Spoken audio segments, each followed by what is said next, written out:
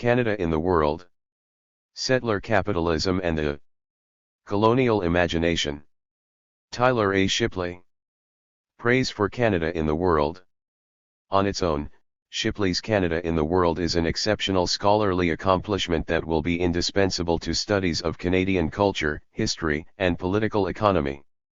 When read against the same backdrop, Canada in the World properly dislodges and displaces the ghosts of Harold Innis and George Grant that continue to haunt our popular understanding of the nation and obscure Canada's colonialism from public memory and visions of the future. Shipley's outstanding scholarship is matched by the accessibility of his writing. This book will reach across audiences of all varieties, as it deserves. It is a book that made me very excited. It will be a text for all my classes for the foreseeable future. Veldon Coburn, University of Ottawa. As a settler colonial society, Canada is fundamentally a racial project of accumulation. Tyler Shipley meticulously traces the racial capitalist line that runs through Canadian history, insisting that we understand that Canada moves in the world as a state that is dedicated first and foremost to the interests of white capital. Forging alliances with fascists and colonial powers everywhere, even at one point with Hitler, Canada works hard to undermine anyone who poses a threat to capital and to white power. The argument may sound exaggerated, especially to those who seek refuge in the idea that Canadians are the nicest people on earth and those who are anxious to see Canada as a better class of white nation, especially when compared to the United States. No doubt some will use the passion that infuses this book as a reason to dismiss its core claims. The book is a reminder to interrogate our emotional investments in niceness, juxtaposing our insistent race to innocence to Canadian arms sales, the body count that comes with Canadian mining activities, the support rendered to fascist regimes the world over, and most of all to the relentless internal colonialism that continues apace. Shireen H. Razak, Distinguished Professor and Penny Canner Endowed Chair, UCLA and author of Dying from Improvement, Inquests and Inquiries into Indigenous Deaths in Custody. This book will be a vital resource for those interested in a critical account of Canada's role in the world for many years to come.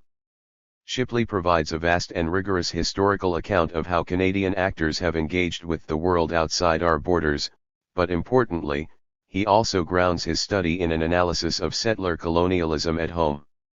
The book fundamentally disrupts the notion that Canada is a benevolent, helpful, middle power, and sets the record straight on the colonial and imperial aspects of the Canadian state.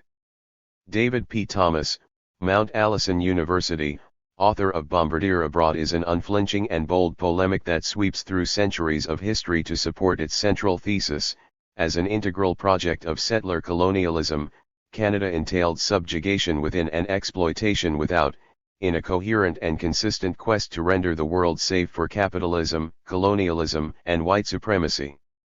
It should be both rigorously studied and strenuously debated by all who seek to understand the country's past, transform its present, and reimagine its future. Ian McKay, McMaster University, author of Warrior Nation. Contents. Introduction. 1. Part Conquest and Colonialism. 13. 1 Colonial Encounters. 14 New Worlds, East and West. 15 Before Canada. 23 Cartier's Sauvages. 26 Puritan Pathologies. 28 On the Eve of Canada. 31. 2 Conquest and Genocide. 37 The Roots of Confederation. 39 1867, The Birth of Canada. 42. At Istangahi Plain and Air. 45 Conquering the West. 50 The Indian Act. 53. 3 From the Potlatch to the Residential Schools. 63 The War of 1885. 65 Métis Resistance. 67 Assimilation, Extermination, Cultural Genocide. 7 The Residential School System. 74. Pali Recoloniard IA 76. Colonialism and Resistance. 86. Part IL Canada in the Catastrophe Years. 99. 4. Great Wars and National Nativity. 100 Canada at the fin de siècle. 101 Canadian imperialism. 105 The South African War. 109 Imperialism and the Great War. 113 Canada's Great War. 117 Vimism. 122 5 Flirting with Fascism. 131 The 20th century begins. 133 Between the Wars. 138 Canadian monopolists. 141 The Spanish Civil War. 146 The Mackenzie Papineau Battalion. 150 Hitler's Eyes. 155 The Myth of Appeasement. 161 6 The Mythologies of Canada's Good War. 171 The Second World War. 173 The Spectre of Jewish Bolshevism. 178 None is Too Many. 183 Crimes and Contradictions. 185 At War's End. 189 Death from Above, Death from Below. 191 Part Ill Peacekeeping the Cold War. 199 7 Peace and Scorched Earth. 200 The Cold War. 201 Israel, Suez, and Canadian Mythology. 204 The Dominion and the Rising Sunday. 211 The Scorched Earth of Korea. 219 The Heroes of Dien Bien Phu. 227 Saving Somoza, Falcon Bridge, Inco, and Canada's Cold War. 231 Consolidating the Cold War. 236 8 Colonialism, a Part of Our Heritage. 249 To Quarantine the Colonies. 252 Heritage Minute, The Assassination of Patrice Lumumba. 259 The Butcher of Zacapa. 266 The Riffraff of the Latin American Left. 270 Quiet Complicity in Vietnam. 276 Moderate, Sensible, Progressive Leadership in Indonesia. 282 9 Canada and the End of History. 294 Twilight of the Global 1960s. 296 A Middle Power in the Middle East. 303 Red Menace, Canada and the Contra Wars. 307 Canada, Cabra Bassa, and Apartheid. 314 Aeonid Ead of Anarthiad. 300 The Defeat of the Soviet Union. 325 Soviet Nostalgia and the Making of Vladimir Putin. 329 Part Race. There are tendencies and trends which are dangerous indeed. Ideologically, then, the Canadian government was not so distant from the fascists, even while many individual Canadians abhorred them.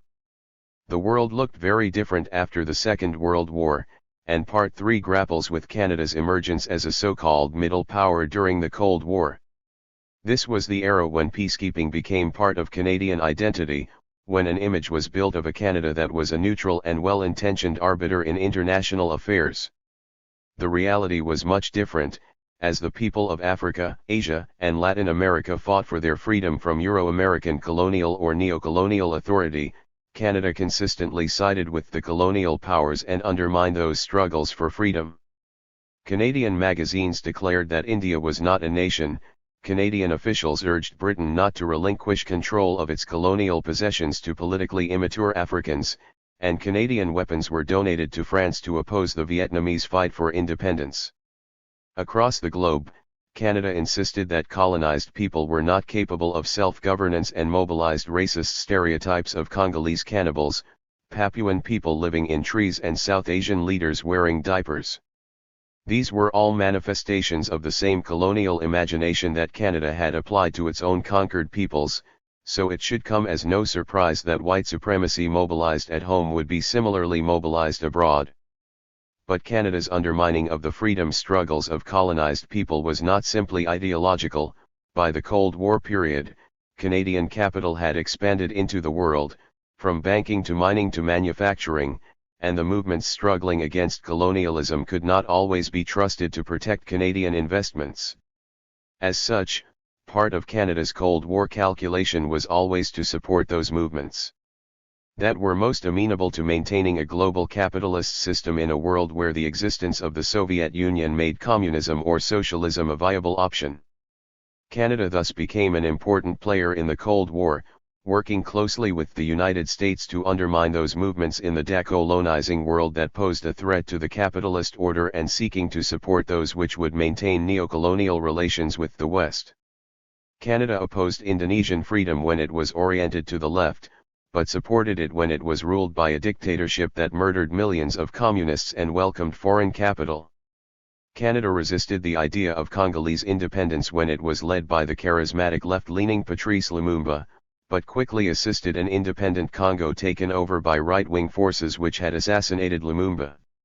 Canada built close relations with the government of Chile and gave millions of dollars in foreign aid until Chileans elected the socialist Salvador Allende. Aid and relations were then suspended until a coup d'état by the notorious butcher Augusto Pinochet supported by Canada turned Chile into a violent, capitalist laboratory. It was all geared towards the larger goal of winning the Cold War, definitively conquering the socialist bloc that was centered around the Soviet Union, which, for all its flaws and problems, remained a key source of support for popular movements around the world. Canada had, from its inception, been driven by the permanent need to expand the frontiers of capitalism, and that project got a boost in the late 1980s, when the Soviet Union collapsed and Canada found itself part of an Anglo-American alliance that effectively ruled the world. Part 4 of this book assesses what Canada did with this new power. It may have seemed, to some Canadians, that whatever violence was necessary to defeat the Soviet evil empire was worth it, even if it was unsavory. For those who accepted that logic, the 1990s likely came as a shock, as Canada involved itself in global affairs that had disastrous consequences but did not have the Cold War as an excuse.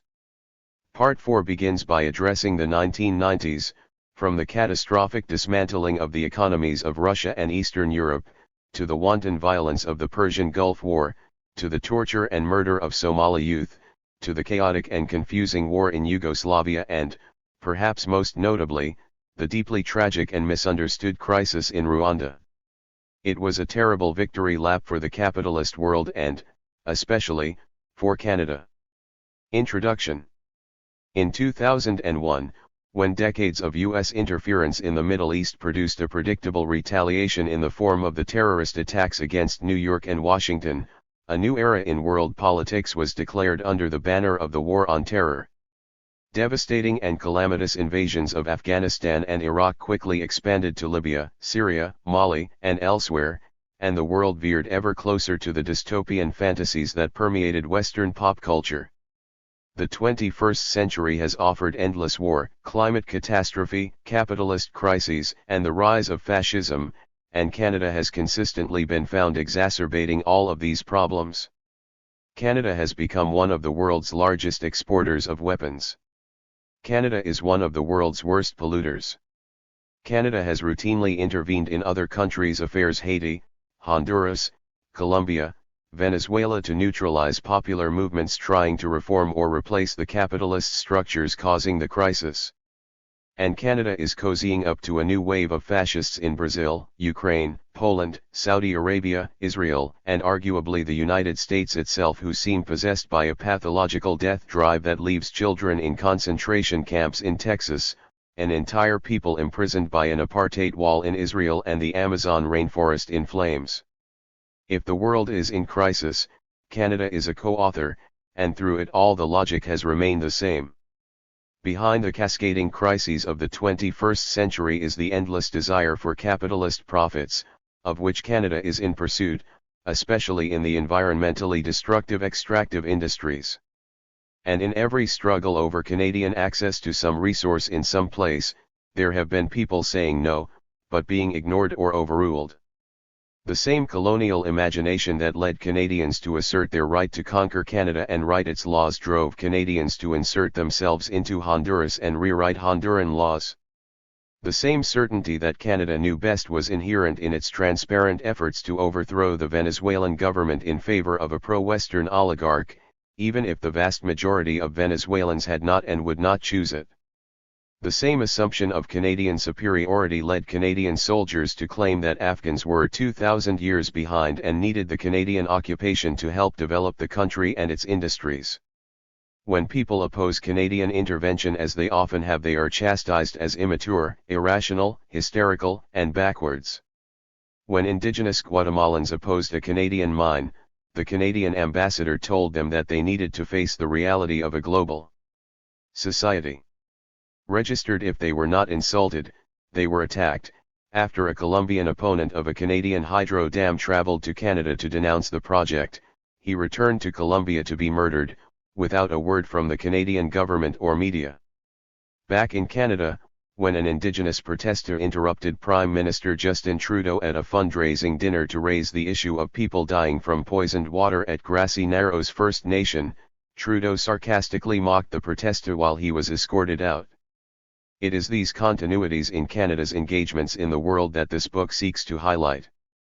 Canada's behavior in more than 150 years of colonial relations with Indigenous peoples is a terrible story in itself, but it is given another dimension when understood to be a consistent expression of what Canada is in the world.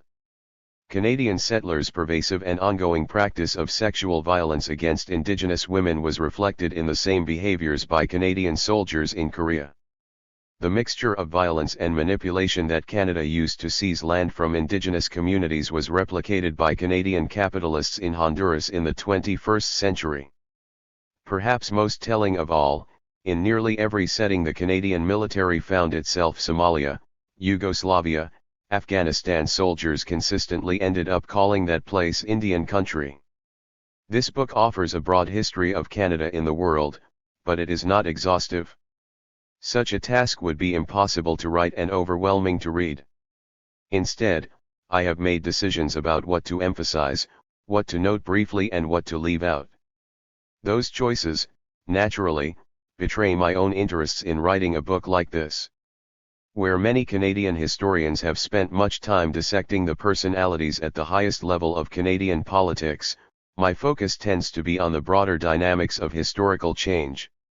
This is because I seek to understand why things happen, and I do not believe this question can be answered merely by examining the decisions of a few typically wealthy men who claim to speak on behalf of an entire nation. That those people in positions of power have an effect is undeniably true, and, as such, the prime ministers are a big part of this story. But the flow of history runs much deeper than these individuals. This book suggests that Canada, regardless of its prime minister, has always been driven by a material compulsion towards the accumulation of capital and an ideological commitment to colonialism and white supremacy. Indeed, many studies of Canadian foreign policy begin from an unsubstantiated assumption that Canadian policy is generally well-intentioned. Introduction. And seeks to strike a balance between the well-being of Canadians and the greater interests of the international community. Such an approach ignores the fact that Canada, like the rest of the world, is divided into different classes of people with different interests. What is good for some may be bad for others. I understand history as being shaped by conflict between and within that range of social classes and communities. The Canadian state, in this framework, acts as an institution that seeks to manage class conflict to the ultimate benefit of the Canadian capitalist class. Hence, the phases and episodes in Canada's foreign engagements are reflective of the evolving needs of the ruling classes. This book not only recounts various pieces of Canadian history but, in addition, contextualizes them within the framework of the Canadian colonial capitalist project.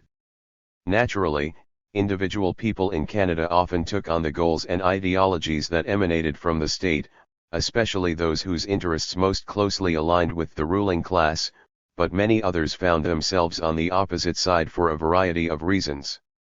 Gabriel Dumont, Mwa Singh, Alice Chown, Arthur Roy, Frida Kudin, Red Walsh, Norman Bethune, Edgar Harris, Kaneo Inouye, James Endicott, Herbert Norman, Claire Culhane, Rocky Jones, Lee Maracle, Jean-Claude Parrott, They all found themselves on the wrong side of Canada, at some point and for some reason, but their stories are just as significant as those of the Prime Ministers. They represent the cracks in the edifice of Canada, those who were excluded from it, who were broken by it or who extricated themselves from it and came to oppose it. In some of their lives, a soldier who refused to fight against the Bolsheviks, a nurse in Vietnam who exposed Canadian complicity in that conflict, or a nun who traveled to the Honduran border to block the passage of Canadian-supported paramilitaries. There were hints at something different that could have been, or that could yet be, in place of the Canada that is. Still, this book is an examination of the Canada that is, how it has fit into the world, what role it has played, how it has shaped and been shaped by the dynamics around it. There is much covered here that is not typically included in foreign policy studies, ranging from the dynamics of class and race in Canada, the relationship between early waves of Canadian feminism and the Great War, and shifting attitudes towards immigration and who was included as white and/or Canadian. There are also forays into global and regional politics that may, on occasion, seem not to be directly related to Canada. One of the weaknesses of many of the existing studies of Canada's engagements in the world is that the narrow focus on Canada means that the broader context in which Canada is engaging can be obscured. In fact, the Canadian government has often relied upon simplistic and decontextualized narratives of its activities in order to cloak them in an air of harmless, good intentions. To truly understand the role Canada plays in various historical moments, it is imperative that we properly understand those moments.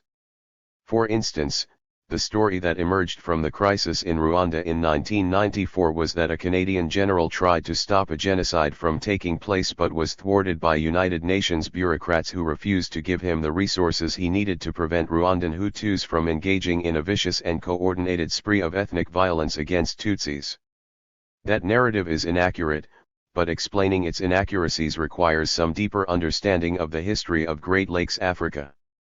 Thus, Chapter 10 diverges for several pages into that history, out of which the reader should emerge with a much fuller understanding of how Canada's interference in Rwanda may have directly contributed to the tragedies that engulfed that country, even before 1994, and which ended with a pro-Western dictatorship that perfectly suited Canada's interests.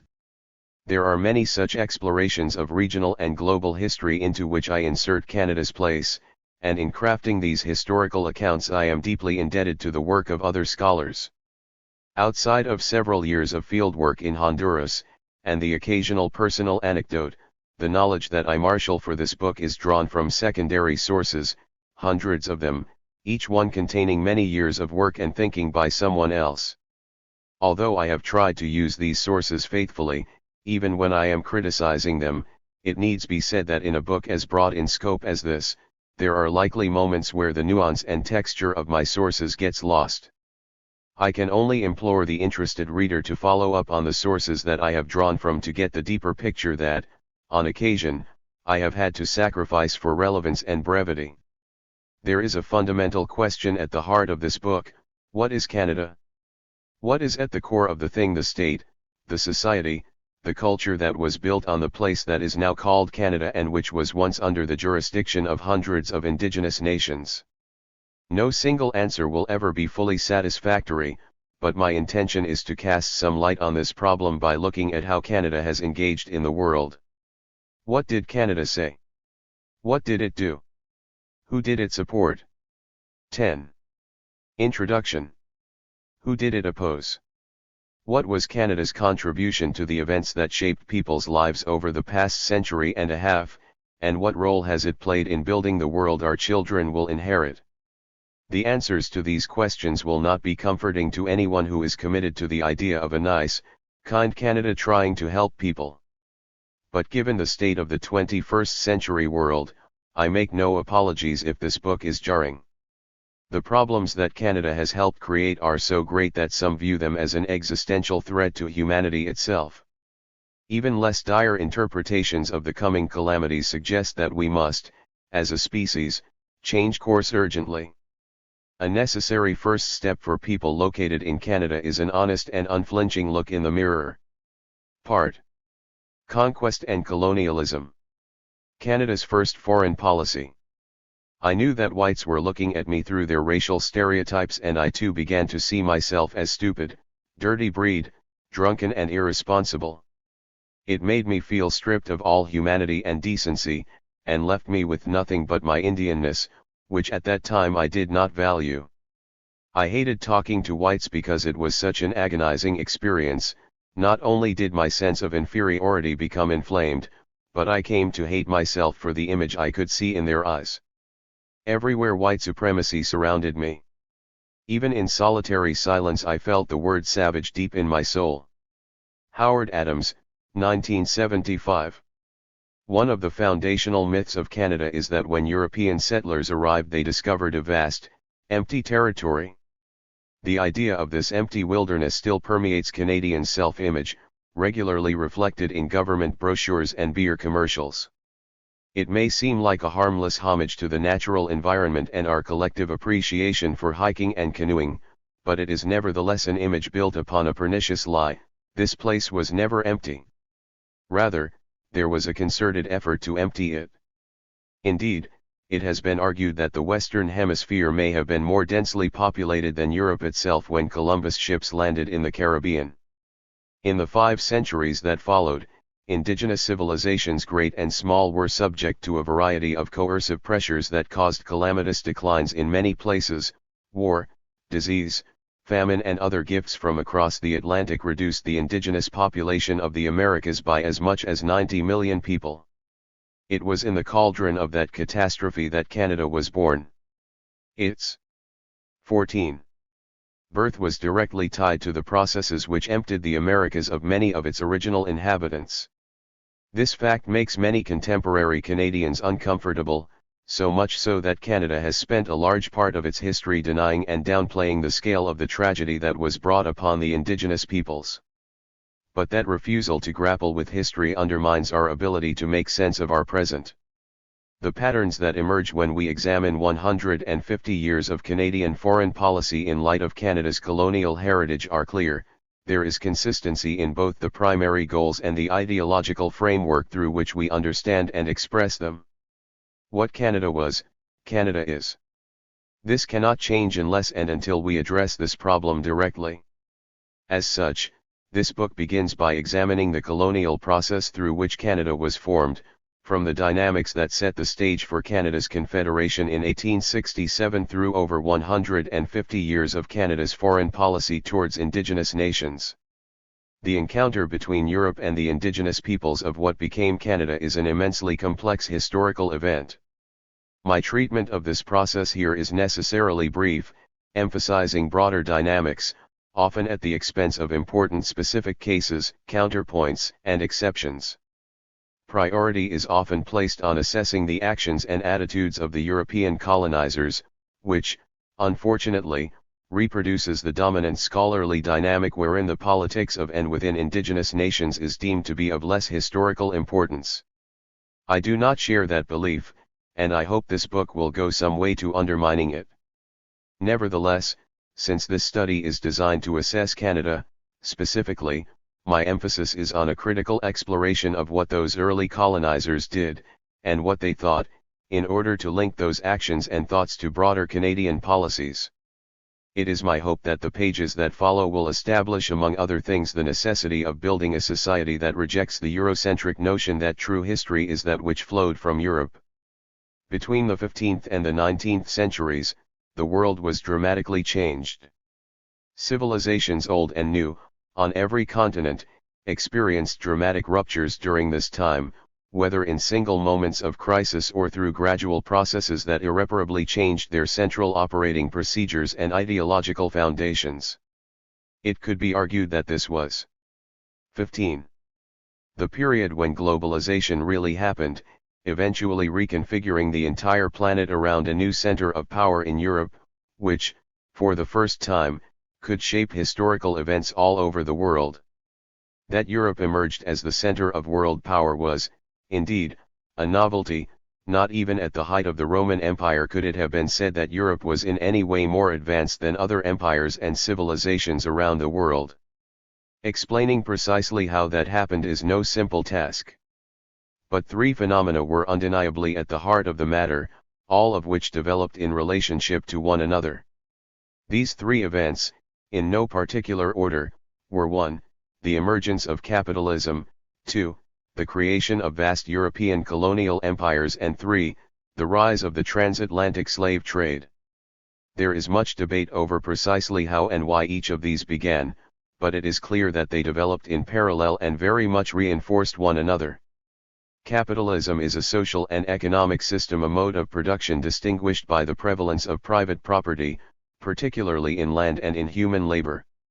While there was much variation in the nature of pre-capitalist societies, capitalism was always a radical break from the lived experience of most people, who, until being brought under the power of capital, had direct access to land and whose labor was not structured by a wage relationship. In capitalism, most land and labor came to be owned by a small fraction of the population, who would use their ownership of these crucial new commodities to extract profits for themselves. The majority who did not own capital and who could not afford to purchase the land, materials, and labor necessary to start a successful capitalist enterprise were left with few legal options besides taking on wage labor for someone else, under conditions invariably shaped by the social, political, and economic context in which they found themselves. A white male automotive worker in Oshawa in the 1970s, for instance, might have been in a position to earn wages that allowed him to live a comfortable life. On the other hand, a Honduran migrant worker picking fruit on a rural Ontario farm in the early 2000s would face much less favorable labor conditions. In both cases, these circumstances were largely beyond the individual laborer's control and were shaped by market forces that were difficult to discern. Yet, despite this appearance of an all-powerful, inscrutable, so-called free market, that market was often manipulated by political actors mobilized to support the capitalist classes. As such, the market was 16. Inherently unbalanced, and its logic consistently almost like magic led to greater profits for capital and a growing gap between the rich and poor. Though this may sound polemical, it is actually a rather obvious and visible fact.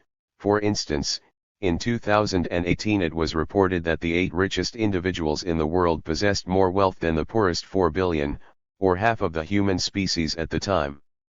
The richest person in the world, Jeff Bezos, had a net worth of over $105 billion, making him the wealthiest person in human history. There is much debate over when and how capitalism first emerged, but scholars generally accept that the earliest capitalist systems emanated from Western Europe, coalescing most prominently in England. The dominant explanations for this came from Europeans themselves and, as such, often imagined European culture to be intrinsically superior. One popular idea was that capitalism was a product of the Protestant ethic, the claim being that they were simply motivated by their religion to work harder than other people. Of course, this was nonsense. People worked hard all over the world, and that did not usually transform an entire mode of production. In contrast to such Eurocentric explanations, the more satisfying theory is that capitalism emerged as a consequence of the relatively fragmented and disorganized nature of European feudalism, compared to the standards set in China, India, and the Middle East. Indeed, the feudal monarchies of Western Europe, especially England, were less effectively managed than most of their contemporaries, which allowed greater space for class struggle to emerge. The feudal middle classes began to tilt the balance of power in their direction, ultimately prompting a series of capitalist revolutions in Holland, England, and France. Emblematic of this gradual process of change was the process known as the enclosures in England, wherein English merchants and lesser members of the aristocracy began claiming private ownership over tracts of land. This was, of course, illegal. In England, as in most feudal monarchies, the land was assumed to belong to God, with the monarch serving as its steward on God's behalf. To claim that you owned a parcel of land would have seemed as absurd then as it would today if I claimed to have purchased all of the air above the city of Toronto and proceeded to charge people a fee to breathe it in. But these merchants, who would later be called capitalists, were able to exert coercive power over the peasants who lived on the land being enclosed, and in the early stages of this process, their complaints. 17. at being kicked off the land went unheeded. For better or worse, the English monarchy was ineffectual by the standards of the time and was routinely mired in internal conflict over the throne. Decentralized and disorganized, it was unable to muster any effective response to the gradual privatization of land until it was too late. By the 17th century these new capitalists were wealthy, organized and armed, and they successfully asserted their right to determine the laws of the land in what they called the Glorious Revolution of 1688. This new capitalist class could generate profits by hiring former peasants to work on these privately owned farms, paying them a wage but claiming ownership over the fruits of their labor. While most peasants did not want to submit to the indignity of growing food for someone else on the land where they had once provided for themselves, the very fact that they had been kicked off the land made them dependent on this new form of wage labor in order to survive. It was the germ of the capitalist system which would eventually be applied to nearly every industry in the world, and it depended on separating the peasantry from the land. Bereft of direct access to land, people were forced into wage labor. Given the weakness of their circumstance after all, they now depended on these jobs. The capitalists could exploit their labor, paying them far less in wages than what they earned by selling that which they produced. Of course, this process was not as fluid and straightforward as the above narrative suggests. It developed in fits and starts and with significant pushback, not just from the aristocracy, whose power waned as a result of the rise of capitalism, but also from the peasants, whose lives, livelihoods, communities, and traditions were being overturned. Registered. And while I have documented the case of England, similar processes played out at a slower pace in other parts of Europe and Japan across this period. They were also evident in India, Egypt, and other large tributary societies, but these did not emerge as the first capitalist states in large part because their political systems were far more tightly and effectively regulated to block such actions. What is more, to the extent that nascent capitalist systems were beginning to emerge in the 18th and 19th centuries outside of Europe, these were typically stunted by the arrival of European colonizers. Indeed, one of the great mistakes some scholars have made in assessing the origins of capitalism has been to imagine that the process took place in isolation from the dynamics of colonialism and slavery. It is no 18. coincidence that over precisely the same period that capitalism emerged, these European powers began to expand their reach across the globe, in search of land and labor to exploit. These colonial empires looked different, depending on their goals. The 16th century Spanish Empire, for instance, typically viewed its colonies primarily as a source of natural resources, especially precious metals, and focused its efforts on conquering and enslaving the people it met in order to extract that wealth. By contrast, several of the colonies of England would develop with the long-term goal of settlement and the displacement of indigenous peoples to facilitate the expansion of their capitalist economies. Though no two cases are identical, it is possible to distinguish between these two categories of colonialism, those designed primarily for economic exploitation and a more settler-oriented colonialism. Degree in each of these variants and the other forms that colonial projects took, no consideration was given to the fact that Europeans had not been invited to conquer, enslave, or displace anyone. But they reassured themselves that they were doing their God's work by bringing civilization to people they deemed less advanced. Indeed, European colonialism had as its direct antecedent the expulsion of the Jews and Muslims from Spain. Christopher Columbus's voyage was funded by a Spanish monarchy drunk on its victory in Iberia, seeking to launch one final crusade to destroy the Islamic Empire. Though it was expressed differently in different times and places, colonialism was consistent in its claim that the colonizer was superior and should be thanked for the work it was doing, no matter how ugly it may have looked in practice. And it was certainly ugly. The vicious Spanish genocide on the island of Hispaniola in the 16th century nearly eliminated the entire Taino civilization. The Dutch and English introduced the practice of cutting off the scalps of indigenous people for bounty in southern New York and New Jersey in the 17th and 18th centuries. The French used organized rape as a weapon against Algerians in the 19th century, promising to annihilate all who will not crawl beneath our feet like dogs. Asterisk the Belgian king had as many as 10 to 15 million people killed in the Congo on the eve of the 20th century, and that century was marked by the extreme violence of the US military ranging from the slaughter of Filipino children at the start of the century to the torture of Iraqi prisoners at its end. An almost 19. Endless list of similarly horrific examples could be drawn from the history of colonialism. Meanwhile, the direct, naked CO lens of colonialism reflected a deeper, more systemic violence, which made colonialism a world-changing phenomenon. Everywhere that European colonizers went, they extracted wealth. In fact, that was the entire purpose of colonialism. The amount of wealth transferred from the colonies to the European powers is incalculably high. Scholars have estimated that Britain plundered some $45 trillion from India alone, a staggering figure that helps explain why Europe emerged as the center of world capitalism. In effect, colonialism gave Europe a massive head start when it came to capitalism. It was like beginning a game of Monopoly by stealing everyone's money and property while insisting that everyone else play by the rules. Not only did colonial powers extract wealth, they increasingly sought to actively destroy the civilizations they encountered.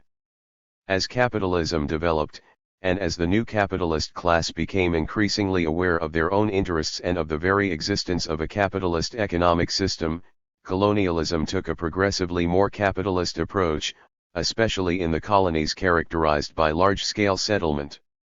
Rather than following a more mercantile pattern of conquest, whereby the new rulers would extract wealth and taxes and enforce a handful of self-serving laws, the more capitalist-oriented settler form of colonialism sought to recreate the conditions for capitalism in the colonized place. To the colonial powers, this typically necessitated the complete dismantling of the systems they encountered. This is a particularly important point for the study of Canada. Indigenous peoples could not be allowed to continue to practice their ways of life, their political, economic, social, and cultural practices, because these practices were in direct contradiction to the capitalist model that the colonizers wanted to build. As such, colonialism often could not stop at simply ruling people from afar, the way earlier empires might have, but rather needed to break people from their very civilizations. That breaking was similarly reflected in the third phenomenon involved in this transformation, the transatlantic slave trade.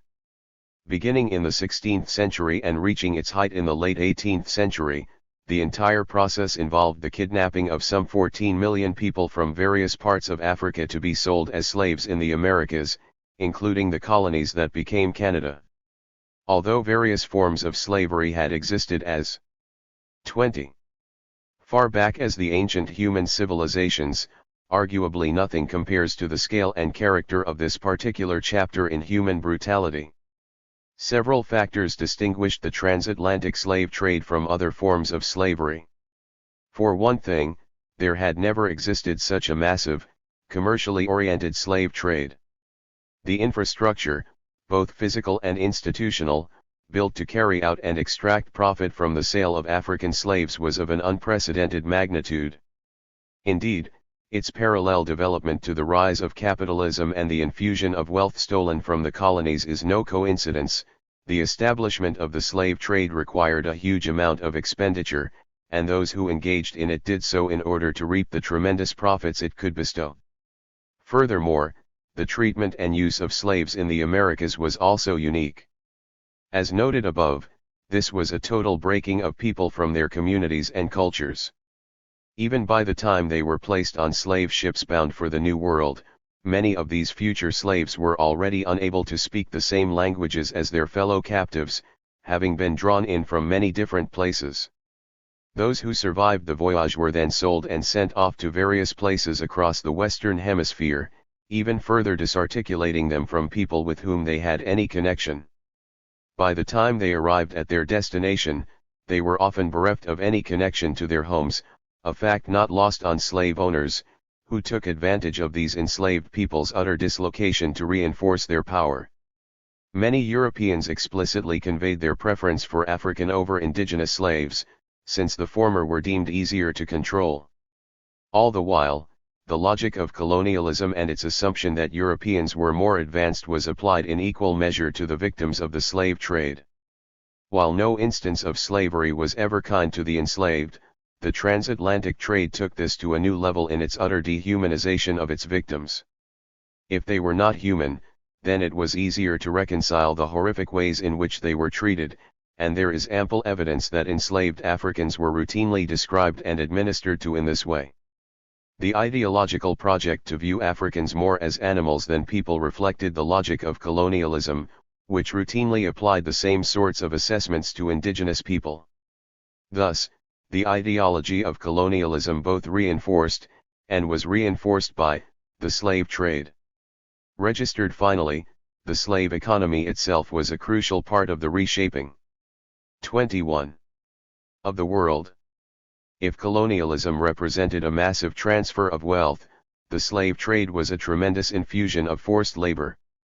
King Louis XI, of France, himself acknowledged that there nothing which contribute more to the development of the colonies and the cultivation of their soil than the laborious toil of the Negroes.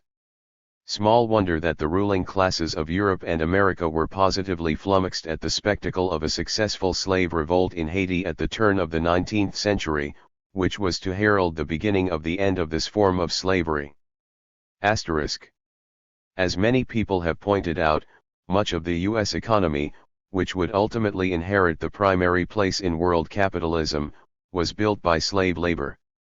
Slavery's importance to the U.S. economy was so great that even on the eve of the Civil War, the cotton plantations of the South were intricately linked to the burgeoning global capitalist economy. What is more, the colonial justifications for slavery were, in some respects, growing stronger in the 19th century rather than weaker. James Laxer notes that, although slavery was initially defended as a necessary evil, by the time abolition was being widely considered, the elite of the U.S. South promulgated the view that slavery was a positive good, benefiting both the slaves, and the white owners, who were suited to their paternal position as a natural consequence of their racial superiority. Degree 21st century movements that are demanding reparations from the United States for slavery estimate the total value of that unpaid labor to be around $4.7 trillion, and it was undeniably a critical factor in establishing the economic motor of capitalism and in placing boundaries around who would be allowed to enjoy its privileges. The fact that African-descended people remain disproportionately poor in nearly every country in the Western Hemisphere is a rather obvious illustration of the lasting legacy of slavery.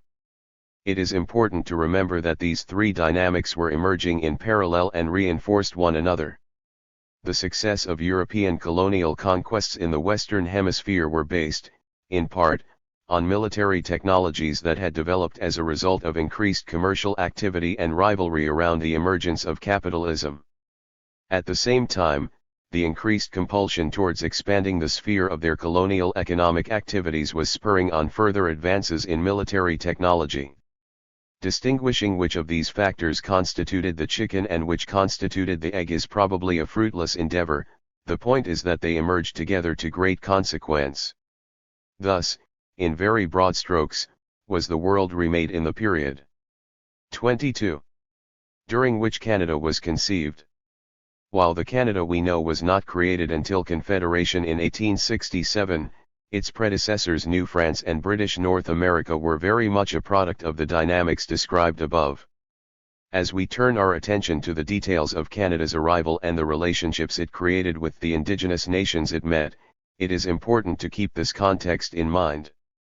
After all, Canadian policies were not generated in a vacuum but out of the very fires that forged the contemporary world. Before Canada. Seen through the eyes of many indigenous nations, Canada is a foreign imposition. The very fact that Canada treats its relations with indigenous peoples as an internal matter speaks to its colonial commitments. Indigenous nations invariably view themselves as sovereign, making this a matter of Canadian foreign policy. This becomes much more apparent when one takes a longer view of these relations. Both the early European settlers and the indigenous nations always viewed their interactions as international, and, as such, I proceed from the premise that these encounters were a matter of foreign policy. Since this book is about modern Canada, it focuses on events that took place around and subsequent to Confederation in 1867. But, in order to make sense of those events, this chapter sketches out the historical context that Canada inherited, highlighting the ways that European patterns from before Confederation would set the tone for Canada's independent foreign policy towards Indigenous nations afterwards. There is a tendency in Canada to treat Indigenous peoples as though they are one large, homogeneous group. This has been true of official policy, which has routinely applied blanket policies to all Indians, and it is equally true of individual settler conceptions, which, even when well-intentioned, have often incorrectly assumed all Indigenous people to be from the same cultural heritage. In fact, few things bind all Indigenous people to one another beyond a shared modern history of dealing with European conquerors and settlers. Otherwise, the nations that have populated the Americas have been extremely varied, from massive, centralized tributary societies like the Aztec, to complex, horizontally organized democratic nations like the Haudenosaunee Confederacy, to more widely dispersed and locally autonomous kinship societies like the 23 Plains Cree. These civilizations did not live without internal and external conflicts and challenges. War, hardship, disease, and division were part of the histories of Indigenous nations like any others. Within what is now Canada, there existed many dozens of distinct civilizations, which were not static but, rather, adapted to changing economic, environmental, social, and political circumstances. The encounter with European settlers was to be the most difficult circumstance they faced, though many of the surviving nations still strive to maintain their independent existence despite the trauma and dislocation bestowed upon them by the experience of colonization. In sketching a broad narrative of Canadian foreign policy, I am inevitably compelled to make reference to Indigenous peoples as if they were one side of a bilateral relationship with Canada. It would be more accurate to describe these relationships as multilateral, with Canada increasingly and consciously positioning itself as the central spoke. But it is also true that none of the Indigenous nations the European settlers encountered shared those settlers' desire to build and maintain a capitalist economy. None entered into the relationship with the same preconceived notion of inherent superiority that the Europeans did. None were possessed by the same drive for endless accumulation of new territory and wealth. None made any attempt to aggressively convert European settlers to their religions. Many Indigenous people today actively identify with the shared experience of being Indigenous, while also asserting their specific nationality as Mi'kmaq, Innu, Haida, etc. Thus, while painting a picture of Indigenous nations as monolithic is patently incorrect, there remain profound and generalizable differences between Indigenous nations and the European settler societies that became Canada. Those differences between settlers and Indigenous peoples were, above all, a product of the changes that I described above, the remaking of the world around the logic of capitalism, colonialism, and slavery. These three phenomena combined to create, in Europe, a group of civilizations that were endlessly driven towards violent expansion, both because their new economic realities compelled it and because their ideologies demanded it. When settlers arrived in what would eventually be called Canada, they arrived to make money and save souls, the former justified by the latter, and the latter made possible by the former. These would ultimately become the twin pillars of Canadian foreign policy, settler capitalism and the colonial imagination. 24. Anthropological records suggest that people have been living in what is now Canada for at least 13,000 years. Indigenous peoples settled in North America as the glaciers gradually melted, and yet it is common practice among Canadian scholars to skip the first 12,500 years of the history of this place, as if nothing of consequence happened until Europeans arrived. By contrast, we are expected to have a working knowledge of English and French history before contact. We are led to believe that the Magna Carta was a formative moment for what would become Canada, but that the rise and fall of the city of Cahokia near present-day St. Louis, it was the largest city in North America's history until 18th century Philadelphia, had no bearing. But it did. Cahokia's rise in the 11th century was a consequence of a long cycle of favorable climatic conditions across the northern hemisphere, which had led to significant expansion of indigenous agriculture over a period of several hundred years. These years of plenty were, however, interrupted by the volcanic activity of the middle of the 13th century, which plunged the entire northern hemisphere into a minor ice age. Europe and North America alike were beset by crop failures and civilizational collapse. The lasting memory of this catastrophe in Europe is the Black Death, while a useful symbol of the crisis in North America was the abandonment of the metropolis of Cahokia. The climatic shift and resulting crises created cascading waves of migration across the continent, like the movement of the Mortlach people into what is now Manitoba and Saskatchewan. The conflicts and adaptations that arose from this wave of migration reshaped the political, economic, and social dynamics of many indigenous societies on the eve of the permanent European arrival. In some cases, the changed circumstances had led to the construction of new political alliances, like the Haudenosaunee Confederacy.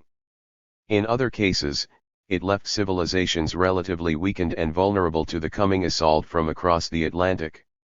In still others, the migratory waves had compelled the creation of effective new economic strategies, such as the non-disruptive buffalo hunt on the plains, which had the effect of making those indigenous societies physically healthier and more resistant to European conquest.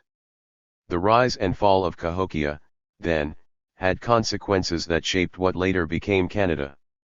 The point here is to remind ourselves that when Europeans arrived in what they called the New World, they were engaging with civilizations that had been developing for millennia. Indeed, the first European settlers, 25, knew full well that they were dealing with large, complex, foreign nations. As late as the 1660s, there were still fewer than 3,000 French colonists in Canada, utterly dwarfed in number by millions of indigenous people. With that in mind, it is worthwhile to look briefly at the first arrivals of the French and English settlers, whose early relations with indigenous nations set the tone for Canada's international relations. Cartier's savages. While Norse explorers had some contact with Beothuk and other indigenous nations in Newfoundland and Labrador in the 10th and 11th centuries, and Portuguese and Spanish sailors did some navigating and fishing along the east coast, the first real antecedents of Canadian foreign policy were established by Jacques Cartier, the French captain who sailed up the St. Lawrence River in 1535. Though 21st-century Canadians are often possessed by the idea that this was an encounter between politically and economically advanced Europeans and quaint, simple indigenous nations, the reality was quite different. As Ramsay Cook notes in an introduction to the Voyages of Jacques Cartier, French life was not much different for most people, since, in France, town laborers earned low wages while the peasantry's meager standard of life fluctuated with the harvest. If anything, Cook probably underestimates the standard of living of the Haudenosaunee, who were experiencing a golden age of art, culture, and urban design. Still, the French always considered themselves to be the advanced race, dealing with a group of primitives without culture or history. Cartier immediately described the Haudenosaunee as savages and asserted that they could easily be molded in the way one would wish. Ironically, Cartier noted that the Haudenosaunee were wonderful thieves who steal everything they can carry off, even while he and his crew were squatting on Haudenosaunee territory. Emblematic of the early colonial experience, Cartier's relationship with the local chief Donnacona began in uneasy peace and ended with betrayal. Cartier had Donnacona kidnapped after a false invitation to parley in the French fort. Upon Cartier's initial arrival at Stadacona in 1534, he seized two teenage boys to use them as guides. These were likely Donnacona's sons or nephews. When Cartier returned with the boys the next year, he set up camp near Stadacona without permission and declared his intention to 26. Sail up the river to Hochelaga. Donnacona did not grant this passage, but Cartier defied these instructions. Though he was well received at Hochelaga, he returned to winter near Stadacona, growing increasingly distrustful of the Haudenosaunee. For their part, the Haudenosaunee clearly had grievances with the behavior of the Europeans, especially after Cartier made a spectacle of raising a 30-foot wooden cross on their territory, but there is no evidence to support Cartier's fear that they were plotting an attack. In fact, the French only survived the winter of 1535 thanks to medicine provided by one of the teenagers Cartier had earlier kidnapped. Nevertheless, Cartier grew increasingly hostile, and he ultimately kidnapped Donnacona and 9 other Haudenosaunee and brought them to France, where they died. Unsurprisingly, when he returned to the St. Lawrence in 1541 to establish a permanent settlement, the Haudenosaunee attacked his colony. Without indigenous support, the French were unable to survive the winters and maintain their presence, and so they abandoned the St. Lawrence for nearly a century.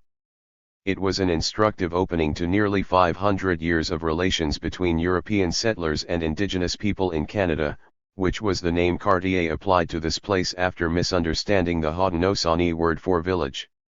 Reflecting on the behavior of the French captain, Bruce Trigger notes, Cartier's behavior towards native people clearly became more cynical and opportunistic as his objectives shifted from peaceful exploration to conquest and control of North America. Colonial goals, then, were key to understanding European behavior. The French gradually did establish a presence in what they called Acadie, and later Quebec, in the early 17th century, while the British landed settlers along the eastern seaboard of North America and made attempts to establish colonies in Newfoundland and Nova Scotia. Not surprisingly, rivalry between the two empires grew, colonialism being inherently a zero-sum game. Early settlements in New France were relatively small and primarily functioned as outposts to conduct the growing fur trade, with indigenous traders engaging in the trade from a position of some strength and without significant disruption of indigenous societies, at least by comparison to what had taken place elsewhere and what was yet to come. In fact, several French attempts to settle in Quebec would have failed without significant help from local Anishinabeg and Innu Val, who taught colonists how to survive, as the Haudenosaunee had done for Cartier's crews in the 1530s. British colonies, by contrast, were oriented towards larger-scale settlement and were inscribed with the logic of capitalism and the need to dispossess indigenous peoples of the land itself. The early history of the British in North America, thus, was much more riven with conflict. It also offers the greatest insight into the deep roots of what became Canada, since New France was shortly defeated by a British invasion from the south. Puritan pathologies. While it was not the first engagement between the English and indigenous peoples in North America, the most emblematic early encounter for a study of Canada was that which culminated in the Pequot War in the 1630s. The war was launched by the English Puritans of the Massachusetts Bay Colony, who would later compel the British Crown to invade New France and claim Canada for Britain. The Puritans' Protestant extremism outstripped even their contemporaries in England, instilling in them a pious drive to utterly master their own and others' natural urges. Dancing, singing, sensuousness and embodied joy of any sort was the enemy. Thus, their enemies even included other English settlers who built genuine relationships with indigenous people, who suffered no such repressive dogma. Massachusetts Governor John Endicott's greatest nemesis was another English settler, Thomas Morton, who, rather than conquer and kill, wished to live and learn with the Pequot people. His comparably respectful embrace of indigenous hospitality represented a very different approach to foreign relations than that of the Puritans. The Puritans, more even than their English contemporaries, considered the indigenous people to be savages, who would either be saved by accepting the strict rule of God or be drowned in a marsh of blood. With evident preference for the latter, this bloodlust was made clear in the opening of the Pequot War. When a ruthless and quick-tempered English trader, John Oldham, was found dead off Brock Island, his contemporary, John Gallup, quickly killed a dozen Pequots in vengeance, though he had neither evidence that they had killed Oldham nor any insight into whether Oldham had himself initiated a conflict. 28. Unsatisfied by their revenge, the Puritans launched a surprise attack on a Pequot fort on the Mystic River, ultimately choosing to burn it and the 400 Pequots inside. By now the workings of colonial ferocity had hooks in the Massachusetts Puritans, who hunted down the remaining Pequots at every opportunity. Pequot land was now being taken by the colony and more was coveted. The new governor, Israel Stoughton, arrived in 1637, having been promised a piece of Pequot territory upon which he could build a warehouse. When he arrived to find a group of nearly 100 Pequot refugees, he had them seized and turned over to the above-mentioned John Gallup. Gallup tied them up and threw them into the sea, while his mates scoured the area to hunt and kill any remaining Pequots. According to one Puritan leader, their God was kind enough to punish the Pequots and to give us their land for an inheritance. Indeed, the ease with which Puritan colonial ideals combined with the economic imperative to dispossess indigenous people of their land is what I wish to highlight here. Richard Drinnan's Facing West illustrates the extent to which these two dynamics reinforced one another across the colonial history of the United States and the expansion of its empire. This pattern is mirrored in the creation of Canada, which took particular shape after the arrival of the Loyalists, many of whom were descendants of the Puritans. The Puritans explicitly sought to destroy the Pequot and to cut off the remembrance of them from the earth. Drinnan notes that eliminating the Pequots served to satisfy the profoundly suppressed desires of the Puritans, who were forbidden from enjoying the sensuality, be it sex, singing, or dancing, that indigenous life represented to them. Destruction of the Pequots was a spiritual war against the worst temptations of their own subconscious. To the settlers, explains Drinnan, the bestial Indians already were the nature that the colonists would fall back into should they yield to such impulses. This is a point worth remembering when we consider modern Canadian musings on the conflict in Rwanda, where Gen.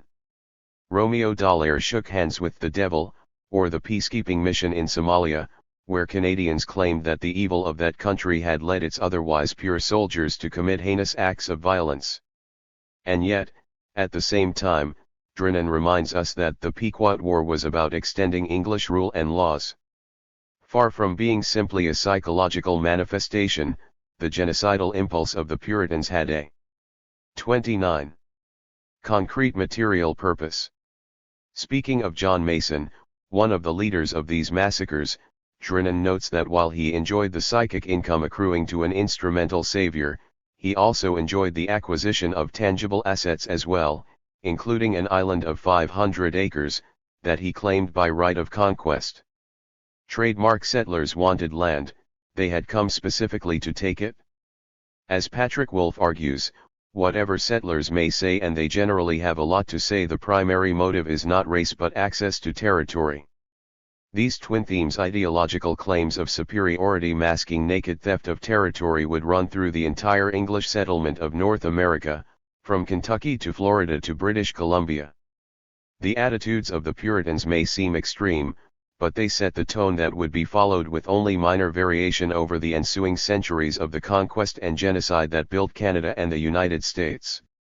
The British expanded their influence over Canada in successive waves, in the claiming of Rupert's Land in 1670 for the Hudson's Bay Company, in the awarding of Newfoundland to Britain in 1713, in the establishment of the colony of Halifax and the expulsion of the French Acadians in the 1750s, and especially in the ultimate defeat of New France in 1763, the assertion of British North America and the influx of Loyalists after 1776. Throughout this period, indigenous people were drawn into the century of wars between Britain, France, and later the United States, which took place on their land, and they often played decisive roles in the outcomes of battles degree while various indigenous nations tried to navigate the conflicts in ways that would best protect themselves. The end result was destabilization of indigenous communities, disruption of indigenous territories, and dissolution of internal and international bonds between indigenous nations. Meanwhile, the American Revolution exposed the contradiction in settler colonialism between the interests of the settlers and those of the metropolitan elite. Despite its lofty rhetoric, the American Revolution was effectively a struggle between different factions of the British ruling class. That is, the American Revolution was not anti-colonial, because the American settlers had not been colonized by Britain. They were the colonizers, fed up with playing by the rules their early sponsors had placed on them. Registered notably, one of the major points of friction was that London sought 30. To contain the settlers' westward expansion into what was then called Indian Territory. The ambitions of the settlers had grown, spurred by the economic desire for land and the now deeply ingrained hatred of indigenous people registered in the late 18th century, a complex political and military showdown played out between the British, the American settlers and the indigenous people in the territory south of the Great Lakes. Though the British sought to restrict American expansion, they were not protecting indigenous territory in any meaningful way. In fact, the British were still actively asserting their own dominance over the region. These conflicts are perhaps best captured by the infamous suggestion of British Commander Geoffrey Amherst that they gift Odawa and Wyandot people blankets infected with smallpox to extirpate this execrable race. Registered. Nevertheless, as American settlers brought active genocide from the eastern colonies, many indigenous nations found it expedient to ally with the British to try to protect themselves, while some threw in their lot on the American side. Both the British and Americans typically made promises in exchange for indigenous allegiance, and those promises were invariably broken. For instance, when the British decided to capitulate and grant independence to the Americans, they gave up all the territory south of the Great Lakes without consulting any of the indigenous allies, whose agreements to fight in the war were premised on the protection of that land. The British attempted to smooth things over with the Haudenosaunee by offering them an insulting consolation gift of 1,800 gallons of rum. On the eve of Canada, the new reality was a continent divided between two groups of British settlers, the more aggressively expansionist United States, and the comparably conservative British North America. The latter, Canada's direct predecessor, was no less interested in claiming indigenous territory and converting it into private property to be sold to settlers, though it sometimes sought less direct avenues of conquest than the Americans.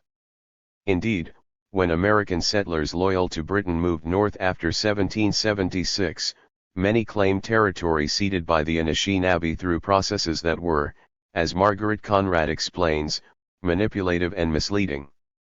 Indigenous peoples willingly gave up use of land that they held. 31. In common but not exclusively and not forever. As they would discover to their regret, land once used for hunting and fishing quickly gave way to agricultural communities and exclusive ownership. More regrettably, a growing body of evidence confirms that the settlers and those who negotiated on their behalf bargained in bad faith. Treaties were couched in terms so vague that they could be interpreted in various ways, and both authorities and settlers pushed their advantage when they felt they could get away with it. Just as Cartier had lied to Donnacona, 18th-century colonial authorities would use deception and trickery to get indigenous land. And just as they had in Massachusetts, English settlers would not hesitate to take matters into their own hands, seizing territory for themselves and backing up their claims with violence. For instance, defying the 1763 Royal Proclamation, which compelled settlers to sign treaties before claiming indigenous land, Loyalists in the late 18th century seized Mi'kmaq territory on the Miramichi River, knowing that British authorities would not support the Mi'kmaq claim trademark after all. Only a few decades earlier, the British had authorized settlers to take or destroy the savages commonly called Micmacs wherever they are found, and offered bounties to be paid upon producing such savage taken or his scalp. The Mi'kmaq were not the only targets of the new settlers. The wave of Loyalist migration in the late 18th century also displaced the Beothuk and the Malecite in the Maritimes, the Mohawk, Nipissing, and Algonquin in Quebec, and the Ojibwe and Mississauga in Ontario. These processes took several forms. The Beothuk died out after being forcibly cut off from the coastal resources they depended upon. The Mi'kmaq were told they had lost the rights to their territory when Britain defeated New France. The Mohawk, Nipissing, and Algonquin had much of their reserve lands and hunting/fishing territory claimed by Loyalists, who were given the right to settle on wastelands of the Crown. The Ojibwe and Mississauga were encouraged to sell their land for lump sums or in exchange for perpetual annuities. In negotiations marred by deception and manipulation, copyright the roots of Canadian colonial actions and attitudes, traced through Cartier, the Puritans, and British North America, proved to be more consistent than many contemporary Canadians would imagine. At the end of the 18th century, British North America did not yet have the resources or numbers to expand beyond the Great Lakes, but it consolidated its 32. Position in Upper and Lower Canada and the Maritime Colonies, dispossessed remaining Indigenous people of much of their land there and developed the core of a new capitalist economy, benefiting from the labor of African and Indigenous slaves until abolition in the 1830s. By the middle of the 19th century, however, U.S. expansion had begun to alarm the leaders of British North America. These two factions in the British colonial empire had already squabbled over territory in the War of 1812, and now the Americans were pushing west, threatening to swallow up the bulk of North America. The colonial elite in London and Canada became increasingly obsessed with the idea of connecting the Canadian colonies to British Columbia and asserting their claim to all of the territory in between. No longer a project for the distant future, Canada's west had to be settled immediately. There was only the problem of dozens of Indigenous nations who lived there and would not simply cede their territory and disappear into the mist. Thus was the stage set for the Confederation of Canada and the massive expansion and consolidation of Canadian colonialism. We do not propose to expend large sums of money to give them food from the first day of the year to the last. We must give them enough to keep them alive, but the Indians must, under the regulations that have been sanctioned by Parliament, go to the reservations and cultivate their land. If, by accident, an Indian should starve, it is not the fault of the government. Sir Hector Lewis Langevin, MP, House of Commons, April 15, 1886. Throughout 2017, Canadians were encouraged to participate in a year-long celebration of Canada's 150th birthday. Many people enjoyed the various festivities from fireworks to concerts to totem pole carving without giving much thought to what it meant, but the party did not go off without a hitch. For a state spending $200 million to build its brand, Canada's celebration was awkwardly timed. Indigenous political activism was growing, and awareness of Canada's heritage of colonial violence was more widespread following the release of the report of the Truth and Reconciliation Commission on Canada's use of residential schools against Indigenous children. The problem was that, for the party to make any sense, Canadians had to think about 1867, the year of Confederation. But under any scrutiny, the dynamics of that moment are heavily shaped by racism and colonialism. How could we talk about Confederation without mentioning the conquest of the Indigenous West and the passing of the Indian Act? These were foundational elements of Confederation, reflecting both the inheritance and the completion of colonial genocide. Some party. The Canada 150 celebration did, however, hit upon one fundamental truth: the Canada we know is a product of the dynamics of 1867. The 37. Moment of Confederation was the maturation of the settler colonialism that preceded it, the logical conclusion of the French and British occupation of this land. It was, by extension, the formative moment for what is now Canada, the point from which all of modern Canadian history flows. While some of the 2017 celebrants fully ignored the painful legacy of Confederation, reimagining it as little more than a gallant and glorious exercise in nation-building, many others tried to use the moment as an opportunity to reflect on how far Canada has come. While this latter group was willing to concede that 1867 was a key turning point in the genocide of the Indigenous peoples, they sought to reassure themselves that 21st century Canada was different and better than that. Prime Minister Justin Trudeau reflected that position. As we mark Canada 150, we also recognize that for many, today is not an occasion for celebration. Indigenous peoples in this country have faced oppression for centuries. As a society, we must acknowledge and apologize for past wrongs, and chart a path forward for the next 150 years, one in which we continue to build our nation-to-nation, Inuit Crown, and government-to-government relationship with the First Nations, Inuit, and Métis Nation. Our efforts toward reconciliation reflect a deep Canadian tradition, the belief that better is always possible. It sounded good, but what Trudeau and so many others ignored was the fact that the Canadian tradition they were celebrating would not exist without the darkest legacies of 1867. Even the idea that we should be concerned only about the legacy of 1867, rather than its ongoing manifestations, was sharply criticized by scholars like Glenn Sean Coulthard. 1867 is not simply a painful memory, its entire logical framework remains written into the DNA of contemporary Canada. This is true not only of Canada's contemporary relations with Indigenous nations, which I take up in Chapter 3, but also in the rest of Canada's foreign policy. Thus, it is imperative that we properly understand the dynamics around this formative moment in the making of Canada. Typically, discussion about Confederation focuses on internal Canadian politics and the relations between Canada, Britain, and the United States, and I address those dynamics.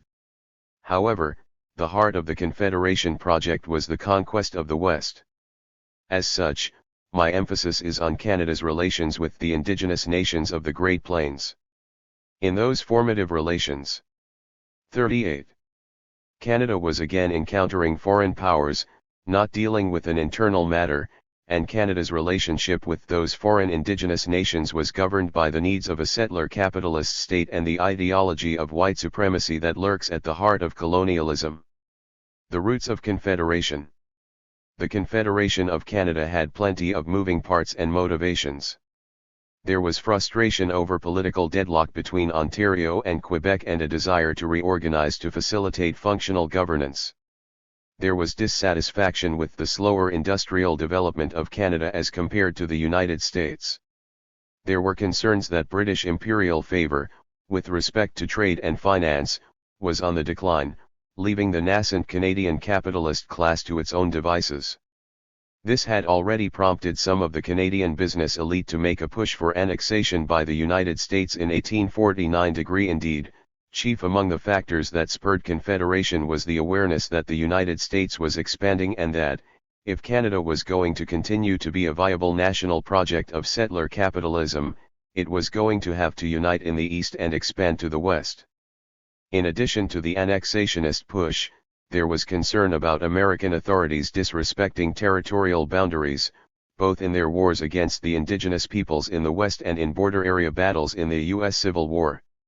There was also a growing sense, especially after a tense standoff over American boarding of the British mail vessel Trent, that British appetite to send troops to protect the Canadian territories was limited. From the standpoint of the Canadian elite, the Civil War had illustrated the fragility of the 19th-century continental arrangements. Nevertheless, the victory and consolidation of the North had served notice that the American machine would not be easily stopped. Already, by the middle of the 19th century, American adventurers, traders, and would-be conquerors had moved north into what was then claimed as territory of the Hudson's Bay Company, from contemporary Winnipeg to the Rocky Mountains. Given the aggressive expansion of the United States in the early 19th century from the Louisiana Purchase to the Mexican-American War, it was not unreasonable to think that the Americans 39 might try to consolidate their hold over the northern plains, cutting off the Canadian colonies from British Columbia and thus limiting the expansion of Canadian settler capitalism. This competition between different factions of European colonizers, then, was at the center of the push for Confederation. Nevertheless, viewing Confederation as being motivated by rivalry with the U.S. somewhat obscures the deeper motivation behind this rivalry. The race to settle the West wasn't simply a matter of abstract nationalism, it was about settlement. The Industrial Revolution was well underway in Europe, and the rapid transformation of the European peasantries into urban working classes, especially in Great Britain, was producing a dramatic new impetus for emigration across the Atlantic. With capitalism entering a period of rapid growth, it was becoming increasingly clear that territorial expansion was going to be a matter of paramount importance.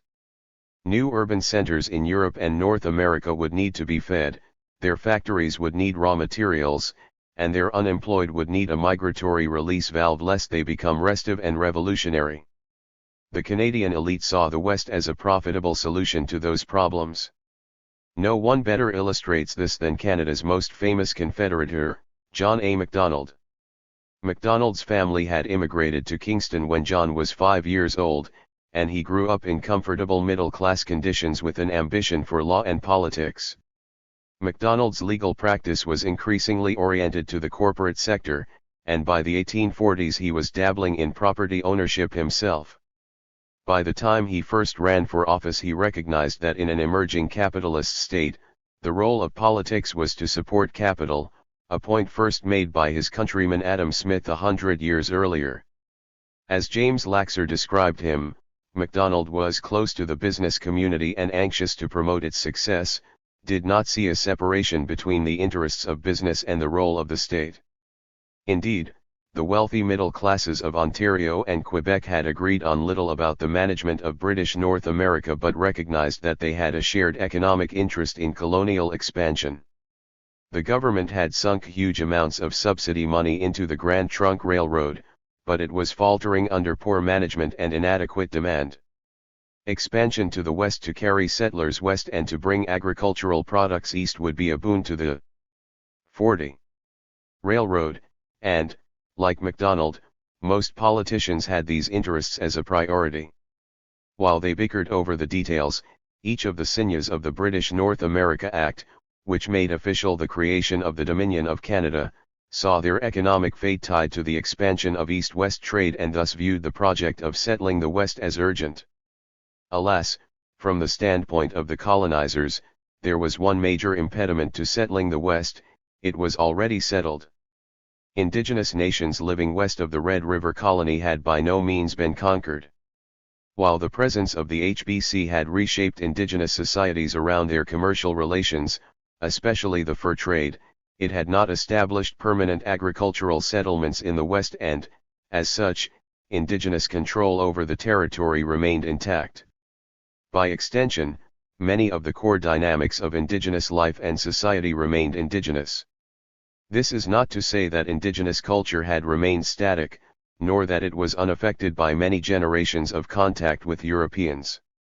Certainly, life on the prairies had already gone through massive changes prior to the 19th century.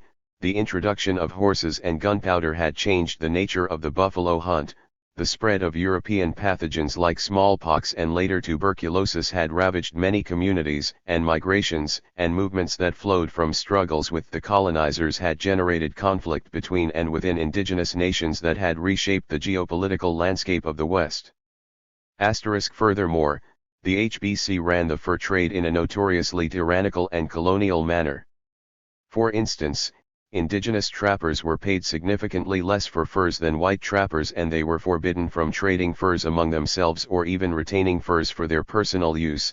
HBC clerks would break into indigenous homes, seizing furs they found and punishing their bearers.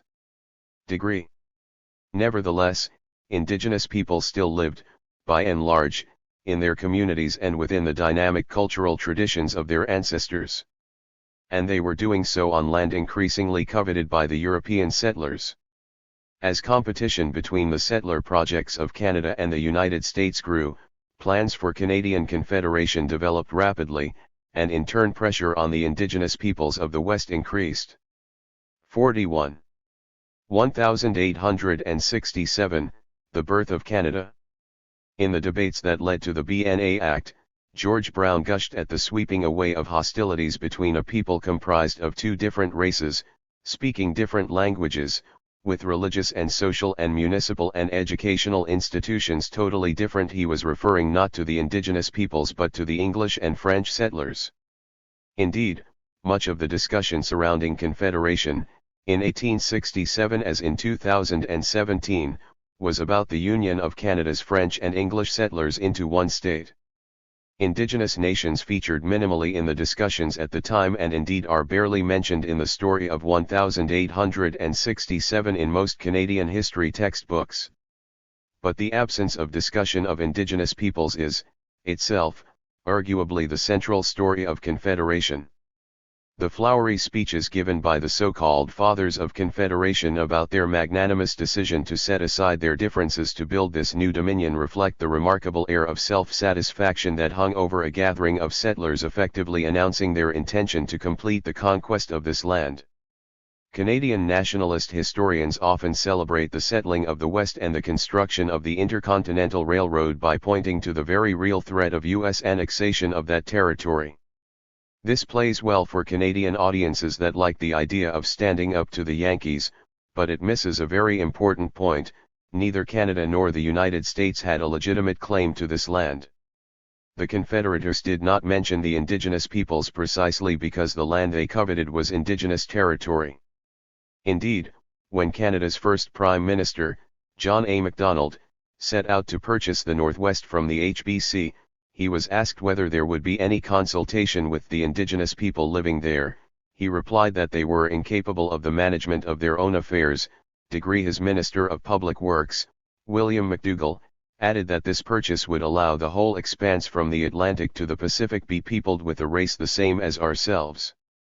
In private correspondence, MacDonald assured a colleague that in another year the present residents will be altogether swamped by the influx of strangers who will go in with the idea of becoming industrious and peaceable settlers.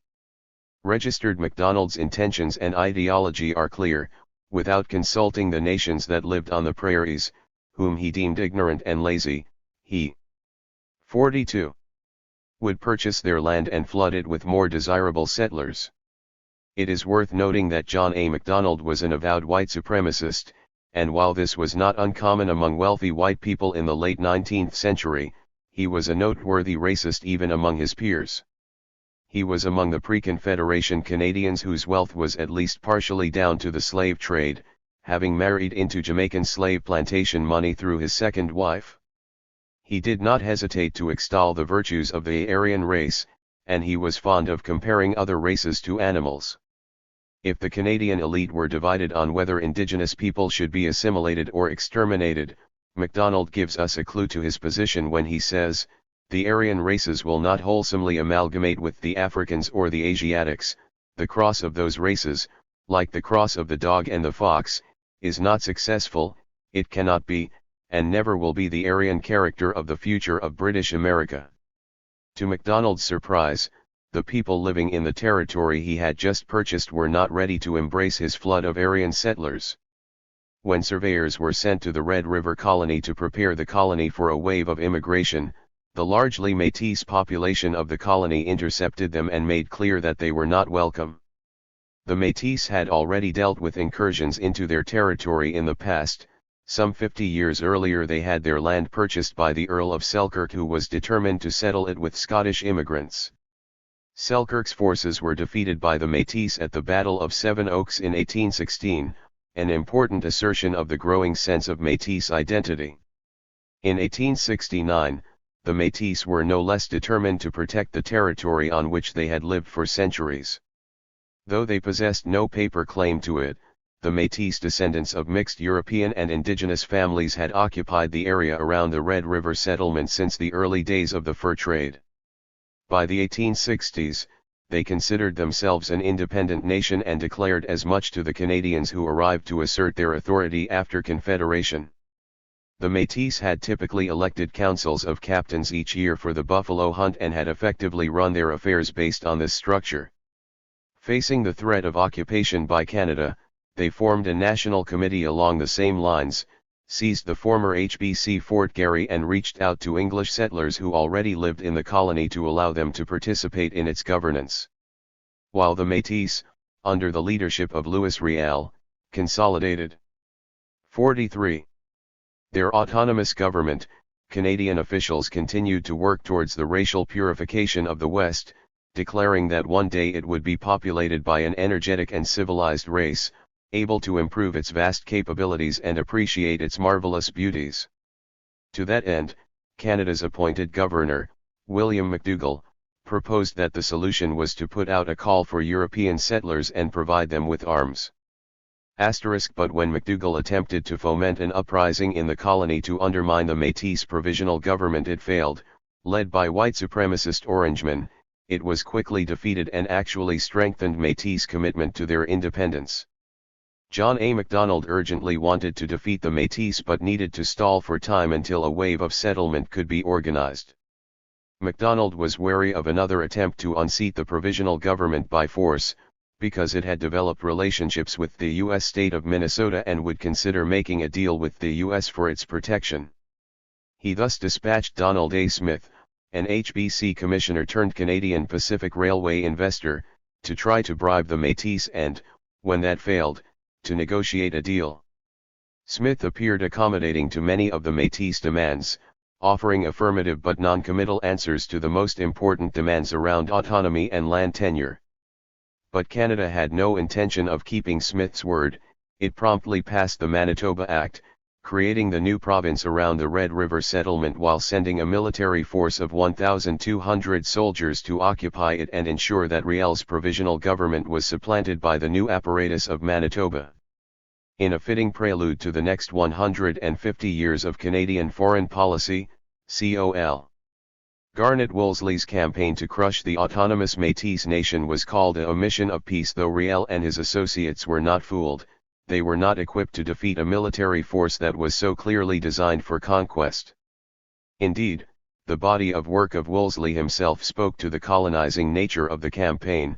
He had previously served in India, crushing the 1857 mutiny, and would later make war in Africa on behalf of the Empire's West African colonies. The army he brought to Winnipeg consisted of 400 British soldiers and several hundred Ontario Orangemen, who subsequently inflicted a reign of terror on the Métis, fueled, according to one historian, by rage and alcohol. Many of the Métis were subjected to violence, sexual violence, and murder. That Louis Riel is remembered in much official history as the founder. 44. Of Manitoba is a rather cheeky bit of misdirection. The founding of Manitoba was designed to eliminate Métis power and presence in Red River. Canada not only reneged on its promise to protect Métis land tenure, it also sent a force of belligerent racists to violently evict them from their lands. Most of the Métis abandoned Winnipeg and traveled west to follow the buffalo hunt, many settling near Batoche on the South Saskatchewan River.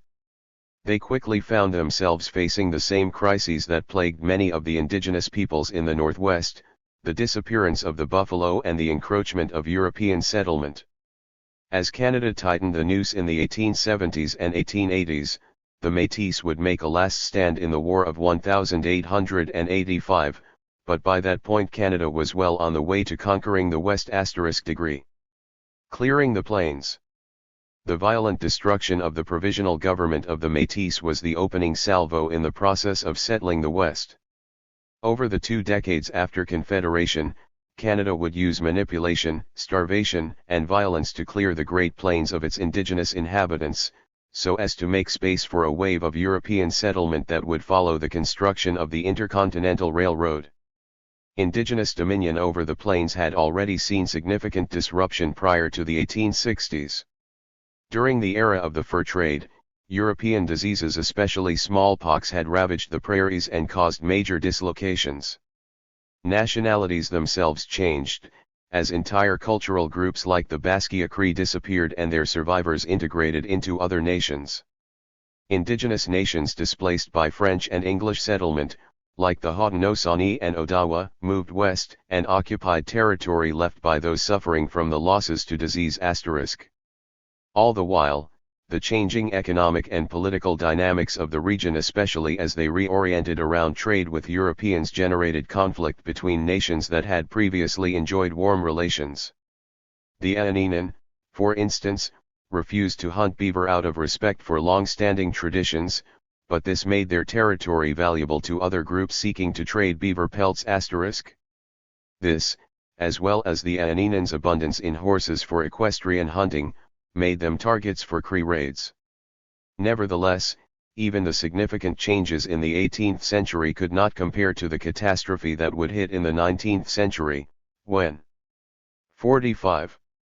The settlers' goals shifted from commerce to capitalism. Through the middle of the century, from the 1820s to the 1860s, the HBC was granted a monopoly over the fur trade and tried to exercise its power over the entire area then known as Rupert's Land. It was hampered in that regard by its commercial core, seeking maximum returns on minimal investments. The HBC tried to run a lean organization, relying on indigenous suppliers to do most of the labor and counting on its ability to dictate advantageous terms of trade. As a result, the HBC was unable to assert dominance over the territory, which remained largely controlled by indigenous nations. In the first half of the 19th century, many indigenous nations were still able to thrive in societies that had been altered, but not completely undermined, by European relations. According to James Daskuk, studies of skeletons have shown that, in the mid-19th century, peoples of the plains were perhaps the tallest and best nourished population in the world, a result of the nutrient-rich diet centered around the buffalo hunt *. Only a few decades later, these same people would be starving on reserves. By the 1860s and 1870s, the pressures of growing European settlement on the Red River were changing the game significantly. Arthur J. Ray argues, this new breed of settler dreamed of turning the prairies and parklands into wheat fields, but, their dream was incompatible with the traditional land use practices of the native groups, which required large open areas for buffalo hunting and extensive common grazing and hayfields behind their Red River lots. In addition to the influx of these new settlers, the increased presence of American traders and miners moving north from Montana, and declines in animal stocks from overhunting, were leading to conflict on the plains. Violent wars against indigenous peoples in the U.S. was adding to this pressure, sending more refugees north, and the result was increasing food scarcity and epidemics of scarlet fever, smallpox, and especially tuberculosis, stemming from malnutrition.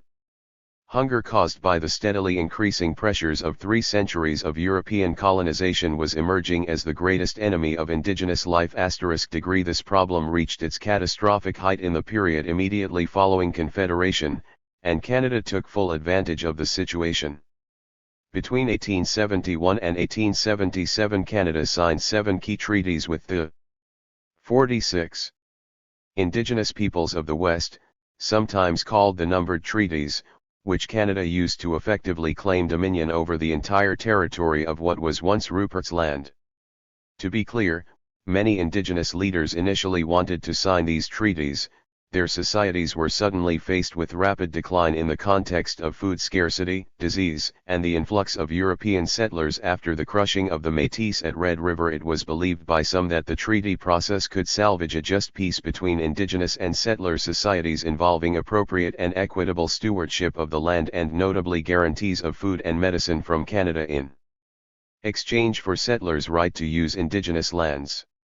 Instead, the treaty process was used by Canada to press its advantage in a time of indigenous crisis. It is hardly surprising, given the history of indigenous-settler relations and the imperatives of the new Canadian state, that the treaties were often struck in bad faith. Many careful studies of the treaty process suggest that Canadian authorities regularly penned written versions of the treaties that either changed or broke the spirit of the oral agreements. Scott Rutherford explains, significant disagreement remains regarding the terms agreed to in the numbered treaties, especially the word cede. Instead of interpreting cede to mean the sharing of non-reserve land for mutual hunting and gathering activities, the Canadian state interpreted it as the total surrender of land in exchange for parcels of land called reserves. Rather than being accidental misinterpretations, such changes always favored the Canadian government. The written version of Treaty No. 1 signed by Saulteaux and Cree leaders in 1871 reportedly leaves out several clauses regarding the size of reserve lands, promises of hunting rights, and promises of assistance that would have benefited local indigenous communities.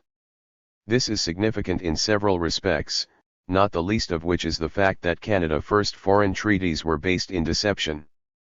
What is more, it illustrates something critically important for contemporary discussions around Indigenous peoples in Canadian society. Canada gained much of its present territory based on agreements it never fulfilled. My own ancestors bought farmland in southern Manitoba in the 1880s from a Canadian state that had broken the terms of Treaty No. 1 and seized it from Indigenous people without carrying out its own obligations. 47. This, alone, calls into question any legal right my family had to settle in Manitoba. And this was not the only problem with the treaties. In addition to manipulating the terms of the treaties themselves, Canada went to great lengths to ensure that it was bargaining from a position of power. This is clear in contrasting Treaty No. 1 with the later Treaty No. 6. The former relied on a sneaky interpretation of the meaning of cede, whereas the latter was negotiated during a time of indigenous crisis and therefore made its terms cruelly clear: all Indians do hereby cede, release, surrender, and yield up to the government forever, all their rights, titles, and privileges whatsoever to the lands included. These are not terms of an agreement, they are terms of surrender. Indeed, key treaty negotiations often took place in the shadow of indigenous peoples' starvation and death from tuberculosis caused by malnutrition. Broadly speaking, this crisis was a result of colonialism, with its most immediate and visible manifestation being the disappearance of the buffalo, around which the plains economy was built. Pressure on the herds was primarily a consequence of overhunting, as more and more indigenous people were pushed into the West by encroaching European settlement. This problem was exacerbated by the introduction of settler cattle ranching, which took grazing territory away from the buffalo, and also by the campaign of systematic slaughter of buffalo in the U.S. While there is little evidence that Canadian authorities or settlers did the same, it is likely that some of the buffalo in Canada migrated south to graze on lands vacated by the slaughtered herds there, and some historians have speculated that the Northwest Mounted Police may have deliberately driven some of the herds into the U.S. to increase the pressure on Indigenous people in Canada. After a winter without snow in 1878, fires ravaged the grasslands and the herds collapsed forever. The end of the buffalo hunt was the end of life as Indigenous peoples on the plains had known it. Treaties were increasingly signed in desperation and with emphasis on insisting that the Canadian government provide seeds and implements to convert to agriculture economies and guarantees of food aid during crises. The Canadian government routinely failed to live up to its commitments, especially in the later treaties, and as Indigenous communities starved and died of tuberculosis, Canada refused to provide aid unless and until people moved to reserves.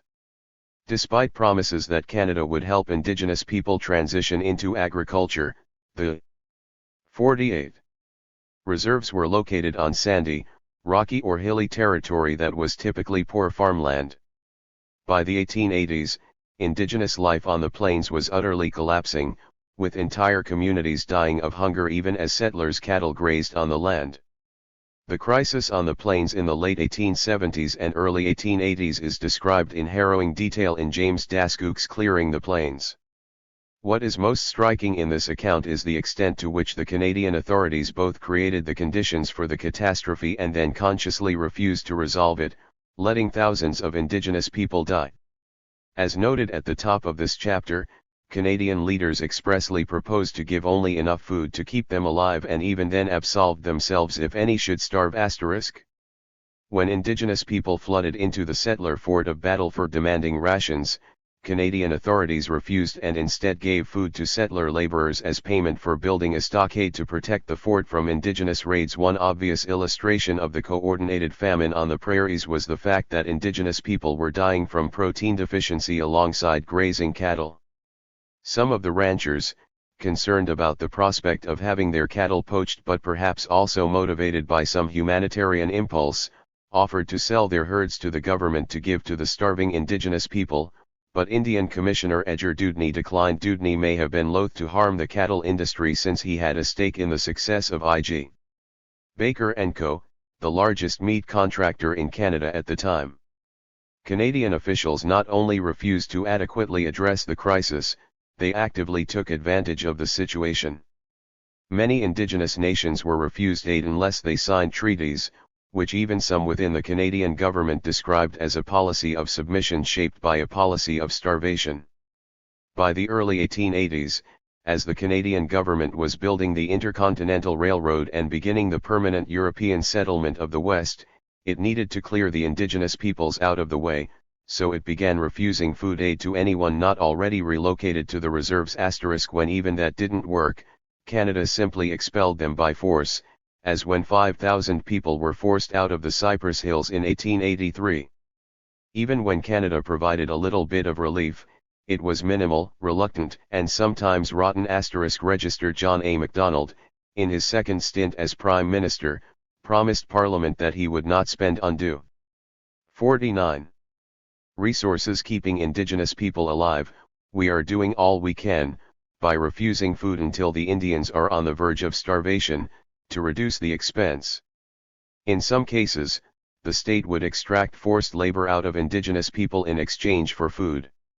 They must work or starve, blustered the well-fed finance minister Sir Leonard Tilley *. His colleague, Lawrence Van Kuffnet, reinforced that position with added colonial zest. Strict instructions have been given to the agents to require labor from able-bodied Indians for supplies given them. This principle was laid down for the sake of the moral effect that it would have on the Indians in showing them that they must give something in return for what they receive, and also for the purpose of preventing them from hereafter expecting gratuitous assistance from the government. Thus, Canadian officials waxed poetic about teaching Indigenous people about fair exchange, in the midst of Canada's ethnic cleansing of Indigenous people by a combination of violence, deception and deliberate starvation.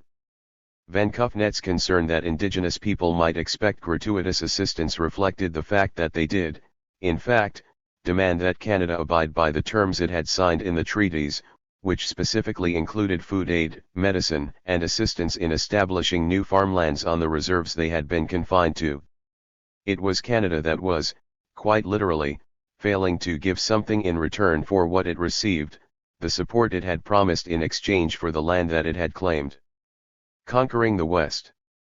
In 1873, after the conquest of Red River and as the numbered treaties were being signed, Canada created the Northwest Mounted Police, predecessor of the Royal Canadian Mounted Police, to establish Canada's presence west of Winnipeg.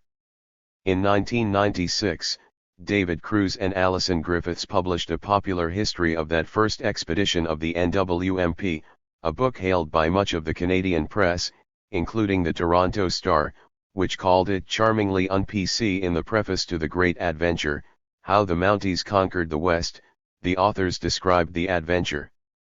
A swashbuckling, glorious, near-tragic, humorous, and 50.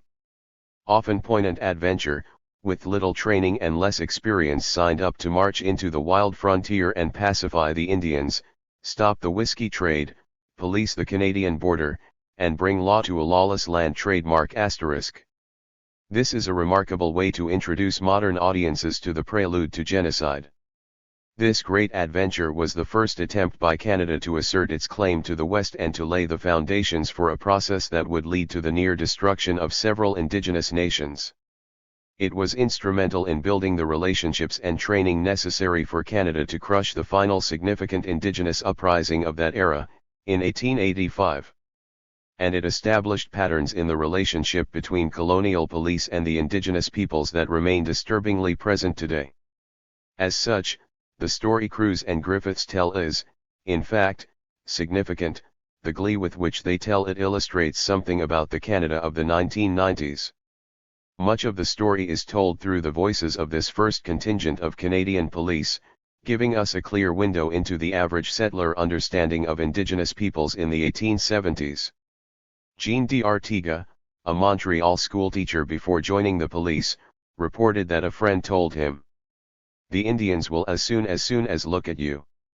Civilized hair is like an aphrodisiac to those poor brutes, they can't help themselves." D'Artiga was taken by the idea of joining the force that would conquer them, writing, "I fancied I saw myself, fighting the Indians and the whiskey traders. I saw settlements destroyed by the red men, the ladies carried away to worse than slavery, husbands and fathers calling upon us to rescue their wives and daughters." Trademark right from the start, then, these conquerors were tapping into the colonial imagination. The white man would ride into the savage lands and rescue pure white women from the barbarous natives. D'Artiga was not alone in this fantasy. Fred Bagley expected to be potting hostile savages and hobnobbing with haughty Indian princes and lovely unsophisticated princesses.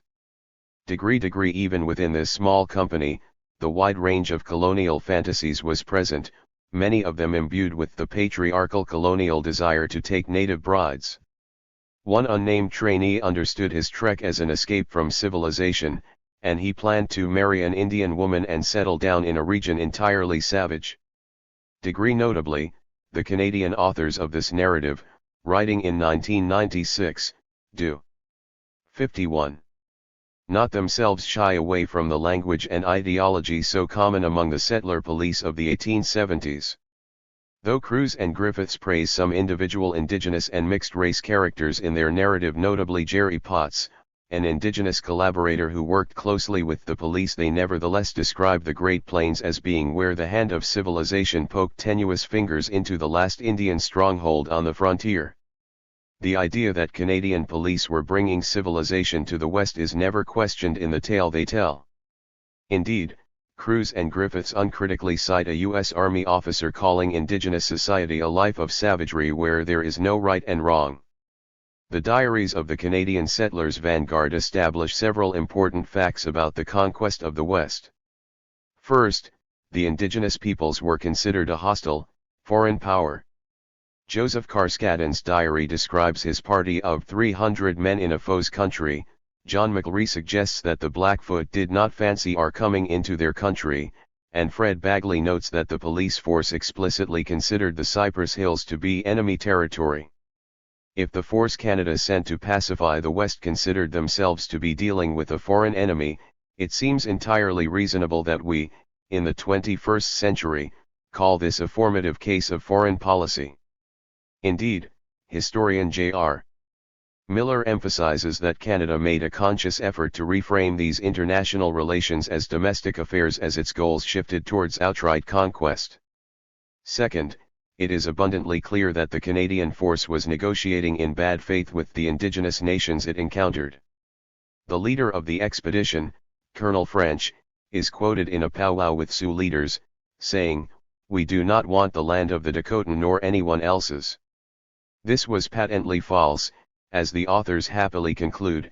Within a few years the Northwest Mounted Police had become a full-fledged presence in the young Dominion, the Blackfoot Treaty had been signed, Sitting Bull had been rooted from his Canadian sanctuary, Indians from the Great Lakes to the Rockies had been shepherded onto reservations, the buffalo were just a memory, Louis Riel was dead, and the last spike in the Canadian Pacific Railway had been driven home. Asterisk. Finally, their words illustrate the deeply ingrained colonial mentality that possessed these conquerors.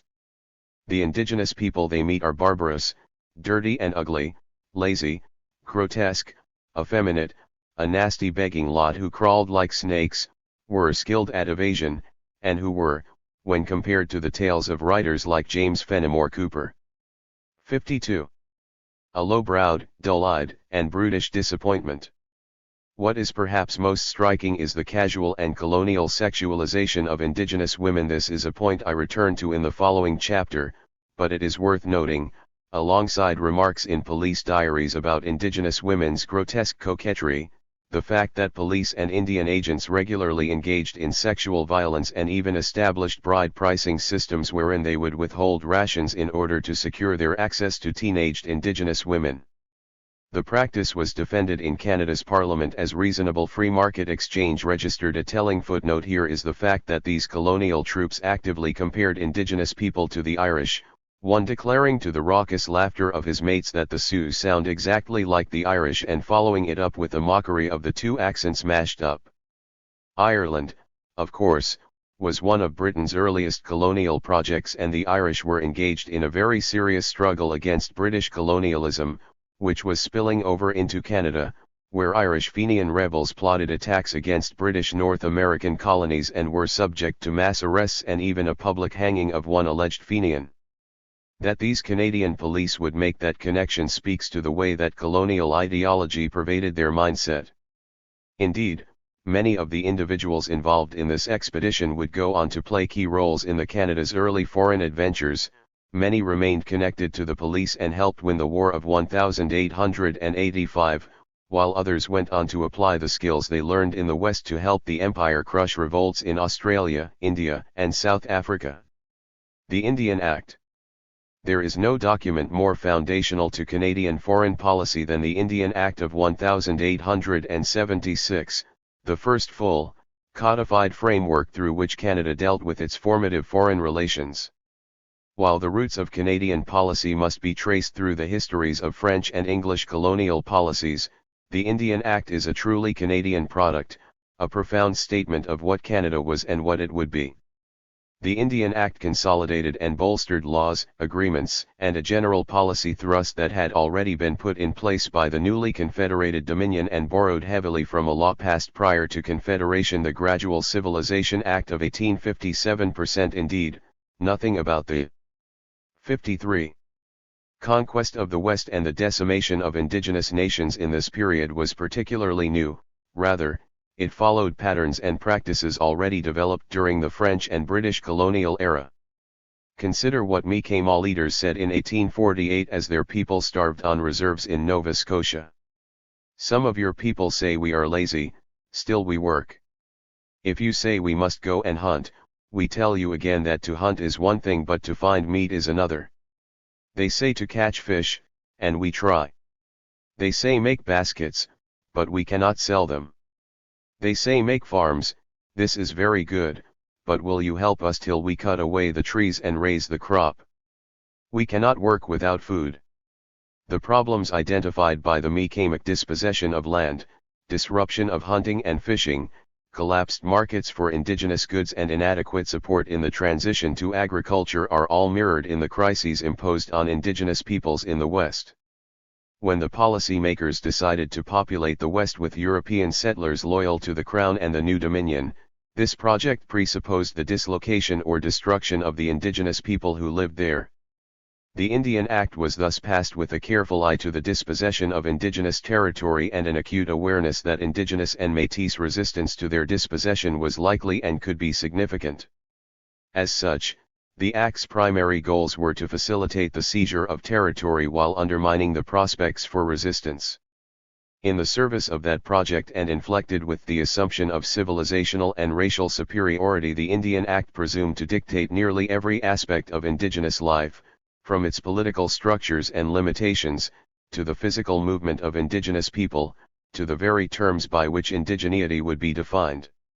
The extreme degree to which Canada would control the lives of indigenous people under the Indian Act made it comparable to the later apartheid systems in South Africa and Israel, and there is evidence to suggest that Adolf Hitler reflected with admiration on the Canadian system for indigenous segregation and subjugation. Contemplating the possible international responses to a wholesale extermination of European Jews, Hitler noted in 1941, "We also eat wheat from Canada and do not think of the Indians." Registered in other words, an effective campaign of genocide would erase not just people but the very memory of them. 54. Entire books have been dedicated to parsing out the terms of the Indian Act, which was subject to many adaptations in the ensuing years, but its fundamental purpose was to ensure that indigenous people either assimilate or disappear. Whether the Canadian government truly intended for indigenous people to adapt themselves to settler society is an open question. For instance, while Canada insisted to indigenous communities that they adopt agricultural production, it routinely failed to provide the seeds, tools, and other technical assistance it promised in the treaties it signed. In fact, one of the most successful 19th-century indigenous transitions to agriculture was that of the Sisseton Dakota, who actually refused to make treaty with Canada. Did Canada want indigenous people to turn the reserves into successful agricultural colonies, or did it want them to die out and make space for European settlement? The answer probably varied from one colonial official to the next.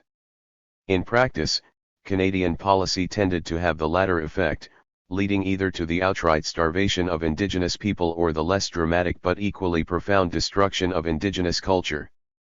We must be careful with this word, culture. A careless observer might think of culture as simply its outward reflections, clothing, art, recipes, dance, and music. These are obviously important aspects of any people's cultural identity, but it is easy for a contemporary Canadian to downplay the notion of cultural genocide if one thinks only of these things. It can also lead to the oversimplistic notion that this damage can be undone if contemporary indigenous peoples are given the space and resources to rediscover and reconnect with their traditional clothing and art forms. But while these are certainly positive steps, they reflect a misunderstanding of what culture means. A nation's culture is what produces things like language and art. Culture exists not just in the artistic expressions of a people but in the political economy, ecology, and epistemology to which music, clothing and art give expression.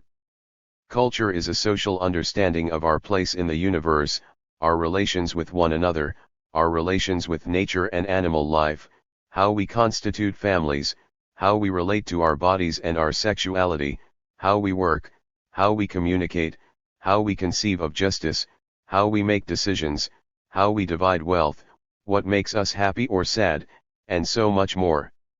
The cultural genocide of indigenous nations was the breaking of those structures, those systems of knowledge, understanding, and meaning, which had developed and changed over centuries and which formed the basis for the music, art. 55. And dances that contemporary Canada promotes as gestures towards its own tolerance and inclusion. A similar point is powerfully argued by Glenn Sean Coulthard in his analysis of the anti-colonial struggles of the Dean in the 1970s and 1980s. Coulthard argues that culture should be understood as the interconnected social totality, encompassing the economic, political, spiritual, and social, drawing from the broadest definition of Marx's category of mode of production. Many social scientists think of mode of production as a purely economic category capturing the process by which things are produced.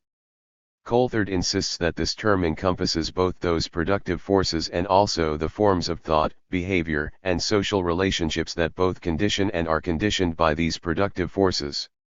This broader definition of culture is what Canada sought to destroy, and many of the concrete processes it used flowed through the Indian Act, which although it was passed and amended in parallel to the signing of treaties often contradicted the letter and spirit of them. For instance, the Indian Act completely reoriented Indigenous political structures to revolve around the Canadian government. In fact, it claimed the complete political authority of Canada over Indigenous peoples, a remarkable statement given that Canada was still engaged in the process of signing nation-to-nation treaties. Ultimately, the Indian Act would create from scratch a political structure, known as the Band Council, through which Indigenous peoples could govern themselves. However, the system, which had no roots in actual Indigenous governance structures, was created to be institutionally dominated by the Department of Indian Affairs, which had a veto power over any decision made through the Band Council system. In addition to controlling Indigenous governance, the Indian Act would soon be amended to create a pass system whereby the P1A would track and restrict Indigenous peoples' movement in and out of reserves. Passes to leave the reserve had to be justified to an Indian agent, who had full authority to ask whatever questions and place whatever restrictions they wanted. Even hardened colonial officials like Edgar Dewdney insisted that this would require a renegotiation of treaties, since it violated them so wildly. Meanwhile, the officials who managed the system, the NWMP and the P1A, exhibited the full range of colonial abuses of power, from refusing certain individuals' movement due to petty grievances, to sexual harassment and violence in exchange for the granting of passes. Degree 56. Even the very definition of indigeneity was to be determined by Canada.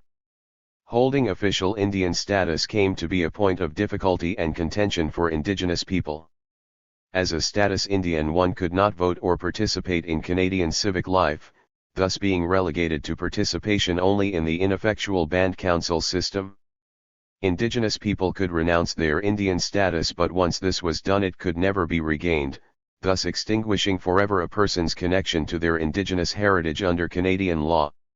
What is more, the Canadian government itself got to decide who began as a status Indian based on labyrinthine measurements of quantities of Indigenous lineage, and it further determined that Indian status would flow exclusively through male bloodlines. An Indigenous woman who married a non-Indigenous man thereby lost her Indian status. As Barrington Walker points out, the Indian Act did not exclusively define indigeneity on the basis of blood. At 21 years old, status Indians could apply for voluntary enfranchisement in Canadian civic life, whereafter a P1 agent would assess the degree of civilization to which has attained, and the character for integrity, morality, and sobriety which he or she bears. Degree. Meanwhile, the reserve system, set up under the auspices of the supremely powerful PIA, divided indigenous nations into small bands, scattered across the country at great distances from one another and often far away from the territory they knew. This was a conscious strategy of conquest and was in direct violation of the treaties Canada had signed, which had clearly allowed indigenous nations to choose their own reserve territories. In fact, when Cree leaders Mistahimaskwe, Minahakosis, and Paipot demanded contiguous reserves in order to carve out a small, united indigenous region, Canada's official representative refused. Edgar Dewdney instead threatened to withhold food aid and arrest leaders who continued pursuing the plan. Keeping the reserves separated was a simple divide-and-conquer strategy, which dovetailed with similar tactics described by Howard Adams. Consistent with colonization principles, Indian affairs agents made a practice of sowing dissension by exaggerating band and tribal differences so that native people were led to believe that neighboring Indians and Métis were mean, cruel, and unfriendly. This systematic colonization makes colonized people suspicious of their neighbors, while the colonizers appear peaceful and civilized. The colonizer encourages the different colonial 57 groups to distrust each other and thus keeps them divided and isolated, weaker and easier to control. These were only a few of the colonial measures embedded in the Indian Act, some of which I take up further in the next chapter. It was nothing less than the blueprint for genocide, a roadmap for the complete destruction of the indigenous peoples, whose resistance to colonialism had made them ineffective slaves and unwilling subjects and who, therefore, had to be cleared out of the way of Canadian settler capitalism. Even as the terms of the Indian Act were being drawn up, Canada established a colonial police force to administer them, and used violence and starvation to kettle indigenous people into reserves where the new laws could be enforced. By the early 1880s, there were only a few hundred indigenous people in the West who remained outside of the reserves, while some 20,000 were now locked into what Howard Adams called the prison of grass. From the potlatch to the residential schools. The human race is divided into several broad families, distinguished as a rule by the color of their skins. Asia is the home of the yellow man, Africa of the black man, Europe of the white man, and America of the red man. Today, Canada is inhabited mainly by the white or European race. W. Stuart Wallace, opening paragraph in a first book of Canadian history, authorized by the Minister of Education for the Public Schools of Ontario, 1943. In 2014, the Canadian government officially opened the Canadian Museum for Human Rights, built at the site where the Red and Assiniboine rivers meet, an historic gathering place for Indigenous people and now a cultural/tourist center in Winnipeg. Architecturally unique, the museum figures prominently into the Winnipeg skyline and is featured in plenty of postcards, sometimes framed by fireworks from Canada Day celebrations, which take place just outside the museum. It seems to stand as a reminder to Canadians that this is a nation that cares about human rights, justice, and equality. Visitors to the museum may be shocked by the stories of terrible things that have happened elsewhere in the world, but can leave at peace knowing that they live in a place where people care and wish to make the world a better place. Even the very premise of the museum dedicated to improving the lives of people around the world reinforces the ubiquitous and self-satisfied notion that it is very Canadian to want to help people. If only it were so simple. In fact, the Museum of Human Rights is a deeply contradictory endeavor, manifestly developed by competing interests that 63 could not cohere logically. There was mention of police violence against working-class movements, and yet the museum prominently thanked its extremely wealthy sponsors, including Great West Life, RBC, and the Asper family, the very class whose interests those police were defending. It devoted a small section to the plights of contemporary migrant workers, many of whom face extremely exploitative conditions in Canadian agribusinesses, but highlighted quotes from individual workers expressing their gratitude to Canada for giving them opportunity and ensuring their rights are protected. The visitor's guide rightly acknowledges that the museum's water is sourced from the Shoal Lake 40 First Nation but makes no mention of the fact that, as a result of the diversion of water to Winnipeg, the reserve itself has not had clean running water for decades. As Adele Perry argues, the case of Shoal Lake perfectly illustrates that the Canada we know was entirely dependent on the genocide of Indigenous peoples. Winnipeg has water because Shoal Lake 40 does not. This, ultimately, is why the Museum of Human Rights failed to achieve what its most idealistic designers and curators would have wanted. To do so would profoundly undermine the interests of its backers, the Canadian government and the capitalist class. While valiant attempts are made to tackle complex problems, racism, state violence, genocide, they cannot provide a coherent explanation of these problems without adequately addressing their root causes. After all, the sponsors of the museum do not want to be named as its villains. The museum struggles most with how to present Canada relations with Indigenous peoples, named by the Truth and Reconciliation Commission in 2016 as cultural genocide.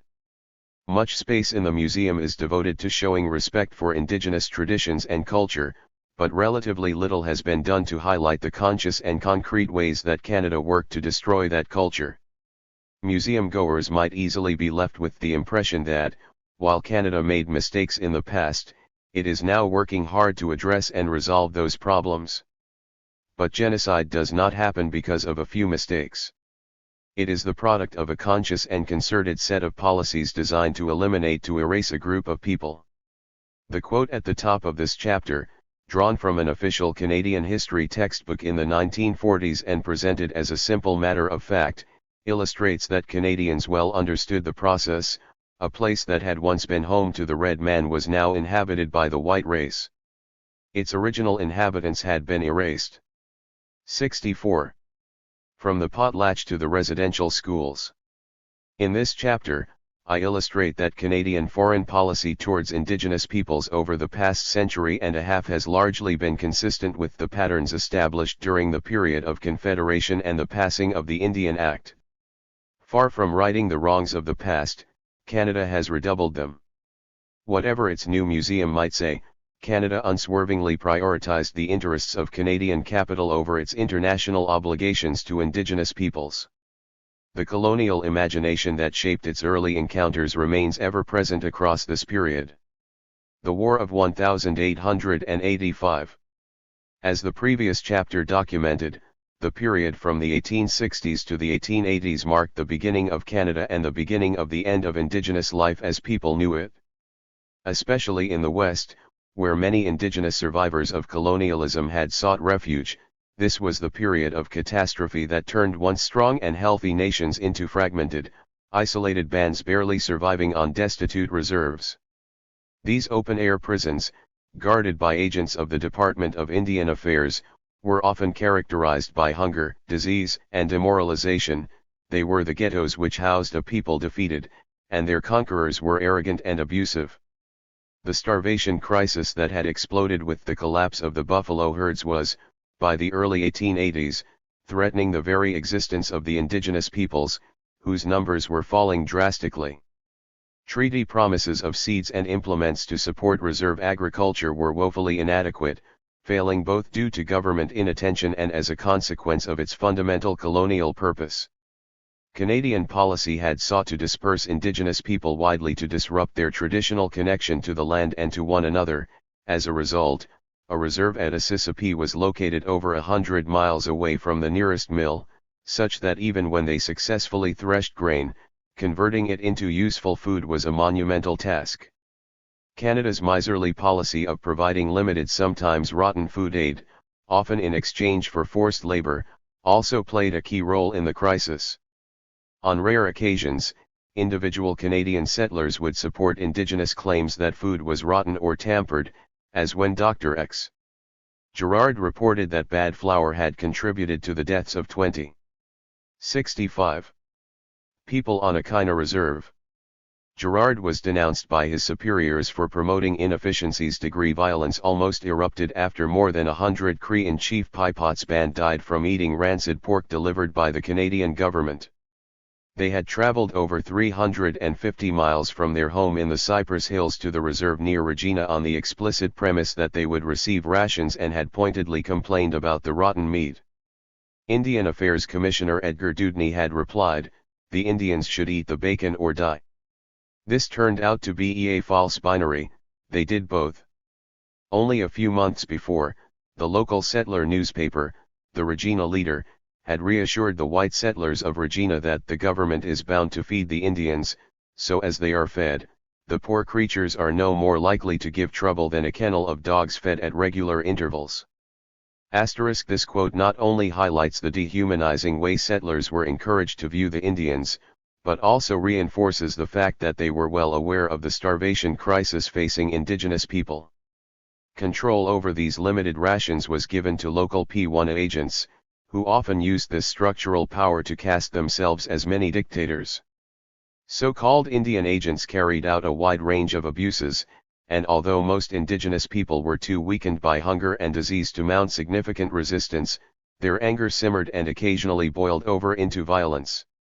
Incidents and conflicts increased in the early 1880s, and in 1884 the first major uprising took place at the Sakame Reserve. When Indian agents refused to hand over food to starving people, Chief Sakame and a group of armed men broke into the storehouse and seized the food themselves. Though no one was killed in the standoff, tension was clearly brewing. That growing tension finally spilled over in 1885, in a series of minor conflicts between Cree and settlers, most notably the killing of 9 Europeans at Frog Lake and the larger Métis resistance that has come to be inaccurately termed the Riel Rebellion. At Frog Lake, 2 P1 agents had run the reserve like their own personal fiefdom and developed a reputation for their nastiness. John Delaney was roundly hated for his relationships with very young women of the reserve, and his casual humiliations of the hungry people, and Thomas Quinn, himself of mixed ancestry, would withhold rations to extract teenage brides, and once summoned everyone to the ration house for food, only to declare it an April Fool's joke to the unimpressed, starving Cree. Degree 66. From the potlatch to the residential schools. Though the settler press would call it the Frog Lake Massacre and use it to whip up support for repression, the Cree warriors had legitimate grievances against Quinn, Delaney, and the other PA agents they killed. As historian J.R. Miller notes, 3 of the 12 Europeans at Frog Lake were spared and treated humanely, even despite their indirect complicity in the crimes of the others. As similar uprisings took place at other Cree reserves, the common denominator was that the killings of settlers were not random. Revenge was taken against those who had been cruel or withheld food, like farm instructor James Payne and rancher Barney Tremont, while those who had cultivated more or less respectful relationships with indigenous people were spared and even assisted by groups of warriors during the uprisings. Nevertheless, Canadian authorities hunted the rebellious Cree, killed dozens of them and established what were effectively show trials at Battleford that resulted in the largest number of simultaneous public hangings in Canadian history. The bodies were left in the noose for 15 minutes, for psychological effect. After 1885, Canada effectively embarked on counterinsurgency warfare. Indigenous people were divided into loyal and disloyal factions, the pass system was enforced, local political structures were further dismantled, and reserves were subdivided to disrupt collective farming and by extension political practices. Indeed, the blending of Canada's ideological and material goals in this period was perfectly articulated in 1890 by the P1A Commissioner, who proudly reported that the work of subdividing reserves has begun in earnest. The policy of destroying the tribal or communist system is assailed in every possible way and every effort made to implant a system of individual responsibility instead. Métis resistance. Concurrent to, but not in conjunction with, the Cree rebellions was the major Métis resistance around Batoche. Although Canadian authorities treated the events of 1885 as though they were a connected uprising across the Northwest, in reality many of the indigenous nations were too weak or intimidated, or their leaders were paid off too well, to join the resistance. Still, the mid-1880s presented the prospect of a major challenge for the fledgling Canadian national project. Although the Canadian Pacific Railroad had reached the prairies, construction was faltering due 67. To lack of funds, and European settlement had slowed as the effects of the 1873 global recession began to set in.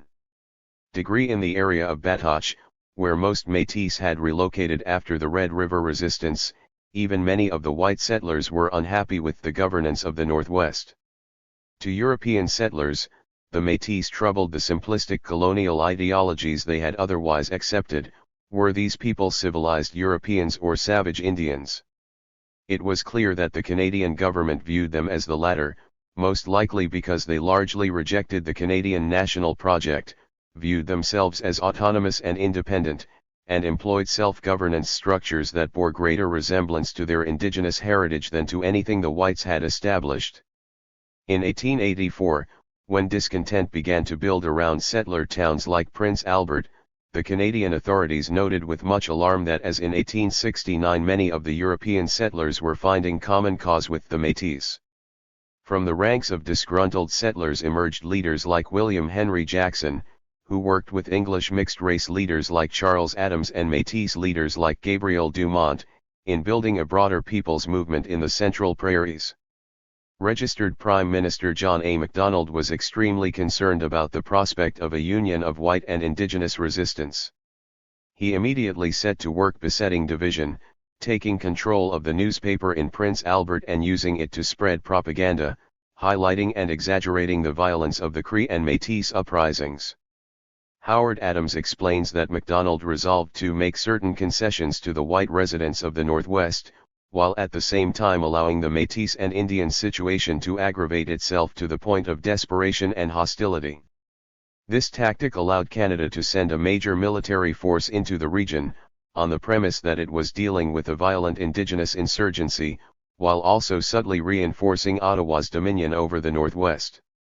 Settler capitalism, after all, requires a working class. While early waves of European settlement were imbued with the grandeur of colonial superiority, the reality of this economic system was that, before long, the majority of the settlers themselves became an exploited class. Their subservience to the system that exploited them was often won through the promotion of the colonial imagination. As Gerald Horne argues in The Apocalypse of Settler Colonialism, white settlers, often escaping hardship in capitalist Europe, reveled in the knowledge that they were the true masters of 68. From the potlatch to the residential schools. Their new land. Seduced by the idea of their supremacy, they became the foot soldiers of settler capitalism, battling with indigenous people over land they believed they deserved and which represented the key to their ascension out of the ranks of the impoverished and exploited. Registered, these promises were typically illusory. John A. Macdonald and I.G. Baker didn't want to share their wealth with glorified peasants, even if they had English names. The horizon of settler capitalism was a highly stratified society where the majority worked hard and earned little, in order to sustain the enormous profits of the few. But in the establishment of that system, it needed a settler vanguard convinced that they would be the winners and that the only thing preventing them from realizing their dreams was the presence of indigenous people. Thus, in periods of indigenous resistance, the elite needed to keep the settlers on their side or face outright catastrophe. The prospect of interracial solidarity and upheaval was an old colonial problem in the Americas. In the 1720s, indigenous and African slaves led a revolt in Natchez. In the 1730s a similar plan was uncovered in New Orleans. In the 1740s, a plot to poison slaveholders in South Carolina involved several white settlers. In 1741 colonial authorities blanched at the prospect of a wicked and dangerous conspiracy of white people and diverse Negro slaves to burn down Manhattan. The prospect of marginalized groups including poor white workers or indentured servants joining forces struck terror in the heart of the American elite, which enacted a range of policies and laws to prevent such alliances from forming, while simultaneously embarking on a psychocultural project to deepen the white supremacist logic at the heart of the white working class. This problem similarly animated the decisions of the Canadian government in 1884–85, as it worked to manage the resistance in the Northwest and keep the settlers on side. Thus, the government reached out to angry whites, who were forming organizations like the Northwest Farmers Union, and tried to build bridges with them, while turning them against the Métis and indigenous resistors. Despite the efforts of settlers like William Henry Jackson to maintain solidarity, Whites were increasingly willing to accept the claim from Ottawa that the Cree and Métis were engaging in a kind of race war, bent on killing settlers and seizing their land. MacDonald organized a massive police and military force to occupy the Northwest, ostensibly to protect the settlers from indigenous violence. 69. After much provocation from within the Métis community, where the government had employed the spy Charles Nolan to stir up violence, and the amassing of Canadian armed forces in the region, the conflict began with a police attack against the Métis at Duck Lake. Though outnumbered at a ratio of nearly 7-1, the Métis fighters had greater skill and awareness of the terrain and won an easy victory. Poised to inflict heavy losses, Louis Riel convinced Gabriel Dumont to show mercy, and thus only 10 of the white police were killed. Nevertheless, the police set fire to Fort Carleton that night, claiming that the Métis had done it as part of their savage attack against settler authorities. This piece of theater was effective, and thousands of whites in Ontario enlisted to join the force to crush the savage and lawless mob of Métis who were threatening the West. The new army was brought to Saskatchewan on the unfinished Canadian Pacific Railway, and ultimately the small Métis guerrilla force would be faced with nearly 8,000 Dominion soldiers and would be besieged and overrun at their home in Batoche. The assault on Batoche was merciless. Bullets were sprayed into civilian homes, killing people as old as 93 years. As reported by observers to the Toronto Mail and even in the House of Commons, Canadian soldiers ransacked and set fire to Métis homes, literally looting and pillaging the village of their enemy. What they could not steal, like ovens and beds and tables, they smashed. Métis leaders were executed or imprisoned, and John A. MacDonald wrote to Edgar Dewdney to explain that the executions of the Indians ought to convince the red man that the white man governs. Louis Riel, an important but by no means indispensable leader, was put on trial to prominently illustrate both Canada's victory and its magnanimity in offering its enemies their day in court. Indeed, Riel's ongoing use and misuse in Canadian politics and mythology generates some ambivalence from contemporary Métis. What is less discussed in the public sphere is that the Métis resistance had been compelled by the fact that they were starving, their very survival imperiled by the Canadian government's refusal to provide them with land titles and seeds and farming implements. Rather than provide the relief that would have kept the Métis alive, the government had, in fact, replied by accusing them of squatting on valuable land. John A. MacDonald went as far as to demand payment from the starving Métis for the land they were trying to farm. Even the settler newspapers and the NWMP had acknowledged in 1884 that the Métis, decimated by the collapse of the 70. From the potlatch to the residential schools, buffalo hunt, would not survive without imminent support. The full colonial depravity of Canada's refusal to support the Métis farmers is manifest in the fact that, after the slaughter and destruction of Batoche, MacDonald offered land grants twice the size of those the Métis had asked for, to the very soldiers who had just ransacked Batoche. Despite all this, contemporary military historians still justify the assault by claiming it was a response to open rebellion against the legitimate authority of Canada. Assimilation, extermination, cultural genocide. The rebellious year of 1885 ended with mass executions of starving Indigenous people at Battleford and the burning of the starving Métis settlement at Batoche. Or, as military historian David Burkusin triumphantly put it, the West had been saved for Canada. White settlement was now a reality from coast to coast, and the Indigenous peoples would no longer be allowed to disrupt that process in any way. The reserves were effectively converted into prisons, and the fact that they were typically on poor agricultural land meant that the ill-equipped prisoners would continue to starve. Canada's Indian Affairs Commissioner Hayter Reid called Indigenous people the scum of the prairies, and Canada actively recruited European settlers to populate the territories adjacent to the reserves in order to ensure white domination of the prairies. Fewer and fewer Indigenous people were given passes to leave the reserves to hunt, and they were further discouraged from doing so when the state began seizing guns, horses, and ammunition to prevent future rebellion. Measures were taken to more effectively seal off the border with the U.S., to prevent Sioux resistance from spreading northward, though this concern was significantly reduced after the horrific massacre of the Sioux by U.S. forces at Wounded Knee in 1890. The crisis of hunger and tuberculosis continued in the ensuing decades, with death rates as high as 127 per 1,000 in the Qu'Appelle Valley. Within a few decades, Canada would create a Department of Health that specifically excluded Indigenous people. Their health care, tellingly, fell under the portfolio of Mines and Resources. Having crushed Indigenous military action, the Canadian government sought to crush Indigenous spirits.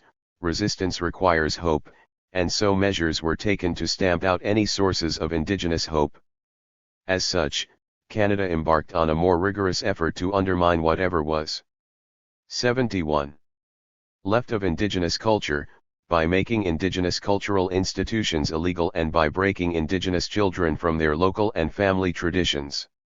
Though many spiritual celebrations had already been deeply disrupted by the reserves and the pass system itself, all Indigenous religious ceremonies would soon be banned by the Dominion, as Canada increasingly possessed the capacity to target the very fabric of Indigenous culture. Notable among these restrictions was the outlawing of the potlatch ceremony after 1884. Practiced by many nations of the Pacific Coast, most notably the Kwakwaka'wakw, the potlatch was a gift-giving ceremony that was at the heart of the political economy of many of the Indigenous peoples of the West Coast. These were societies that were affluent and complex when European traders began arriving in the 18th century. Their material abundance reflected in the amount of time that people of higher castes could devote to art and expression. Many contemporary Canadians still marvel, for instance, at their magnificent totem poles. The Pacific Coast peoples did not experience significant dislocation in the early years of European trade, but pressure emerged in the late 1850s, when the prospect of gold brought Europeans in droves to the Fraser River Valley. Until that point, British governors of the colony had been fairer in their dealings than elsewhere in Canada, generally preventing settlers from seizing land that Indigenous people wanted. This changed in the 1860s as British settlement and conflict over land grew. Without any formal treaty process, settlers began forcibly relocating Indigenous people away from the places they wanted, as when the Songhees were dispossessed of the area around Victoria. Settlement and displacement exploded after the arrival of the Intercontinental Railroad. The potlatch ceremony, though it appeared spiritual on the surface, was also profoundly economic, serving as a mechanism for wealth redistribution and providing for collective economic security. If one band was ill-prepared for a coming winter, they could get what they needed at the potlatch. If another was well-stocked, they could earn social and political capital by giving generously. Occasionally, surplus would actually be destroyed at a potlatch in order to illustrate strength and prestige. Europeans expressed incredulity at such practices, which they saw as bankrupting themselves and squandering opportunities to accumulate wealth. As J.R. Miller notes, the ethos was the antithesis of the individualism and competitive accumulation that underlay. 12. From the potlatch to the residential schools. Euro-Canadian society, and so it is no surprise that Canadian officials were appalled by the ceremony and worked to undermine it. Missionary William Duncan called it the most formidable of all obstacles in the way of the Indians becoming Christian, or even civilized. For his part, Prime Minister MacDonald motivated the ban to Parliament by expressing concern that the Indians feel yet that they are the lords of the country in British Columbia. The banning of the ceremony gave authorities one more tool to use against Indigenous people, though it didn't initially stop the potlatching. Ceremonies continued in defiance of the law, sometimes taking place in secret. But in the 1910s and especially the 1920s, as the settler population on the West Coast grew to engulf the Indigenous peoples, arrests and repression of the potlatch increased. Notable among these efforts was an episode that struck with all the chords of colonialism. In 1922, a number of people convicted of potlatching at Alert Bay and Cape Mudge were offered a deal wherein their prison sentences would be commuted if they handed over all of their ceremonial regalia to the government. The elaborate masks, whistles, rattles, and other potlatch artifacts were sent to museums in Ontario. In addition to banning the potlatch, the Canadian government amended the Indian Act to cover other Indigenous ceremonies, outlawing any Indian festival, dance, or other ceremony of which the giving away or paying or giving back money, goods, or articles of any sort forms a part, or is a feature. Any form of wealth redistribution by Indigenous people was now forbidden. This legislation was used to undermine the sun and thirst dances of the plains, though, like the potlatch, enforcement was inconsistent. In extreme cases, Indigenous elders were sentenced to jail time for hosting a dance and giving a dinner. More typically, dances were permitted but only in curtailed and limited fashion. In 1914, Indigenous people were legally mandated to get government authorization simply for wearing Indian costume.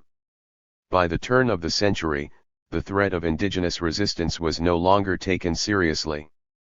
The War of 1885 had been a final stand, and the repression that followed, combined with the rapid influx of European settlers, had made Indigenous revolution a less pressing fear. Many settlers, in fact, began taking an anthropological interest in the people they now viewed as an ancient, dying race. Even as the political and economic hearts of ceremonies like the potlatch and sun dance were being carved out. 73. Their superficial flavor was being preserved by settlers in museums and exhibitions, most notably the Calgary Stampede. And while Indigenous people performed buffalo hunts for white audiences, the Canadian government was creating a national park to preserve the buffalo herds that had collapsed, but not for Indigenous hunters.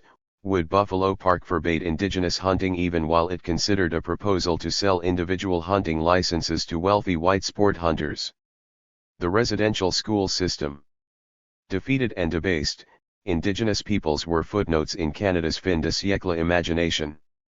As Canada welcomed the industrial future, with railroads and factories and bourgeois culture, Indigenous people were imprisoned in reserves, their culture deemed a relic of anthropology to be mocked or mystified but by no means respected. But what would Canada do with its Indigenous prisoners? It was never entirely clear whether the Canadian elite wanted to convert Indigenous people into agricultural laborers, preserve them as an industrial reserve army of labor, or simply let them die. Glenn Sean Coulthard argues persuasively that as Canada built its industrial capitalist base, it needed Indigenous land far more than Indigenous labor.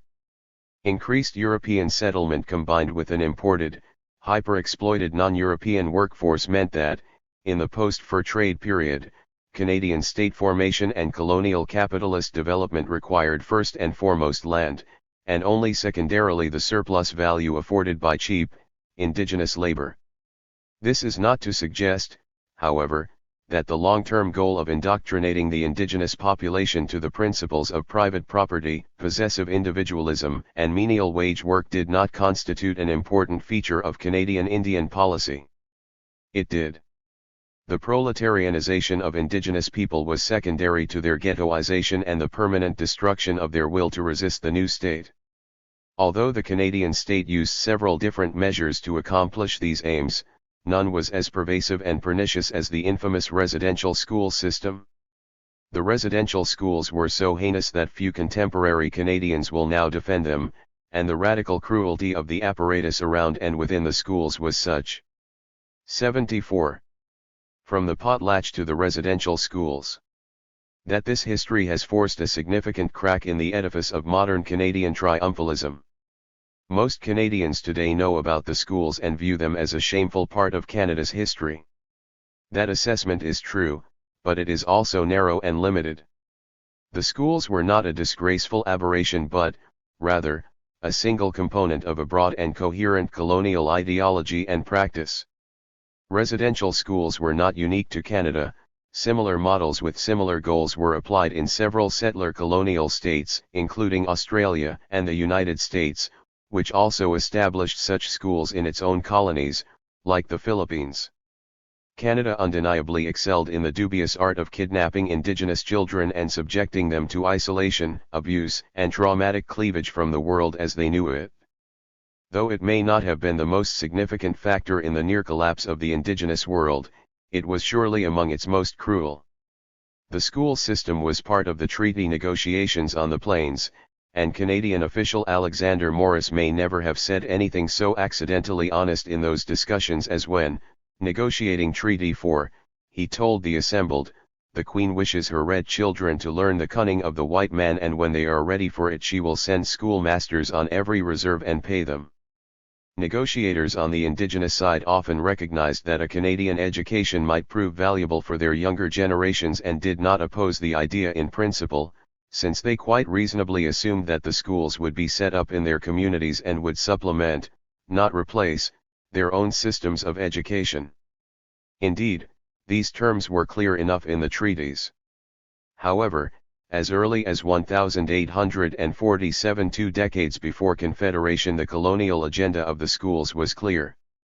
Egerton Ryerson, whose name is now given to a prominent Toronto university, asserted that any education for Indigenous children must consist not merely of the training of the mind, but of the weaning from the habits and feelings of their ancestors, and the acquirements of the language, arts, and customs of civilized life. The schools would ultimately be established to do just that. Teaching was in English and corporal punishment was meted out liberally to students who spoke their own languages. Sexual violence and abuse were also prevalent and linked to high suicide rates, alcoholism, and drug abuse in survivors of the schools. By the early 1900s, as children were emerging from the nightmarish 75 experience of the schools, Indigenous parents increasingly refused to send them. In 1920, the Indian Act was amended to make attendance at the schools compulsory, and the police and Indian Affairs would now be empowered to take children to the schools and keep them there by force. At its height, some 75% of Indigenous children aged 7 to 15 were in the schools. The education itself was minimally useful. The Eurocentric curriculum was jarring, and the Bible readings and histories of English kings was irrelevant and disconnected from anything Indigenous children knew. Students were actively taught that their own cultures were backwards and shameful, their traditional clothing was burned, their hair was cut short, and they were called by European names. Given the students' youth, that they had been physically separated from their homes and that they constantly feared physical and sexual violence, it is no surprise that the schools were utterly traumatic and left people irreparably broken from their very sense of themselves. Many survivors emerged alienated from both their own communities and the white society that had broken them. The testimonies of survivors, many compiled during the Truth and Reconciliation Commission hearings, are truly harrowing. The stories are so upsetting that I am often reluctant to share them in the classroom, my students sometimes leaving in tears. The schools were unsanitary, with raw sewage seeping into children's rooms. Students were experimented on by Canadian government researchers. Humiliation was rampant. Children who wet the bed would be forced to wear their soiled clothing all day or pull down their pants and be lashed in front of the other students. Students who spoke their Indigenous language had needles stuck through their tongues. Many students were beaten into unconsciousness or even to death, in which case they were routinely deposited in unmarked mass graves. Children were sold into pedophile rings to be abused by clergy, police, and business and government officials. Girls who got pregnant after being raped had their infant babies murdered. One testimony from a school in Saskatchewan described a newborn baby being put into an oven and burned to death. These horrifying stories represent only a tiny fraction of the trauma inflicted and the long-term harm done. These are actions that can only be understood in a context where the perpetrators, and here I mean not just the individuals carrying out these actions but the vast network of people committed to facilitating and justifying those actions, had fully accepted the idea that their victims were less than human. 76. From the potlatch to the residential schools. The last residential school was closed in 1996, though most were shuttered by the late 1970s.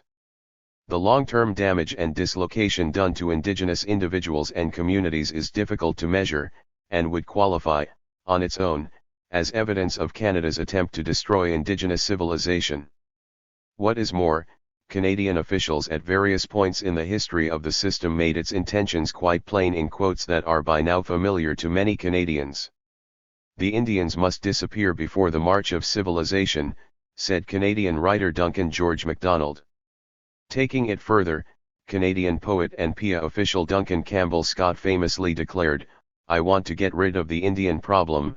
Our object is to continue until there is not a single Indian in Canada that has not been absorbed by the body politic, and there is no Indian question, and no Indian department." John A. Macdonald, for his part, explicitly stated that the schools designed to kill the Indian in the child. These are inescapably the words of people committing genocide. Following the release of the Truth and Reconciliation Commission report, there was no shortage of apologies from the Canadian government and from the various churches that ran the schools and were most directly responsible for them. But these apologies could not undo the damage, nor did they include significant measures for the decolonization of Canada. Indeed, the tragedies of the residential school system are only one component of the systematic colonization imposed on Indigenous peoples.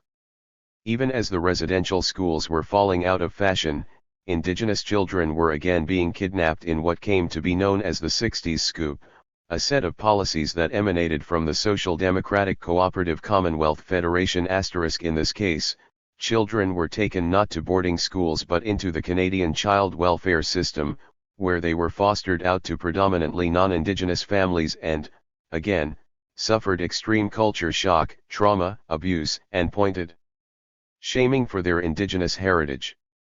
This dynamic is no relic of the past. Laurie Gilchrist notes that another such wave, a millennium scoop, has taken place in the past 2 decades. In fact, by the late 2010s, there were more Indigenous children in government care at various stages of the child welfare system than were in the residential school system at its peak. Policing the colonized. Colonialism is inextricably linked to gendered and sexualized violence. It was prevalent in the residential school system and in the more contemporary child welfare and foster care systems, a fact that still seems to shock modern Canadians. But it should not be so surprising. Sexual abuse of children in residential schools is only a small part of the story. European colonialism was endowed with an intensely patriarchal ideology that sought to control women's bodies and sexuality, channeling good women's sexuality into marriage and childrearing, while preserving bad women's sexuality for the sexual satisfaction of men. Silvia Federici argues that this was not merely coincidental to the rise of capitalism but essential to it. Controlling women's bodies meant controlling the reproduction of the labor force, arguably the most important commodity in capitalism. Patriarchal values also sat neatly alongside the rest of the colonizers' ideological baggage: hierarchy, discipline, exploitation, which were the hallmarks of settler capitalism. Notably, while indigenous civilizations in North America prior to European contact possessed a range of attitudes around gender and sexuality, much evidence suggests that the kind of patriarchy and sexualized violence exhibited by the colonizers was extremely rare. Many indigenous societies had considerably more egalitarian politics. Indeed, European conquerors were surprised by the degree of respect that even male warriors had for women. One English general remarked on the fact that indigenous war parties did not use sexual violence against their enemies, a fact that seemed to surprise the Europeans, for whom such behavior had become normal. These patterns only began to change after centuries of relations with Europeans and, especially, as indigenous societies were increasingly defeated and forced to assimilate. The earliest illustrations of this dynamic can be traced back to the efforts by French Jesuit missionaries to convert indigenous people in the 17th century. In a pattern that would be repeated time and again across what became Canada, the greatest resistance to Christian conversion and other forms of assimilation came from Indigenous women. One of the primary reasons for this was that Indigenous gender relations tended to be much more egalitarian than the strict patriarchal authority the Europeans sought to impose. Jesuits were perplexed that Indigenous women exercised control over many aspects of family and community life, that their 78. From the potlatch to the residential schools. Labor was valued as much or more than that of men, that women shared amongst one another the responsibility of raising children, that women were empowered to overrule their husbands or even leave them without difficulty or shame, and that the norms around sexuality were very relaxed. The Jesuits were horrified by this power, economic, political, social, sexual, that women possessed. In the 1630s, missionary Paul L. E. John wrote, "The women have great power here.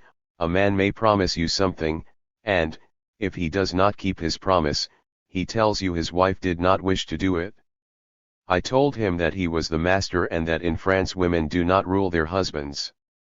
Another Jesuit was shocked by the debauches, indecent dances, and shameful acts of concubinage he witnessed among indigenous women, and yet another bemoaned the fact that indigenous women refuse to be controlled.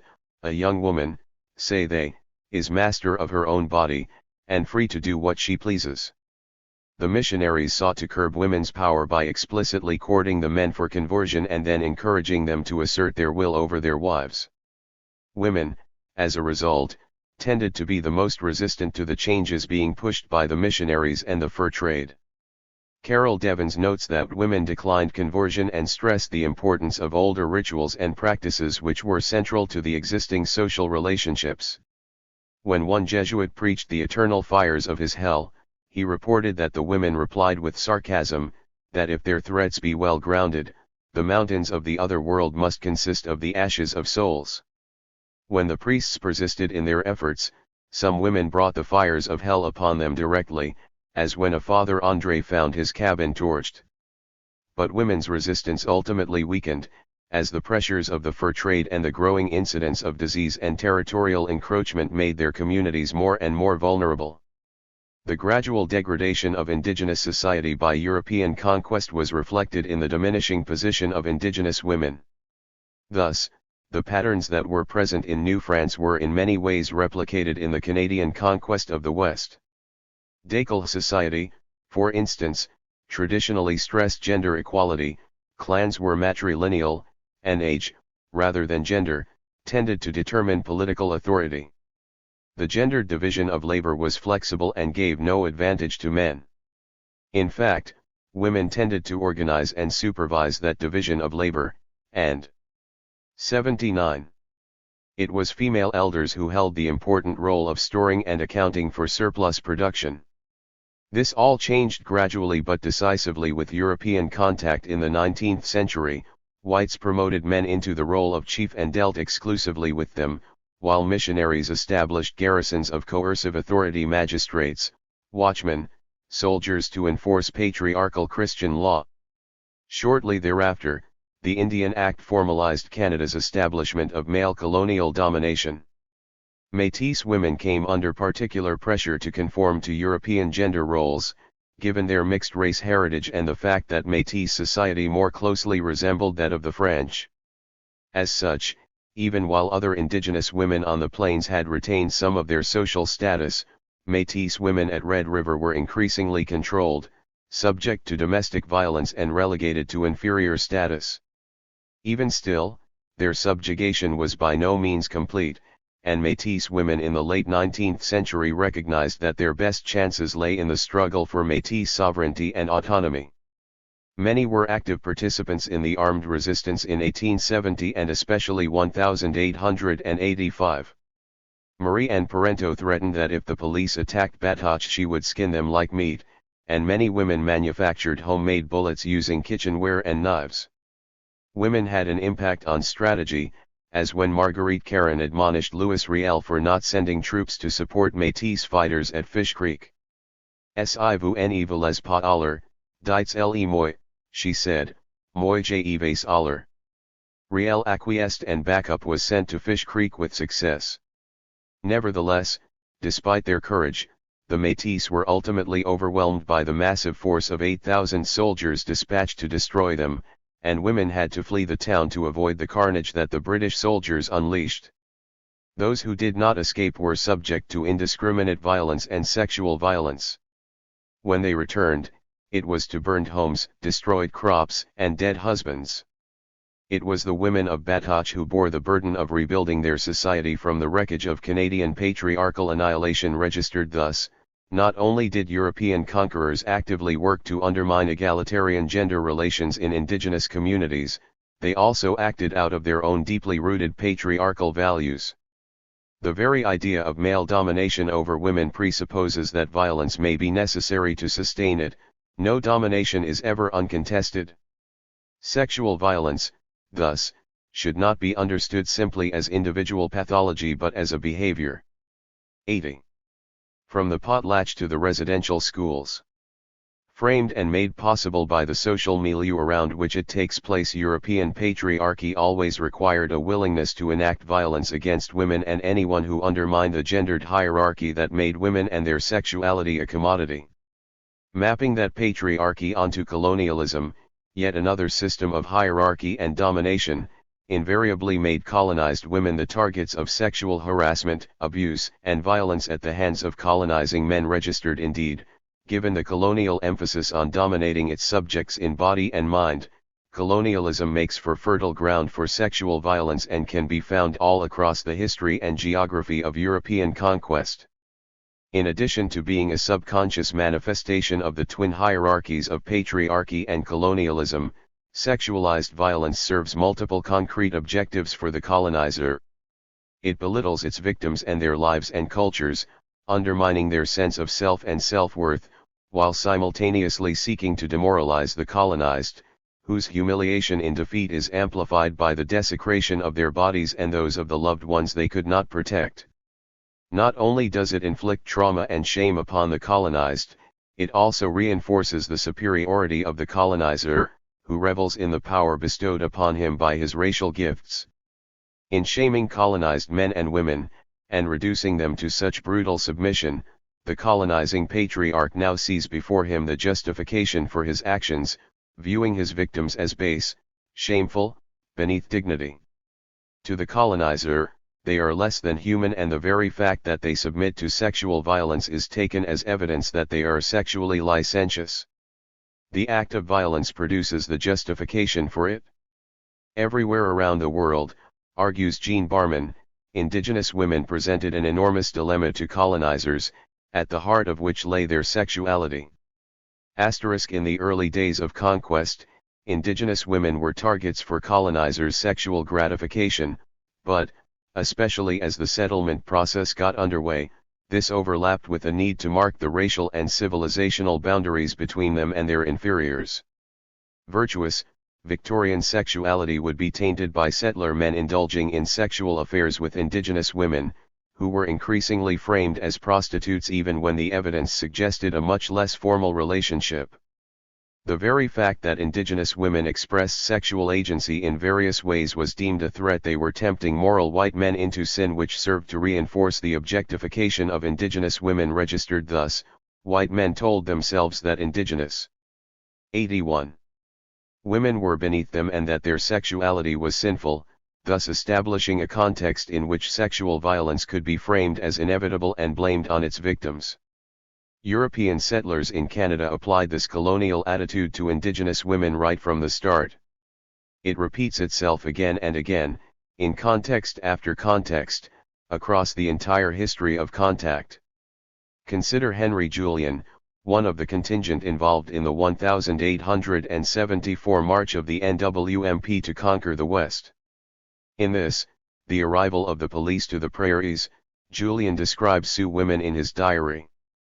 The women, even the budding girls, have not a single feminine grace. The men must be hard up indeed who take such for a wife.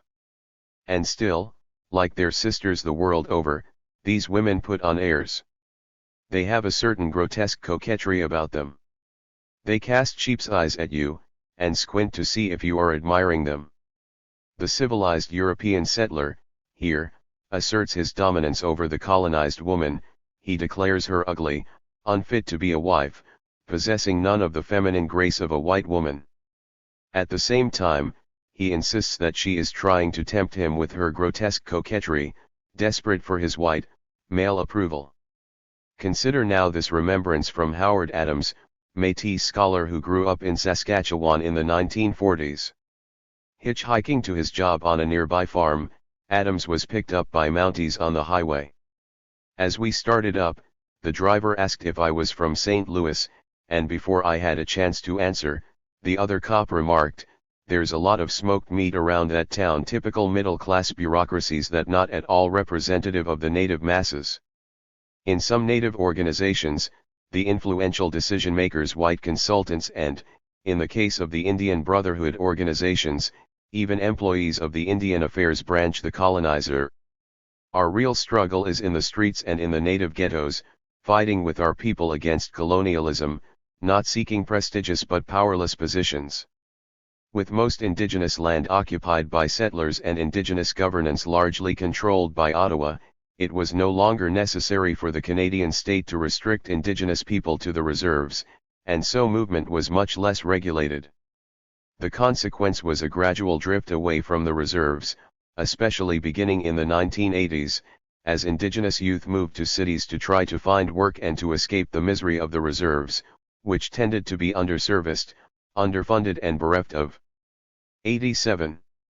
Economic opportunities * degree living conditions on many reserves in the 21st century have been described as Third World, a term attempting to capture the poverty and deprivation of places like Itawapiskat, a northern reserve where some 1,500 people were living in tents, sheds, shacks, or condemned houses, with black mold and no running water, electricity, insulation, or proper heating. Degree Itawapiskat was by no means a unique case. Similar situations existed on other reserves, several of which declared states of emergency in the 2010s. These conditions added fuel to myriad social problems already afflicting communities scarred by colonialism and trauma. All the while, Canadian capital continued to covet indigenous land, even the small parcels of it that remained after the major land grabs of 19th century. Despite Canada's hold over formal indigenous leadership, conflicts emerged around Canadian megaprojects, essential components of its capitalist development like the Mackenzie Valley Pipeline, mining projects around James Bay, and the construction of massive hydroelectric dams in northern Manitoba. Canadian mining companies claimed indigenous territory in the north, oil and gas companies claimed Cree and Dean territory in Alberta, and pipelines were regularly built through indigenous territory, despite communities like the Lubicon Cree rejecting such proposals. Theft of indigenous territory spurred active resistance, through legal and diplomatic channels, but also in the form of direct action. An attempt to seize Mohawk territory to extend a golf course at Oka was stopped by indigenous blockades. Efforts to steal Six Nations territory in southern Ontario for a real estate development were interrupted by direct action and occupation of that space. Despite killing Dudley George of the Ojibwe Nation, the Ontario Provincial Police were not able to claim Ojibwe territory to maintain their Ipperwash Provincial Park. These mobilizations were not spontaneous expressions of sudden anger. Rather, they were a consequence of growing indigenous militancy in the face of colonialism, militancy which had emerged in parallel to the official, bureaucratic indigenous leadership that Canada had promoted. As early as the 1960s, indigenous people had built anti-colonial movements like Red Power and the American Indian Movement, in spite of official leadership, tying their struggle to that of oppressed people around the world. For the first time in several decades, indigenous resistance was growing. There were at least 300 major indigenous political 88. From the potlatch to the residential schools. Demonstrations in the 1960s and 1970s, galvanized especially after Pierre Trudeau's government issued the White Paper in 1969, a clumsy attempt to scrap the treaties and privatize the reserves. The 1980s saw the culmination of a major challenge from the Dean Nation in Canada's Northwest Territories, and standoffs like Oka and Ipperwash marked the 1990s and 2000s. Such confrontations over land continued, while the 2010s also featured the movement called Idle No More, a broad series of actions and demonstrations against Canadian colonial injustices and a social media campaign highlighting violence against Indigenous women, wherein they pointedly asked, "Am I next?" Trademark settlers, their newspapers, and their government often responded to these and other similar standoffs with a mixture of fear and anger. Who were these terrifying warriors wearing masks, wielding rifles and threatening violence? Where did they come from? How dare they try to interfere with the development of our businesses and our economy? Aren't they grateful to live in the greatest country in the world? In some cases, ideologically committed settlers actually mobilized counter-demonstrations against the indigenous blockades. During the standoff at Caledonia, where Six Nations protesters blocked the entrance to a housing subdivision being built on their land, I witnessed an extraordinary spectacle of enraged white settlers screaming at the Six Nations protesters, trying to initiate a physical confrontation. They had been whipped into a fervor by noted neo-Nazi organizer Gary McHale, and on several occasions they broke out into spontaneous singing of the Canadian national anthem, waving Canadian flags as they sang of their home and native land. Similar spectacles were made at settler counter-protests during a wave of rail and highway blockades in early 2020 following Canada's attempt to force a pipeline project through Wet'suwet'en territory against the wishes of the community. Inadvertently perhaps, they had put the lie to the claim that Canada included Indigenous peoples.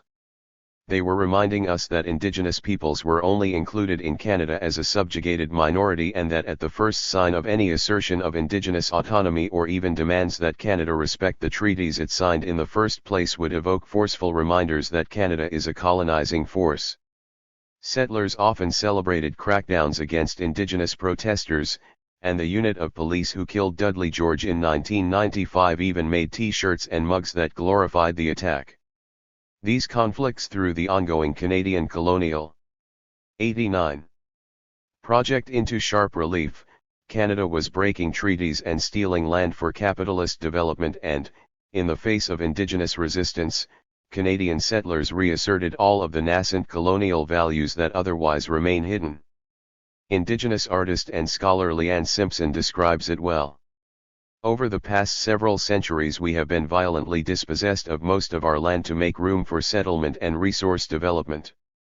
The very active system of settler colonialism maintains that dispossession and erases us from the consciousness of settler Canadians except in ways that are deemed acceptable and non-threatening to the state. We start out dissenting, through state-sanctioned mechanisms like environmental impact assessments. Our dissent is ignored. Some of us explore Canadian legal strategies, even though the courts are stacked against us. Slowly but surely we get backed into a corner where the only thing left to do is to put our bodies on the land. The response is always the same: intimidation, force, violence, media smear campaigns, criminalization, silence, talk, negotiation, new relationships, promises, placated resistance, and then more broken promises. Then the story repeats itself. Canadians today like to imagine that this country has moved beyond the racism of the past, but this is largely a myth sustained by the self-delusion of settlers who cannot bear the consequences of admitting that Canadians came as conquerors. The evidence that Canada remains a segregated society founded upon conquest is everywhere around us, if we only choose to look. Just as they once claimed Indigenous peoples to be savages who would scalp you as quickly as look at you, modern settlers peddle myths that bear equally little resemblance to the truth. They don't pay taxes. They only get jobs because of affirmative action. All they do is whine about the past. These misleading platitudes are shared and affirmed at every level of Canadian settler society. Anyone who doubts the extent to which these and other colonial attitudes remain hardwired into the Canadian psyche would do well to read the comments sections in online news articles about two significant court cases: the 2017 acquittal of Gerald Stanley for shooting Colton Bushy in the head, and the 2018 acquittal of Raymond Joseph Cormier for the rape and murder of Tina Fontaine. In the former, a white settler murdered an Indigenous youth for trespassing on his property, and a Saskatchewan jury 90. From the potlatch to the residential schools. Acquitted him on the dubious claim that the gun misfired at precisely the moment he aimed it at Bushy's head. In the latter, a white settler was exonerated despite the jury's hearing evidence that he had spoken openly about killing Fontaine, a 15-year-old Indigenous sex worker. The public comment sections on articles about these cases revealed such disturbing levels of settler racism that many news sites had to disable commenting entirely. Part I of this book spotlights the foundation of Canadian foreign policy. In this survey of Canada's formative relations with Indigenous nations, I have emphasized the capitalist imperatives and colonial ideologies at the heart of Canada. The picture is not flattering, nor is it exceptional. the development of Canada fit the predictable patterns of a settler colony born out of European expansion in the 15th to 19th centuries. Though it gradually took on a uniquely Canadian character, many of the same basic patterns are found in studies of the United States or Australia, or in more modern cases that follow similar logics, from South African apartheid to Israel's occupation of Palestine. These themes are crystallized in a booklet published in 1914 by the Board of Trade of the PA. The PA, its name a French adaptation of the Cree word for wooded narrows, is a town in central Manitoba, near the border with Saskatchewan, where my father was born in 1944. The site is not far from where much of the fighting in the War of 1885 took place, and the town grew in the wake of their defeat. The themes of the Canadian project capitalism and colonialism are clear in the promotional booklet, published the same year that the Mackay Indian Residential School was built 7 miles northwest of the town. In 1910 the Dominion government, having previously removed the Indians to the north side of the river, laid out the town site of the PA and placed it upon the market. At that time the whole white population did not exceed 6 families. Almost immediately people began to move in, and so rapid was the settlement that in 1912 it was evident that the PA was bound to become an important town and that the time was ripe for organization. Accordingly, the proper steps were taken, and in May 1912 the town was incorporated under the name of the PA, and Herman Finger, manager of the Finger Lumber Company and a pioneer of the district, was elected mayor. Degree 91. The removal of the indigenous people and the development of a white settlement dominated by a lumber company were not distinct ideas or projects. Settler capitalism and the colonial imagination are, in fact, inextricably linked. Understanding culture as an entire economic, political, and social mode of life, it becomes clear that the colonial ideologies that denigrate and attack indigenous cultures are part and parcel of the concrete material practice of stealing and settling land for the purposes of capitalist exploitation. One makes little sense without the other. This is articulated clearly in Glenn Sean Coulthard's careful analysis of the Dean Nation's struggle to protect its territory from the Mackenzie Valley Pipeline and related capitalist projects. As negotiations proceeded between Canadian and Dean leaders in the 1970s, Canada sought to placate Dean leaders with offers of cultural recognition while effectively privatizing Dean territory, irrespective of the fundamental contradiction that entailed.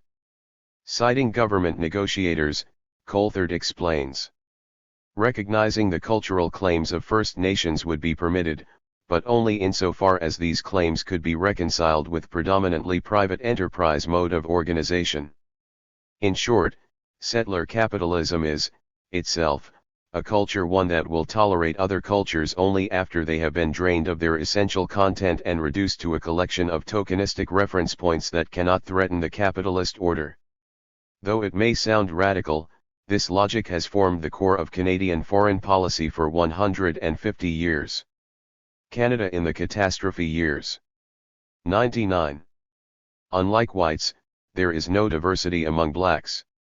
They lead the same kind of life, eat the same food, and concentrate their thoughts on the same few subjects. The result is that, little by little, they now have the same identical brain.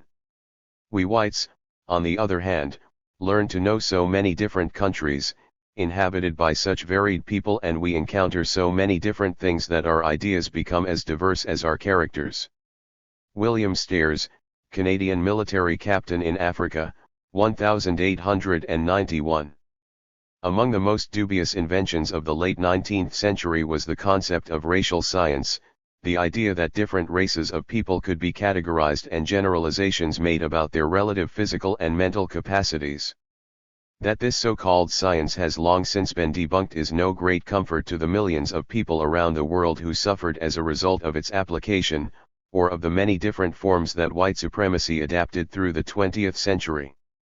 Part I of this book detailed the colonial project from which Canada was born, a project that mobilized the ideas of white supremacy, including the racial science referred to in the quote above, to claim that white people had the right to conquer and seize the land that became Canada. The ideology that claimed superiority over indigenous peoples worked in harmony with the material goals of the settlers, namely the capture of the land and its conversion into capitalist private property. But neither that project nor its ideology operated in a bubble. Canadian colonialism paralleled that of other European settler colonies, and, while Canadian white supremacy had Indigenous peoples as its initial and primary focus, the logic was nevertheless applied to all non-white people. 100. As such, when Canada looked outward from the territories it conquered in North America, it saw plenty of darker races in need of civilizing, a fact that would remain consistent across more than 150 years of Canadian history. This chapter examines the period leading up to the Great War of 1914 to 1918, emphasizing Canada's role in buttressing and sustaining the goals and ideology of the British Empire, even while the shifting class character of Canada meant that the Canadian elite had to contend not only with external threats to its capitalist profits but also a growing internal revolt. Canada at the fin de siècle. Canada was officially confederated in 1867 and its continental territorial boundaries were determined by the aggressive clearing of the Indigenous peoples of the Northwest.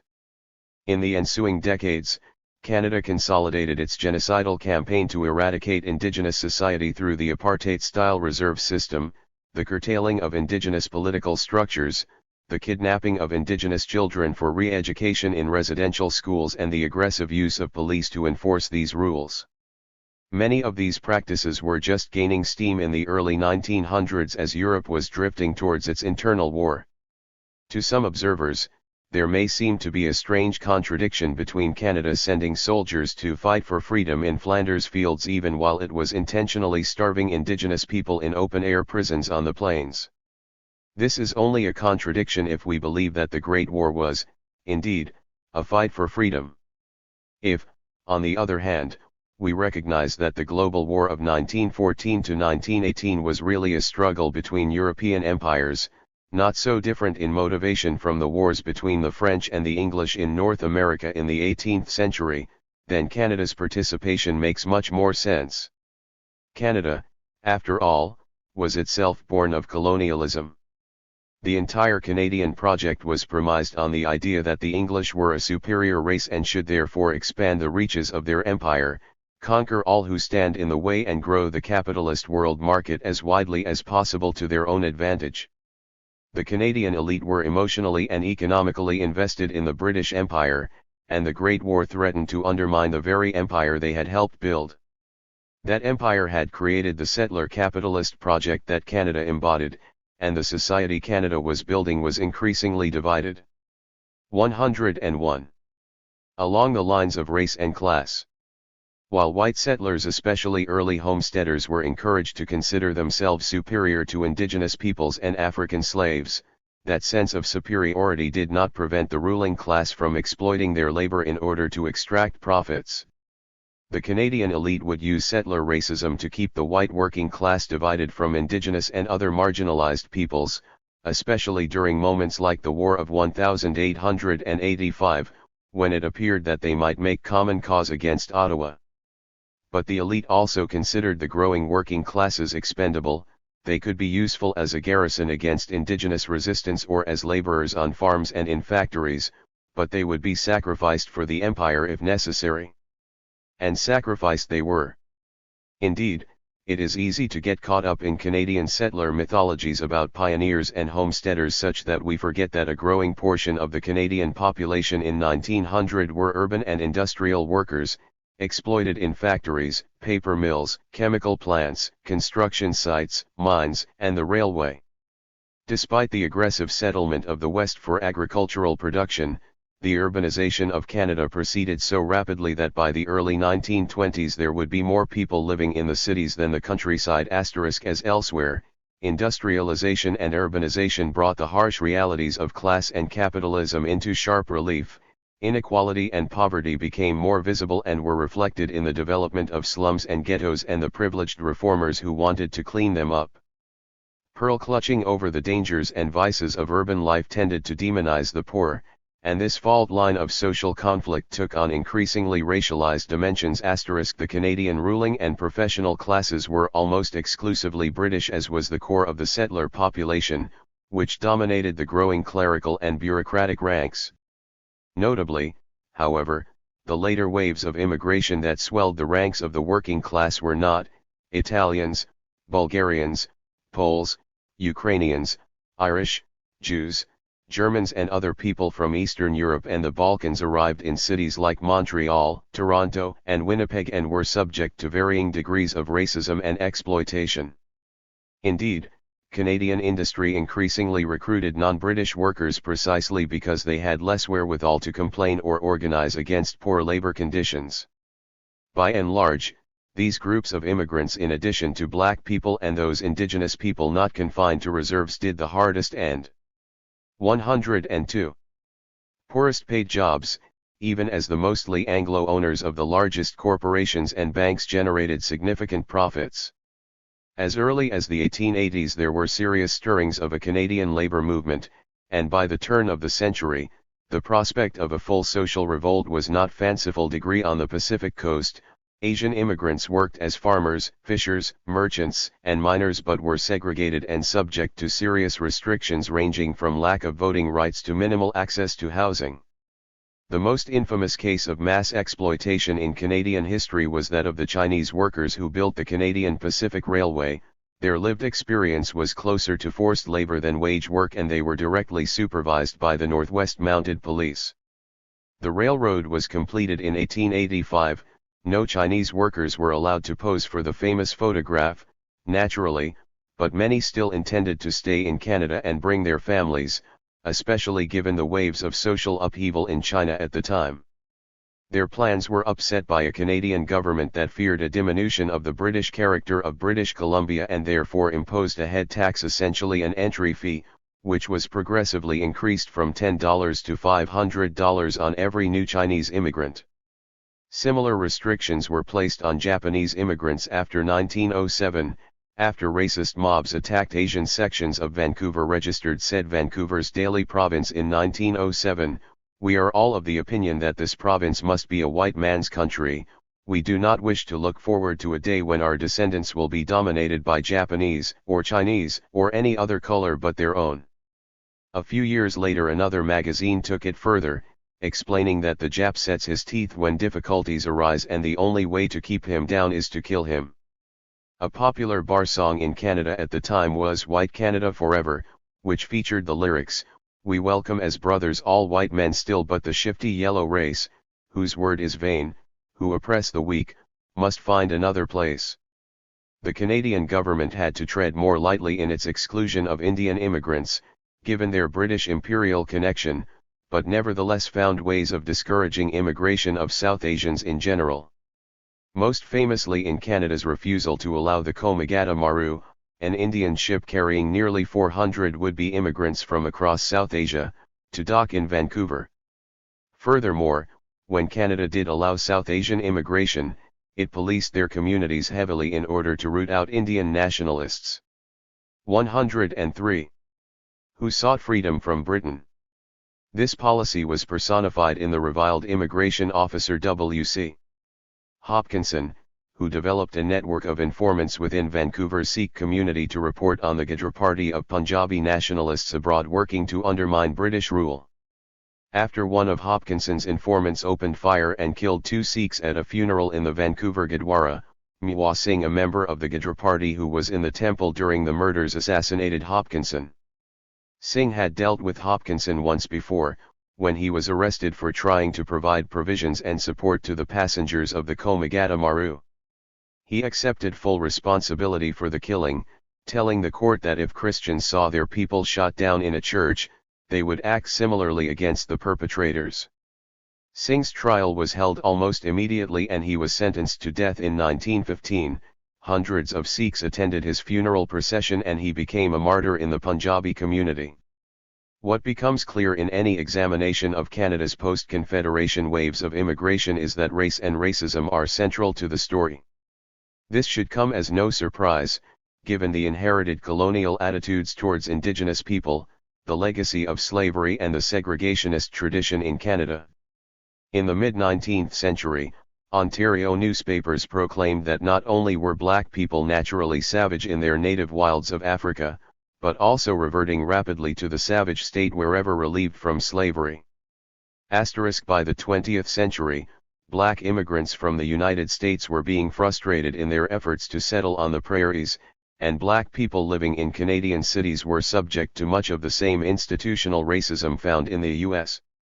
As Canada was establishing its industrial base, then, it was also constructing a liberal racial order, a system combining overt and subtle forms of legal and social discrimination to maintain a racially ordered class society.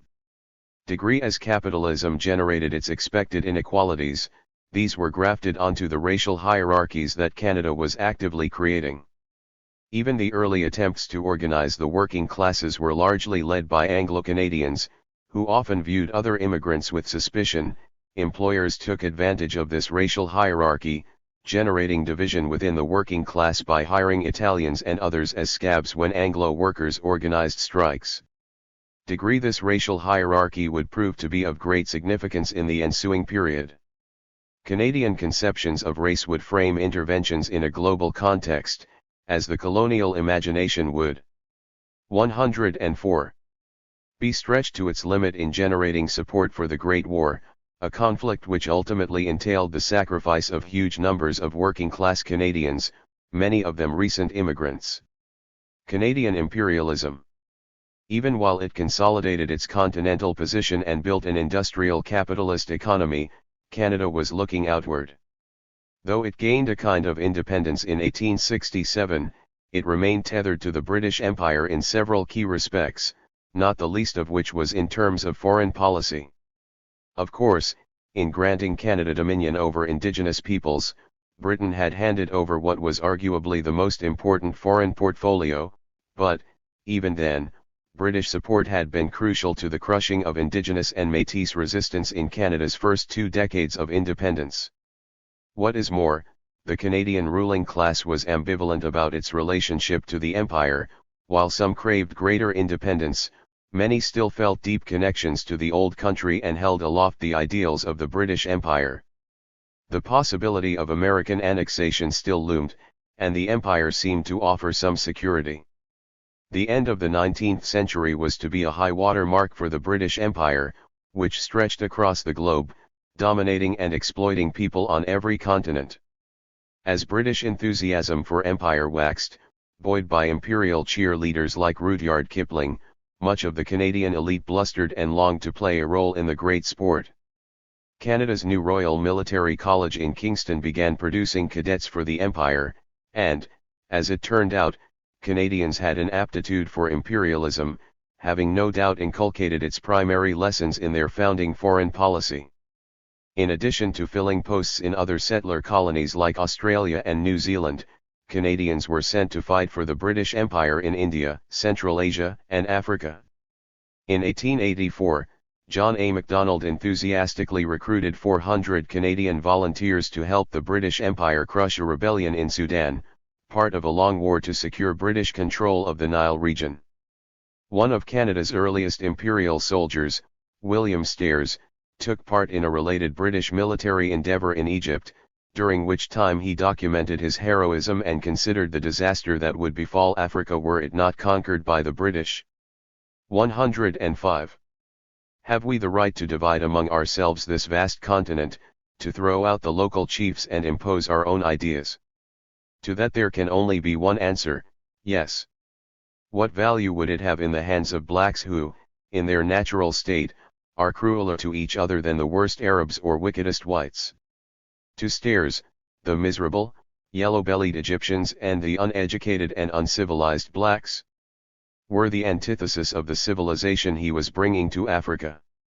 His first journey to Egypt was followed by one to the Congo only a few years later, this time as part of an imperial force to defeat Misiri, an indigenous leader in the Katanga region whose declaration of independence was interfering with the profits of the Compagnie du Katanga, a consortium of British and Belgian capital. Stairs' battalion killed Misiri, and Stairs triumphantly reported that the European is not only feared but respected and that it would now be possible to explore the country and open up its resources. Stairs' second expedition in Africa was undertaken at the behest of King Leopold II of Belgium, widely considered one of the most rapacious colonizers and responsible for the murder of as many as 10 million people, who secured his hold over the Congo in part thanks to this Canadian adventurer. Stairs' expeditions left a trail of death. There is no way of knowing how many people were killed, but Stairs remarked casually upon the death he doled out to the miserable, contemptible bushman, lowest form of man. The only weapon you can devise is one which inflicts a protracted, agonizing though certain death. In addition to the wanton murder of Africans whom he encountered and the burning of their villages, Stairs worked and starved to death many African members of his own expedition, who were routinely beaten and lashed, had chains attached to their ankles for weeks, and were even executed for minor offenses. His diaries are replete with racism and savagery, reflecting an almost surreal colonial pathology, and Ian MacKay and Jamie Swift note that he was very much a product of Canada. In the Halifax of Stairs' youth, Afro-Nova Scotians were routinely ridiculed in the press and often confined to segregated institutions. In the history books, Aboriginal peoples figured as bloodthirsty savages, tamed by the beneficent Anglos who planted Halifax. Stairs arrived in Africa with an already well-developed vocabulary of race and a firm belief in 106. William Stairs was cut from the very mold of Canada. The attitude and the violence he brought to the Congo was precisely what he had been trained for. For the glory of the British Empire and for the capital of King Leopold II, he was applying the tactics of the Canadian colonizers to Africa. In fact, Stairs explicitly pointed to the example set by the NWP, who, in Stairs' glowing review, had ruled over 60,000 Indians in the West. Stairs even borrowed a page from the colonization of the Mi'kmaq in his home province, when he cut off the heads of 2 men and placed them on poles, one at each exit from the bush into the plantation, a tactic used by the early English settlers in Nova Scotia. And he made no secret of the fact his work was undertaken for capital, boasting proudly of the openings that will be offered to the expansion of English and other trade in supplying new markets for the goods of the world. Canadian missionaries also found their way to Africa, some arriving as early as the 1860s. Applying much the same logic as they had in British North America, men like Walter Curry, who set up in Angola, worked closely with colonial authorities to teach the backwards to respect their betters. Curry worked to eradicate local practices like drumming and dancing and to establish a sense of European superiority. Registered he also discouraged resistance to Portuguese authority, describing local villages as filth and immoral and in need of Christian cleanliness, intelligence, prosperity, and morality. Another prominent Canadian imperialist was Percy Gerard, who so impressed Winston Churchill that he was appointed governor of the Northern Nigeria colony in 1907. Gerard called himself an independent king and used slave labor to build a railway line to increase colonial commerce. When these practices sparked rebellion, Gerard sent his forces to kill at least 200 people. His rule was so effective that he was sent to govern British East Africa in 1909, which he promised to turn into a white man's country. His rule was so vicious that even British authorities grew weary, especially after he unilaterally abrogated a treaty the British had signed with the Maasai, forcibly relocating 10,000 people to make space for more white settlers. It was a page taken straight out of Canada's settlement of the West. Gerard was hailed by the Montreal Gazette as one of the 10 greatest living Canadians. Stairs and Gerard were by no means unique in pledging themselves to the gospel of capital. Another famous Canadian, though born in the U.S., was Sir William Cornelius Van Horne, a ruthless capitalist who 107. Manipulated politicians and broke unions en route to being one of modern Canada's first great monopolists. Van Horne was obsessed with the virtues of war and manhood, and he admired German Kaiser Wilhelm II. He was the president of the Canadian Pacific Railway and amassed an enormous corporate empire in Canada and the United States. His success was such that after the U.S. conquered and claimed Cuba in 1898, Van Horne was brought in to build the railway. It was hoped that his being Canadian would placate Cuban anger over the sudden invasion of Americans. He was later brought into a project to build a railroad in Guatemala to facilitate the growing banana industry. Van Horn ultimately played a crucial role in cementing the presence and profits of the United Fruit Company in Guatemala and the dictator Estrada Cabrera, with whom Van Horn worked closely. While Cabrera viciously crushed Guatemalan opposition to his regime, the Canadian railroad man formed a close friendship and praised Cabrera for giving him every single concession he asked for. A terrible precedent was set that would shape Canadian relations in Latin America for a century. As the 19th century drew to a close, Europe was entering another active round of imperialism, conquering all who stood in the way of progress and capitalism, carving up the spoils with no small degree of rivalry. Indeed, there was a limited supply of world to carve up, and profits were harder to come by after a deep recession emerged in 1873. The European empires now jealously guarded the markets they required as outlets for over-accumulated capital. While they took it for granted that they, the Europeans, were the superior race, they nevertheless recognized that the colonies were a key component of their wealth and power and that these colonies would not be shared equally among the Europeans. Such rivalry became apparent in the brief war between France and the newly consolidated German Empire in 1871. Germany's victory and capture of the Alsace-Lorraine region both announced Germany's arrival as a growing power and spurred French urgency in its colonial endeavors.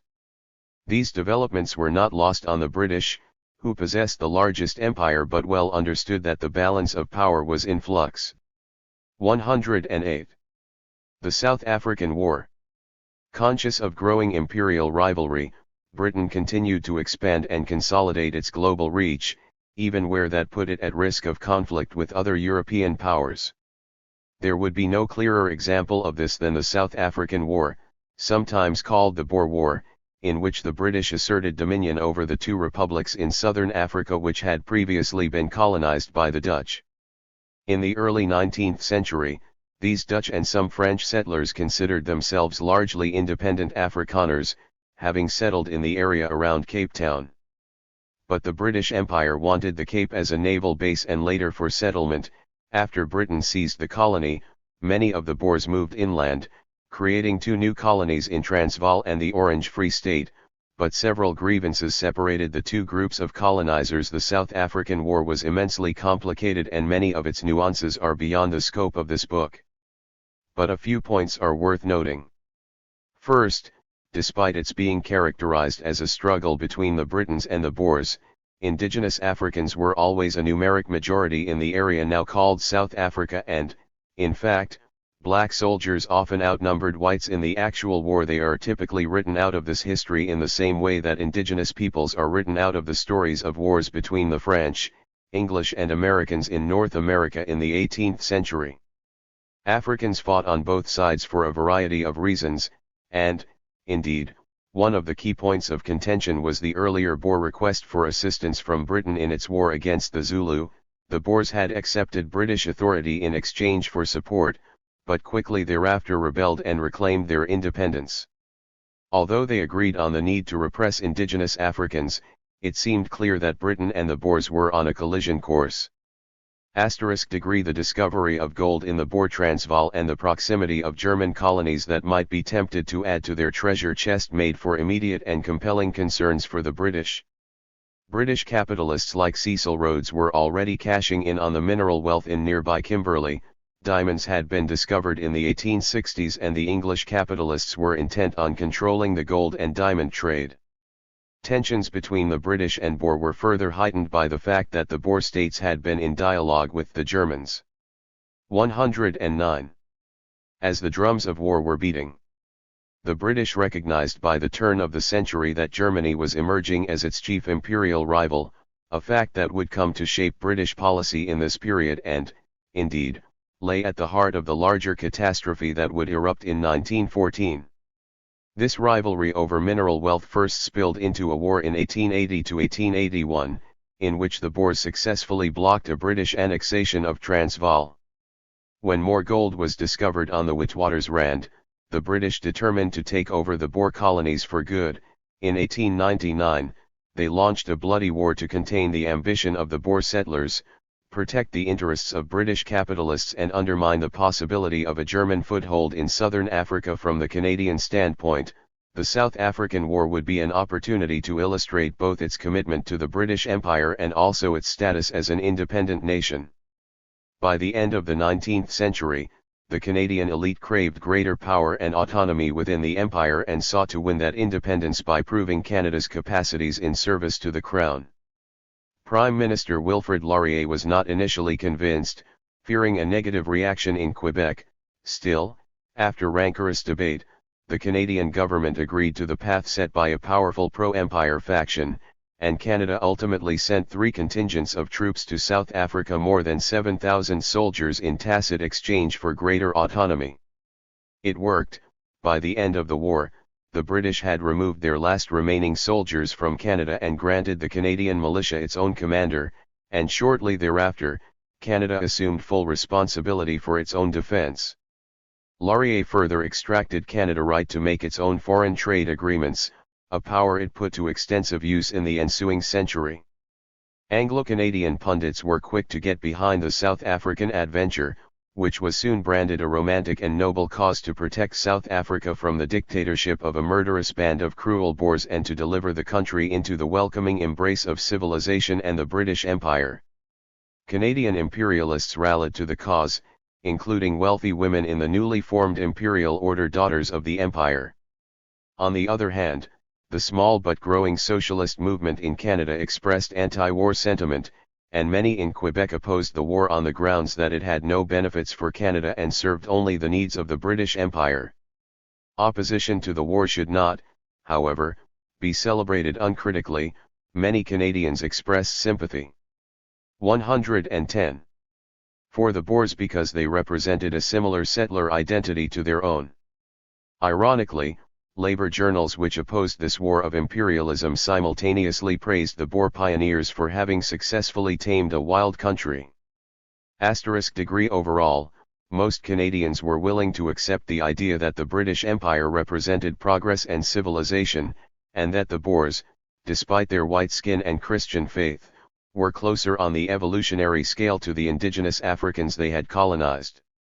Dissenters were labeled Canadian Boers, and the still fresh memory of the War of 1885 was mobilized to associate the Boers with the Métis, as Canada promised to carry the banner of civilization into the very heart of Africa.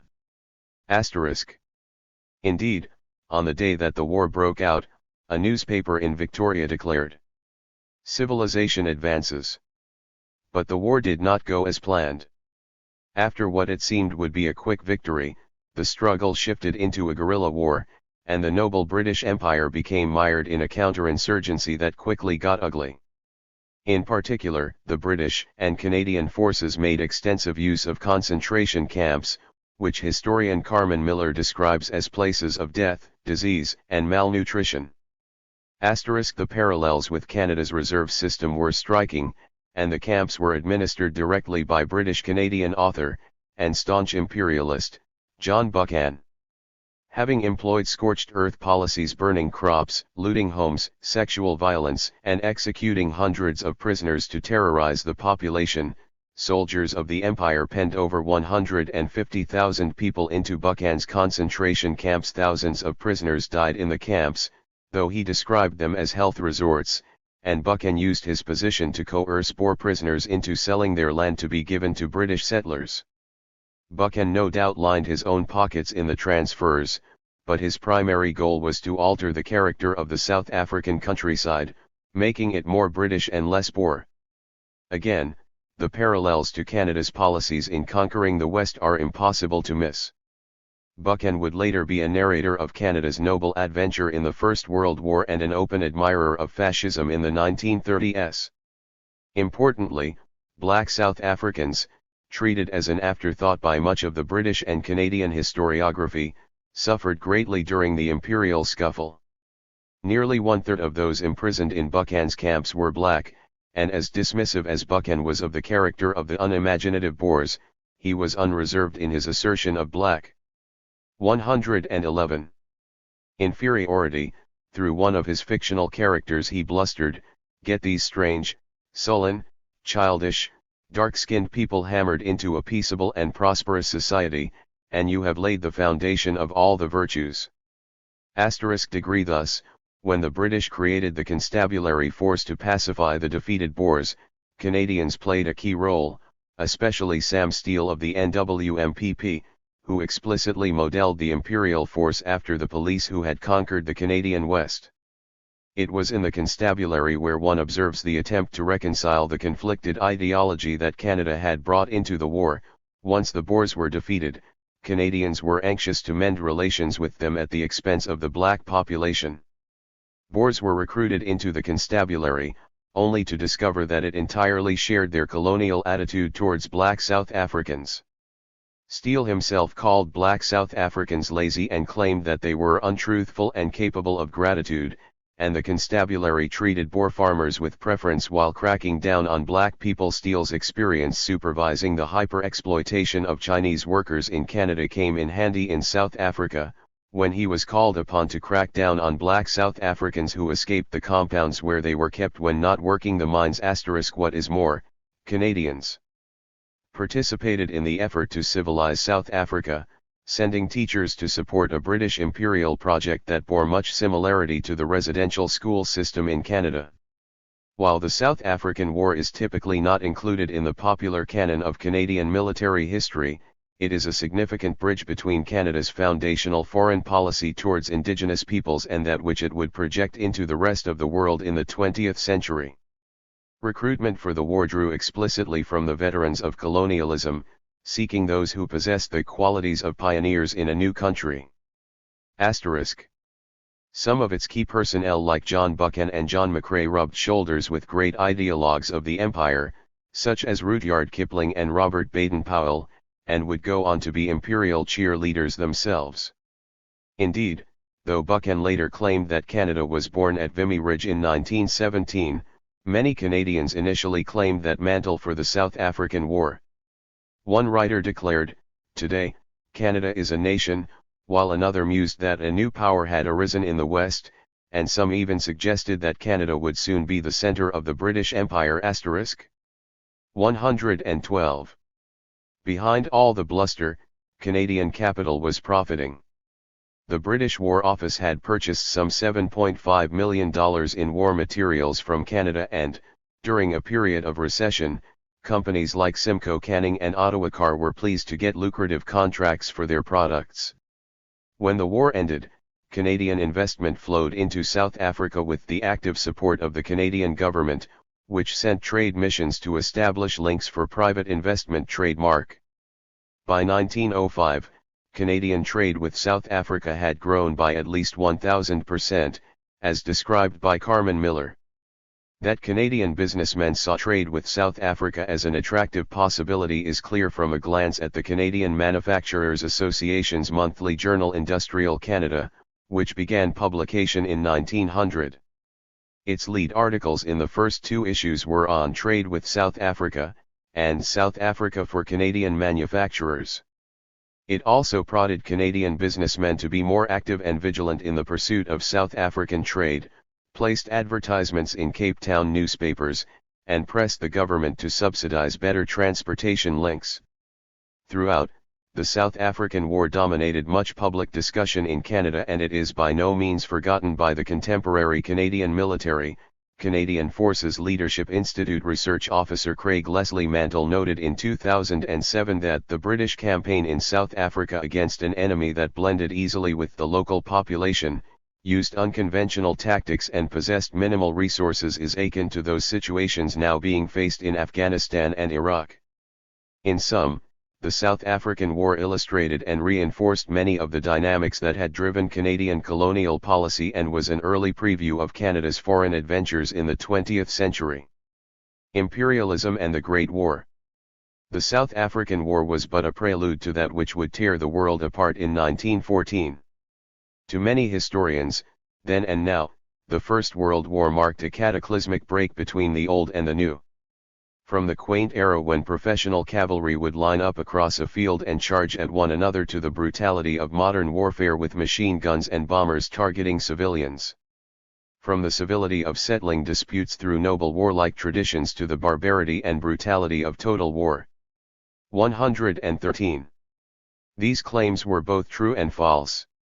There can be little doubt that the Great War marked an absolute rupture, perhaps most notably in the extent of carnage that could be doled out by mechanized, industrial weaponry from tanks to flamethrowers to horrific poison gases. But it was also the case that the older, nobler warfare imagined by those horrified by 1914 was an exaggerated mythology. The violence that Europeans had brought to the rest of the planet, from the late 15th century until the early 20th, looked nothing like the Battle of Waterloo.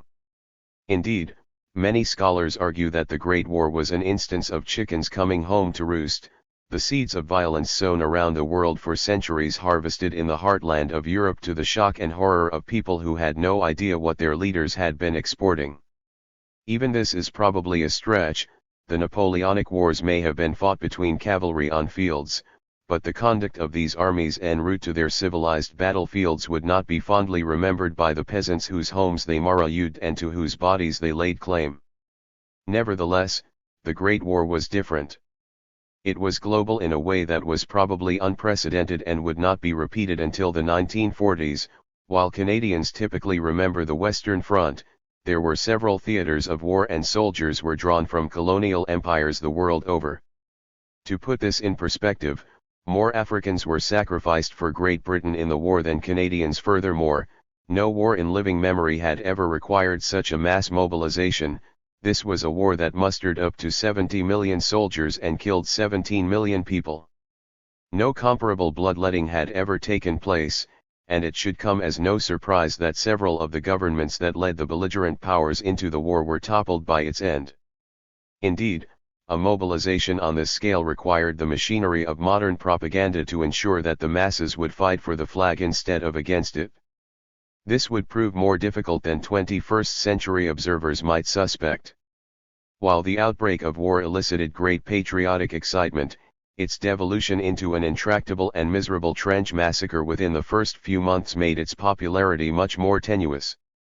For the soldiers in the trenches enduring lice, rats, bombardment, disease, damp, dismemberment and death, the gap between them and the upper-class gentlemen who gave orders from encampments far away from the front seemed greater every day. For many, these resentments added fuel to a pre-existing fire of class antagonism. The period leading up to the war had 114 been one of serious social conflict as working classes across Europe and the industrial world got organized and formed militant unions. Leaders in every mobilized country had to consider the consequences of creating an armed and trained working class. As it happened, they were right to worry. Soldiers often found common cause with opposing soldiers, as in the famous Christmas truces on the Western Front registered. And the tail end of the war was marked by significant left-wing rebellion and revolution across Europe. Chief among the many causes for anger was the pervasive sense that the war, and all of that death and destruction, had been for nothing. Even the onslaught of propaganda claiming that one side or another posed some massive threat to the future of civilization failed to convince most people that the war had achieved anything that would make a difference in their lives. Far from a fight for freedom or democracy or any such abstraction, the First World War was a battle for empire. While each of the belligerents had a host of specific gains they wanted to make through the conflict, the core of it lay in the rivalry between Great Britain and Germany. The latter was poised to emerge as the center of world capitalism if only it could expand. The former was intent on doing whatever was necessary to prevent that from happening. Even conservative historian J.L. Granatstein has admitted that this was a battle of rival imperialisms. Where the South African War appeared simple but was, in fact, very complex, it could be argued that the Great War appeared complex but was quite simple. Capitalism was a global system. By the late 19th century, one could speak about a world economy, linked such that developments in markets around the globe had consequences for one another. Those links were tight enough that when a recession set in 1873, its effects were felt everywhere. So serious was the crisis of 1873, the first of its kind but by no means the last, that it arguably set into motion the massive wave of empire building that took place in the ensuing decades. The colonies would act as mini monopolies, where only the colonial power would have access to the resources, labor, and markets that the colonies possessed. The events described earlier in this chapter constituted part of the scramble for Africa, one component of this rapid carving up of the globe by the Euro-American powers. Despite the whimsical way this process was self-described in Central Asia, it was called the Great Game. Every one of these conquests was violent and destructive and 115. Imbued with the kind of colonial arrogance displayed by characters like William Stairs and Sam Steele. But that violence was rooted in capitalist necessity. Eric Hobsbawm notes that the natural frontiers of Standard Oil, the Deutsche Bank or the De Beers Diamond Company were at the end of the universe, or rather at the limits of their capacity to expand. Capital needed to expand, and empire was the squire of capital. Great Britain was still the dominant imperial power, of that there was no doubt. France had accumulated a wide range of colonial possessions but was less capable of maintaining its hold over them in the long term. Germany and Italy had only recently unified into single nation states, and as such they were latecomers to imperial expansion. Neither was able to gain significant colonial territories, Italy's efforts being even less fruitful than Germany. Other belligerents like Japan, Russia, Austria-Hungary, and Turkey had mostly confined their empires to territory in the immediate vicinity of the metropole.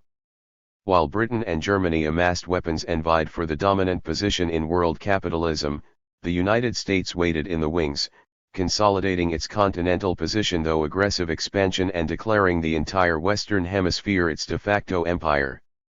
It also took direct possession of the Philippines, Hawaii, Alaska, Puerto Rico, and Cuba. Ironically, the struggle between Britain and Germany for primacy in global capitalism would play a role in ensuring that the United States would ultimately inherit that role. Heady stuff, for fans of geopolitical intrigue, but what bearing did all of this have on the average Canadian? The ebbs and flows of history have all manner of indirect consequences, but any sober assessment of the First World War has to conclude that the ambitions for which it was fought, the contest for a paramount position in the game of capitalist empire building, were a world away from anything of significance to working people in Canada. What is more, it is hard to argue that the outcome of the war, a glorious victory for Great Britain and its allies, significantly improved the conditions of life for most Canadians. Nor did it better the situation of the many people around the world living under Euro-American domination, whether in Asia, Africa, or the Americas. 116. Canada's Great War. As it had in the South African War, Canada joined the British war effort, this time without hesitation.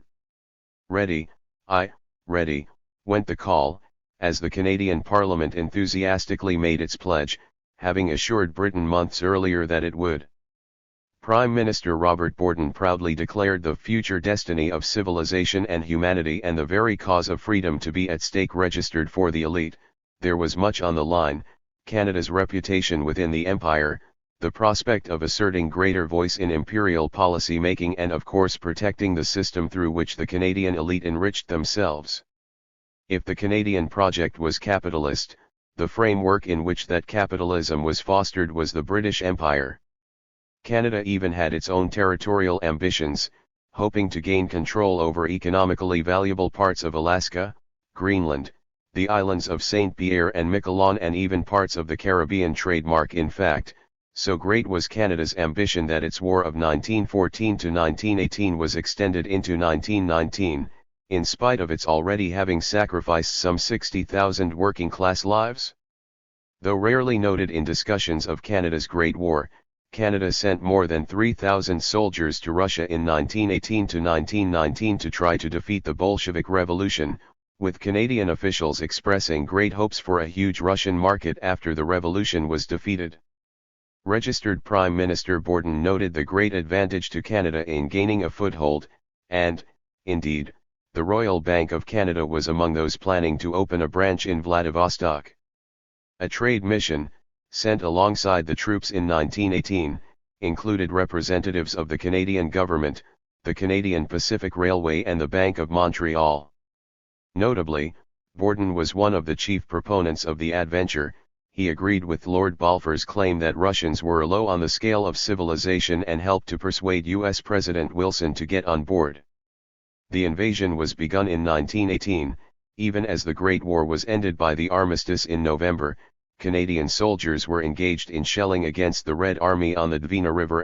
They had been told that they were there to open up a new front against Germany, but now that Germany had collapsed, the absurdity of the war against Russia was laid bare. Borden remained steadfast, buoyed by the aggressive militarism of Winston Churchill, but by 1919, there was little appetite in Canada or amongst the soldiers to continue the invasion. In fact, more than 4,117 Canadian troops mutinied in Victoria at the prospect of being sent to fight in Siberia after the armistice had ended the war. "On y va pas," shouted one Quebecois soldier as his officer fired a pistol at his feet. Other soldiers, like Arthur Roy, specifically refused to fight against the Bolsheviks, expressing sympathy with their cause. The leaders of the mutiny were shackled and whipped, and marched to the docks at bayonet point. That the end of the Great War was marked by soldiers being forced to fight to expand Canadian capitalism is reflective of how the war started. From the beginning, the Great War had been good for business. Industrial plants which had operated at half their capacity before the war were soon expanding their operations to account for the greater needs demanded by the war, and government-led inflationary policies were buffeting demand for Canadian products. Not surprisingly, the corporatist war economy model of state-driven capitalist development led to all kinds of corruption and profiteering, including in the Shell Committee, set up to sell war munitions to the British government, which provided handsome profits for the Hon. Colonel J. Wesley Allison and several of his friends. Profits for the rich, while working people's wages were compressed and strikes banned, would never sell a war as awful as this. Instead, the focus was on empire, duty, family, community, freedom, civilization. Though none of these things save perhaps empire were on display in the trenches, these were the ideas used to maintain support for the war. The racial ordering noted above was to play an important role. Anglo-Canadians had been weaned on the idea that they were of a superior race, better not only than Indigenous, African, and Asian people but also the newer immigrants from Southern and Eastern Europe, and these conceptions were easily bent to the purpose of building consensus for the Great War. Suddenly, it was the Germans and Central Europeans who were to be considered degenerates, mocked as animals and attributed to a lower rung on the racial ladder. It wasn't exactly a leap from the racisms they had already been honing for decades. And it must not be forgotten that in spite of all the patter about freedom and superior races and conviction of duty to empire, the primary motive for volunteers to the Canadian Expeditionary Force was poverty. Recruitment for the war was most effective in places where unemployment was highest, and, ironically perhaps, the pool of volunteers dried up in 1916 when the war economy had created new jobs that were slightly better than being cannon fodder in a muddy trench. A war. 118. Being fought for capitalist empires was being shaped by the exigencies of the capitalist labor market. Indeed, a rather ironic consequence of the war, which had placed such high ideological value on patriarchy and manhood, was that it soon needed women to work in the factories. As many as 50,000 did during the war, and gave strength to Nellie McClung's demands for women's suffrage. Of course, McClung's cause was limited to white, privileged women and rung with many of the tones of traditional colonial values. She was a product of the settlement of the West during the genocide and grew into an avid imperialist, fervently supporting the Great War and even the racial theories of eugenics, which advocated sterilization of the feeble-minded. The suffrage movement, ironically, was deeply patriarchal in orientation, insisting that the health of Anglo-Canadian society was rooted in the family, and suffragists largely supported recruitment efforts for the war, which were consciously designed to play upon notions of manhood and masculinity. McClung captured much of the mood of the early feminist movement in Canada, which Barbara Roberts describes as being subordinated to their imperialism and to their bourgeois interests, especially insofar as it grew out of fear of the degradation of Anglo family life due to new waves of immigration. To this group of early feminists, votes for middle-class women would strengthen the Anglo-Saxon character of the nation, doubling the number of votes afforded to their race and class. Their movement clearly reflected Canadian settler ideology. Missionary doctors like Margaret O'Hara, Elizabeth Beatty, and Jean Hoyles Haslam traveled to India and China explicitly seeking to save women from the injustices foisted upon them by their backwards cultures. They were also opposed to the labor movement and rejected unions and strikes. Famed suffragist Emily Murphy claimed that strikes punished the far too dearly. Nevertheless, as industrial capitalism had grown in Canada, an increasing number of women and children were drawn into the ranks of the working class, comprising up to 1 in every 3 workers in Toronto in the late 19th century. Though always outnumbered and less powerful, there gradually emerged a section of the feminist movement that was rooted in the working class and socialist in its orientation. Flora MacDonald Dennison, for instance, worked as a dressmaker and rejected the conservative, Christian nature of much of the suffrage movement. 119.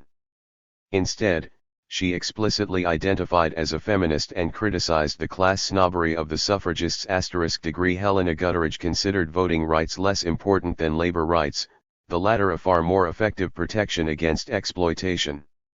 Alice Chown prioritized the needs of working women and tried to mobilize the women's movement to support the New York strike of the International Ladies Garment Workers Union, albeit without success. She was ardently and eloquently against the Great War, writing, "Europe is a vast charnel house, yet still the Molochs of war cry out more, and still the monster is insatiate." Many working-class Jewish women also threw their weight into the left and labor movements, where they felt their immediate needs were located, rather than fighting with the suffragists for wealthy Anglo women's property rights. Although they got little credit, these women played a crucial role in major mobilizations and often suffered mightily for it. Jewish women, as Roz Yosiskin argues, served in minor positions such as secretaries of their locals. Despite this, women were in the front line of every demonstration and in every strike organized by the union. Those who were leaders and known to be communists were especially targeted. Employers colluded in refusing to hire Polya Wolodarsky and Pearl Wedrow, and Frida Kudin was arrested and died in prison. These women and others like them rejected much of the imperialism that surrounded the suffragists and, through their identification with the labor movement, often pushed anti-war positions after 1914 and criticized sections of the suffrage movement that had supported the war and especially conscription. These and other more radical feminist activists endured harassment and intimidation from the right and even men of the left for arguing that the war was a capitalist folly, that all women deserved the vote and that their votes should be used to bring about more radical social change. Indeed, if the Great War was about freedom or democracy, the men running the Canadian government didn't get the memo. In addition to the obvious fact that Indigenous peoples were experiencing ongoing genocide, Canada significantly curtailed the freedoms of its own settler population during the war. Workers' already limited rights were reduced as all strikes were criminalized and agitators heavily repressed. Under the War Measures Act, the press was profoundly censored, and many foreign language and left-wing newspapers were shut down entirely. Registered several organizations that included immigrants from outside of Britain. 120. Were banned, especially left and labor organizations, like the Industrial Workers of the World, and people whose ancestry could be traced to enemy nations, principally Germans and Ukrainians, were disenfranchised and often thrown into concentration camps modeled after those run by John Buchan in South Africa. Meanwhile, the crisis around conscription was as significant as any during the war. A government that had promised repeatedly that it would never force anyone to die for the British Empire began doing just that in 1917. The war was increasingly unpopular by this point, especially in Quebec, and 7 out of every 10 men conscripted applied for exemption. Degree few were exempt, and class played a significant role in such decisions. In the major protests in Quebec over conscription, 4 working-class Québécois were killed by Canadian soldiers. Among them was Georges Demoule, a 14-year-old machinist. The weapons of the Great War would be turned against their own often as the war wound down. Troops were called to put down a mutiny of Canadian soldiers in Victoria in 1918 and another in Wales in 1919, and police would kill one worker in Winnipeg during the general strike that same year. Individual Canadians' responses to the war defy any attempt to generalize.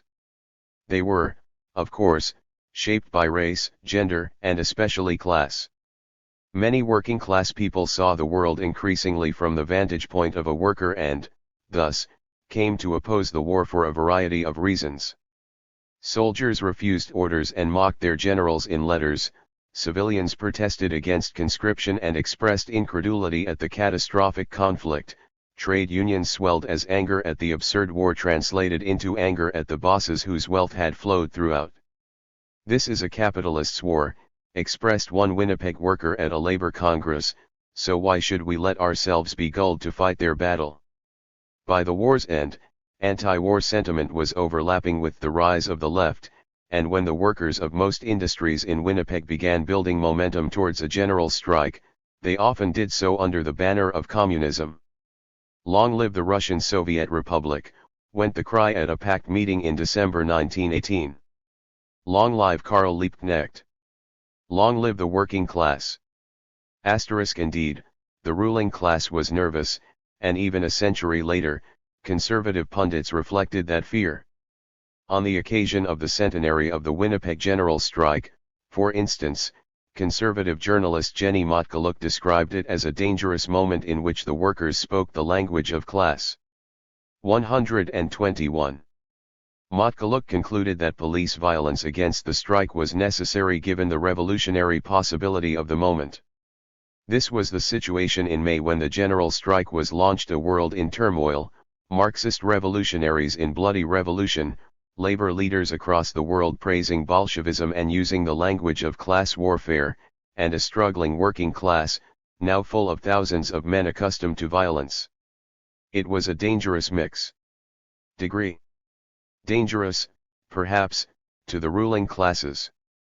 Of course, Motkaluk was exaggerating the extent to which the strike was a revolutionary event, but the urgency with which she tried to delegitimize its more radical components reflected the class struggle that had exploded in the aftermath of the Great War and which was, clearly, manifesting again when she was writing in the 2010s. But even while noting the extent to which working-class Canadians were shifting to the left, it is important to bear in mind the paradoxes of a settler capitalist society like Canada. Many other working people were still sold on the idea of the British Empire. Convinced of their racial and civilizational superiority, they readily accepted the idea that the Germans like the Boers, the Métis, or the Cree were beneath them and that fighting for the British Empire was a fight for civilization itself. They dismissed those who opposed the war as cowards, foreigners, and communists, these three categories increasingly linked in the reactionary narrative. The colonial imagination may have been transposed awkwardly onto the Great War, but it nevertheless rallied enough Canadians to its clarion call to prevent an upheaval anything like those that befell Russia and Germany at war's end. And S0, at a cost of 60,000 lives, Canada helped preserve Britain's supremacy in global imperialism for a few more decades. Vimyism. A century after the Great War ended, its most enduring memory in Canada was the Great Battle at Vimy Ridge in 1917. Many believed it to be the moment that turned the tide of the war and that which crystallized the arrival of a new world power, Canada, to the stage. Canadians had, they were told, proven the true courage and nobility of their nation on that mud-soaked hill. It became the official story in Canada that Vimy. 122. Ridge was a defining moment for the country. Conservative pundit and former minor league hockey player Don Cherry, famous for pounding his desk while saying outrageous things about hockey, women, and foreigners, was among a cast of Canadians who vigorously promoted the mythology of Vimy Ridge. On the 9th coming up is Vimy Day. It's very important in Canada, and I know the lefties don't like that, but it was made us a nation. The French and English tried to take Vimy Ridge for 3 years and 150,000 casualties we took up under General Arthur Currie and 4 divisions of Canadians, 35,000 guys, and it was the first time we ever had a general, and he said, "Gimme the 4 divisions of Canadians." The Canadians took it in 3 days, they actually took it in 1 day, it was unbelievable, with General Curry, it was great. And you know everybody says it was the birth of a nation. We had 3,500 killed, we took 4,000 prisoners, the Germans had 20,000 casualties, anyhow, we're the best troops of all time, all right? There are several problems with this thrilling tale. For one, the Battle of Vimy Ridge itself was, in purely military terms, as inconsequential as most of the battles in the War of Attrition that was the First World War. In fact, outside of Canada, most military historians do not even consider it a separate battle, just a minor skirmish within the larger Battle of Arras. In trench warfare, where the front lines rarely moved much at all, what might be deemed a victory by one side was often simply a strategic repositioning to the other. As such, what Canadians were taught to celebrate as the victorious Battle of Vimy Ridge was considered by German strategists as a draw that allowed them to consolidate positions to the east. Ironically, even the Canadian general who led the mission, Arthur Currie, considered its significance highly exaggerated. It was a lot less exhilarating than the version of events spun by Don Cherry, but, alas, the truth often is. Historians Ian MacKay and Jamie Swift call it Vimyism, a phenomenon in Canadian culture rooted in the myth of a ferocious Canadian division training for months to do what no other Allied force could do, seize Vimy Ridge from the Germans. The actual battle, as experienced by the soldiers who fought in it, carried none of the romance later attributed to it. Its selection as a moment of birth for Canada was arbitrary, reflecting only 123. The interests of those who wished to forge Canadian nationalism around the fires of war. The idea that Vimy illustrated Canadians' unique capacity for warfare is ludicrous, given the context of the chaotic and mechanized form that this war took. And even if Canadians did possess an exceptional aptitude for mass killing, choosing to make that the center of a national project says a lot about the architects of that project. To the extent that Canadians had skill at warfare, it was honed in the slaughter of indigenous peoples in the West and Africans in Sudan, Congo, and South Africa. Yet, the mythology is stronger today than ever before. Vimyism, to MacKay and Swift, is a kind of martial nationalism which insists that war is fundamental to human flourishing, specifically because it toughens men and develops their characters. Borrowing straight from the pages of the imperial culture of the time, it is a vision of war wherein it liberates true manhood from the shackles of everyday life, creating moments of beauty and transcendence in the murder of other people for the greater good of the empire. Despite the feelings of actual veterans of the Great War, it came to be told as a story of chivalry and gallantry in which, as MacKay and Swift put it, the Great War was a truly great war for Canada. In their important recent work, The Vimy Trap, MacKay and Swift lay out not only the errors and exaggerations of the myth of the birth of the nation but also the extent to which many Canadians after the war, especially surviving soldiers and families, were disinterested and uncompelled by the narratives of heroism and gallantry. Vimyism was not an easy sell in the 1920s. Post-war Canada was marked by an uptick in left and labor activism, which often explicitly rejected imperial grandeur and nationalism as distractions from the real struggles taking place in workplaces and communities. Survivors of the war published their diaries, letters, and stories from and about the war, drawing a wider section of the public into the realities they had been sheltered from in the tightly controlled press. Charles Yale Harrison's Generals Die in Bed marked a particularly biting, cynical Canadian contribution to the growing anti-war literature written by veterans, joining author-veterans like Eric Maria Remarque and Timothy Findlay. The book was histrionically scorned by the Canadian establishment, which was especially scandalized by Harrison's frank portrayal of the savagery of Canadians' treatment of German prisoners. Of course, the war still had its ideologues. Notable imperial trumpeters included John Buchan, who had run concentration camps in South Africa. 124. And who authored a voluminous history of the Great War he watched from a distance, J. W. Defoe, crusading conservative editor of the Manitoba Free Press, who called the war the most romantic page in our national history, and John McCrae, a man whose diary had him making for war and hoping his support for conscription had stabbed a French Canadian. Macrae's famous poem In Flanders Fields has become a staple at Remembrance Day services. These men were not unlikely imperialists. Many had fought for the British Empire in South Africa and believed in the masculine virtues of fighting for king and country. Many felt that Canada's valorous effort in the war would translate into greater autonomy and prestige for the country. And, as usual, the voices that most loudly proclaimed the virtues of soldiering did so from well back of the front lines.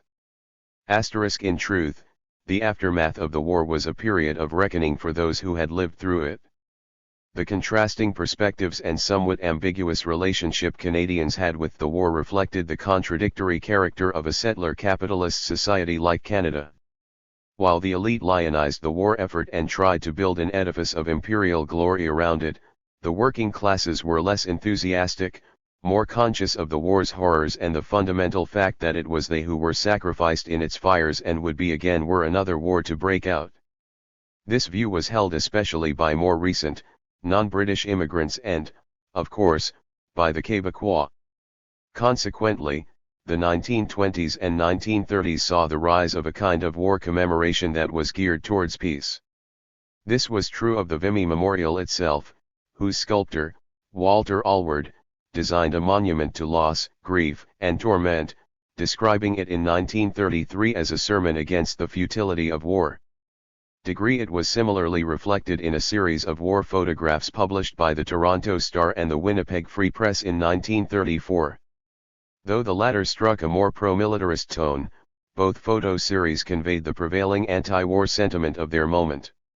The images striking, sometimes gruesome, and often identifying the similarities between soldiers of enemy nations were published with captions that frequently mocked the stupidity of the war and mourned its many losses.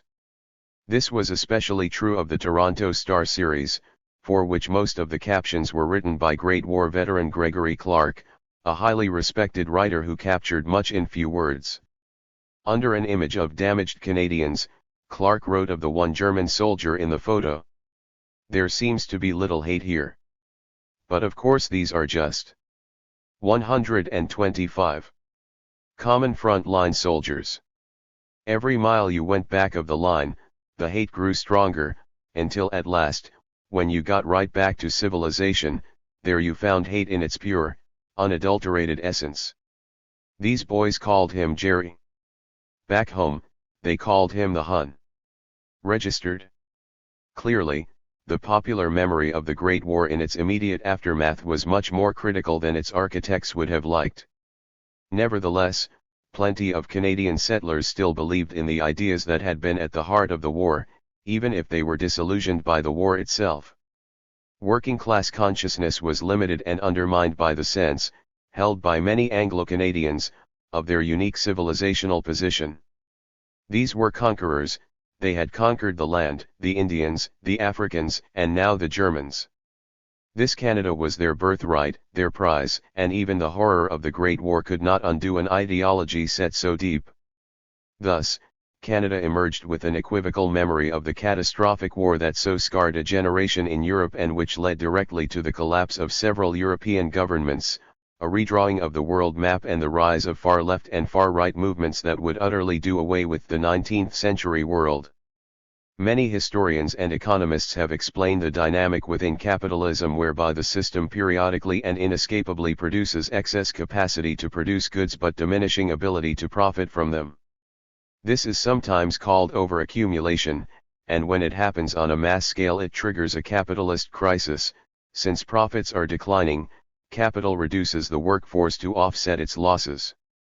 But this only compounds the crisis by creating a larger pool of people unable or unwilling to purchase commodities. Businesses begin to go bankrupt, unable to realize profits, forcing even more workers out of their jobs, deepening the crisis even further. In some cases, this has spiraled into massive contractions of the capitalist market, as during the Great Depression. Whenever such crises hit, the guardians and managers of the capitalist economy have to find some kind of solution, which they have historically done with only limited success. In the case of the 1873 crisis, The scramble to acquire and cordon off new territories for exploitation was the primary strategy undertaken by the European powers and, while it did give a boost to profits in the short term, it also set the explosives that would burn Europe to the ground in 1914. For more detail on the nature of capitalist overaccumulation and crisis, conceal as much as possible from the public all the facts concerning our business in Sao Paulo. There is a feeling among the Brazilians that we are making a good deal of money, which naturally gives rise to various demands, the most dangerous of which is that we should introduce second-class cars for the accommodation of the poorer classes. F.S. Pearson, President of Canadian-owned Brazilian Traction Light and Power Company, 1903. Every year in November, show my students some of the paintings of Frederick Varley, a member of the famous Group of Seven and a Canadian veteran of the First World War. Varley's reflection of the Great War is poignant and terrifying. It is misery and darkness. It is bodies dismembered and piled in heaps, in trenches or on carts. Above all, it is a sense of disorientation and confusion. One of his most famous works from that period is titled For What? As he pointedly questions the very cause for which he and so many other working-class people suffered or died. For what? Good question, Fred. A century later, the war was routinely and reflexively explained away as a fight for freedom, but that was less an answer and more an evasion. Whose freedom was won in the First World War? Certainly not the people whose lands had been colonized by Britain, France, and other European powers in the 19th century scrambles to extend their empires, as in Afghanistan, Egypt, or Cuba. Nor those whose colonization was masked by the arrival of settlers claiming vast, empty lands, a fate befalling indigenous peoples in the Americas but also in other settler colonies like Australia and New Zealand. Nor did the war liberate the marginalized or imprisoned within the belligerent countries. Roma and Jewish people remained persecuted in Europe. Black. 131. People segregated in North America, and women and working people disenfranchised and exploited nearly everywhere. On the other hand, the Canadian owners of massive electricity, transport, and telecommunications monopolies in Latin America, actively deceiving their foreign customers as the above quote suggests, remained free to extract profits while Canada assisted the dictatorships that carried out violence to protect them. In one particularly heinous incident, Canada assisted in the massacre of thousands of indigenous people in El Salvador in 1932, to preserve the position of Montreal-based international power. Despite Fred Varley's 4 long years in the trenches, capitalism and colonialism were still the order of the day. The Grand League of Nations formed after the war to construct a better world had little interest in actually changing its architecture. Ho Chi Minh's petition for Vietnamese freedom from French colonial control was ignored. W.E.B. Du Bois' proposal to transfer Germany's African colonies to the League's jurisdiction was rejected in favor of handing them over to other European powers. Delegates to the League refused to accept a clause on racial equality proposed by Japan. At every step, Canada sided with the other colonial powers. Prime Minister Borden was particularly adamant in refusing the Japanese proposal for fear that it might empower Asians living in Canada. The League also dismissed the case brought by the Six Nations Confederacy after Canadian representatives called absurd their claim to be an organized and self-governing people. In fact, a Canadian official told the League that the people of the Six Nations could not even be considered moral, pointing specifically to the high degree of status, political power, and marital freedom enjoyed by women as examples of their immorality degree. If the League of Nations was the legacy of the Great War, Fred Varley's question remains salient: for what was the war fought? To be sure, the calamity and catastrophe fomented by the Great War did have the unintended consequence of empowering some of the marginalized people whose voices would not be heard in the League. In fact, a significant turning point in the war was a women's march for peace and bread in Petrograd, which was the tipping point into the long-brewing Russian Revolution, which forever changed the course of history. But these were not part of the plans of any of the leaders who took their countries to war. Quite the contrary, the Great War was fought for empire, arguably the precise opposite of freedom. For the glory of the British Empire. 132. Canada mobilized nearly 1 of every 16 Canadians and sent some 60,000 working-class people to their deaths. And so, as the dust settled, there was a pervasive sense among working people that nothing of value had been accomplished. Exploited and colonized workers and peasants around the world found themselves asking Fred Varley's question, some before the war had even ended. Indeed, it was precisely the arrival of a new round of class struggle between many of those who had fought in the trenches and those who had sent them there that was to be the primary consequence of the Great War and would shape the drift back into global war in the 1930s and 1940s. As these decades unfolded, an emerging fascist ideology arose to add a violent new dimension to that class struggle, and the Canadian elite saw in the rise of fascism an ally in the pursuit of its interests, a fact which would shape Canadian policy in that period. The 20th century begins. The Great War had, indeed, marked a rupture between two distinct eras. It would prove to be the last major civil war of its era in the capitalist world, in the sense that all of the protagonist governments shared a similar ideology degree. They believed in capitalism, colonialism, white supremacy, and empire. They were simply fighting over who would be allowed to occupy the dominant position in that world order. But the totality of that struggle, compelled by the needs of capital for expansion, led to a quagmire beyond what any could have imagined when it began. In Europe, unlike in Canada, the seeds of social revolution had been planted earlier and deeper, and the war initiated a harvest of epic proportions. In 1917, the extremely unpopular Tsarist autocracy in Russia collapsed and, in the space of a few months, had been replaced by a revolutionary communist government.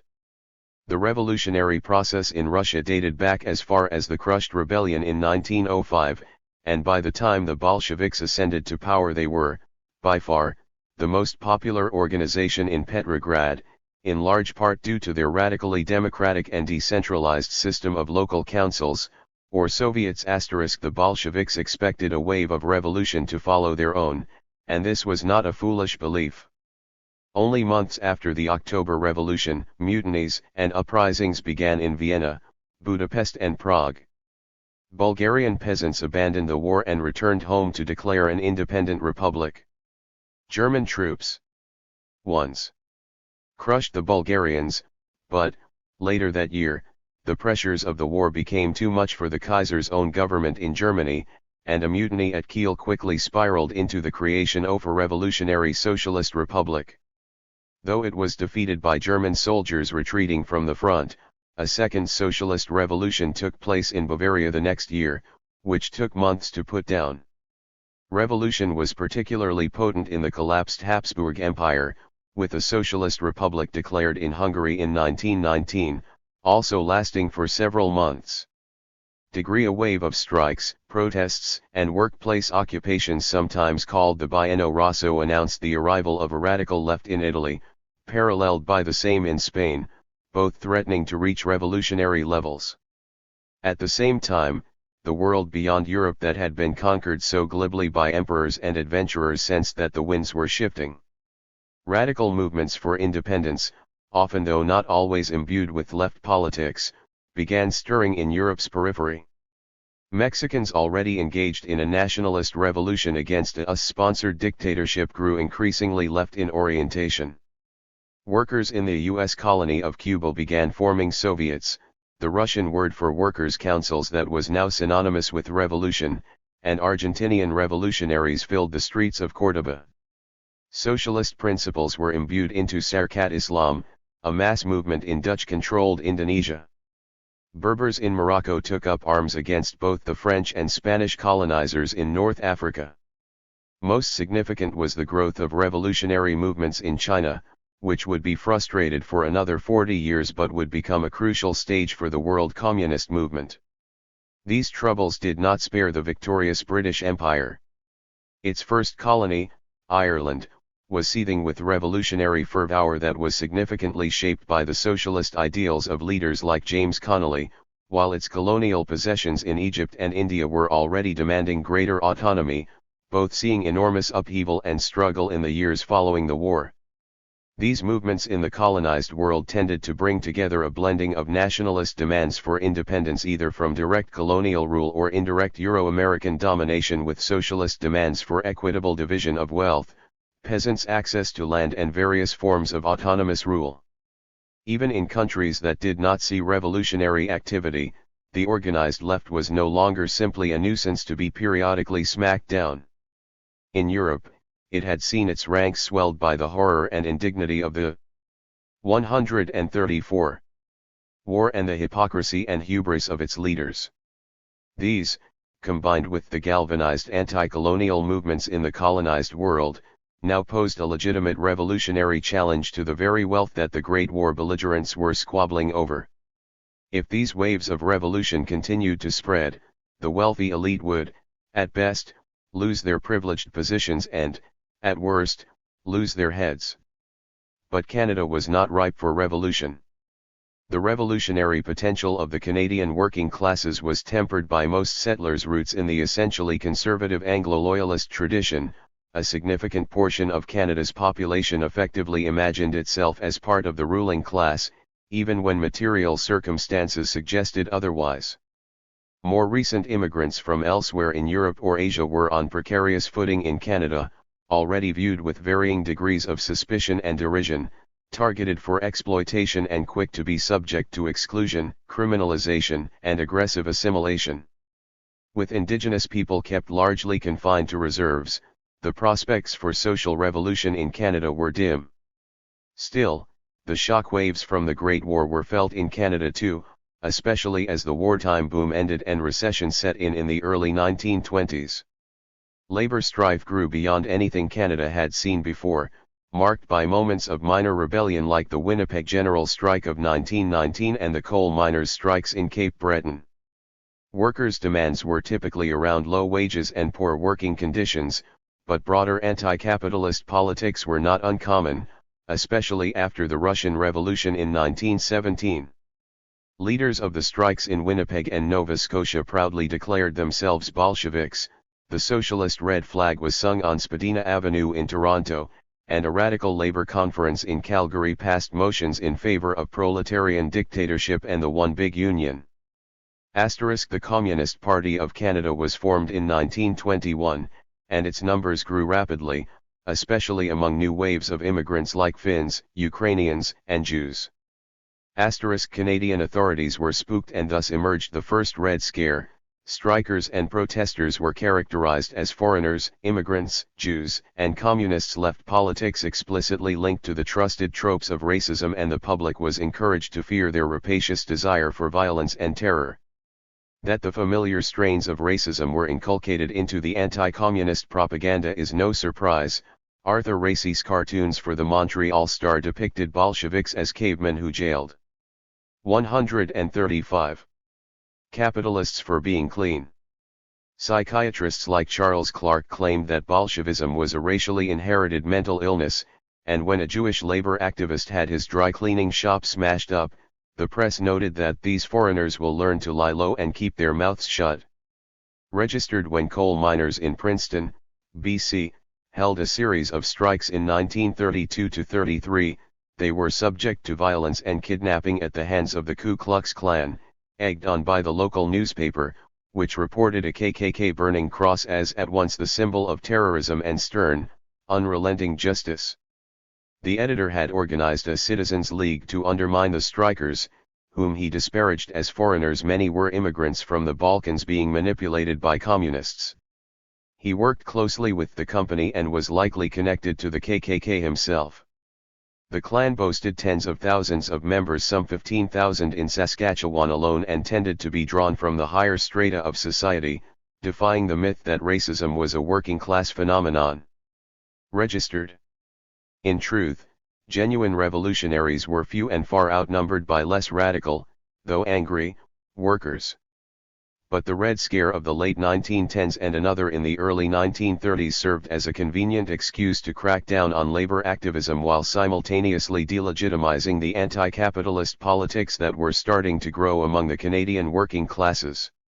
Repression was swift and heavy, using violence and intimidation, but also a network of spies, informants, and infiltrators to undermine groups from within. Working people were attacked and unions were broken in what historian J.M.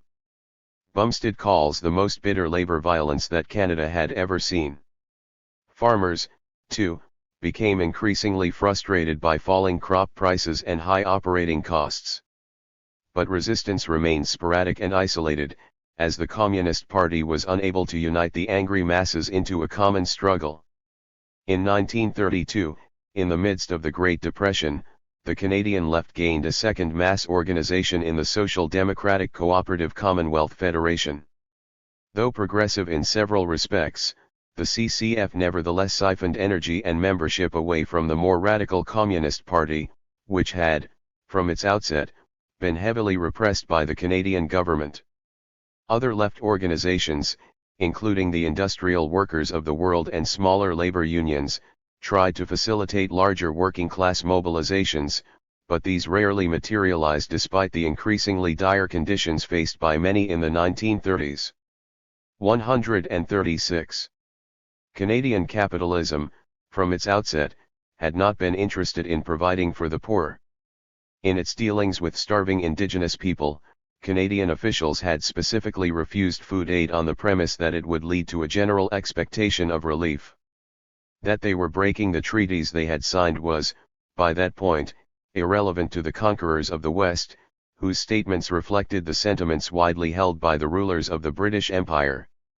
Queen Victoria's representatives in India had said the very same to starving people there who were dying as a direct result of British policy during precisely the same period. "We cannot contemplate without serious apprehension," said Her Majesty's Famine Commission of 1878 to 1880, "the doctrine that in time of famine the poor are entitled to demand relief. It should, thus, be no surprise that Canada had nothing to offer its poor and unemployed in the catastrophic depression of the 1930s. Masses of unemployed men were offered only the opportunity to be sent to degrading, exploitative work camps in exchange for just enough sustenance to survive. Initially promised $2 per day of work, they were soon being paid as little as 20 cents per day. The camps were run with military discipline and were explicitly designed to remove red agitators from cities. Salvador, Canada's first major military action since the 1919 invasion of Russia, was over in a few days. The Royal Canadian Navy had assisted the Salvadoran dictatorship in maintaining power and butchering unsatisfied Indigenous peasants, much to the pleasure of the Canadian Electric Company, whose exploitative practices had been a focal point of the people's anger. Brodeur was invited to a luncheon, which he described as exceedingly good, to be followed by the viewing of 5 executions of Salvadoran communists. Brodeur, evidently struck with a moment of moral uncertainty, skipped out after dessert and missed the executions. But the next day, after a round of golf with the leaders of the Salvadoran military, he reflected on his experience, noting that while the indigenous peasants had good reason to be frustrated, their poverty was really their own fault, because it is one of the outstanding characteristics of the Central American Indian that he is incapable of saving money, he spends it at once in the nearest cantina. Brodeur's opinion of indigenous people that they were all drunks was fostered in the upper echelons of Canadian society. His father, Louis Philippe, was a minister in the Laurier government. But the only indigenous people he met in El Salvador were the corpses on the beach. As for the Salvadoran dictatorship, it held on to power until 1944, when it was removed by the US after becoming embarrassingly effusive in its praise for Nazi Germany. The Canadian media enjoyed the affair immensely, playing up the fact that Canadian ships had rescued the country from a Red revolt. Said the Globe, "Reds make trouble. Foreign population in peril. No protection. The Dominion fleet is roaming the seas in search of adventure, and finding it." In fact, it was the Salvadoran population that was in peril, as the Canadians would, as Peter McFarlane put it, stand by and observe. 144. One of the worst massacres of civilians in the history of the Americas. Degree the description in the Globe rung to the anti-communist tune that was popular among the Canadian elite in that moment. The Vancouver Sun similarly headlined El Salvador aflame with red revolt, Canadian destroyers from British Columbia to the rescue. But these manipulations did not reflect even the views of many of the Canadian soldiers on the mission, who saw in the class dynamics of El Salvador a more extreme version of their own experience. The lower decks were with the masses in El Salvador, explained one of the Canadian sailors on the mission. The class function ashore in the country was like the class function in the Navy. The Prime Minister downplayed the central role of the Canadian Electric Company, noting only that a few Canadians were employed by the company and that the mission was safeguarding life and property. It was, clearly, a half-truth. As Canada was expanding its empire of capital, it was accumulating unsavory friends. Three of its closest allies in Central America, Hernández Martínez in El Salvador, Jorge Ubico in Guatemala and Anastasio Somoza in Nicaragua, would be admirers and even accomplices to Adolf Hitler. Canada was clearly not bothered by this fact, since it gave funding and military support to these regimes. Indeed, what is noteworthy about Canadian engagements in the tumultuous world between the wars is not so much what Canada did, but what it did not do. Canada made little attempt to impose any penalties on Italy for its aggressive action against Ethiopia, in which it used chemical weapons and killed tens of thousands. Canada did not intervene to protect the Spanish Republic when it was attacked by the fascist General Francisco Franco, nor did Canada step in when Hitler's Luftwaffe rained bombs on the Basque Spanish city of Guernica in support of Franco's cause. Canada did not try to halt Japanese expansion in East Asia. In fact, it offered much support. Canada refused to increase its absorption of Jewish refugees fleeing the Holocaust but, rather, placed stricter restrictions on them. And, perhaps most important, Canada made little effort to discourage Hitler from rearming and re-embarking on the expansionary path that would inevitably lead to another war. Each of these cases will be revisited in greater detail, either in this chapter or beyond. But, taken together, the pattern is unmistakable. Canada did not use its increased autonomy and economic power to take a stand against the rise of fascism. It did the opposite. Canada, in lockstep with 145. Its closest allies, Britain, France, and the United States, tolerated and in some cases encouraged the ascension of the forces of the far right, which plunged the world into a nightmare even greater than that of 1914 to 1918. The prevailing explanation for this pattern of policies is patently unconvincing. We are routinely told that it was appeasement, a willingness to give Hitler and his allies what they wanted out of a desire to avoid war. Depending on who is weaving the narrative, this may be characterized as weakness, naivete, respect for domestic anti-war sentiment, or some combination of the three. Yet it is almost never suggested that Canada and its allies might have been sympathetic to fascism. Such a notion is considered absurd, almost heretical, given that in the end Canadian soldiers like my dad's eldest brother-in-law were sent to pay the ultimate sacrifice to defeat Nazi Germany and its allies. And yet, contradictory though it might seem, Canada did much to facilitate the rise of the very fascist states my uncle ultimately fought against in the Second World War. The Spanish Civil War. The dating of wars can be an odd formality. Few conflicts happen spontaneously, and those with global reach typically have multiple beginnings and endings depending on one's location or perspective. Thus, while the Second World War is typically dated 1939 to 1945, there are many who might insist upon an earlier start date, perhaps reflecting the timelines of Japanese conquests in Asia.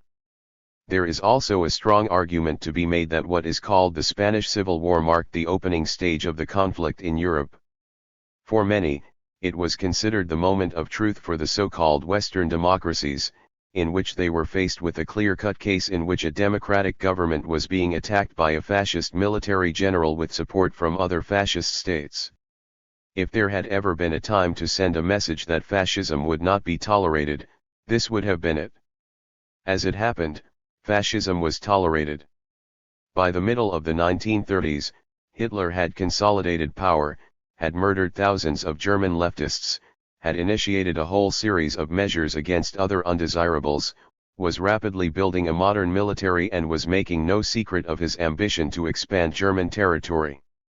At the same time, an internationally recognized democratic government in Spain was under attack by the forces of fascist General Francisco Franco. Hitler offered direct material support, most infamously. 146. In the 1937 aerial bombardment of Guernica. Over 1,000 people, most of them civilians, were killed in that city by Hitler's bombs. There could hardly be clearer evidence that Hitler wanted to see a fascist Europe, and he was slaughtering people in Spain to ensure as much.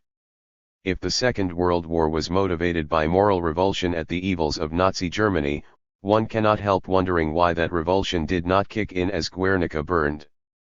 But Guernica did not move the governments of the West. In the grand calculations of Britons, French, Canadians and Americans, the fall of Spain to a brutal tyranny was a domestic affair in which they had little interest. To the 21st century audience this may seem odd. Why let Hitler drop bombs on civilians in Spain to consolidate a fascist government there, while drawing the line only 2 years later when he moved his forces into neighboring Poland? Much of Poland had, in truth, been located within German territory prior to the First World War, whereas Spain was very clearly outside any natural orbit of German territorial sway and thus arguably marked a more egregious degree of expansionism on the part of the Nazis. The inconsistency is striking. What made Spain an acceptable concession but Poland a violation necessitating the greatest war in the history of humankind? Plenty of justifications have been floated over the years. Germany did not directly annex Spain, the Western powers wanted to avoid war and so on, but the only satisfactory answer is to be found in a clear understanding of the ideological challenge at the heart of the 20th century. The Spanish Republic was governed by a coalition of the left which had won the elections of 1936. Franco's fascist uprising had been in direct response to that success, and the governments of the West had no desire to see Spanish workers effectively dismantle capitalism and prove the viability of socialist or communist economic principles in one of the old kingdoms of Europe. The West had invaded Russia in 1918 to try to crush that revolution. They had systematically repressed the left in their own countries. They were intervening to prop up anti-communist dictatorships in Latin America. The pattern was clear. Indeed, many in the West had applauded the rise of Mussolini in Italy, who coined the term fascism on the grounds that it was an anti-communist movement which shared many of the same principles as their own governments. In 1927 Winston Churchill himself had visited Mussolini to praise his achievements. 147. If I had been an Italian, I am sure that I should have been wholeheartedly with you from start to finish in your triumphant struggle against the bestial appetites and passions of Leninism. But in England we have not yet had to face this danger in the same deadly form. But that we shall succeed in grappling with communism and choking the life out of it, of that I am absolutely sure. This may be disappointing to anyone who has grown up on the myth of Winston Churchill, but it is hardly out of character for the rabid anti-communist aristocrat. Churchill was an ideologue of imperialism and anti-communism, perfectly content to crack any skulls necessary for the maintenance of the power of the rich over the rest. He was a product of patrician upbringing, upper-class schooling, imperialist training, white supremacist certainty and patriarchal ideology, and he possessed the supreme confidence of being one of the most powerful men in the British Empire. In 1920 Churchill had ordered the bombing of an ungrateful volcano of Iraqi civilians who refused or were incapable of paying taxes to the British Empire, which had just seized the territory from Turkey. He proclaimed himself strongly in favor of using poisoned gas against uncivilized tribes and mocked the savage and barbarous Afghans, hoping they would someday put up a show by giving Britain an excuse to launch another war against them.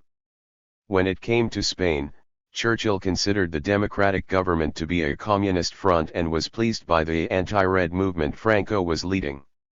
He could hardly criticize Hitler for aerial bombardment of civilians when he, himself, had so recently done the same.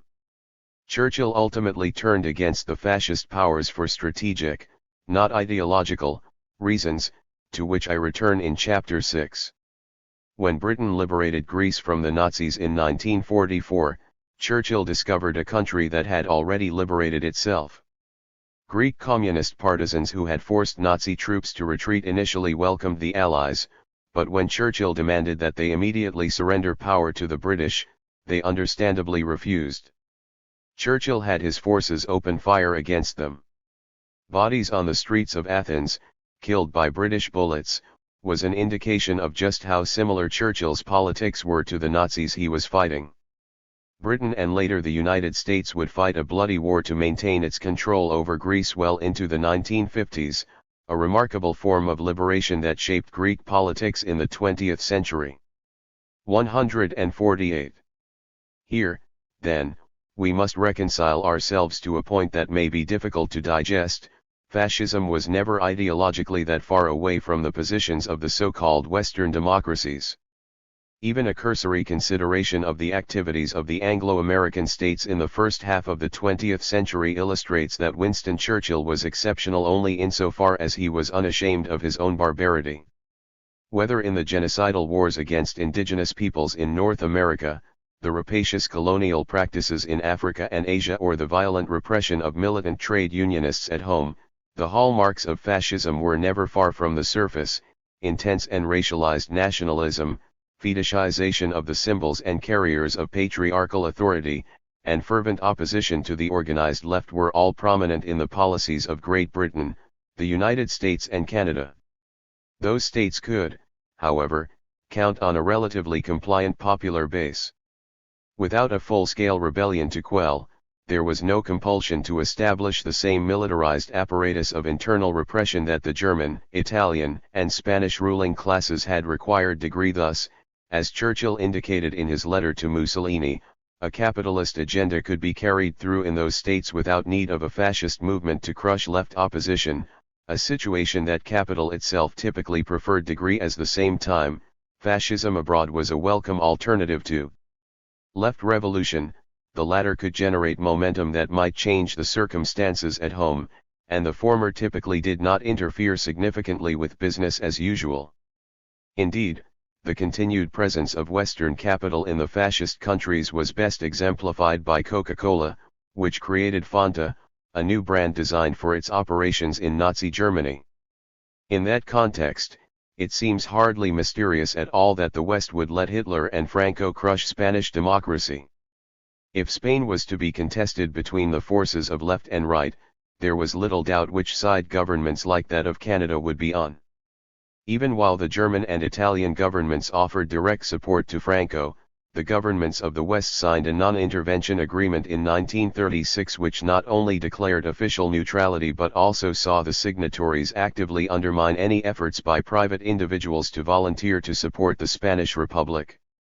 Though Canada did not sign on to the agreement, it effectively shared that position and passed its own law in 1937 which made it a criminal offense to enlist in the conflict in Spain. The Canadian government was aware that some 500 Canadians had already independently traveled to Spain to fight against fascism, but this was not 149. Great cause for concern. It would, in the words of one politician, rid us of these undesirable people, provided they do not return here. The Mackenzie Papineau Battalion.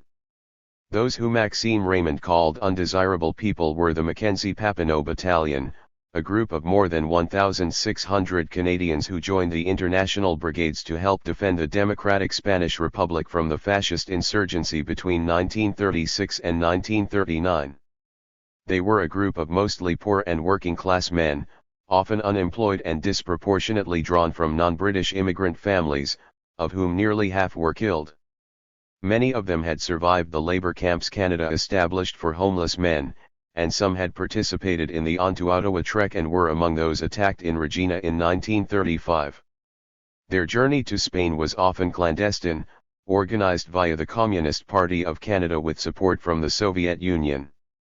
Those who escaped the country before Franco forces could kill them returned to Canada to no remembrance, no pension, and no permission to enlist in the war against the Axis. They are still little more than a footnote in the annals of Canadian history, completely unknown to most Canadians, though they were the first volunteers in the fight against fascism.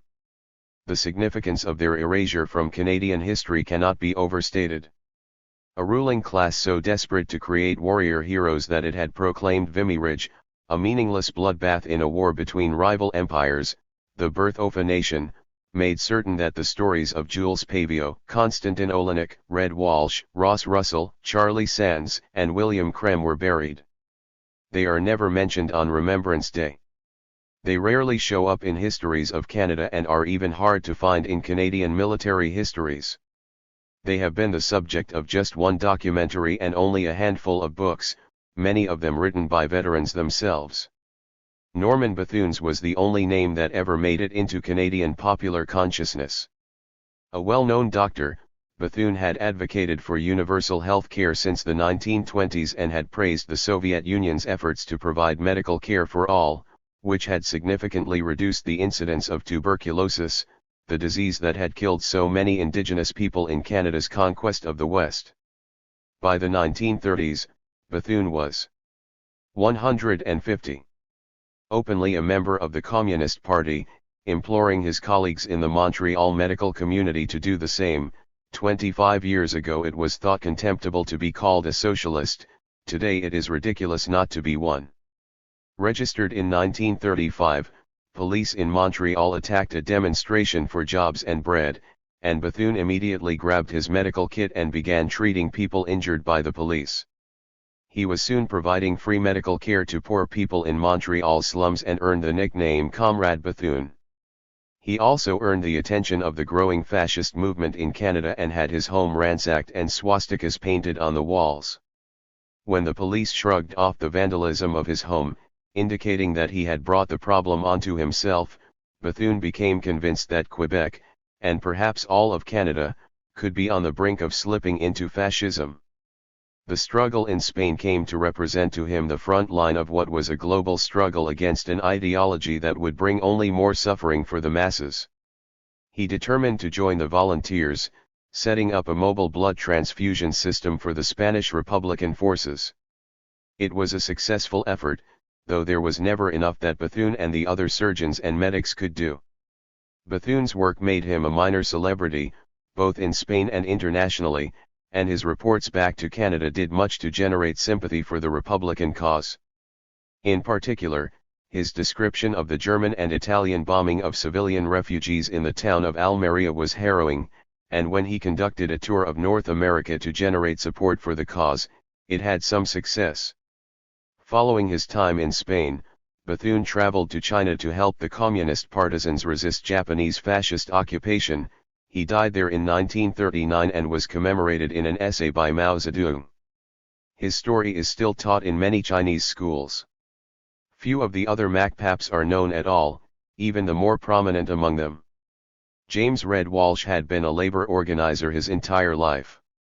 He was a steel worker in New York City and longshoreman in British Columbia. He had survived the work camps, the Onto-Ottawa Trek and the Regina Riot.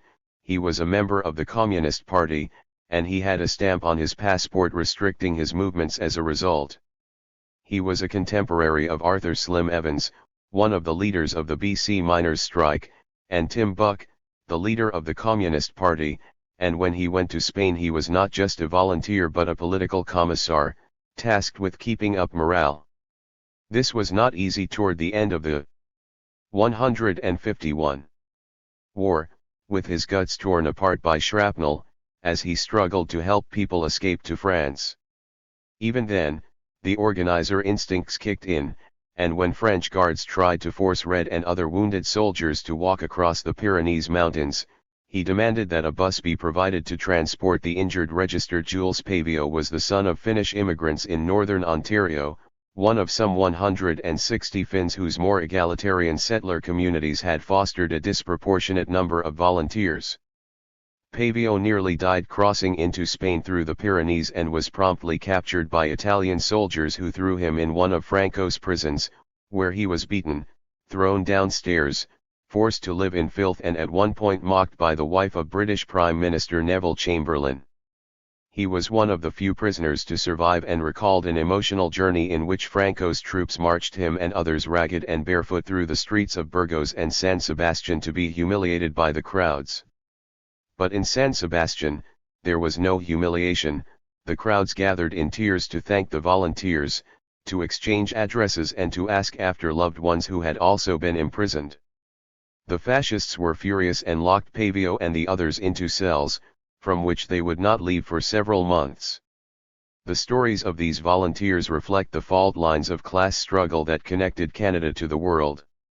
Tom Kissick had arrived in Spain from the Soviet Union, having only narrowly avoided execution in Yugoslavia as a communist.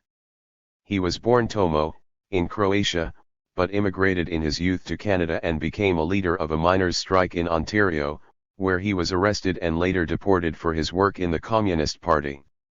After fighting in Spain, he returned to the place where he was born and fought with Tito's partisans against Nazi rule. Registered Charlie Sands had fought the Nazis as part of the communist movement in Germany until it became impossible to continue, at which point he fled to Canada and helped organize the trek to Ottawa.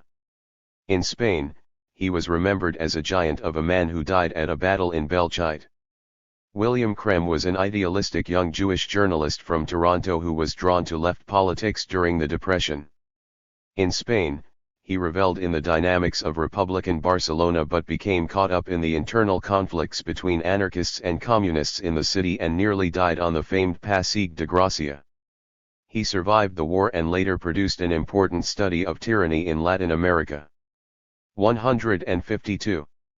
Another young Jew, Ross Russell, was increasingly alarmed at the growing anti-Semitism in Montreal, where Adrian Arcand's Nazi thugs were given the green light by police to smash up Jewish stores and even attack Jews directly, as noted in the following chapter. Russell understood that this experience was connected to the struggle in Spain and the fascist menace in Europe. He barely survived his wounds in Spain and developed a terrible fear that his wounded leg would have to be amputated. He kept his leg, but the sight he beheld on the train out of Spain nearly broke his heart. On the French side of the border, along the rail line for miles, were Soviet weapons that had been blocked by the French government from entering Spain, weapons that could have saved the lives of his comrades and maybe saved Spain from the fascism that, by 1939, had taken full control of the country.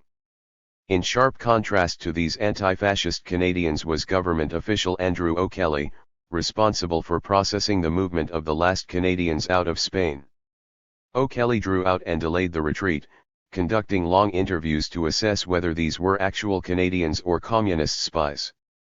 He regularly reminded the volunteers that they were criminals and tried to trick them into proving that they were spies by asking them to name famous Canadians or describe their hometowns.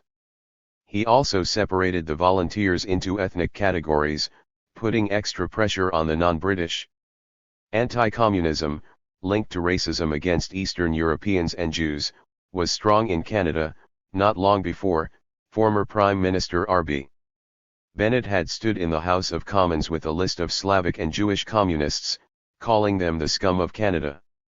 Bennett had once sought the support of Adrian Arcand and the Canadian fascists and had been the architect of the Canadian labor camps, having created them to control the organized left after banning the Communist Party in 1931. O'Kelly's interrogations and segregations were an insult to everything the Mackenzie Papineau Battalion had been fighting for, a startling reminder that the Canadian state was diametrically opposed to what the MacPaps represented. Bill Beeching recalled that while he was being questioned by O'Kelly, a squadron of fascist bombers flew overhead. O'Kelly, excited, ran to the window, exclaiming that he would like to see for himself what a bombing raid was really like. Degree for the anti-fascist volunteers, who had spent years trying to avoid those fascist bombs. O'Kelly's excitement would have been a sharp illustration of the ideological 153 gulf between them, a reminder that the ruling class in Canada had more sympathy for fascist bombers than for anti-fascist workers. The contradiction between the actions of the individual Canadians who fought in solidarity with the Spanish Republic and the position of the Canadian government which denied them support is stark indeed. The war waged by the fascists was brutal, using German and Italian weapons and supported by Italian warships and a Nazi air force that was testing its capacities for aerial bombardment over civilian cities. The Canadian volunteers had little or no experience in fighting such a war, but they went, nonetheless, compelled by a sense of moral obligation and class consciousness. As Bill Beeching describes, if there was one consideration common to all volunteers, it was that they were conscious anti-fascists. They believed that if fascism could be stopped in Spain, a second world war could be prevented. Ron Liver's Edge specifically points to the fact that the volunteers were politically conscious, all understanding what fascism meant for the common people. The Canadian government prevaricated, unwilling to support the Spanish government or the Canadian volunteers precisely because it, too, was aware of the class conflict inherent in the Spanish struggle, and it fell on the other side. The Prime Minister, William Lyon Mackenzie King, whose grandfather was one of the namesakes of the Mackenzie Papineau Battalion, was unmistakably hostile to the Canadian volunteers. He wanted no part in the Spanish Republican cause, part of the world communist conspiracy in King's mind, and he put it to Parliament that there was imminent danger of the conflict spreading into a war of isms, of class conflict and of conflict of national strategic interests. Perhaps that was why he made no complaint to British Prime Minister Neville Chamberlain after his wife, Lady Austen Chamberlain, toured Spain in 1938 and paid a visit to one of Franco's prisons, where several Canadian volunteers were being held, after failing to coax any of the Canadian prisoners into admitting that they were mercenaries. She shared a laugh with a fascist officer about the prisoners' stupidity. Degree King was right, however, that the war in Spain was about isms. It had always been about class, about the conflict between rich and poor, capitalism and communism, between those trying to build a more just society and those trying to reassert the old hierarchies. This was the conflict in Spain, as it had been in Germany and Italy, and in this the ruling classes of the Anglo-American countries had more common cause with 154. The fascists than the Spanish Republicans. The Canadian Prime Minister, as Mark Zulka notes, fully sympathized with governments, like that of Germany, which resorted to stamping out communism by legalized repression. On the other hand, the tens of thousands of Canadians who had been drawn to socialism and communism saw their fate attached to that of the Spanish Republic. Many understood that the raison d'etre of fascism was to destroy communism and communists, and that, therefore, the rise of fascism would mean death not just to the cause of greater equality and justice but also potentially of anyone who believed in that cause. The spectacle of the Canadian Prime Minister meeting and praising Adolf Hitler confirmed that belief. Hitler's eyes. Prime Minister King met Hitler in the summer of 1937 in what is a remarkably underemphasized chronicle in Canadian history.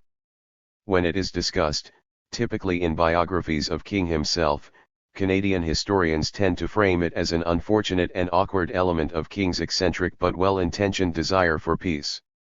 Conservative historians like J.L. Granatstein and Robert Bothwell emphasize his skillful deference to public opinion, as though the Prime Minister was not in a position to reorient public opinion had he come out vocally and aggressively denouncing Hitler in the 1930s. King first met with British Prime Minister Neville Chamberlain in London, where the leaders agreed that it would be easy enough to talk with the admirable German leader to remind him to moderate his territorial ambitions to avoid unduly interfering with the integrity of the British Commonwealth. In fact, Chamberlain spoke candidly about territorial issues that were at the heart of German ambitions, noting that there was no doubt wanted to expand, and that he, Chamberlain, saw no problem with that, provided it was contained to areas not of interest to Britain. Indeed, everyone at the Commonwealth Conference in London agreed that Germany was on an aggressive posture, but none saw great problem with this and all felt that Germany was perfectly justified. The idea of a dividing of spheres of influence between the British Empire and a Greater Germany was considered a perfectly reasonable proposition. In fact, King had met a year earlier with the Soviet Foreign Minister Maxim Litvinov, who had accurately predicted Nazi strategy, telling King that 155 Hitler's primary ambition would be in Eastern Europe and Russia. King was privately quite pleased, noting in his diary that he felt Hitler perhaps had no plans to look west at all and that Anglo-German peace could be achieved by allowing Hitler to conquer Russia. If Russia were out of the picture, he wrote in 1936, difficulties would soon adjust themselves. Following the visit with Chamberlain, the Canadian Prime Minister met with the newly crowned King George and conversed amiably with him about a variety of topics, including Italy's failure to send a representative to George's coronation and the problem of the rise of communism, or the Reds, as King recorded it. The Prime Minister also found time to have a pleasant lunch with his old friend John Buchan, now the Baron of Tweedsmuir, who had run concentration camps in South Africa and acted as chief propagandist for Canada's Great War. King also had a warm and sprawling conversation with the German ambassador, Ludwig von Ribbentrop, who convinced King that the unfair terms of the Versailles Treaty had led to a rise of communism in Germany. King was naturally compelled and noted in his diary, Hitler in deadly earnest about the suppression of communism, and that it had become necessary to stamp it out in Germany.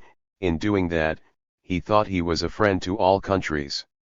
King agreed and noted that von Ribbentrop was a man I could get along with quite easily. From there, King travelled to Berlin, where he met with the British ambassador, Neville Henderson. They heartily agreed that the Nazis were doing good work and should be encouraged to proceed, including annexing greater territory in Europe, so long as they understood that the Commonwealth would stand together if its own interests were threatened. King put it thus in his diary. Said he hoped I would not take up the Eastern question with Hitler. I said I had no desire to do this because it was not part of the situation in which Canada had a special interest. We had no desire to interfere in European politics. I hoped to impress upon him Canada's attitude alike toward Germany and Britain in the matter of seeing fair play all round, that he must not judge because of our statement we would make no commitment in regard to Europe, that we would be indifferent to acts of aggression which might threaten the liberty, the freedom which we enjoyed as members of the British Empire. The highest levels in British and Canadian governance were thus 156. Happily encouraging Hitler's expansion to the east, so long as his objectives did not interfere with those of the Empire. Henderson complained that the British left didn't approve of his warm disposition to the Nazis, but King reassured him that there a lot England learned from Germany in treatment of masses of people, that Nazism was not all wrong. This was June 1937, the Germans had burned the city of Guernica just 3 months earlier, and Pablo Picasso's famous mural Guernica was unveiled that very summer in Paris. King's tour of Berlin took him past Jewish citizens branded with the Star of David, and stores and hotels with signs banning Jews from the premises. Hitler's set of anti-Semitic laws had, in fact, been in effect since 1935 and were of little concern to King, who harbored his own anti-Semitism and had noted in his diary that Canada should avoid too great an intermixture of foreign strains of blood. Years earlier, King had written that there was something in a Jew's nature which is detestable, though by 1936 he was ready to admit that there were good as well as bad Jews. King was enthralled by his sojourn in Germany and could hardly wait for his audience with the Führer. The day finally arrived on June 29, and he first met with Nazi General Hermann Göring, who thanked the Canadian Prime Minister for the buffalo that Canada had sent to the Berlin Zoo. The choice of animal was auspicious, given that only 60 years earlier the buffalo herds had collapsed on the prairies, a key moment in Canada's conquest of the indigenous peoples of the West.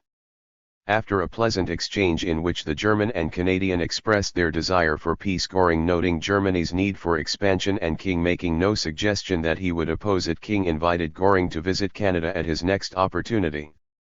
At last, he met with Hitler himself. King was entranced.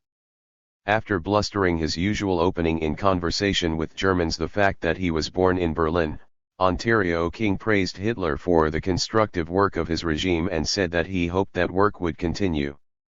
That nothing would be permitted to destroy that work. That it was bound to be followed in other countries to the great advantage of mankind.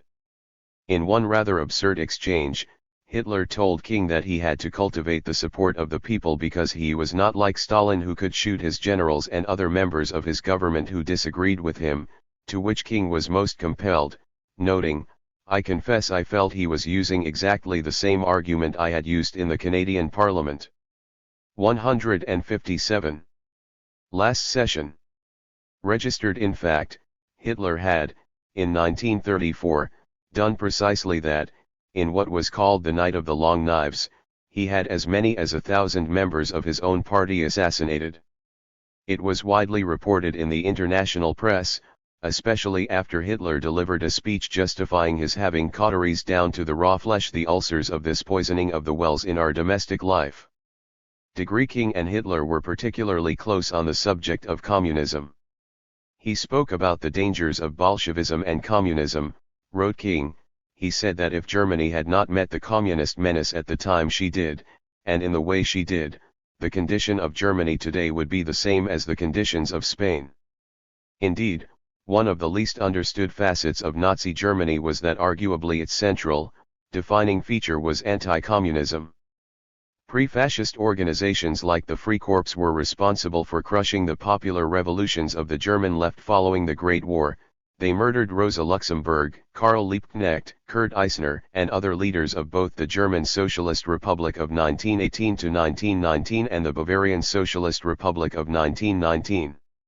A London reporter privately described the liberation of Munich by the Freikorps.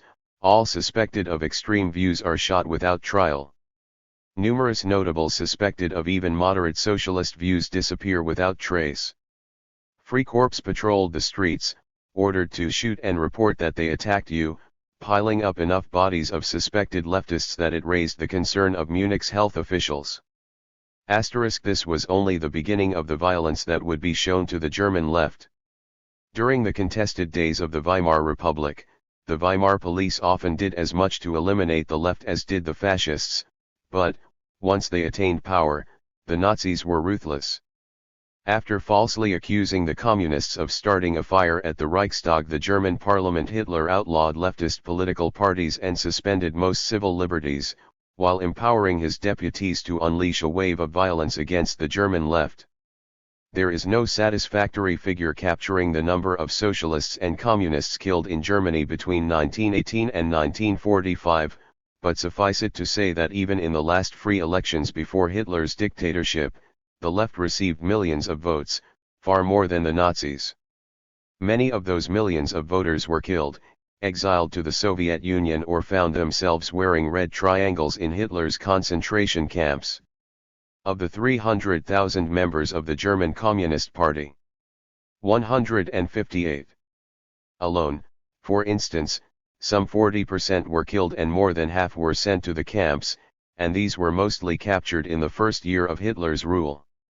Martin Niemödler's famous poem, used in so many Holocaust memorials, was a powerful reflection of this reality.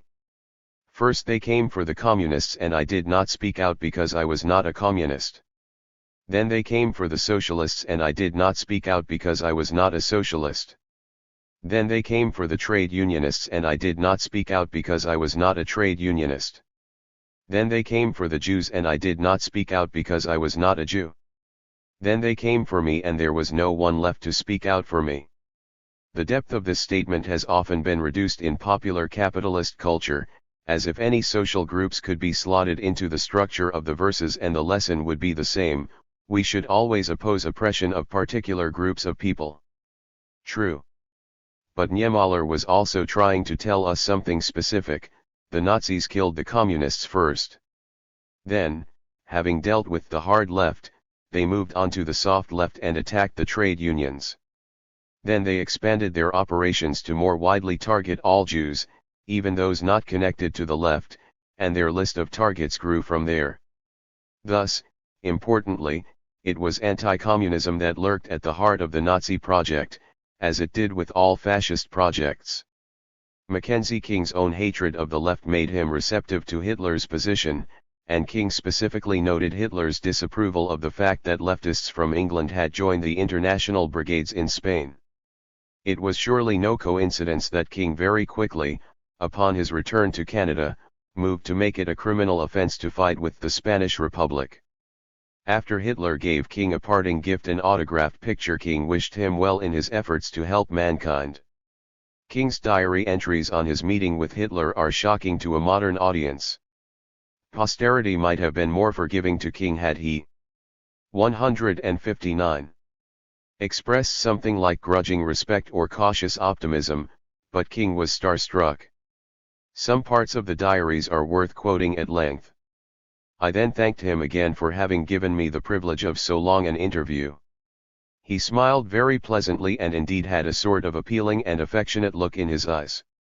My sizing up of the man as I sat and talked with him was that he is really one who truly loves his fellow men, and his country, and would make any sacrifice for their good. That he feels himself to be a deliverer of his people from tyranny. To understand Hitler, one has to remember his limited opportunities in his early life, his imprisonment, etc.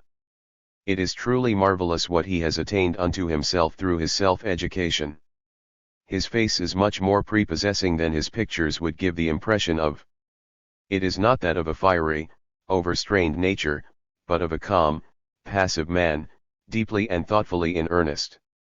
His skin was smooth, his face did not present lines of fatigue or weariness, his eyes impressed me most of all.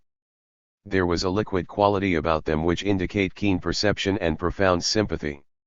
He has a very nice, sweet and, one could see, how particularly humble folk would come to have a profound love for the man.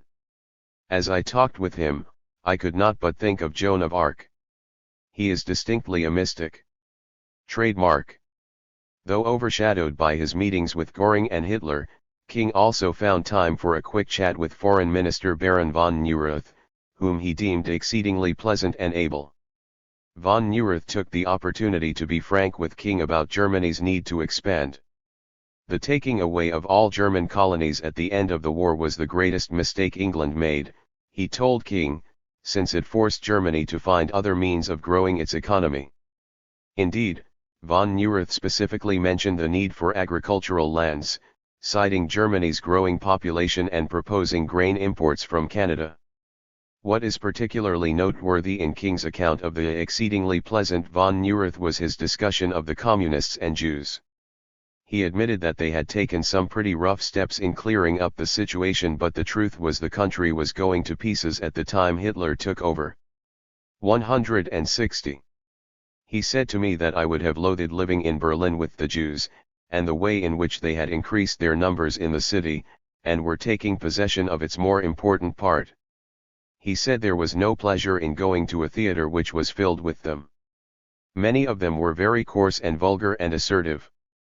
They were getting control of all the business, the finance, and had really taken advantage of the necessity of the people. It was necessary to get them out and have the German people really control their own city and affairs. He told me I would have been surprised at the extent to which life and morals had become demoralized, that Hitler had set his face against all that kind of thing, and had tried to inspire desire for a good life in the minds of young people. King made no further comment in his diary, apparently taking this commentary at face value, moving right along to the next part of their discussion, von Neurath's affection for England. Shortly thereafter, they took a photograph together and went to von Neurath's house, where King met the von Neurath family for a luncheon that was one of the pleasantest I have ever enjoyed. Evidently, the anti-Semitic rant did not put the Canadian Prime Minister off his lunch in the slightest. I left him, King writes, feeling that I had met a man whose confidence I would continue to enjoy through the rest of my days. They were fast friends.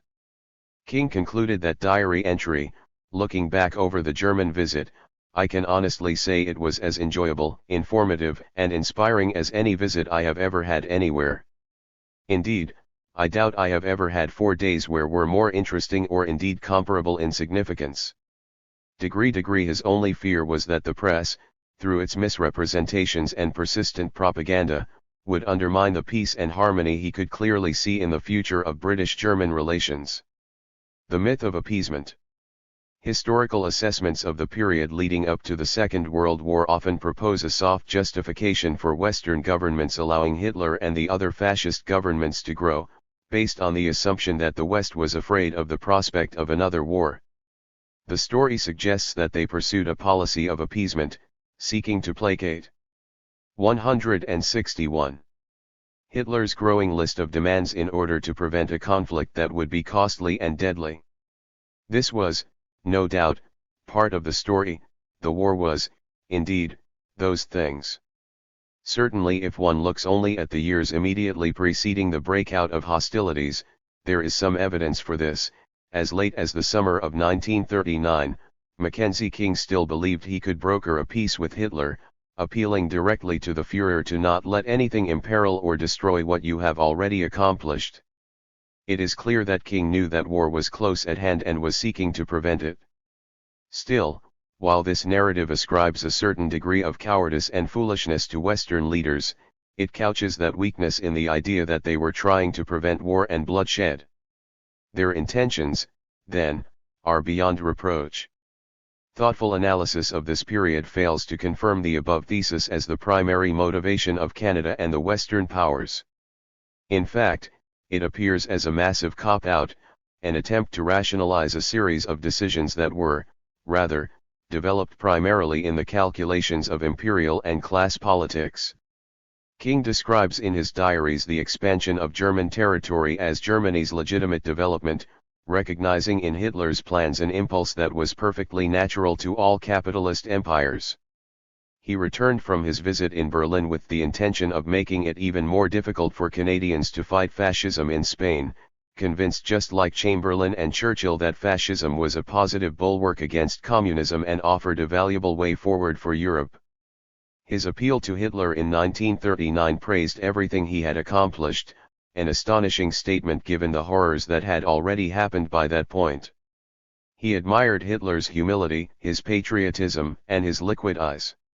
While no doubt some leaders might have felt trepidation about the political fallout of leading their countries into another war, it is evident that what was operative in their discussions about the rise of fascism in Europe was that it was preferable to allow the rise of the right than that of the left.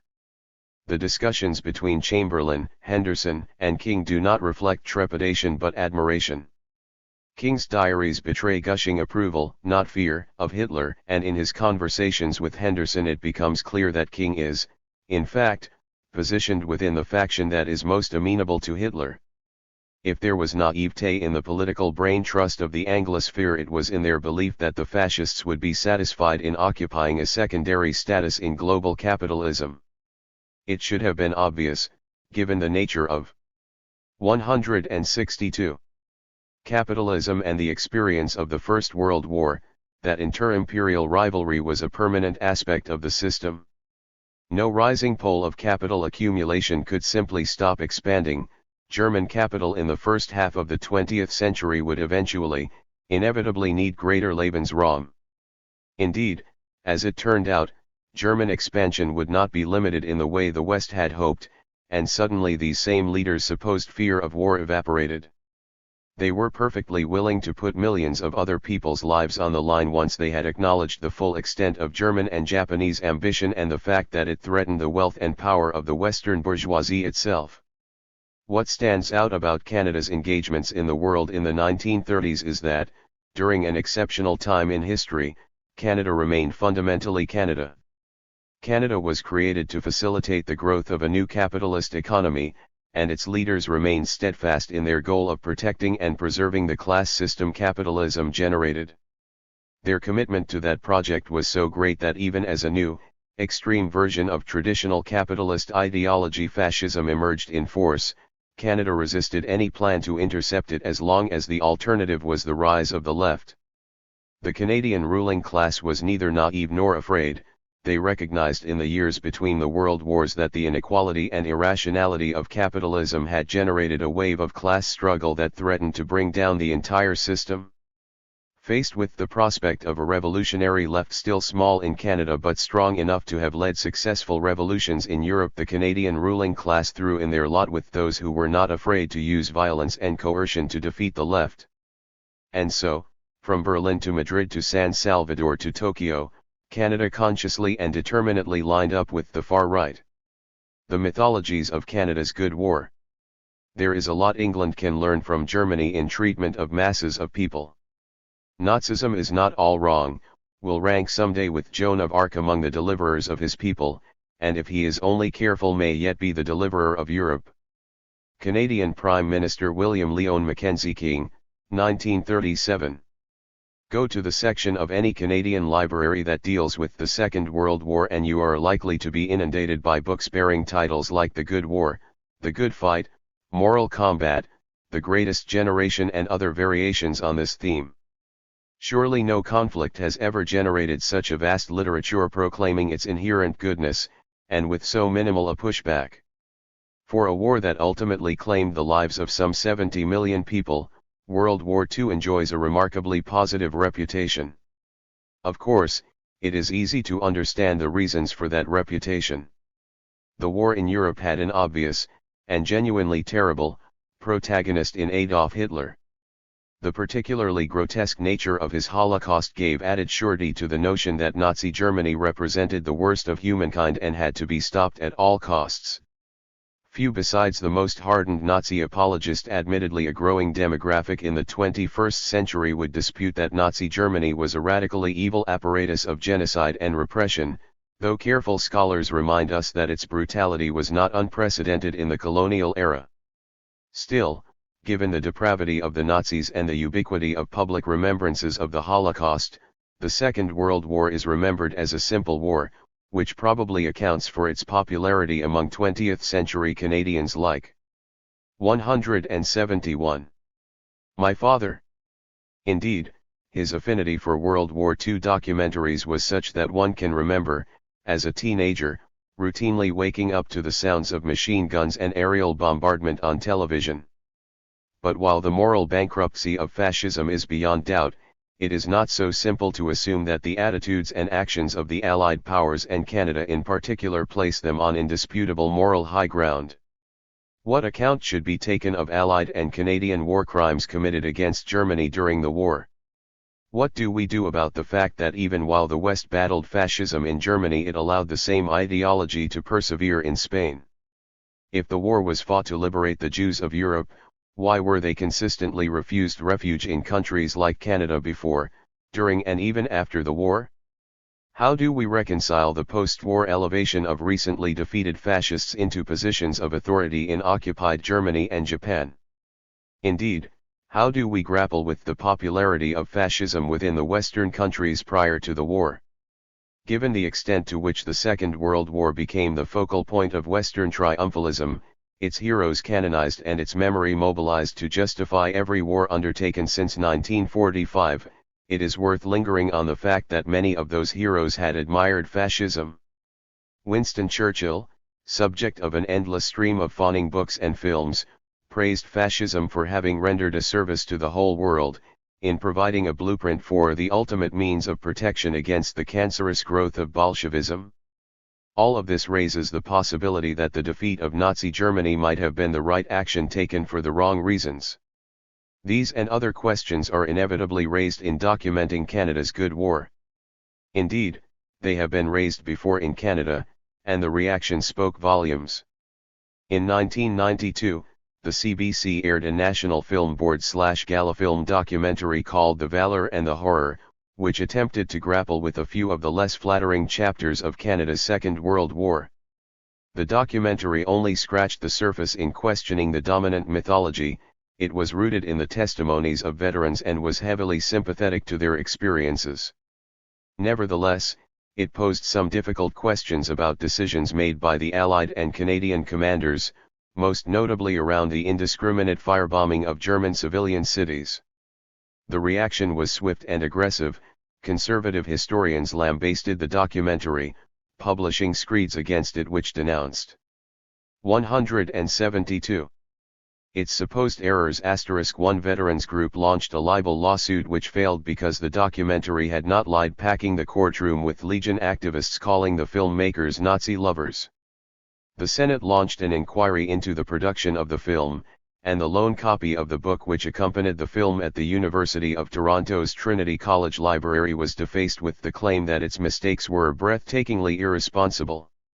What is breathtaking is the extent to which sections of the Canadian establishment were scandalized by a fairly bland retelling of some widely accepted truths about the Second World War, including that indiscriminate bombings of German cities by Canadian pilots were ordered by Air Marshal Sir Arthur Bomber Harris, who himself described the bombing as a deliberate terror attack. Registered. This chapter engages with these complicated problems in an effort to document the political content of Canada's Second World War. Rather than offer detailed accounts of the battles or the tactical and strategic decisions, I assess the broader politics that surrounded the war, highlighting the ways that Canada's foundational logic shaped its responses to the events that clouded the late 1930s and early 1940s.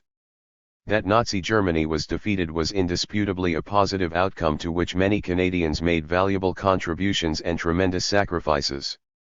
That the Canadian government spent years facilitating the rise of the very fascism those Canadians died fighting can only be explained by remaining clear about those elements: settler capitalism and the colonial imagination that form the core of what Canada is. The Second World War.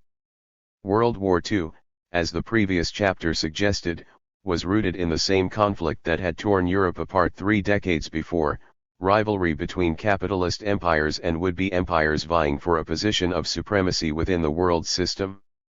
Though framed as a battle to protect the free world, the reality was that the gap between the Western capitalist powers and the fascist states was not nearly as wide as the West liked to imagine. In Philip K. Dick's fictional The Man in the High Castle, Dick imagined a world where the Axis powers had won the war, and what was so chilling in his vision was that, in many respects, the alternate world did not look so different from the real one. Dick's point, skillfully made, was that fascist capitalism only differed from liberal capitalism by degrees. 173. A world capitalist system dominated by the Germans and Japanese would have been different, but not unrecognizable. Though it may sound radical, Dick's point was not so far-fetched. After all, the Western democracies worked closely with the belligerent fascist states until just before the war, 2, respected the supposed neutrality of fascist states, like Spain and Portugal, throughout and after the war, 3, continued to administer many of their colonies and dependencies in a manner similar to the fascist states throughout and after the war, 4, would later actively promote the rise of fascist-style dictatorships in former colonies when it suited their interests, and 5. Worked closely with many former fascist administrators after the war, even restoring them to power in many of the countries where they were defeated. None of these facts are secrets and, taken together, they suggest that the liberal capitalist governments of the United States, Great Britain, and Canada, among others, did not have any serious discomfort with fascism as an ideology. This would seem to be in sharp contradiction with another prominent fact: the Western capitalist states fought a total war that by most metrics would be called the largest in human history to defeat the fascist Axis powers. Some explanation is in order. Capitalism is always in expansion or contraction, and one of the primary tasks of the national capitalist state is to ensure continuous expansion for its own fraction of capital. This emerged in great clarity in the period between the 1870s and the First World War, as imperial rivalry had seen a dramatic rise in predatory economic competition, protectionist tariffs against foreign products, growing territorial conflict, especially in the rush to acquire colonies, and a concurrent urgency to produce weapons to conquer those territories and maintain control over them. This competition between national states increasingly representing the interests of large monopolistic blocks of capital ultimately led to the Great War, but its conclusion was unsatisfactory to nearly everyone involved. The Russian Empire had been overthrown and replaced by a communist state that believed world revolution was around the corner, but this world revolution failed or was defeated, and the new Soviet Union had to repel an international invasion, leading it to conclude that its only path was to focus on building what it called socialism in one country.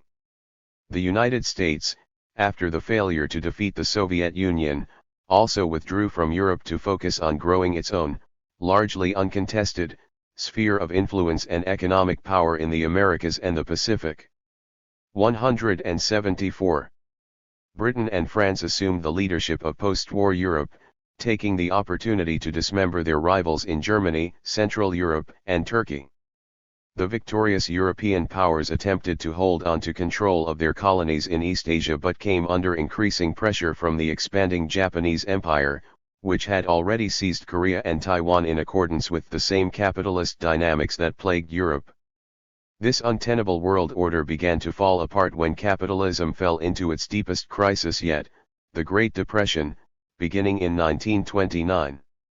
As the previous chapter described, growing working-class militancy and the presence of a socialist state on the eastern frontier of Europe had led to an intensified round of class struggle that saw fascist movements rise to power in Italy, Germany, Japan, and elsewhere in the 1920s and 1930s.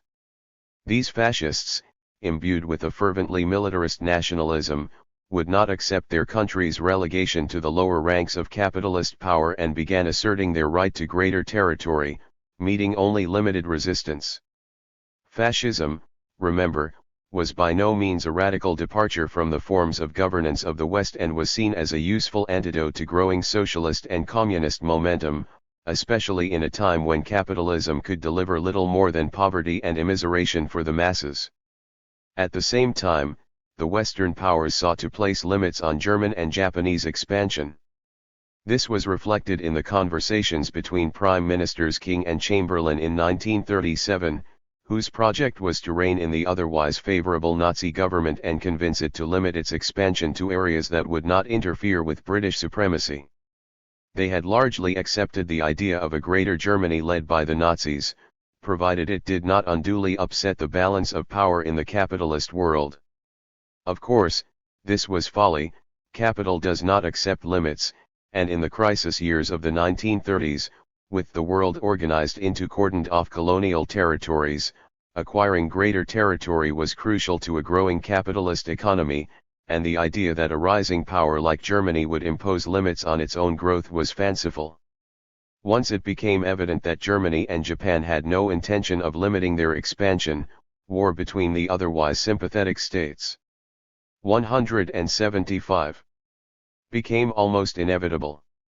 Even then, Hitler thought at the start that he might be able to avoid a larger war with Britain and certainly the United States since they had shown little interest in blocking the Japanese invasion of Manchuria in 1931, Italian aggression in Ethiopia in 1935, German and Italian intervention in Spain in 1936, the Japanese assault on Nanjing in 1937, German annexations of Austria in 1938 and Czechoslovakia in 1939, or any other acts of internal and external aggression on the part of the fascist powers. Nevertheless, Hitler miscalculated and was surprised when France and England chose to intervene in response to his expansion into Poland. In a series of cascading decisions, the great powers were pulled into a total war that would ultimately cost the lives of some 70 million people, a figure so great it is almost impossible to truly grasp. The Second World War ultimately concluded the inter-imperial rivalry that had begun in the 1870s, settled by the decisive victory of the United States as the undisputed center of world capitalism. It simultaneously heralded the arrival of the next great geopolitical rivalry, the Cold War, which differed in that it was not a contest between like-minded capitalist empires but a struggle between ideologically divergent world systems. During World War II, the United States and Soviet Union found themselves allied against the fascist states, but for vastly different reasons. While the West sought to reassert its dominance over world capitalism, the USSR was fighting for its very existence. And while the totalizing nature of the struggle meant that such an alliance against a common enemy was necessary for both, it did not mean that cooperation was undertaken in good faith. For instance, when Hitler bent the full weight of his armies upon the destruction of the Soviet Union in the early 1940s, Stalin begged the Western powers to open up a second front against the Nazis to relieve the pressure, to no avail. In fact, the West's refusal to build an alliance for collective security in the face of Hitler's aggression in the 1930s was precisely what motivated Stalin to briefly sign a peace treaty with Nazi Germany in the hope of delaying the inevitable war. That the Soviets were left to face Hitler almost entirely on their own, and nevertheless won, was both the decisive turning point in the war itself and also a clear reflection of the Cold War that was emerging. It is telling that future Prime Minister Lester Pearson's view, in 1938, was that he would be delighted to see the subhuman Nazis and the equally subhuman Bolsheviks batter themselves to pieces against each other, while the Anglo-Saxons held the ring. This is not so far from what really happened. 176. By the time the Anglo-American powers landed in Normandy in 1944, Hitler was in retreat on the Eastern Front. In purely military terms, it is beyond doubt that the Soviet Union's victory was the most significant single element of the defeat of Nazi Germany. This is also reflected in the staggeringly disproportionate losses that the Soviet Union suffered during the war. Some 26 million Soviet citizens died compared to around 50,000 Canadians and 500,000 Americans. Pearson's desire to see the Nazis and the Soviets annihilate one another, a view shared by most in the Atlantic Alliance, was very nearly fulfilled. With all of this in mind, the notion that Western powers went to war against Hitler out of a grand moral crusade against evil is frightfully misguided. Of course, millions of people did fight against fascism precisely because of the horrific ideology it represented. Partisans rose up across occupied territories in Europe and Asia to resist fascism, many of them dominated by socialist and communist organizations which had, by necessity, much experience operating covertly. Soviet soldiers were rallied to struggle against a fascism that sought to destroy everything positive the country had built. Even soldiers in the armies of the West often recognized that the struggle against fascism was more than simply great power rivalry. Many saw in this war the potential end of an age of militarized capitalist authority and the dawn of a new era where working people would be empowered to build a better world.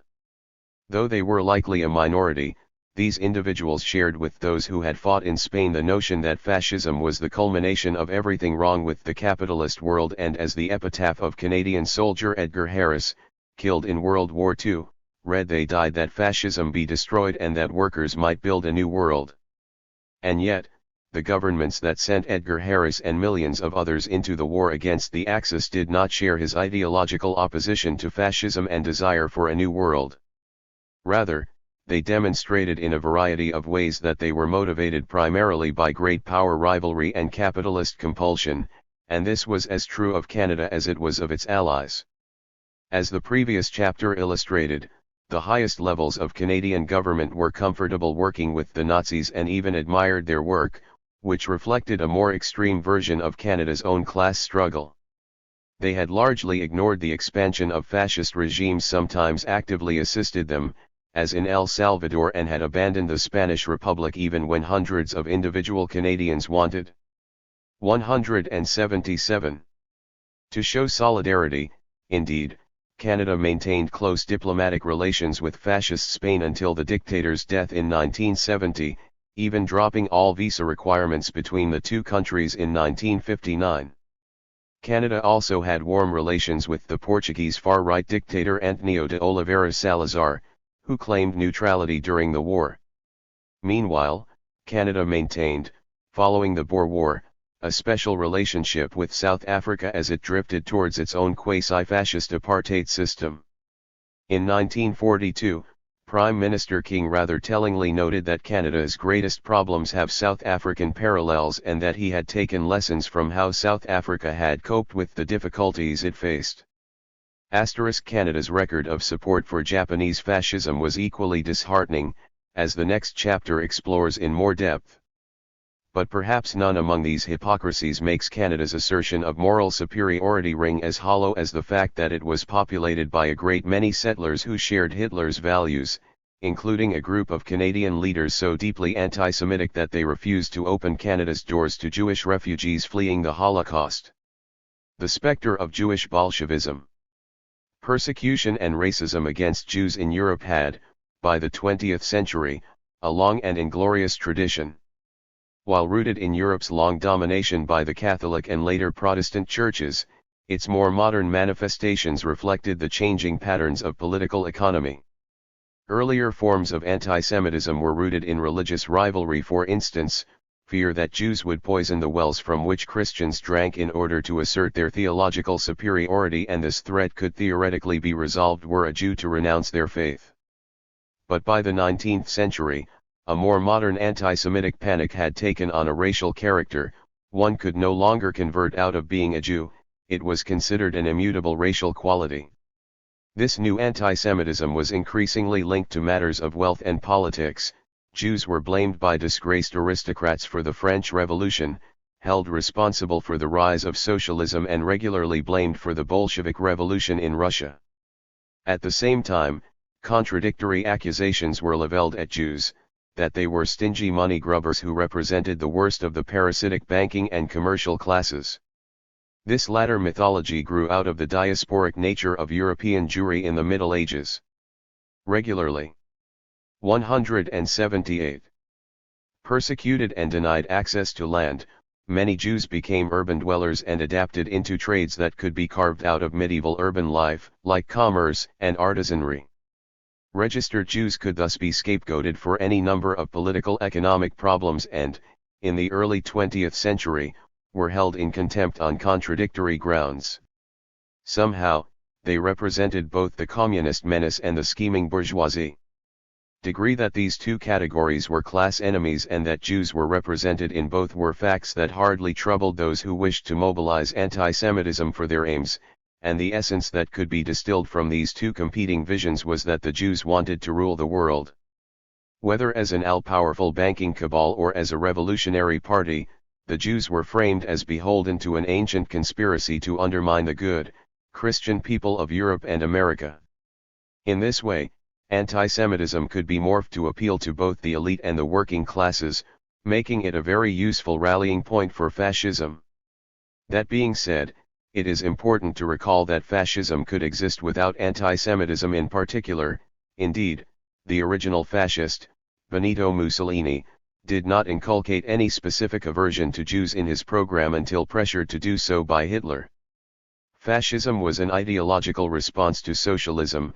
It was a nationalist, authoritarian reaction that sought to reassert traditional authority, to protect liberal capitalism by illiberal means when it could not protect itself. Indeed, despite a mountain of literature seeking to present fascism as antithetical to liberalism, fascism was a product of precisely the 19th century liberal order, industrial capitalism, class struggle, and the construction of racial hierarchy around colonialism that it appeared to be destroying. As Ishahi Landa describes it, fascism was an extreme attempt at solving the crisis of liberalism, breaking out of its aporia, and saving the bourgeoisie from itself. Thus, fascism as an ideology cannot be reduced to anti-Semitism, as some seek to do. At the same time, the Nazi adaptation of fascism made anti-Semitism its emotional cornerstone, an element of Hitler's project that resonated across much of Europe and North America, and thus linked the two in such a powerful way that many subsequent fascist movements adopted the anti-Semitic element as an almost symbolic gesture where it had little resonance in the society in question. In the early 20th century, the anti-Semitic character of Nazism was not nostalgic but central. Jews were recast by Hitler as the carriers of Bolshevism, a disease that needed 179 to be eradicated, and Jewish Bolshevism was framed as the primary enemy in the struggle for the existence of the German people and a defense of European culture against the Asiatic and Muscovite flood. In this way, Jews were linked with the non-white peoples of the colonized world, who were, in turn, linked with the working classes and the revolutionary left. Euro-American elites were adapting and applying colonial language to their own working classes as early as in the crushing of the Paris Commune in 1871, in which the socialists were directly compared to wild beasts, stinking animals, venomous creatures, all the refractory perversities that civilization has been unable to tame. This language was common. Consider the ravings of Winston Churchill, who called communists enemies of the human race, vampires sucking the blood of their victims and atrocious baboons in the midst of ruined towns and heaps of corpses, with Lenin a monster atop a pyramid of skulls surrounded by a vile group of cosmopolitan fanatics. The language of Churchill's patrician vitriol was similar to that directed at Jews, whom he called a force hidden behind every subversive movement of the 19th century. Indeed, Churchill fully incorporated his anti-Semitism into his aristocratic disgust at working-class movements, bemoaning the fact that Jews had built a worldwide conspiracy for the overthrow of civilization and were the mainspring of every subversive movement during the 19th century and had gone on to become practically the undisputed masters of that enormous empire, in reference to the Bolsheviks having seized power in Moscow. He added that this Jewish leftist conspiracy was seeking a society based on arrested development, envious malevolence, and impossible equality. In other words, they were stupid and jealous and they did not understand that hierarchy was natural. Churchill was reflecting the standard hallmarks of ruling class ideology. This language met with no great scandal in Canada. Indeed, as noted in the previous chapter, prominent Canadians like Prime Minister William Lyon Mackenzie King were well disposed to hating both the poor and the Jews and had plenty of experience and comfort with both. In fact, anti-Semitism reached its heights in Canada in the 1920s and 1930s, as Canadian fascist organizations and swastika clubs were formed across the country, especially in Ontario, Quebec, and Manitoba, under leaders like Otto Becker, Adrian Arcand, and William Whittaker. While Becker was recruiting for swastika clubs in Kitchener, Ontario politicians were 180. Openly declaring their racial hatreds, as when R.K. Service called a political opponent a bloody Jew and added that he had no more respect for a Jew than Hitler. Whittaker's Canadian Nationalist Party advocated openly for fascism and violence and was given permission by Winnipeg's mayor, Col. Ralph Webb, to use Winnipeg's military barracks for training. Arcand, the leader of the Chemises Blues, fashioned himself the Führer Canadien and had the support of the provincial government in Quebec as late as 1938. 7 through it all, the link between anti-Semitism and anti-communism was always present and was perhaps most clearly refracted through the personage of Brig. Gen.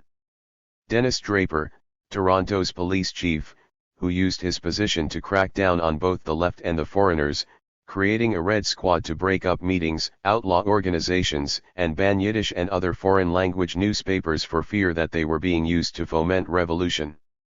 In 1929, Draper's officers attacked a group of people at Queen's Park in Toronto listening to Communist Party speeches, charging into the crowd on horseback and assaulting people including children with batons while shouting "Get back to Russia."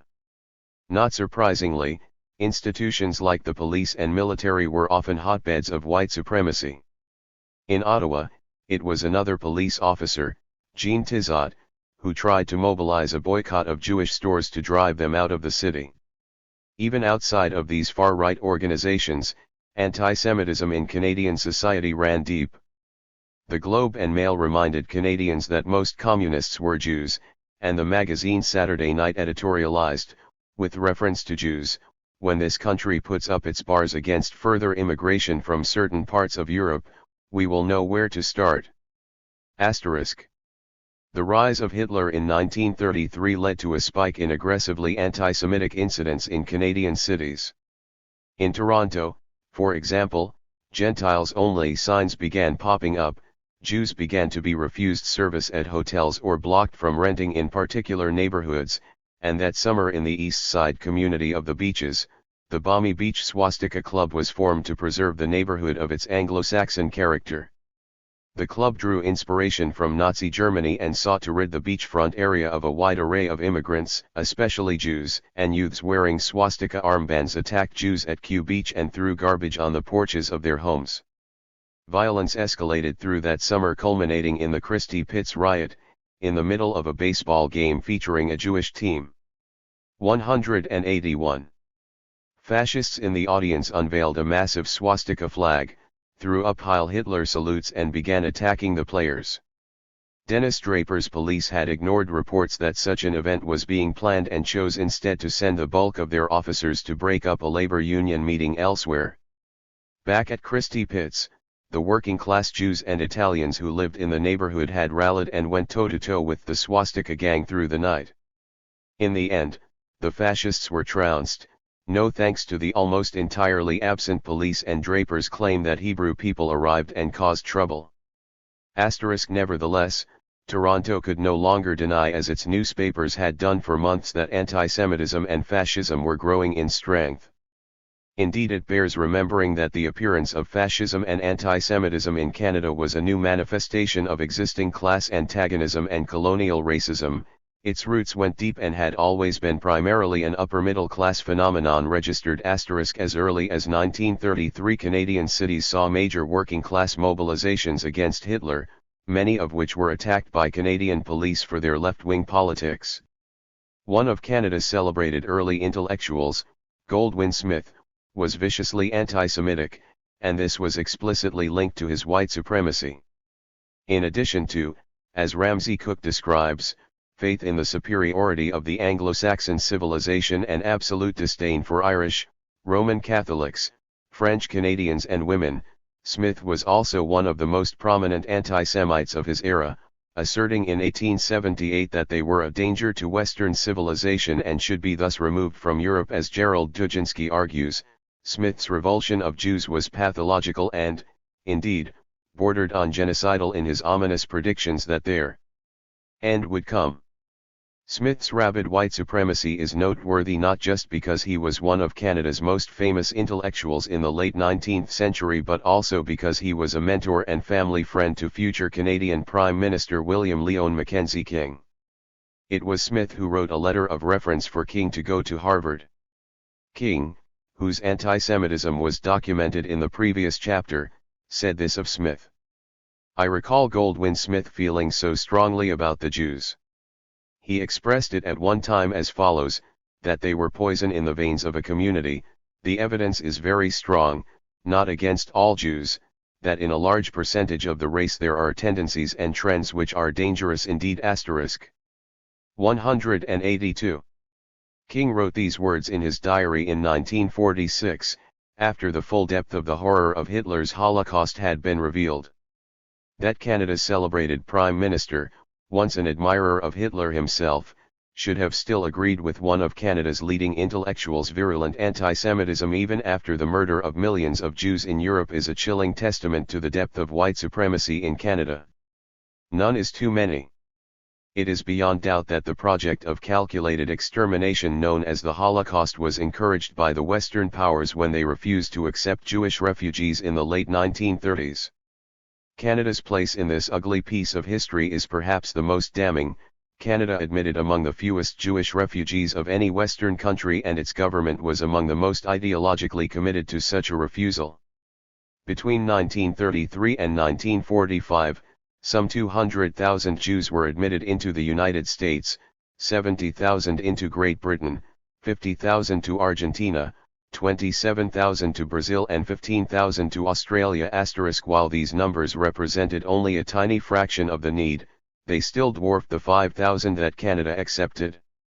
Most notably, Canada refused to allow more than 900 Jewish refugees to disembark from the MS St. Louis at Halifax in 1939. More than 200 of the people turned back from Canada's shores would return to Europe to be killed by the Nazis. In addition to Prime Minister King himself, key figures in his administration were sympathetic to Hitler's hatred of Jews. Director of Immigration Charles Blair, an avowed anti-Semite, explicitly argued for a broad-based, international refusal to accept Jewish refugees, on the grounds that this would force Germany to solve its Jewish problem internally. Needless to say, that is precisely what Germany did, to horrifying effect. Blair regularly issued screeds against the Jews, suggesting that they needed humiliation and should be told more regularly why certain of their habits were so reviled, and as Director of Immigration he routinely characterized Jews as cheats who tricked their way into countries and then brought stampedes of relatives. He chastised them as unfit to do real work and even claimed that refusing Jews entry into Canada was doing them a favor, since widespread anti-Semitism would only make them persecuted in Canada too. Though this was a thin and disingenuous argument, it was not. 183. Strictly speaking, incorrect. Canadian society was intensely anti-Semitic. Leaders like King and Blair got their marching orders from a public that was encouraged to hold Jews like other immigrants from Southern and Eastern Europe in contempt.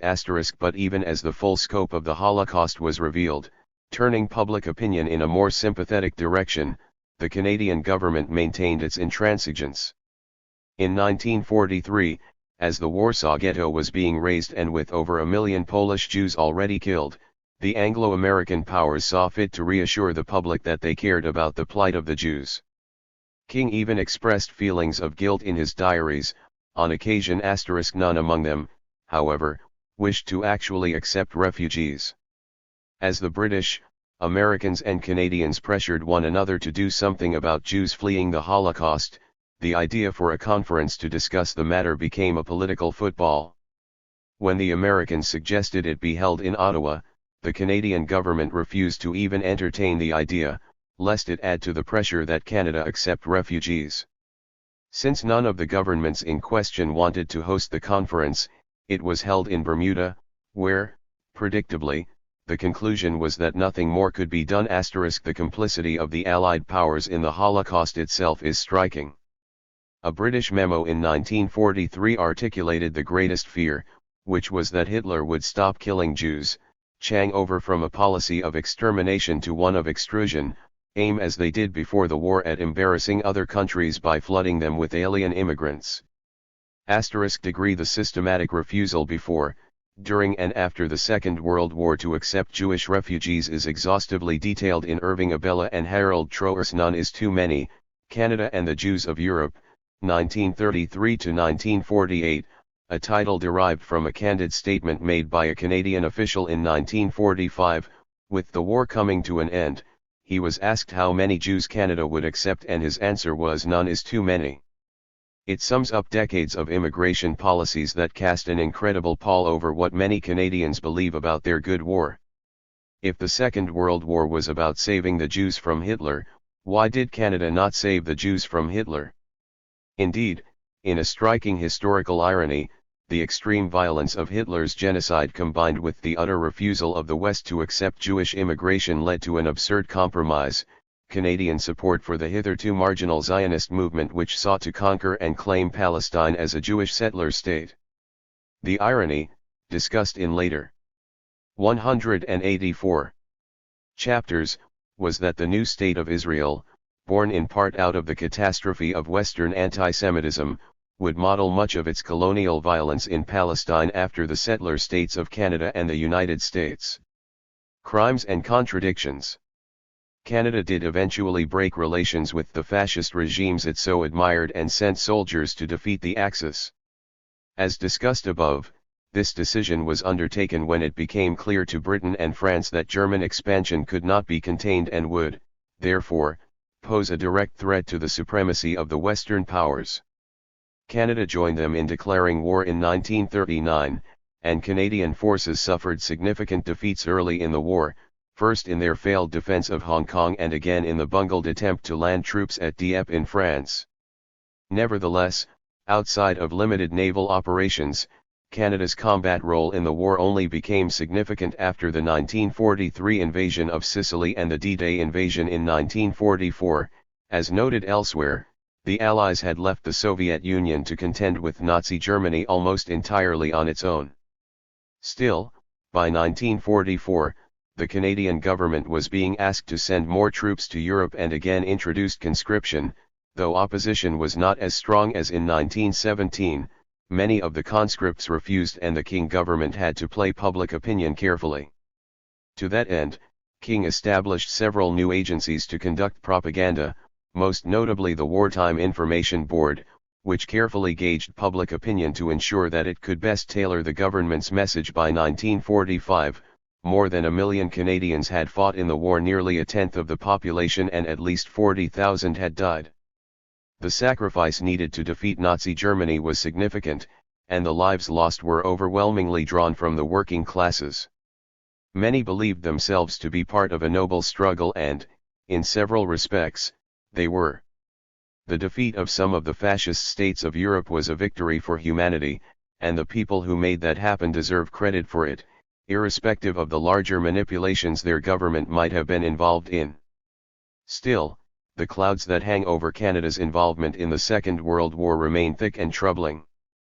Unsurprisingly, as Jeffrey Keshen documents, war profiteering was a persistent and significant fact during the 1940s as capital found ways to take advantage of the crisis. In addition to corruption in the military-industrial complex, capital naturally took 185. Full advantage of legal ways of ramping up exploitation. For instance, landlords gouged tenants for exorbitant rents in centers of war production, and the state took the opportunity of war to justify interceding on behalf of capital to force wage freezes and suspend the right to strike. Capital was capital. No great moral crusade against fascism was going to interrupt the accumulation of profits. But what of that moral crusade? The amorality of capital may not be surprising, but the mythology of Canada's war always relies on the assumption that the troops were selfless heroes who acquitted themselves with honor as they risked the ultimate sacrifice for the greater good. While that may be true of some, I, personally, hope that definition holds true of my eldest uncle. It did not apply to all. While it might be a simple matter to assert that the Nazis were bad and needed to be defeated, the conduct of Canadian and other Allied soldiers during the war raises questions about measures taken that went beyond what was necessary and prudent to actually defeat the Nazis. For instance, it should hardly need to be said that the rape of German women would not exact justice for the crimes of Nazism. But Canadian soldiers nevertheless raped German women. It is unclear how widespread such behavior was. Research into the matter has largely been unpursued. The best estimates suggest that Allied soldiers, including Canadians, committed tens of thousands of acts of sexual violence in the European theater of World War II. Very few of the cases, however, were pursued by military authorities. Thus, only 52 cases were brought against Canadian soldiers, from which only 19 were convicted. In most of these cases, the targets were German women, but Canadian soldiers also attacked women in other countries, including the particularly heinous case of Lance Corp. Robert J. Kerr, who was involved in a gang rape of a Flemish woman at her home in Belgium. In Saxony, Canadian solders sexually assaulted a Russian woman who had originally been kidnapped by Nazi soldiers in Russia and sent to work as a slave laborer on a German farm. One soldier described another attack this way. "One of the guys I joined up with got himself into a hell of a jam here just the other day. He and another fellow heard the couple of German Frauleins up them stairs ahead of a Sten gun. While one held the Sten gun, the other gave them a painless meat injection. Now they are both up on a charge of rape, which isn't so good." 186. Rape, at gunpoint, by 2 Canadian soldiers, in the liberation of Germany. It clashes sharply with the image of the good war that we have been so long committed to. But it should not come as a surprise. This Canadian military was the same that had facilitated a massacre in El Salvador, that had committed horrific atrocities in sub-Saharan Africa, and that had conquered the indigenous peoples. It was a colonial army that had used torture and sexual violence in the past, and, while the war against the Nazis might have been a nobler cause, militaries are notoriously traditional. That Canadian pilots sang songs around the piano in English pubs that made ambiguous, light-hearted references to rape is a fact that bears noting. Trademark these traditions would, indeed, be carried on after the Second World War, in Korea, the Congo, Yugoslavia, and many stops in between. It is likely that this violence was less prominent in Germany than elsewhere. After all, Germans were considered racial and civilizational equals, and although wartime propaganda worked to dehumanize the Hun as much as possible, it could not have had the same resonance as in cases when Canadians were conquering those they had long viewed as their lessers. These were not the only atrocities Canadians committed in World War II. The concept of war crimes can be tricky. In a total war, it is not easy to determine what boundaries to place on the scope and tactics of organized murder. Still, to the extent that certain constraints are traditionally expected to be upheld around matters like the execution of prisoners, the use of torture, or the massacre of unarmed civilians, it is clear that Canadians, like other Allied soldiers, regularly violated those conventions. Certainly, some people would argue that anyone who chose to fight for the Nazis deserved the treatment they got. That treatment included summary execution, use as human shields, and being forced to walk ahead of Canadian soldiers through minefields. Asked about the murder of German prisoners, Canadian General Jacques Dextraz simply noted, "This happens in war." Though the answer seems callous, it is not easy to muster up much sympathy for the armed forces of a fascist state, especially one that was so deeply committed to campaigns of mass execution. But civilians arguably pose a more complex problem.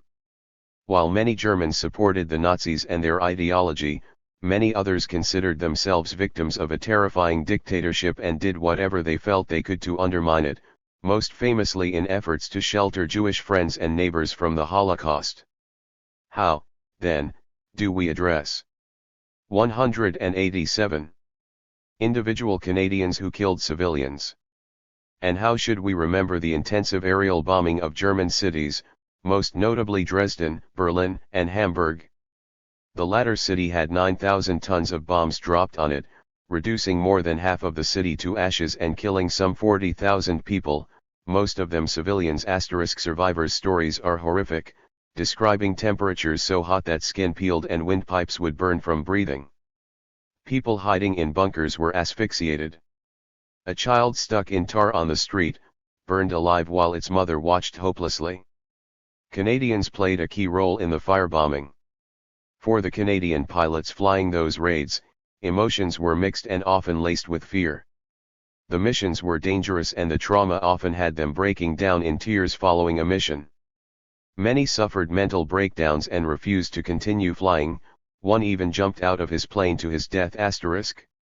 Most did not know what their bombs were targeting, at least at the start, but had been assured they were military targets. This was false. By 1942, it was the explicit Allied policy to bomb civilian cities to erode German morale.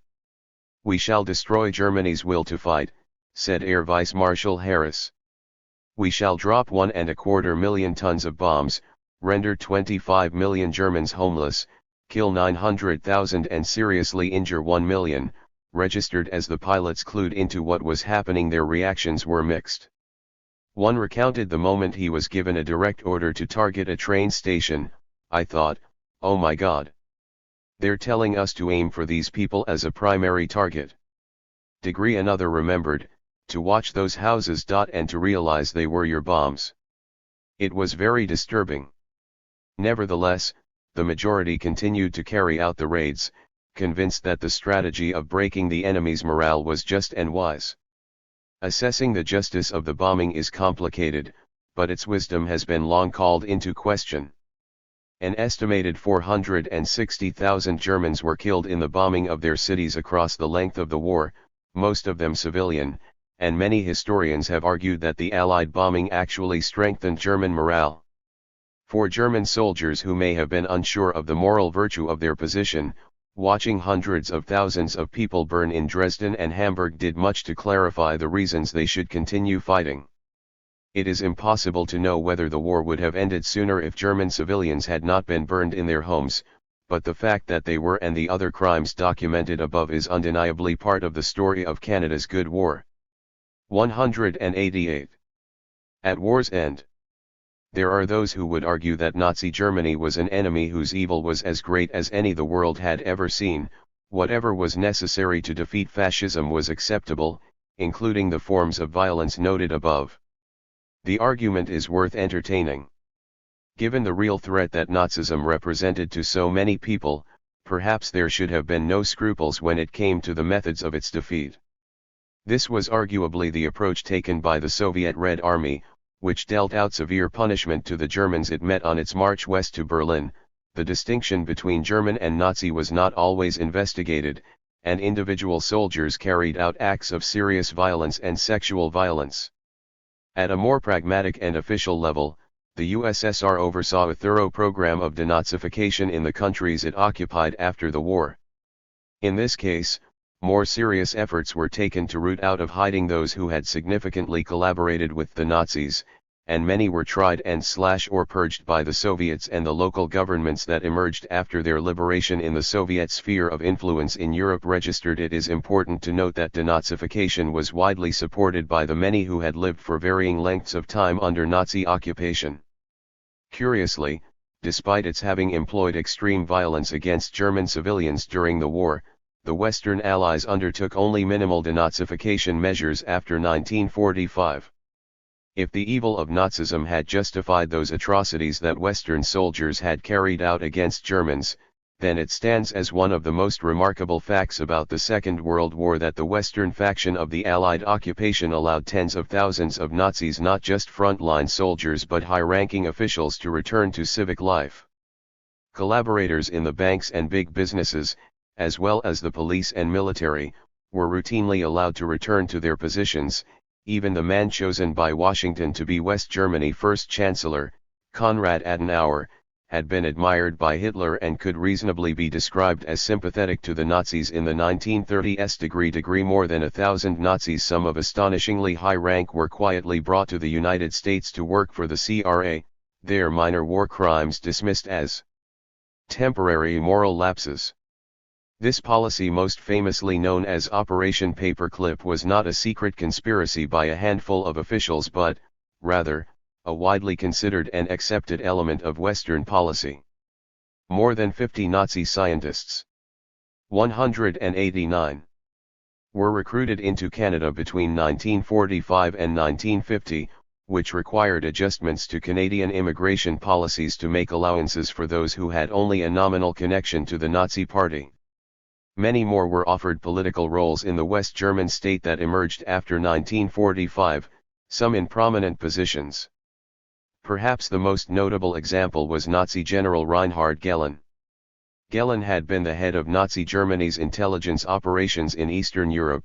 He knew Hitler personally, called him a misplaced genius, and last met with him in February 1945 in the Reich Chancellery. Gehlen bragged in his memoirs that he had played a not unimportant role in the war. He was placed in charge of West German intelligence in 1946 and retired with a CIA pension in 1968. One of his deputies was Franz Six, a noteworthy enough SS officer that his name appears in histories of the organization. He had joined the Nazi Party in 1930, worked as a propagandist in the 1930s, and later led several Einsatzgruppen death squads, rising rapidly through the ranks of the SS. After serving a reduced sentence for crimes against humanity, he joined Gehlen's organization and lived out his days as a free and powerful man in West Germany. Some of these decisions were taken outside of the direct purview of the Canadian government. By the end of the war, it was abundantly clear that the United States was assuming the leadership of the capitalist world, and Canada worked hard to collaborate effectively with both the US and Britain in building a post-war world order that would be favorable to their interests. Nevertheless, Canada's interests broadly coincided with its Atlantic partners. The British Commonwealth Relations Office sent a telegram to Ottawa explaining, in 1948, that, with respect to fascist leaders, it was not interested in meting out retribution of every guilty individual and sought instead to dispose of the past as soon as possible. This was not met with any indignation in Canada, which itself admitted at least 2,000 former Nazis in the years following the war, in addition to those brought over in Operation Paperclip, even after it had refused to admit those fleeing Nazi violence. Canada may not have ordered the burning of Dresden or the appointment of Reinhard Gehlen, but it did not object to those decisions or interfere with them in any way. Canada, like the United States, was comfortable with the idea of anti-communist former Nazis keeping West Germany as a bulwark against communism in the emerging Cold War. To that end, Canada kept a force of over 6,000 troops stationed in West Germany to buttress the threat. 190. Being levied against the Soviet side? Within 4 years of the war's end, West Germany was essentially being managed by the same people who had administered the country for the Nazis, though it was now protected by North American soldiers. Similar patterns emerged in many of the post-war states administered by the West. It serves as a reminder that the Western Allies did not have a problem with fascist, or even Nazi, ideology, As soon as their capacity to build a rival empire was destroyed, the West was able to work with the former Nazis and collaborators just as smoothly as it had before the war. Death from above, death from below. The good war ended with the detonation of the first and only nuclear bombs ever deployed. The instant obliteration of as many as 250,000 civilians is an odd way for a good war to end. The horrific bomb over Nagasaki burned at more than 3,000 degrees Celsius, incinerating people in an instant, and survivors had a 46% likelihood of developing leukemia. Descriptions of the aftermath are harrowing. Their faces were blackish and swollen like pumpkins, there were corpses in which the heads had been split open. World opinion was decidedly critical of the wanton carnage, and even the U.S. public reflected discomfort with the scale of the barbarity. Defenders of the decision claimed that the bombs were necessary to end the war quickly, since the Japanese military would have fought to the end. This claim was false. The Japanese command was already formulating terms for surrender and was largely based in an absurd racist stereotype about Japanese fanaticism. Exhaustive scholarly study has illustrated that ending the war to save American lives was not the primary reason the atomic weapons were used. Rather, as U.S. Secretary of War Henry Stimson put it, the bomb was a psychological weapon used to illustrate the awful power of the United States and to ensure that Japan surrendered before the Soviet Union arrived on the scene. U.S. officials would evoke the memory often to intimidate the USSR, as when William Dias warned, in 1980, that the Soviets know that this terrible weapon has been dropped on human beings twice in history and it was an American president who dropped it both times. In 1945 it was already evident that the real ideological struggle was between the left and the right, represented geopolitically by the US and the USSR, and the new president, Harry Truman, was not. 191. Content: sharing the post-war administration of the world with the Soviets. Everyone understood that Japan would be a key player in post-war East Asia, and Truman did not want to share its governance as he would have to in Germany. He explicitly acknowledged this in his memoirs, discussing his concern that imminent Soviet ground invasion would mean joint occupation of post-war Japan. In fact, the atomic weapons alone did not convince Japan to surrender. Rather, it was the imminent Soviet invasion that provoked the emperor's announcement that Japan would capitulate. The Japanese elite, aware that the war was nearly over, had already made one aborted effort to surrender, a few weeks earlier. Now, with the Soviets at their doorstep, they faced the prospect of not only losing the war but witnessing the rebirth of Japanese communism, which they had worked so hard to crush. They knew that U.S. administration would maintain the existing class character of Japan, albeit under direction from Washington, whereas the Soviets would present an ideological break. Thus, in the final moments of the Second World War, fearing the dismantling of the system of capitalism and patronage that maintained their privilege, Japanese fascist leadership was acquiescing to U.S. occupation because it provided the best guarantee of their continued dominance of Japan. As the next chapter documents, they were correct in that calculation.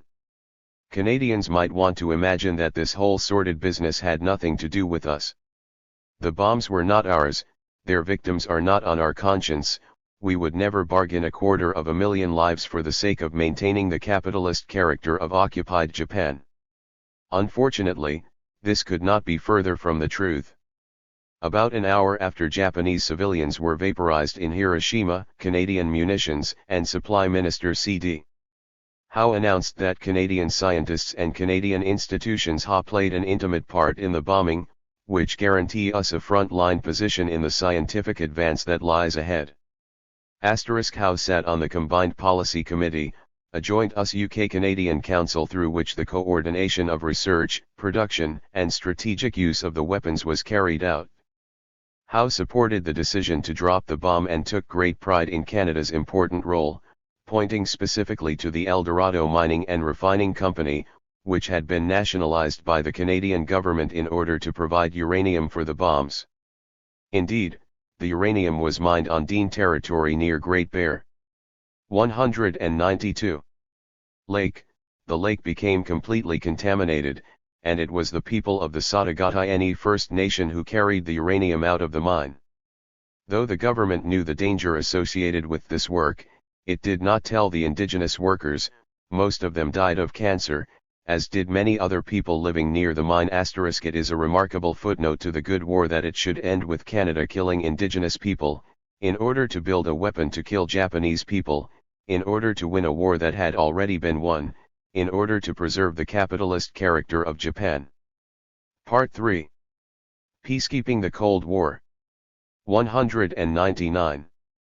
Japan's expansion is as irresistible a force as that which carried our own ancestors from the Atlantic seaboard to the prairies and beyond, but we found nothing in the way except Indians and buffaloes, whereas China is nearly as overpopulated as Japan itself. Toronto Daily Star editorial, 1937. Only a few years before Canadians plotted to drop the most devastating weapons ever devised onto cities full of Japanese civilians, Canada had been a strong supporter of Japanese fascist expansion. Canadians routinely denigrated Korean and Chinese victims of Japanese aggression, placing them lower on an imagined racial hierarchy than the Japanese, who, in the very act of colonizing their neighbors, were proving themselves worthy of Western respect.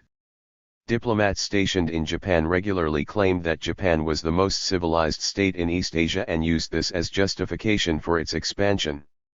On the eve of one of Japan's most heinous campaigns of the Second World War, the Nanjing Massacre, the Toronto Daily Star favorably compared Japanese conquest of China to Canadian conquest of the indigenous nations. Ironically, as the previous chapter noted, it was indigenous people who were forced to mine the uranium that went into the bombs that devastated Japan in 1945. While the Canadian ruling class could respect Japan's fascist, colonial ideology, it could not ultimately condone the rise of a rival imperial power in the Pacific. Thus, as it had in Europe, Canada participated in the defeat of Imperial Japan, to ensure that the Euro-American world maintained global supremacy. Once that was accomplished, Canada happily assisted in the recomposition of the Japanese ruling class with many of the same people who had run the fascist apparatus in order. 200. To maintain Japan as a bulwark against communism. Indeed, it was a Canadian judge who oversaw the dismissal of charges against one of Japan's most notorious war criminals, Kishi no Basuke, paving the way for his rise to become Japan's head of state. These actions reflect Canada's transition into the all-encompassing global dynamic that was the Cold War. For many Canadians, the most lasting legacy of the era was the mythology of peacekeeping, which, during this period, became indelibly embedded in the Canadian psyche. This chapter assesses Canada's transition into the Cold War, highlighting Canada's ongoing relations with former fascists and collaborators, especially in Asia, with emphasis on Canada's terrible and often overlooked war in Korea. That war was labeled a peacekeeping mission, and indeed, the historical record reveals a far less flattering picture of the peacekeeping era than the heritage minutes and commemorative postage stamps suggest.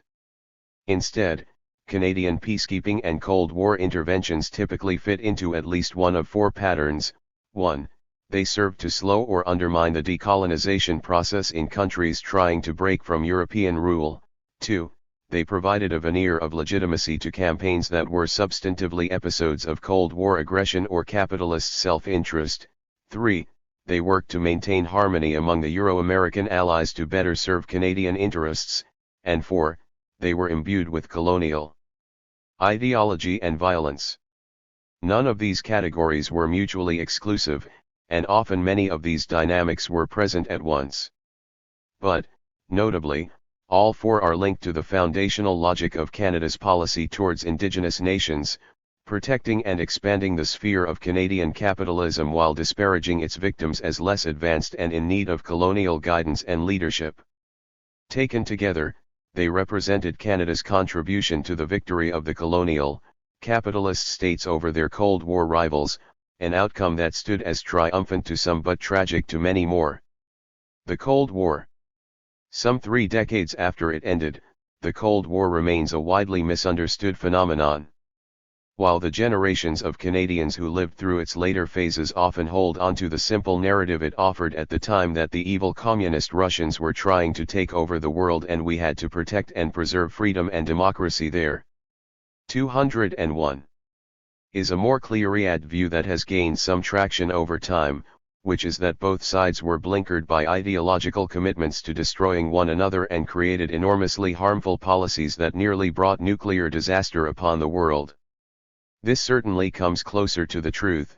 Detailed examination of the policies of both of the superpowers and their allies reveals plenty of cynical and unsavory business undertaken in order to win what both often saw as a fight to the death. Yet, even this conclusion is overly facile and leaves us with little more than an unsatisfactory claim that the Cold War happened because its leaders acted irrationally. To truly understand the second half of Canada's 20th century, we need a more sophisticated account of the great power rivalry that shaped it. From the outset it needs be said that neither side in the Cold War had a monopoly on moral righteousness, though both sides routinely laid claim to just that. The United States and its Western allies insisted that they were protecting democracy, people's inherent right to determine the rules and rulers that shaped their lives, and dubiously claimed that free market capitalism was a necessary condition for such democracy. The Soviet Union countered that the principles of equality and justice necessitated a shift away from capitalism, which produced precisely the opposite and positioned itself as the guardian and guarantor of all people who wished to pursue this alternative. Both of the superpowers periodically abandoned the ideals they professed in order to gain tactical advantage over one another, but the fact remains that this was a genuine ideological struggle, not simply a geostrategic rivalry. Unlike the First and Second World Wars, the animosity at the heart of the Cold War reflected a real class antagonism. The Soviet Union supported revolutionary movements around the world made up of peasants, workers, and other marginalized classes in their respective societies. These were inevitably movements that were upsetting the established class structures, typically highly unequal capitalist and colonial or semi-colonial systems. As such, U.S. interventions around the world tended to be in support of traditional authorities and the capitalist classes that had grown alongside them. So, while it is true that both sides prioritized their own national interests, it is also true that their national interests were inherently bound up in the class character of the Cold War, the inherent antagonism between the traditional elite and the hitherto marginalized masses of the world. Peaceful coexistence was never really an option. For the capitalist world, every state that broke away and closed its doors to 202. Foreign investment and integration was cutting into somebody's profits, and the possibility that such a movement could spread was unthinkable. For the communist world, which had been under attack since before it even had international representation, every state where the old authorities regained control was a step closer to the end of the dream of world revolution. Understanding the Cold War in these terms helps us to appreciate why it became such an all-encompassing struggle. More importantly, it explains why it came to mean so much to people outside of Washington and Moscow. Assessments of the proxy wars of that period often infer that the superpowers would descend upon some small country and raise armies to fight one another, with the unfortunate, disinterested locals caught in the middle. This is patently incorrect.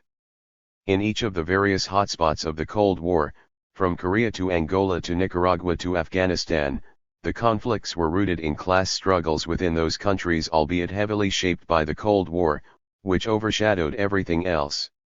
Thus, to most people in Euro-America, Western Europe, and the Commonwealth, and to a minority in the more privileged or formerly privileged classes elsewhere, the United States truly did represent the best hope at stemming the growing momentum towards socialism, which, to them, was tyranny.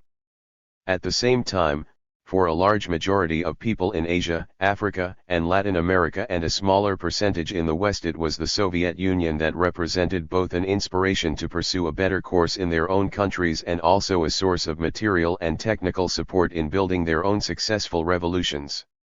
The case for Western-style capitalism was not helped by the fact that, when the Cold War began, much of the world remained under the direct colonial domination of the capitalist powers. Would Vietnam have become a central player in the world revolution if France had not introduced its people to capitalism via a ruthless, exploitative colonial occupation? It is impossible to say, and, besides, capitalist expansion did not have any kindly, egalitarian variants. Ironically, Canada's role in the Cold War often hinged upon the idea that it might represent a kinder capitalism. The image that Canada built of itself during this period was of a more reasonable middle power, offering an example of the good life that capitalism could bring, while remaining a well-intentioned arbiter in the hostile geopolitics of the Cold War. In truth, the audience that most took 203 to this performance was Canadian settlers themselves.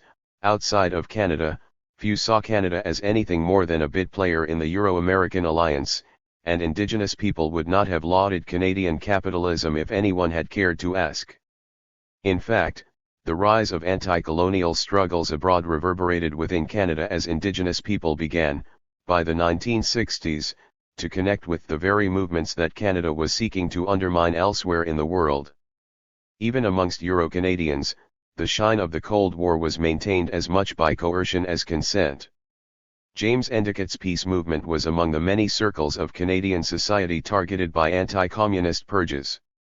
Endicott, who had come to a critical position on Cold War politics by living alongside the poor in China, was denounced as public enemy number one and subject to strip searches at the border, direct violence on the streets of Toronto and the firebombing of his house. These attacks were reflective of both official and unofficial anti-communist hysteria, whipped up by prominent politicians like Lester Pearson, who had vetted Winston Churchill's Iron Curtain speech and once suggested the use of germ warfare against the Soviets.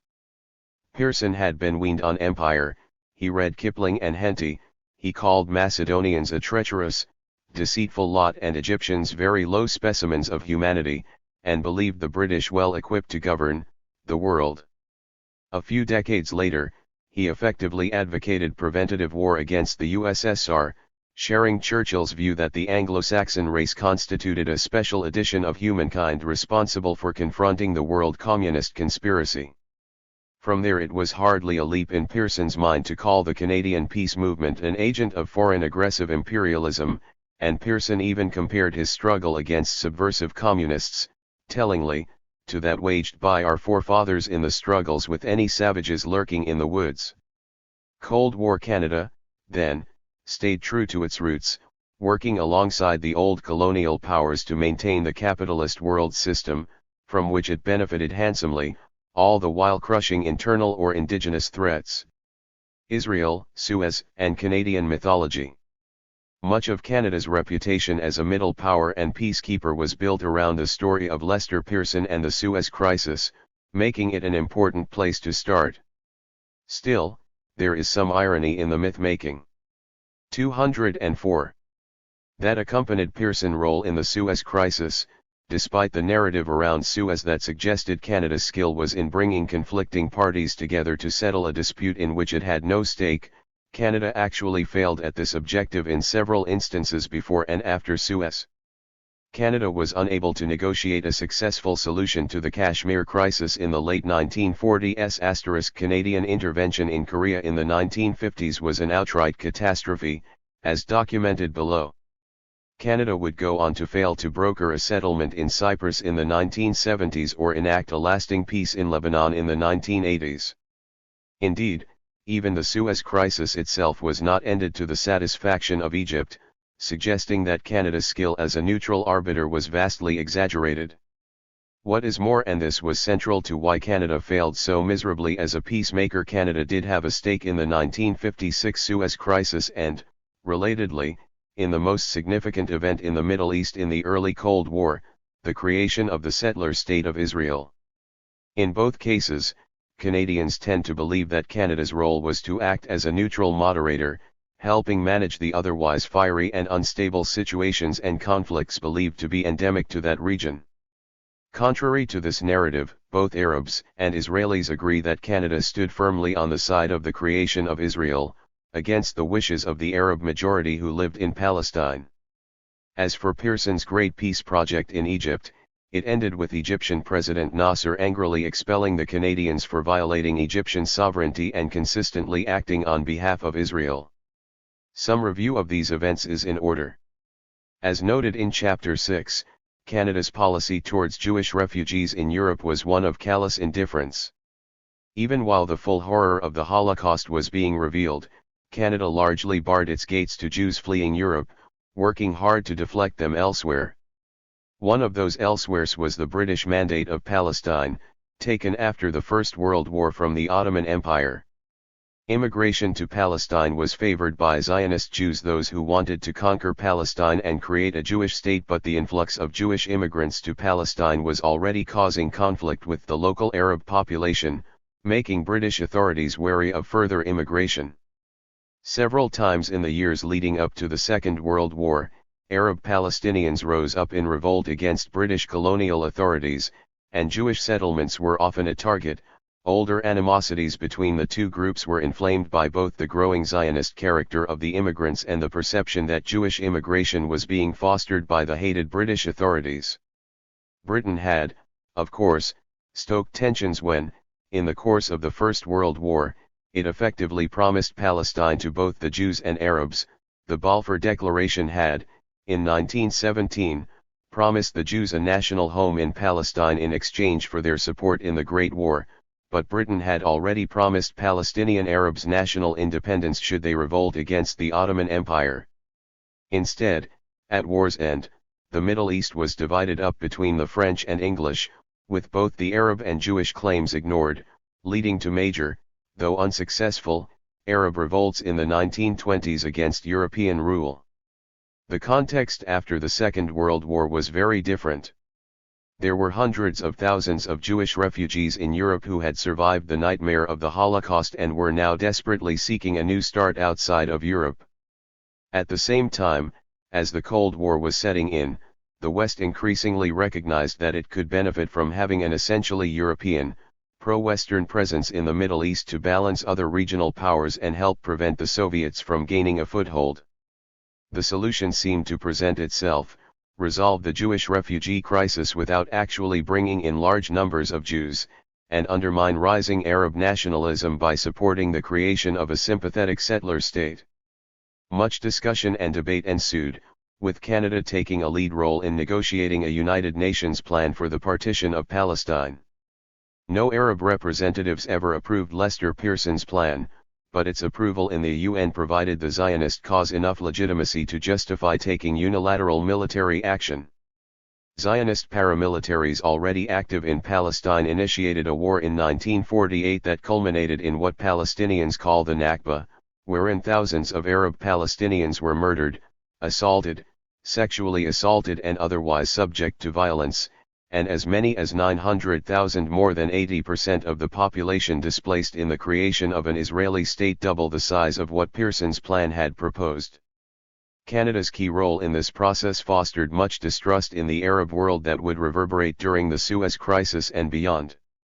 To the Zionists, Pearson was a hero, the Canadian Balfour, who was given awards and honors from Zionist organizations for his commitment to Jewish freedom and Israel.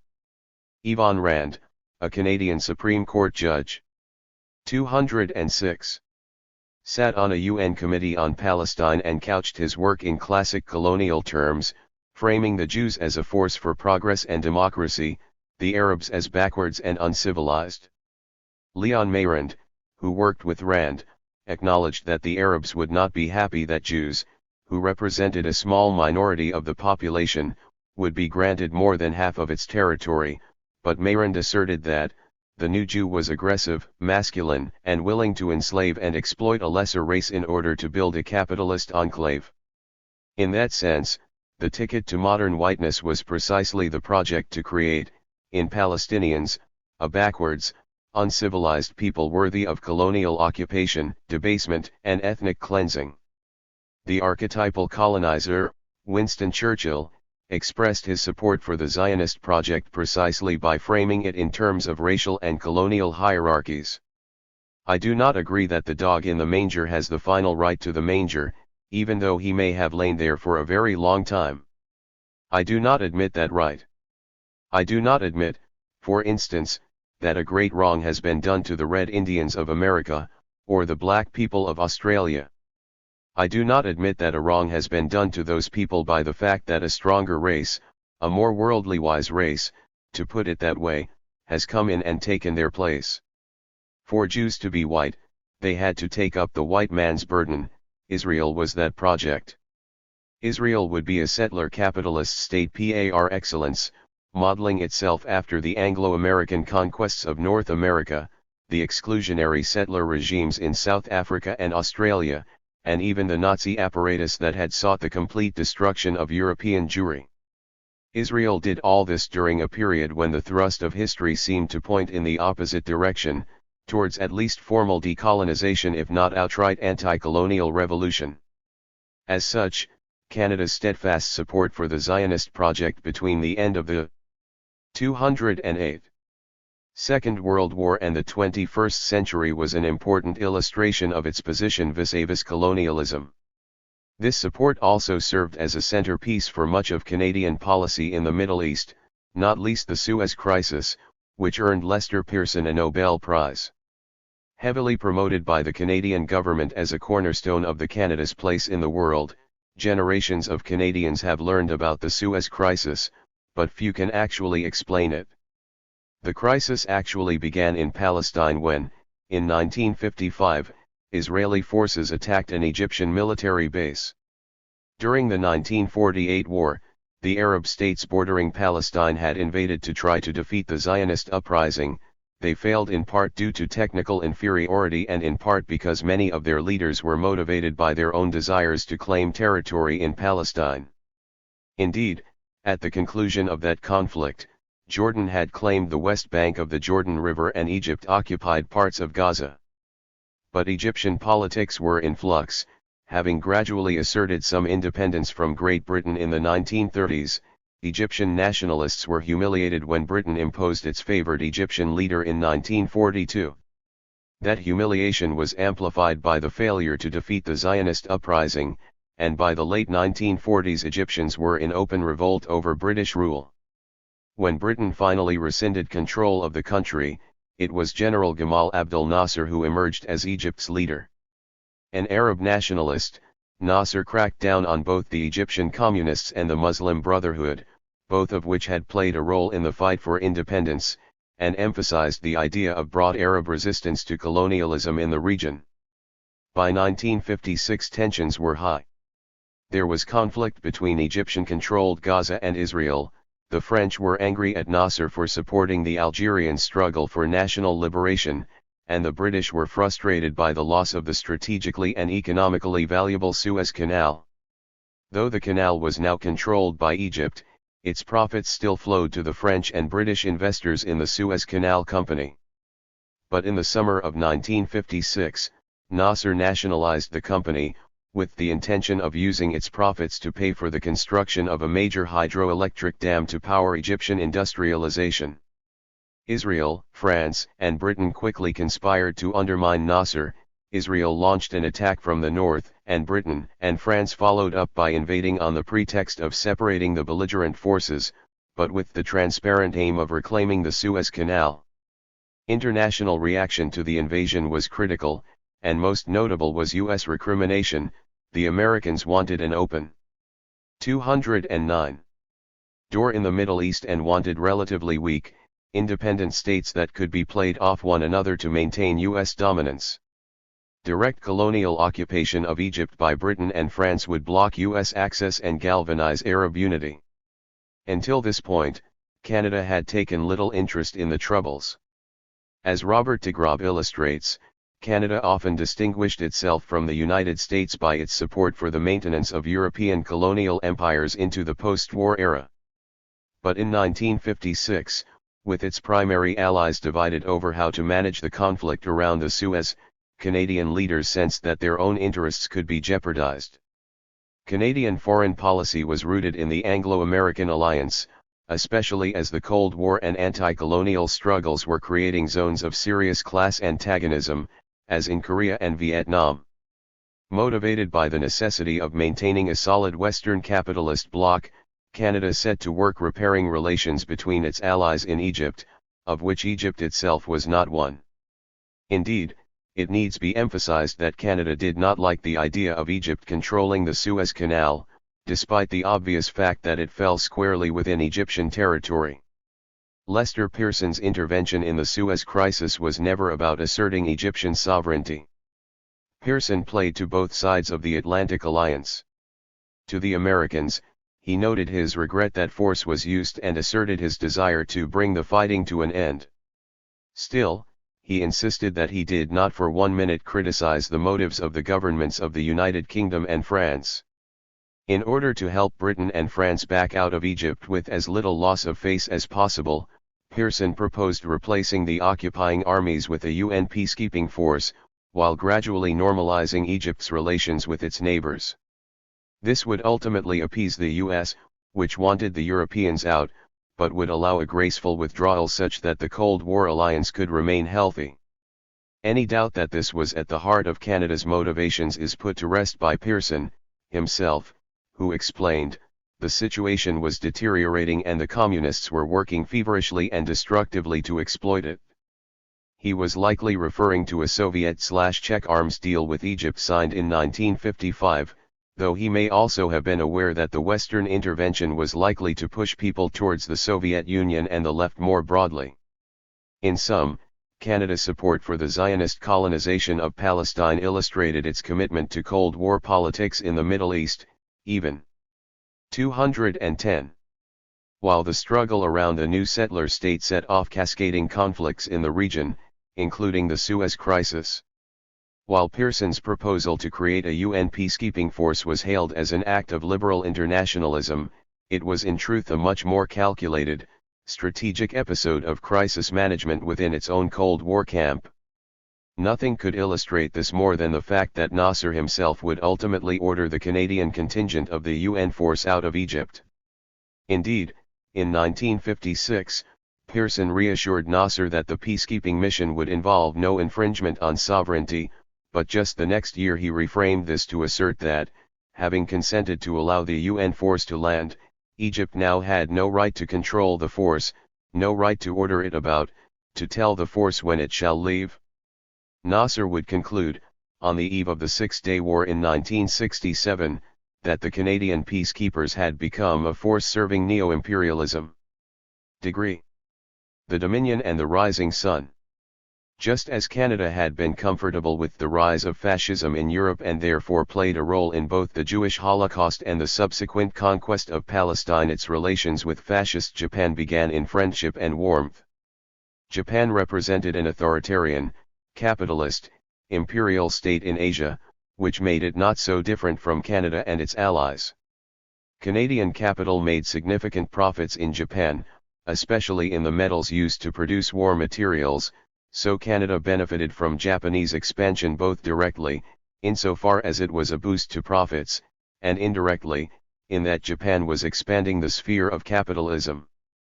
Inherent in Japan's imperial project was the defeat of popular movements oriented to the left, both within Japan and also in its growing empire. Given that Japan seemed to be following the path already beaten by the Euro-American powers, it was easy enough to claim that Japan was on the road to becoming a modern civilization and thus in a position to improve its neighbors.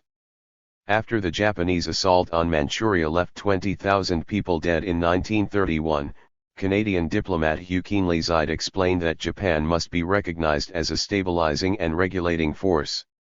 6 years later, after the vicious 1937 attack on the city of Nanjing, Randolph Bruce, Canada's envoy to Japan, claimed that this was simply an attempt to put her neighbor country in better shape, as had already done in Manchuria. 211. Nevertheless, Japan's imperial ambition grew too great for the Euro-American powers to tolerate, and, just as they had with Nazi Germany, the West eventually found it necessary to block further expansion. By the 1940s, there was no feasible way for the Western powers to coexist with Imperial Japan as they had previously hoped they would, and, in 1941, after the surprise attacks against various targets including Pearl Harbor, total war engulfed the Pacific suddenly, Japan's position as a lesser civilization was re-emphasized, and anti-Japanese racism stoked.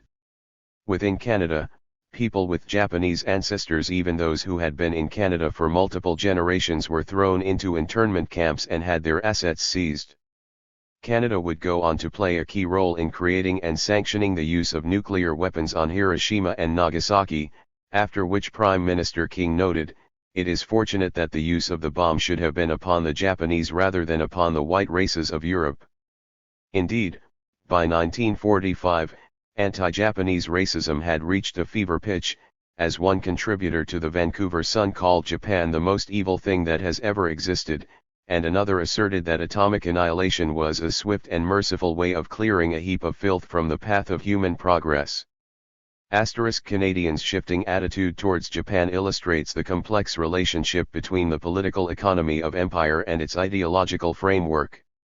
In the early 1900s, the Canadian government had placed serious restrictions on Japanese immigration amidst an anti-Asian furor among whites in BC. But by the Versailles peace talks in 1919, Canada was willing to support the idea of Japan as a regional power in East Asia, allowing it to claim Germany's former territories in Shandong and the Pacific.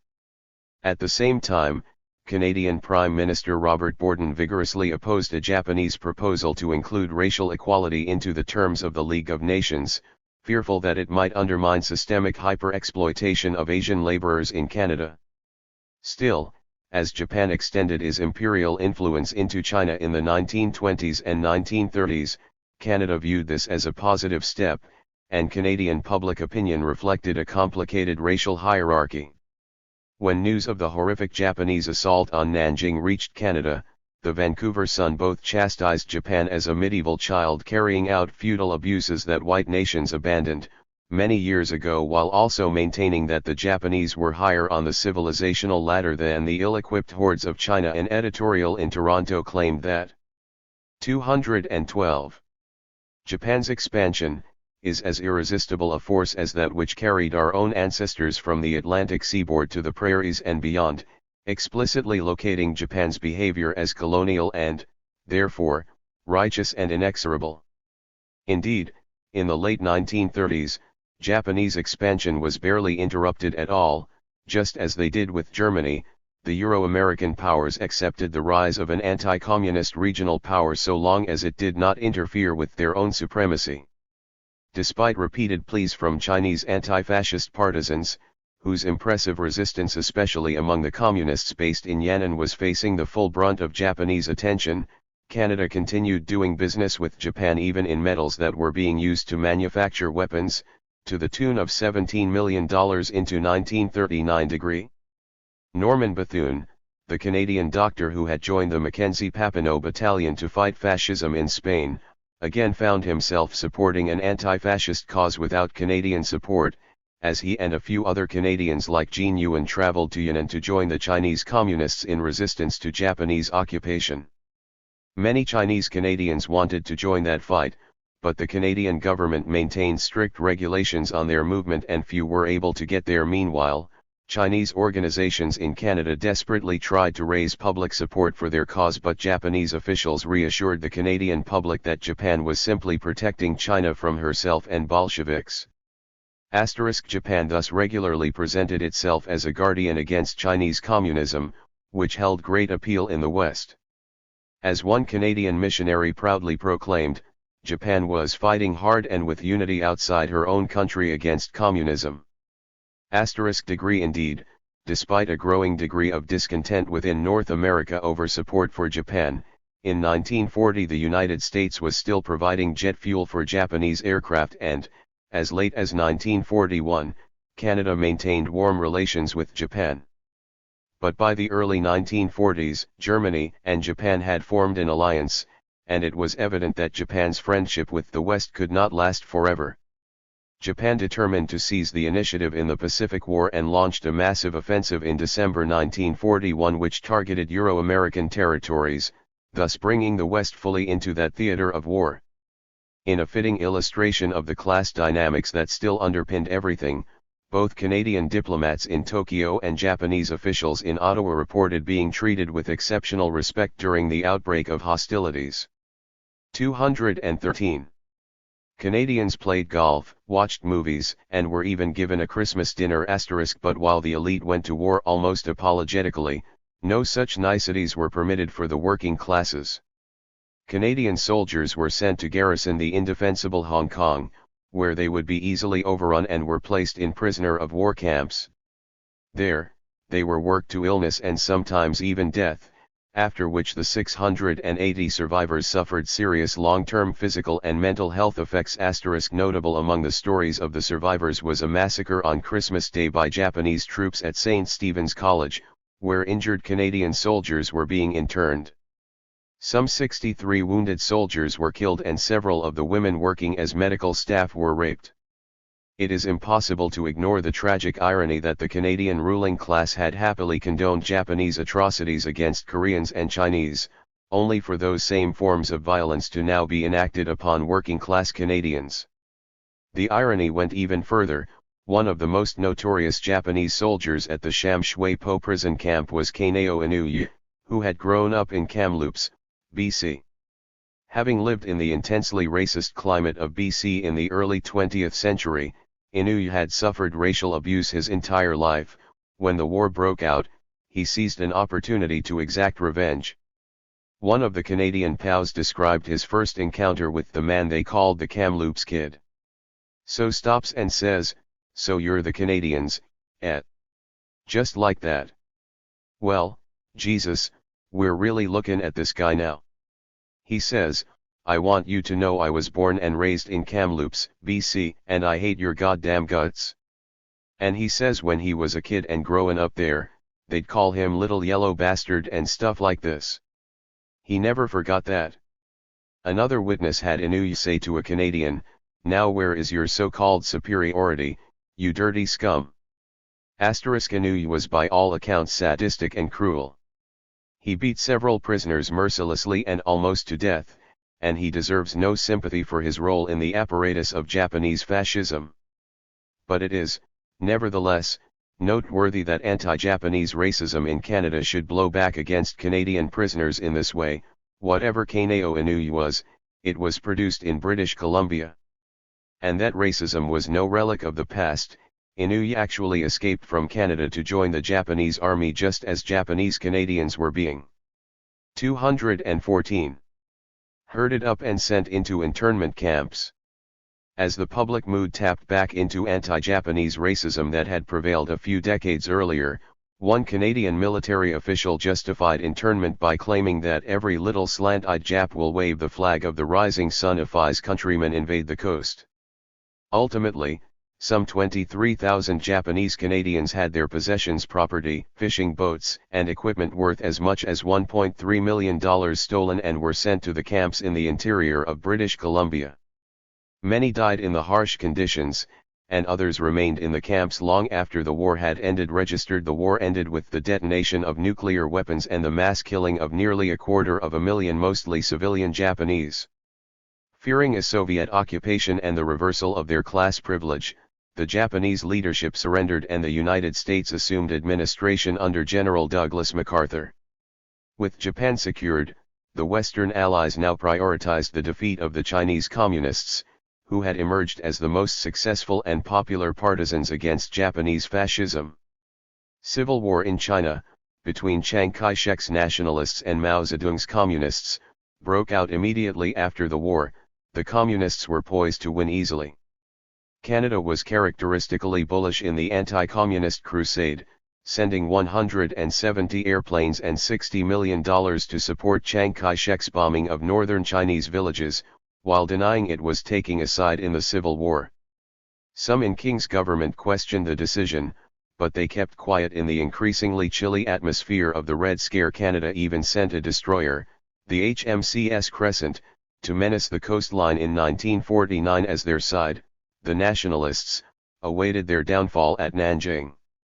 Canadian missionaries in China were almost uniformly anti-communist, which tended to alienate even moderate Chinese Christians, and those few Canadians who preached a more thoughtful approach to Canadian-Chinese relations were ignored, recalled, and muzzled. Most notable among these was James Endicott, mentioned above, who was among a small group of United Church missionaries who came to sympathize with the communist project in China.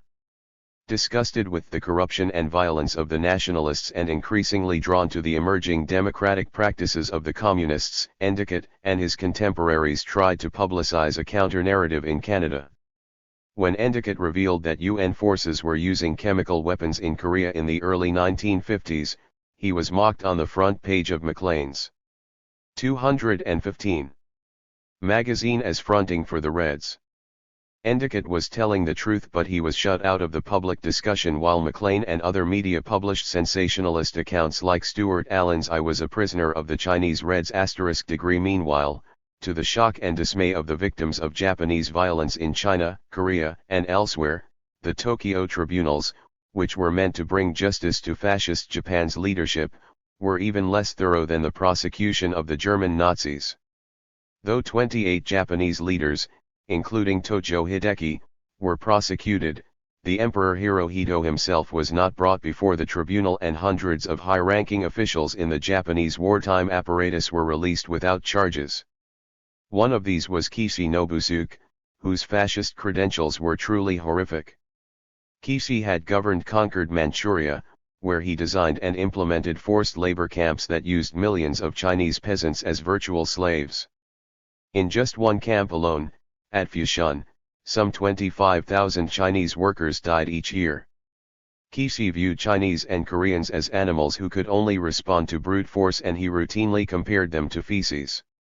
Men were worked to death, women were sold into sexual servitude, and Yakuza gangsters were employed to terrorize prisoners.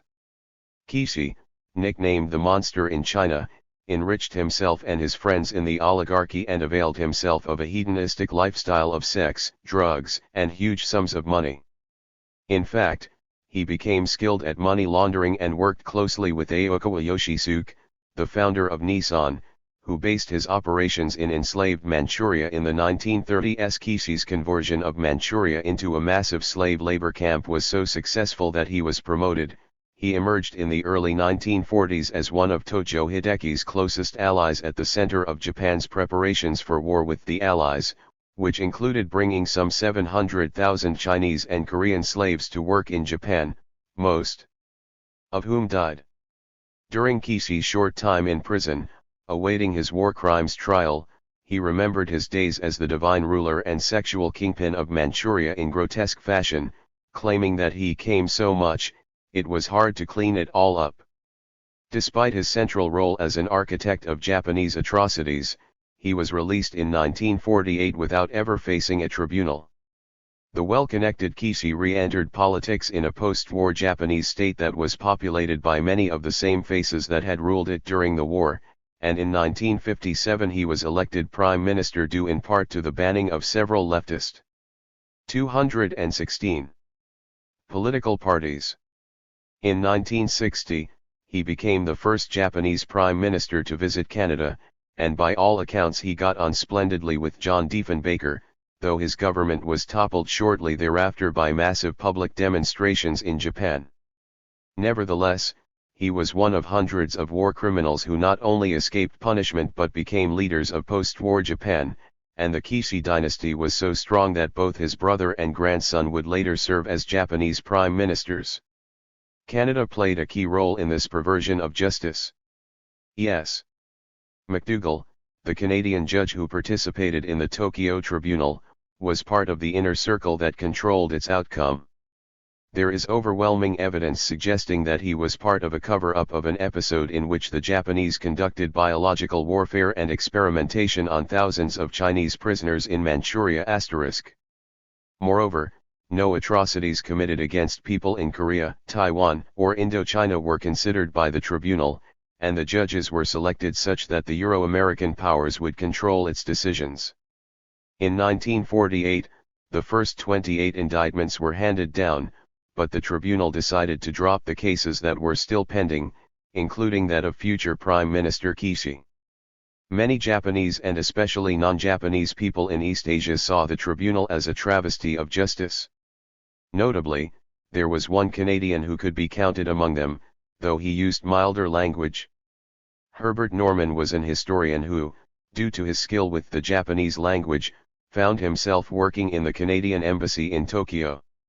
After the war, he served as the head of the Canadian mission there, and he sent careful but critical reports to Ottawa even as Canada's man on the tribunal fulfilled the miscarriage of justice. Norman argued that failing to prosecute the emperor would be viewed as an insult to people in China, Korea, and other nations occupied by Japan during the war. he insisted that responsibility for Japanese war crimes should be placed on the oligarchy, the network of business, government, and military elite who designed and benefited from Japanese expansionism. Norman was particularly incensed by the decision to release the second wave of war criminals, noting that while they are not as well known, this group includes some of the most fanatical and unsavory leaders of aggressive Japanese imperialism. But his cables were ignored. Japan was emerging as the centerpiece in U.S. Cold War planning for East Asia and was to be used as a base of 217 anti-communist operations. The U.S. military had already used Japanese soldiers as a garrison against the communists in China, and needed to re-establish the old structures of authority within Japan to curb the explosion of left politics that had erupted there following the end of the war. Tenants' associations, labor unions, women's groups, and socialist and communist parties had begun to take an active role in post-war reconstruction and were holding fascist-sympathizing bosses, landlords and politicians accountable for the nightmares they had imposed. In local elections in 1947, the Socialist Party gained a plurality, and by 1949 the more radical Communist Party was able to gain 10% of the popular vote. Hence, in 1948, the U.S. began to suppress Japanese progressives, using troops to break a strike at the Toho movie studios and decreeing the dissolution of government workers' rights to bargain or strike. In 1949 more than 20,000 communists were purged from Japanese public life by an increasingly draconian MacArthur administration. In this context, and with communists in China, Korea, and Indochina surging in popularity, the Western Allies considered Emperor Hirohito one of our greatest supports in Japan, despite his arguably having been the most important figure in the Japanese fascist apparatus. The old Japanese elite were pleased and even consented to an extended U.S. occupation, since it meant a strengthening of their own position vis-a-vis rising Japanese working-class militancy. Canada was actively participating in the project to reconstitute Imperial Japan under MacArthur and would soon to take a lead role in the anti-communist crusade in Korea. Herbert Norman was a nuisance. His fair-minded and thoughtful analysis had no place in campaigns of Cold War class warfare, and he was placed under investigation as a communist spy and later kicked out of Japan. He committed suicide in Egypt in 1957 while under further scrutiny. Norman was no communist, but hounding him in this way helped delegitimize communist politics in the Canadian public while simultaneously unburdening the government of a conscientious liberal. Some 40 years later, Canadian Cold Warriors still held him in disdain, said Robert Bothwell in 1998. Canada did not derive much benefit, in analysis or insight, from the presence of the fabled Dr. Herbert Norman. 218. The Scorched Earth of Korea. Canada participation in the Korean War is surely one of the least studied and discussed major conflicts, an odd fact given that it remains one of Canada's largest military operations, involving some 27,000 soldiers and a cost of $7.25 million in aid to South Korea over 3 years of war. It also established the tense standoff on the Korean peninsula, which persists into the 21st century and has periodically threatened to spark a major, maybe even nuclear confrontation. And yet it remains largely absent from the Canadian popular imagination, perhaps crossing most Canadians' minds only once a year when it is listed among the conflicts being remembered on Remembrance Day. The memories that do exist tend to be hazy, clouded by the peculiar fact that, despite its name, the Korean War was technically a peacekeeping mission. Control over the once independent monarchy of Korea had been the source of conflict at the start of the 20th century, with Japan ultimately defeating its rivals in China and Russia in 1910. From then on, Korea was subject to a ruthless, exploitative Japanese colonialism, undertaken with enthusiastic Canadian support. Korea's industrial and agricultural base was rapidly developed, but this was all geared towards supporting the Japanese economy. For instance, while total rice production significantly increased during the Japanese occupation, consumption of rice by Koreans actually declined. Koreans were conscripted into the Japanese military and labor camps, and the Korean language and even Korean names were banned, building widespread resentment towards Japan. Given that much of the former Korean elite were happy to collaborate with the Japanese occupation, the simmering resentment was channeled into a growing political left. Strikes, disruptions, protests, and even guerrilla struggles increased over time, reaching their height in the early 1940s, as Japan's imperial ambitions crested. These movements contained a mix of center and left organizations, and they asserted both Korean independence and also a more equitable share of wealth and access to land for Korean peasants. The U.S. State Department, when not conducting propaganda, actually had a clear read on the situation in 1945. There is great disappointment that immediate independence and sweeping out of the Japanese did not eventuate. Achieved high rank under the Japanese are considered pro-Japanese and are hated almost as much as their masters. 219. The most encouraging single factor in the political situation is the presence in Seoul of several hundred conservatives among the older and better educated Koreans. Although many of them have served the Japanese, that stigma ought eventually to disappear. Save the last sentence, this was a prescient analysis. Koreans wanted the fascists and their collaborators out, while the US wanted to put them in charge. Instead, the Korean partisans who had opposed Japanese occupation created, immediately following Japanese defeat, the Korean People's Republic. The KPR was popular, offered much autonomy for local governance and quickly gained control of more than half of the country. The KPRR had earned people's trust, given that its leaders had resisted Japanese occupation, and the KPR was setting to work on the matters of highest priority to average Koreans, including the rebuilding of homes and infrastructure, the acquisition and distribution of food and the seizing of land from wealthy landowners to be returned to Korean peasants.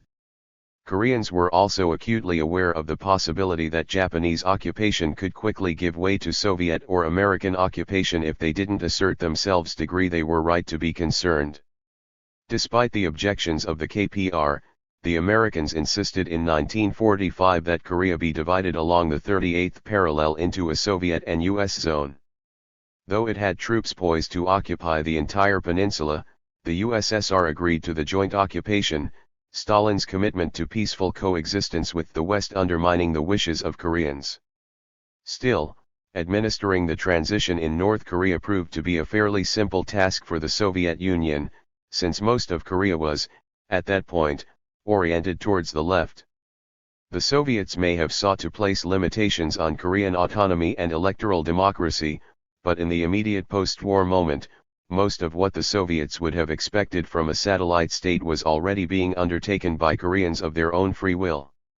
Importantly, the transformation that was taking place in North Korea was hugely beneficial to the country's poor, 75% of whom were small peasant farmers who received land, both as small family plots and as part of larger collective farms, and were given the equipment and support needed to cultivate food successfully. The U.S. zone of occupation was very different. Since the Americans had not yet landed troops in Korea when Japan surrendered, they asked the Japanese commander in Korea to maintain order and preserve the machinery of government in the south until they arrived. Registered the Korean. 220. Reaction was predictably negative. Just days after the dropping of the atomic bombs in Hiroshima and Nagasaki, the United States was inviting the Japanese to maintain their occupation of South Korea. When the Americans finally arrived to assert their authority, they were appalled to find Koreans urgently and effectively applying a variety of socialist practices to rebuild the country, under the auspices of the KPR.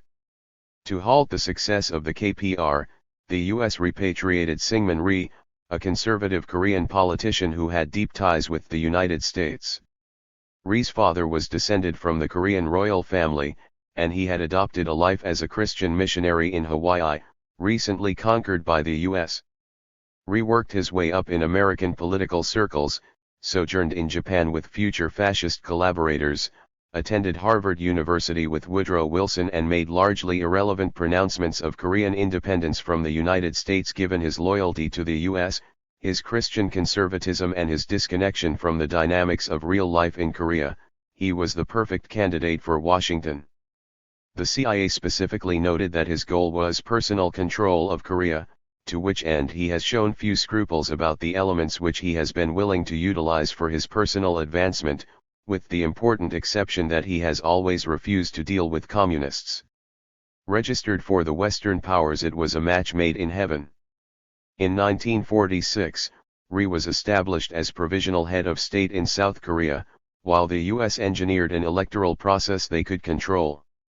Ri's election victory in 1948 was marred by widespread allegations of violence, and most of the candidates from the left and even the center boycotted the elections, knowing they would be fraudulent. Registered, but Canada, flexing its muscles at the new United Nations, helped form a UN commission to validate the sham election.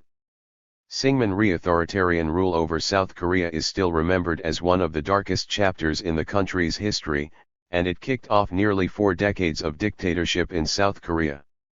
Canada was among the first countries to officially recognize his government. Despite Canada's enthusiasm, Rhee was viewed by most Koreans as a puppet dictator. The strength of the KPR in South Korea was such that it could mobilize massive strikes and protests against his government, which could only be defeated by naked violence. Hundreds of KPR activists were imprisoned or killed, and by 1947-48 the PR essentially found itself fighting a guerrilla war against Rhee and his US sponsors. Rhee filled most of 221 his important administrative positions with members of the Korean ruling class who had collaborated with the Japanese occupation. For people who had survived fascist rule, the spectacle of seeing the same people ruling the country again was intolerable. By 1950, Rhee's government had effectively defeated the KPR by killing over 100,000 Koreans, with violence and imprisonment handed out to many more. His government had even alienated many center-right Koreans, who found themselves imprisoned and or tortured if they disagreed with him. Registered, this was the government that Canada would support in the Korean War, a government of fascist collaborators that stole elections, ruled by force, shut down opposition newspapers, undermined legitimate efforts at reconstruction and defied the will of average Koreans. Small wonder Canadians are rarely encouraged to remember the Korean War, whose veterans returned home with Syngman Rhee volunteer medals. Meanwhile, no such upheaval was taking place in the North. While the election of partisan war hero Kim Il-sung in 1948 was certainly a welcome choice to the Soviets, it was nevertheless the case that Kim was massively popular and the reforms taking place in the North, now called the Democratic People's Republic of Korea, were widely supported. Canadian diplomats privately admitted as much. The war itself began in 1950, after months of increased tension provoked by Rhee's embarrassing electoral failure that year. Despite rigging the elections, Rhee still could only muster a minority government, and the increasing fragility of his dictatorship appeared to provide an opening to those who still sought unification along the lines of the original KPR. When members of the North Korean government traveled to the south to meet with opposition leaders about the situation, Rhee had them arrested. This set off a series of diplomatic shots, leading most observers to conclude that full-scale war was imminent. Indeed, both Kim Il-sung and Syngman Rhee openly discussed using military options to reunite the country along their preferred lines. Rhee was arguably more aggressive in his planning, trying desperately to convince the US to support a preemptive attack. Minor cross-border skirmishes occurred with some regularity between 1948 and 1950.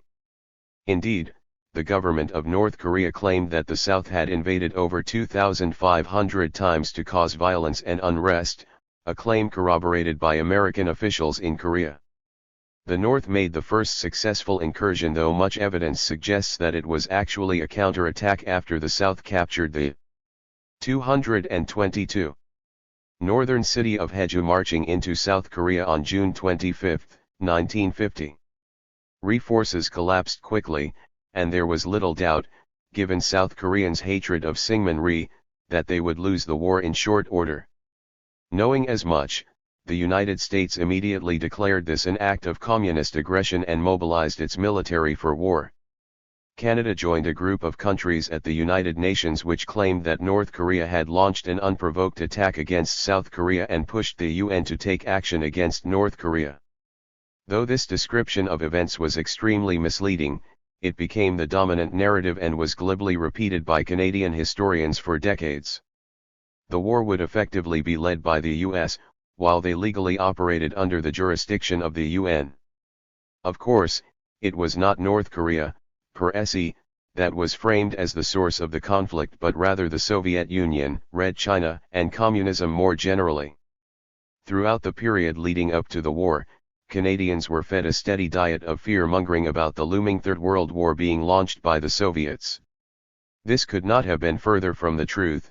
Stalin was desperately committed to a defensive, de-escalating approach to the Cold War, avoiding conflict even when it meant watching communists be killed by the West. He was distinctly uninterested in seeing conflict engulf the Korean peninsula. Far from ordering the attack, he only reluctantly gave it his consent when Kim Il-sung promised it would be quick and decisive. But to bring a war-weary Canadian public on board for another major conflict, it had to be framed as Kremlin-controlled armies and communist aggression, with the Vancouver Sun even suggesting this was a more dire threat than Hitler. The fear-mongering worked. By 1950, 69% of Canadians believed that a Third World War would be upon them in less than 5 years and were convinced that Korea was an emergency that threatened their very survival. Even as it was securing domestic support for the war, Canada played a key role in establishing the disingenuous UN peacekeeping mission. Taking advantage of the absence of the Soviet Union, the UN established its first peacekeeping mission, to intervene on behalf of South Korea. Canadian Prime Minister Louis St. Laurent described it as a police action designed to prevent war by discouraging aggression.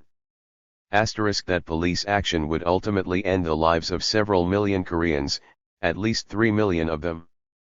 225 civilian, as well as more than 500 Canadians, and it reduced North Korea to rubble. This is not just an aphorism. The UN peacekeeping mission in Korea employed what it described as a scorched earth policy, which used megabombs and napalm gas to burn crops, pulverize buildings, flatten homes, and instill terror among North Koreans. Cities were firebombed, dams were destroyed, and by the time the war was over, it was reported that there was not a single building in North Korea standing more than 1 story off the ground. Bombing targets became so scarce that one pilot dropped several bombs on a single motorcycle rider. Registered in the words of U.S. General MacArthur, Korea would be obliterated and left a desert. The devastation paralleled, and in some ways surpassed, scenes from the fallout of the Second World War. The war was so horrific that some of its own soldiers refused to fight. Between 1950 and 1953, hundreds of soldiers with the UN force, including some Canadians, chose to abandon their side and abet the North Koreans. These were soldiers who had been taken prisoner, of whom, according to a report commissioned by the U.S. military, some 30% collaborated with North Korea and 13% became active members of the Communist Front, as propagandists, spies, etc. The embarrassing fact that Western soldiers were so disillusioned with their mission was significant enough that military leaders had to go on record acknowledging and explaining it. Rather than admit that their mission might lack a persuasive moral claim, they instead suggested that the Korean and Chinese communists were using brainwashing techniques to manipulate their prisoners. The CRA had, in fact, been working on such measures, experimenting on North Korean prisoners as early as 1950, but while the public was led to believe that the communists were employing all-powerful, irresistible, unfathomable, and magical tricks to lure away their soldiers, even the U.S. military acknowledged that there was no evidence of such magic and that, in fact, North Korea rarely used physical violence. Instead, according to U.S. Army reports, they would show Western soldiers maps of East Asia dotted with U.S. military bases and suggest to them that maybe it was the U.S. that was the aggressor. This argument seemed plausible to the prisoners, said the U.S. report.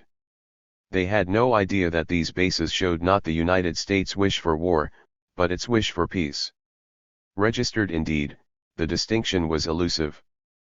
But even while some soldiers were horrified by the missions they were 224 being asked to carry out, many others embraced an opportunity to embody the superiority they believed themselves to represent. Canadian soldiers routinely denigrated Korean and Chinese soldiers as a yellow horde, tapping into the deep colonial legacy of Europeans in Asia, as well as the more recent memory of World War II propaganda, which made ample use of racist slurs and stereotypes. Indeed, the epithet GK, so associated with the war in Vietnam, was widely used by Canadians in Korea. For its part, the Canadian media served up ridiculous racial stereotypes, like the claim by the Calgary Herald that Koreans' chief aim in life is to have as many children as possible, and reassured its readers that this war was a challenge to civilization itself. The colonial view of Koreans was such that many Canadians assumed the only way to pursue such a conflict was by the use of overwhelming force, believing Asians to be inherently malleable and swayed by powerful leaders. Canada had long viewed Koreans as lesser on the civilizational hierarchy. When Canada established diplomatic ties with Japan in 1929, chargé d'affaires Hugh Keenleyside argued that Korea ought to be a Japanese dominion. Canadian missionaries, who had been active in Korea since the early 20th century, often found themselves at the center of conflicts between Korean communist partisans and the Japanese occupation. They overwhelmingly sided with the Japanese and preached anti-communism, which ultimately saw them lose favor among Koreans. Indeed, Canadian support for fascist Japan had betrayed the colonial superiority with which Canada viewed East Asia in general and Korea in particular. Now, in 1950, Koreans were the direct target of Canadian force, and expressions of colonial arrogance were the superficial marks of an attitude expressed more dangerously in soldiers' actions. Canadian soldiers committed violent attacks, sometimes murder and rape, against even the South Koreans they were ostensibly there to support. This pattern, rooted in Canadian settler violence against Indigenous people, would become a dubious hallmark of Canadian peacekeeping. Most of these crimes went almost entirely unpunished. Canadian soldier John Steeves murdered Shin Yong-dok, a South Korean farmer, in a drunken rage in 1951. He was court-martialed and sentenced to 15 years for manslaughter but was released after less than 6 months. Earlier that same year, 3 Canadian soldiers descended again after much drinking and partying on a South Korean farmhouse, where they savagely beat 225. A group of South Korean soldiers and raped 2 women. A Canadian journalist, Bill Boss, tried to file a report on the story, but it was squashed by the Canadian embassy in Tokyo and Boss was labeled a subversive. The 3 soldiers were convicted but all 3 were released in 1952. These were not isolated cases. Historian John Price estimates that there were hundreds and maybe thousands of incidents like it. It is worth noting that these are not new revelations. Attempts to block these stories from North American newspapers did not always succeed, and they certainly could not be hidden from Koreans, whose contempt for the occupation grew as a result of this racist violence. No less than Pierre Berton, one of Canada's most famous writers, described the harrowing, everyday violence Canadian soldiers unleashed on Koreans. This situation, and especially the widespread use of napalm attacks to kill civilians, caught the attention of Lester Pearson. The great peacekeeper's priority in Korea was not to stop the violence but to push for greater censorship of the press from speaking about it. Pearson took his own advice in 1952, when he lied to Parliament, denying that Canada had participated in the development of biological weapons for use in the Korean War. The initial accusation was made by James Endicott, whom Maclean's had denounced as fronting for the Reds. In fact, Endicott was speaking a truth Canadians did not want to hear, then as now. More recent attempts to bring the Korean War back into popular awareness often tried to rescue it as a noble cause, even when the facts made that a tough sell. Ted Barris, for instance, called it the war that history forgot and lamented the fact that Canadian classrooms did not echo with the recitations of the Great Battle at Kapyong. But Canadian soldiers at Kapyong were ordered to open fire on civilian refugees. The Korean War was thus a difficult one for Canadian mythmakers to spin. In fact, Canada's role in the Korean War embodies the colonial dynamics at the heart of the study, as in Canada's relations with Indigenous nations. The overarching strategic goals were the establishment and maintenance of capitalism. Like so many Cold War conflicts that followed it, the key question in the Korean War was whether Koreans would be permitted to establish a socialist economic system across the peninsula. This was clearly what the majority of Koreans on both sides of the 38th parallel wanted at that time. But to the US, Canada and other stewards of the global capitalist system, Korea was a domino they couldn't allow to fall, especially given the success of the Chinese Revolution just a year 226 before. Indeed, by the 1950s, Canada was taking an active role in the Cold War, and Canadians were encouraged to demonize any group of people connected to communism. Registered meanwhile, throughout the course of Canada's engagements with Korea, it was clear that both the Canadian state and many of its representatives, be they missionaries, diplomats, or soldiers, viewed Koreans through the same colonial lens they did indigenous peoples. Missionaries evangelized them, diplomats infantilized them, soldiers dehumanized them, and the Canadian state considered itself fully justified in using every means at its disposal to dictate the terms of Korean governance. And despite helping to create a social, political, and humanitarian apocalypse in Korea, few Canadians thought about the Korean War more than to add it to the list of Canada's generous contributions to global security and peace. The heroes of Dien Bien Phu. The Korean War is often overshadowed by the calamity which followed hard on its heels in Vietnam. Indeed, Vietnam would ultimately occupy a pivotal place in the broader history of the Cold War and the anti-colonial struggles that shaped the century. The French had dominated the region called Indochina since 1858. The colony was consolidated in 1895 and run by a small French bureaucracy and local collaborators from the old elite.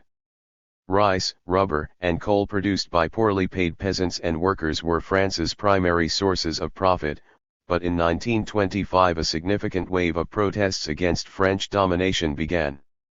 By the time Indochina was seized by the Japanese as part of their major offensive in 1941, a powerful movement for independence had formed under the leadership of Ho Chi Minh and the Indochina Communist Party. This resistance became the Viet Minh, guerrilla partisans who harried the joint occupation of Japanese and French collaborationist authorities in Vichy. When Japan and Germany were defeated, the newly liberated French government planned to reassume control of its colony, but the Viet Minh had other ideas, seizing first Hanoi and then the rest of the country with little opposition. It was a jubilant moment. Vietnam was declared independent, but it was short-lived. With the spirit of liberation still in the air, hostile British troops arrived the next month to help the French regain control over their former colony. Major battles in and 227 around Saigon eventually pushed the Viet Minh out of the city. Canada made no objections. In fact, Canada emerged as a strong supporter of the VSL's reconquest of Indochina. Within NATO, Canada endorsed a controversial resolution that claimed France's war was in fullest harmony with the aims and ideals of the Atlantic Community, which was true if one considers that those aims and ideals had long been colonial capitalism. Canada also made a material contribution, $61.3 million in weapons, ammunition, and aircraft sold to France between 1950 and 1954. Indeed, Canada's support for the French and then American effort to defeat Vietnamese independence was consistent right through the crisis in the Suez that made Canada so famous for peacekeeping. When the French forces were defeated by the Vietnamese at Dien Bien Phu, now symbolic of Europe's desperate failed bid to hang on to its decaying empires, Canadian Prime Minister St. Laurent had the temerity to honor French heroism. "Canadians," he said, while lamenting the tragic ending of the legendary conflict at Dien Bien Phu, "salute with pride and honor the heroic defenders of the fortress." Degree registered. The Canadian Prime Minister believed that the defeated French conquerors were the real heroes. Of course, across most of the world, the victory at Dien Bien Phu was a celebrated moment, paving the way for peace talks in Geneva that led to the creation of independent states of Cambodia, Laos, and Vietnam, though the latter would be divided down the middle just as Korea had been. At the 1954 Geneva Conference, which took place just after the ceasefire in Korea, it was agreed that France would withdraw and Vietnam would have its sovereignty, though the US would maintain a presence in the south, until elections in 1956, which would reunite the country. These, Ho Chi Minh insisted, should be universal, free, democratic, and secret and supervised by international observers. Since there was little doubt that the Viet Minh would easily win national elections, the U.S. determined that it would not allow the elections to take place. Instead, it supported a local pro-Western strongman, Ngo Dinh Diem, to rule South Vietnam as though it were an independent state. This was in direct violation of the Geneva Accords, but, fortunately for the U.S., Canada had volunteered to sit on the International Control Commission to oversee and enforce the accords. Canada helped to keep the CC unable and unwilling to force South Vietnam to participate in the elections, as exhaustively documented in Victor Levant's Quiet. 228. Complicity. Given that the promise of elections was one of the only reasons Ho Chi Minh had accepted the accords in the first place, it was inevitable that war would be the consequence, as the North would seek to unite the country in spite of Western interference. Canada's partiality on the 1 cubic centimeter was always obvious. Indeed, the only mystery is how Canada ever claimed otherwise. While supposedly sitting on a neutral commission, Canada provided hundreds of millions of dollars in aid to South Vietnam, which was not even supposed to exist after 1956, as per the agreement Canada was tasked with enforcing. The aid was part of what Prime Minister St. Laurent called a crusade against communist forces. Indeed, Nick Cavell, who administered Canada's Colombo Plan aid program in South Asia, reminded Parliament in 1957 that skillful application of foreign aid could help strengthen anti-communist forces to prevent the white races from being overwhelmed by what he evidently thought was non-white communism. This was, after all, the express purpose of Colombo Plan aid, a point of pride for Canadian Cold Warriors. In addition to aid, Canada used its position on the ICC to consistently side with South Vietnam even when it bordered on the absurd. In one instance, North Vietnamese officials sent a letter to the ICC to protest that political prisoners reported released from a South Vietnamese jail had, in fact, disappeared, likely having been killed. In a quintessentially Canadian response, the complaint itself, the murder of prisoners, was ignored while Canadian officials protested at the very unpleasant North Vietnamese letter and the offensive language it contained. In fact, the 1 cubic centimeter received more than 800 complaints from North Vietnam, alleging more than 1,300 cases of murder, detention, torture, arrest, mass concentration and massacre by the South Vietnamese government. Even the U.S. privately admitted these were true. Their puppet dictator Ngo Dinh Diem himself had promised to mercilessly wipe out the Viet Cong as if we were in a state of war with them, no longer considering them as human beings. Still, Canada consistently took South Vietnam's side in the 1 cubic centimeter and ensured that no real consequences would be felt by the Diem regime or its American sponsors. Indeed, as Vietnam drifted into a full-scale war involving the United States, Canada would provide arms to the Americans and South Vietnamese, and Canadian officials would conduct espionage against North Vietnam, furnishing the CIA with information on troop movements, morale, and North Vietnamese discussions with foreign powers. 229. Clearly, a pattern emerges from Canada's engagements in Asia in this period. Canada regularly resisted movements towards independence for colonized peoples, especially if they were led by popular left movements, even after the Second World War had been fought ostensibly for freedom. In addition to supporting the U.S. administration of post-war Japan, the nationalist domination of China, an imposed dictatorship in Korea and French reconquest of Indochina, Canada also voted against the withdrawal of Dutch colonial domination in Indonesia in 1948. Lester Pearson worried about Indonesian people, who wish political freedom cannot achieve it by peaceful change. That Canada sold weapons to the Netherlands to help it crush the independence movement was surely a factor in the impossibility of peaceful change. Meanwhile, Canada did not participate directly in the savage British guerrilla war to delay and manage its relinquishing of Malaya, but the Canadian ambassador who attended its celebration of independence in 1957 remarked on the importance of maintaining Malaya as a strong bastion against communism. The British War had borne similarities to the emerging conflict in Vietnam and had been largely aimed at wiping out the widely popular Communist Party such that when the country gained its independence there would be no question of its allegiance. As Canada told the United Nations in 1951, though we have sympathy for those who seek self-government, we also have a strong interest in preventing the development of trouble spots that would endanger Western defense. To that end, Canada made no complaint when the United States brought back fascist collaborators in the Philippines and repressed the popular communist Hukbalahap movement to ensure capitalist, pro-Western dominance there. Registered indeed, across every case. Concern for the integrity of the capitalist world order was paramount and usually couched within the hyperbolic language of the Cold War. If the whole of Asia were to be allowed to fall under communist domination, fretted Lester Pearson, the free world would be tragically maimed and would be exposed to ever greater dangers.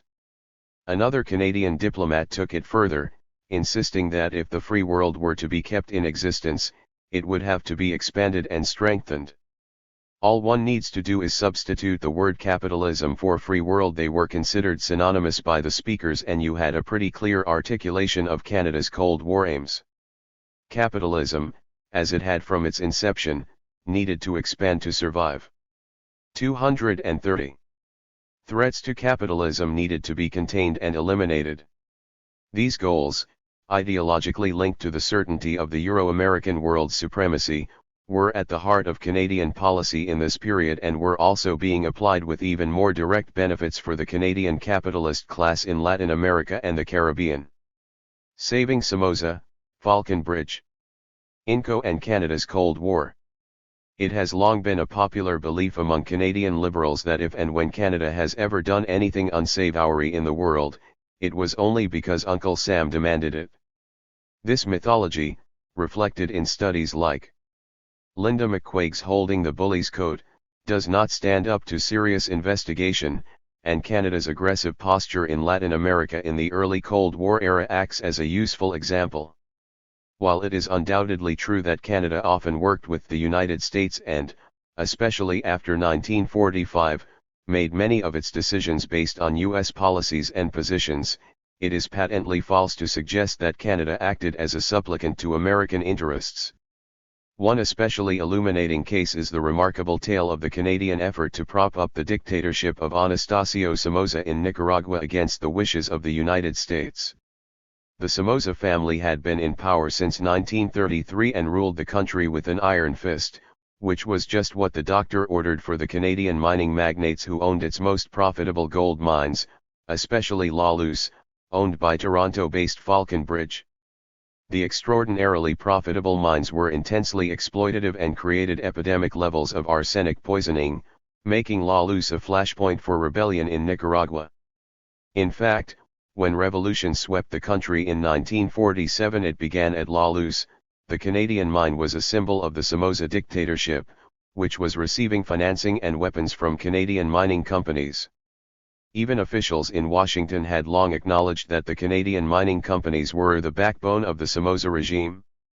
Falcon Bridge was quick to note that it was not motivated by affection for the dictator, who kept pictures of Hitler and Mussolini on his desk during the war. No, they supported him because he used the army to prevent native workers from stealing too much gold. More precisely, Somoza used his repressive apparatus to guarantee union-free mines and a mollified labor force. 231. None of this breaks from the standard pattern of Canadian behavior abroad, but what makes the case unique is that, in 1947, the United States wanted Somoza out. The Central American dictators of the 1930s had outlived their utility in Washington. Their public affection for the Nazis was now an embarrassment and their quasi-monarchic positions undermined U.S. claims that they represented freedom and democracy in the Cold War. Given that people in many of these countries were on the brink of rebellion, the U.S. plan was to get there first and replace the old dictators with governments that would effectively perform the same function but generate less opposition. They succeeded in Honduras and El Salvador, replacing long-standing dictators with loyal but more conciliatory leaders. In Guatemala, the people got there first and overthrew Jorge Ubico to create a democratic state under a popular reformer. In Nicaragua, it was clear that the Americans were finished with Somoza. They withdrew military aid and threatened to cut ties with the country if Somoza did not step down. So the old dictator turned to his last friends, the Canadians. W.G. Hubler of Falconbridge quickly became Somoza's closest ally, working tirelessly over the next year to secure Somoza's position. Hubler engaged the Canadian ambassador to the United States, Humphrey Hume Wrong, and they worked with Somoza and other mining executives to hatch a plan to save the regime. Somoza was rebranded as a vigilant anti-communist. This was true, but had never been made so explicit, and the Canadian executives harangued the U.S. State Department to convince them that Somoza's position could be maintained by rearranging the chairs a little, placing Somoza's uncle as president and a Falconbridge lawyer as vice president of Nicaragua. The Americans were nonplussed that Falconbridge had consented to act as a front for Somoza, but when Canadian money and airplanes helped Somoza crush the popular rebellion, they were satisfied that his position could stand. 5 Canadian capitalists had saved the career of one of the most hated dictators in the Western Hemisphere. While the heavy lifting was done by the private sector, the Canadian government was involved in the process. After the Americans intercepted a shipment of 4 military aircraft being funneled to Somoza from Hubler, the Canadian government ignored the U.S. State Department's complaints. Private Canadians were running guns to a dictator in Nicaragua with the full knowledge of the Canadian government, but the FBI could not get 232 Ottawa to pick up the phone. Canada, clearly, was able to look out for its own affairs, having defied the will of the United States in supporting the Somoza dictatorship. And Canada knew exactly what it was supporting. Internal reports from another Canadian ambassador had critically described Somoza's relations with Nazi spies, his despotism and his personal ambitions. By 1950, Somoza was officially back in the office of the president, and Canada sent a cable congratulating His Excellency and promising to strengthen the happy relations which exist between the two countries. Around the same time, Canadians were actively supporting the overthrow of an elected government in Costa Rica by the fascist sympathizer José Figueres. Figueres' closest ally was Alexander Murray McNair, born in Costa Rica to wealthy Canadian parents, intelligence officer for the Allies in World War II and hero of the right-wing rebellion that brought Figueres to power in 1948. Murray promised to help Figueres lick these bastard communists and maintained close contact with the Canadian government throughout the Civil War. Figueres' forces initially carried out terrorist attacks in Costa Rica, waiting for the people to join their movement. Few were interested in joining the fascist coup, so Figueres launched a full-fledged war, which ended with thousands of people dead and Figueres in power. There he would remain either directly or in the shadows until the 1970s. Alex Murray became a founding owner of the Costa Rican Electricity Institute, a virtual monopoly in the country's electricity provision. The Murray family remained prominent in Costa Rica, with Alex's son Cecil founding a profitable aviation company in the 1950s under the friendly skies of the Figueres dictatorship. With Figueres and Somoza in place by 1950, the only remaining popular democratic government in Central America was that of Jacobo Arbenz in Guatemala. The United States orchestrated a now infamous overthrow of his government in 1954, at the behest of the United Fruit Company, to install the dictatorship of Carlos Castillo Armas. Canada supported the coup indirectly, refusing to respond when Arbenz asked Canada to support his legitimate, elected government in 1953. When Arbenz had been elected in 1950, Canadian official Alfred Savard had criticized him for failing to criminalize union leaders and absurdly described the soft-spoken, intellectual Arbenz as unscrupulous, daring, and ruthless. A drug addict is especially egotistical and sadistic when under the influence of drugs and alcohol. These ludicrous claims have never been 233 corroborated by any legitimate source, but they helped create the political will in Canada to support the coup. Canadian Labour leaders and members of the Social Democratic CCF, increasingly pulled into the orbit of anti-communism, joined the furor against Arbenz, and church leaders became convinced of the need to send missionaries to the region to quell poor Central Americans of the Red Menace. In Ottawa, External Affairs Minister Lester Pearson coyly admittedly to Parliament that he knew the coup was coming and instructed his department to refuse to speak about Guatemala until the situation was resolved. When it was resolved in 1954, Castillo Armas was installed as the new dictator, thousands of Guatemalans were killed and arrested, and the Canadian International Nickel Company had itself a brand new mining concession on Lake Izabal. Asterisk. The above patterns were repeated across Latin America. In 1942, for instance, Montreal-based Alcan asked the Canadian government to station white soldiers at its bauxite mines in Guyana, since the local colored guards could not be trusted. Guyana was still effectively a British colony until 1966, and it guaranteed favorable conditions for the company, which housed its workers in underserviced slums and exploited them heavily, while company bosses lived in luxury nearby. Alcan executives both benefited from, and believed in the idea of, colonial rule. When Guyanese people rose up in revolt in 1953, Alcan executives were among the whites who were deputized to maintain British authority. Thus, in the 1940s and 1950s, Canada continued to support governments which offered the best guarantees for stable capitalist investment, even when they had fascist sympathies, like Juan Perón in Argentina. At the same time, Canadian officials were able to recognize that in some cases center-left governments might represent the best chances for Canadian profits. Canadian capital had struggled mightily during and after the Mexican Revolution, for instance, and took the lesson that working with right-wing dictators could backfire if the people were allowed to overthrow them. Asterisk. As such, Canada sought out, on a case-by-case basis, the options that it believed could best represent its interests. Indeed, the promotion and maintenance of violent dictators in Latin America was creating serious blowback, with the coup against Arbans in Guatemala as a particularly galling intervention. Viewed by many as the culmination of nearly a century of interference, dating back to the invasion of the mercenary American William Walker, criticism of Yankee.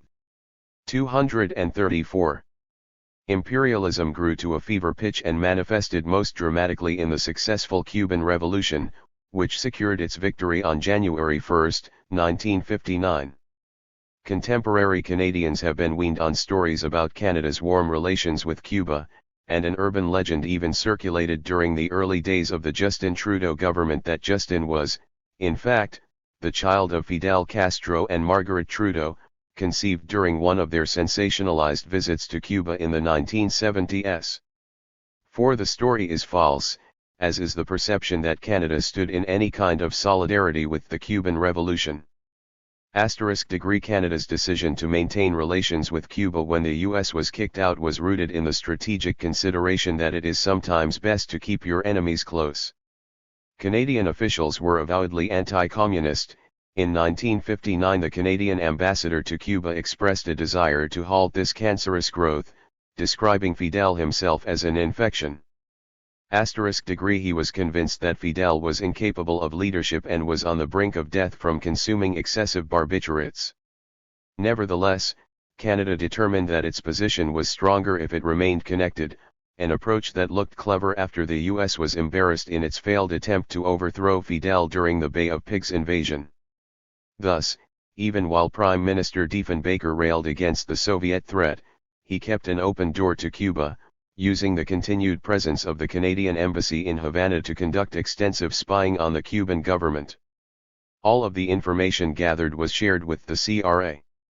Nevertheless, the Cuban Revolution survived, illustrating to people across Latin America, Africa, and Asia that it was possible to go up against the colonizers and win. It was to be a turning point in the struggles for national and often socialist revolution across the three continents, which would erupt in the 1960s and 1970s, forcing the capitalist powers to confront their ongoing commitment to the colonial and semi-colonial relationships they had established in the 19th century. It appeared that the world revolution Lenin had hoped for in 1917 might finally materialize out of the continents most heavily exploited by global capitalism. From Cuba, the latest inspirational example, Ecobedo Che Guevara promised that the oppressed people of the world would give the West one, too, many Vietnams. For a time, it appeared that he was right. But Canada would play a key role in ensuring that this world revolution failed. 235. Consolidating the Cold War. Throughout the early Cold War period, there were critical voices in Canada, though they were largely drowned out. Much of the vibrancy of the Canadian left of the 1930s had been siphoned away by the combined effects of the defeat in Spain, the emergence of the Social Democratic CCR, the patriotism elicited by the Second World War, the economic improvements generated by the war and the post-war expansion of the welfare state and the anti-communist hysteria that set in the late 1940s. Nevertheless, publications like Canadian Forum offered trenchant critique, noting in 1944 that Euro-American colonialism bore much resemblance to the Nazi project it was set to defeat, and pointing out that the Asians and Africans fighting alongside the Allies would return home to few of the rights the Allied war effort trumpeted. The peace movement, galvanized by James Endicott, was able to fill maple leaf gardens with tens of thousands of people, and trade unions were as defiant as they had ever been. But the Canadian ruling class led by Lester Pearson was quick to let slip the dogs of anti-communism. Pearson purged many who had once been his personal friends, including Endicott and Herbert Norman, and the National Film Board, and elements of the civil service were purged of a wide range of suspected subversives, many of them targeted for their sexuality.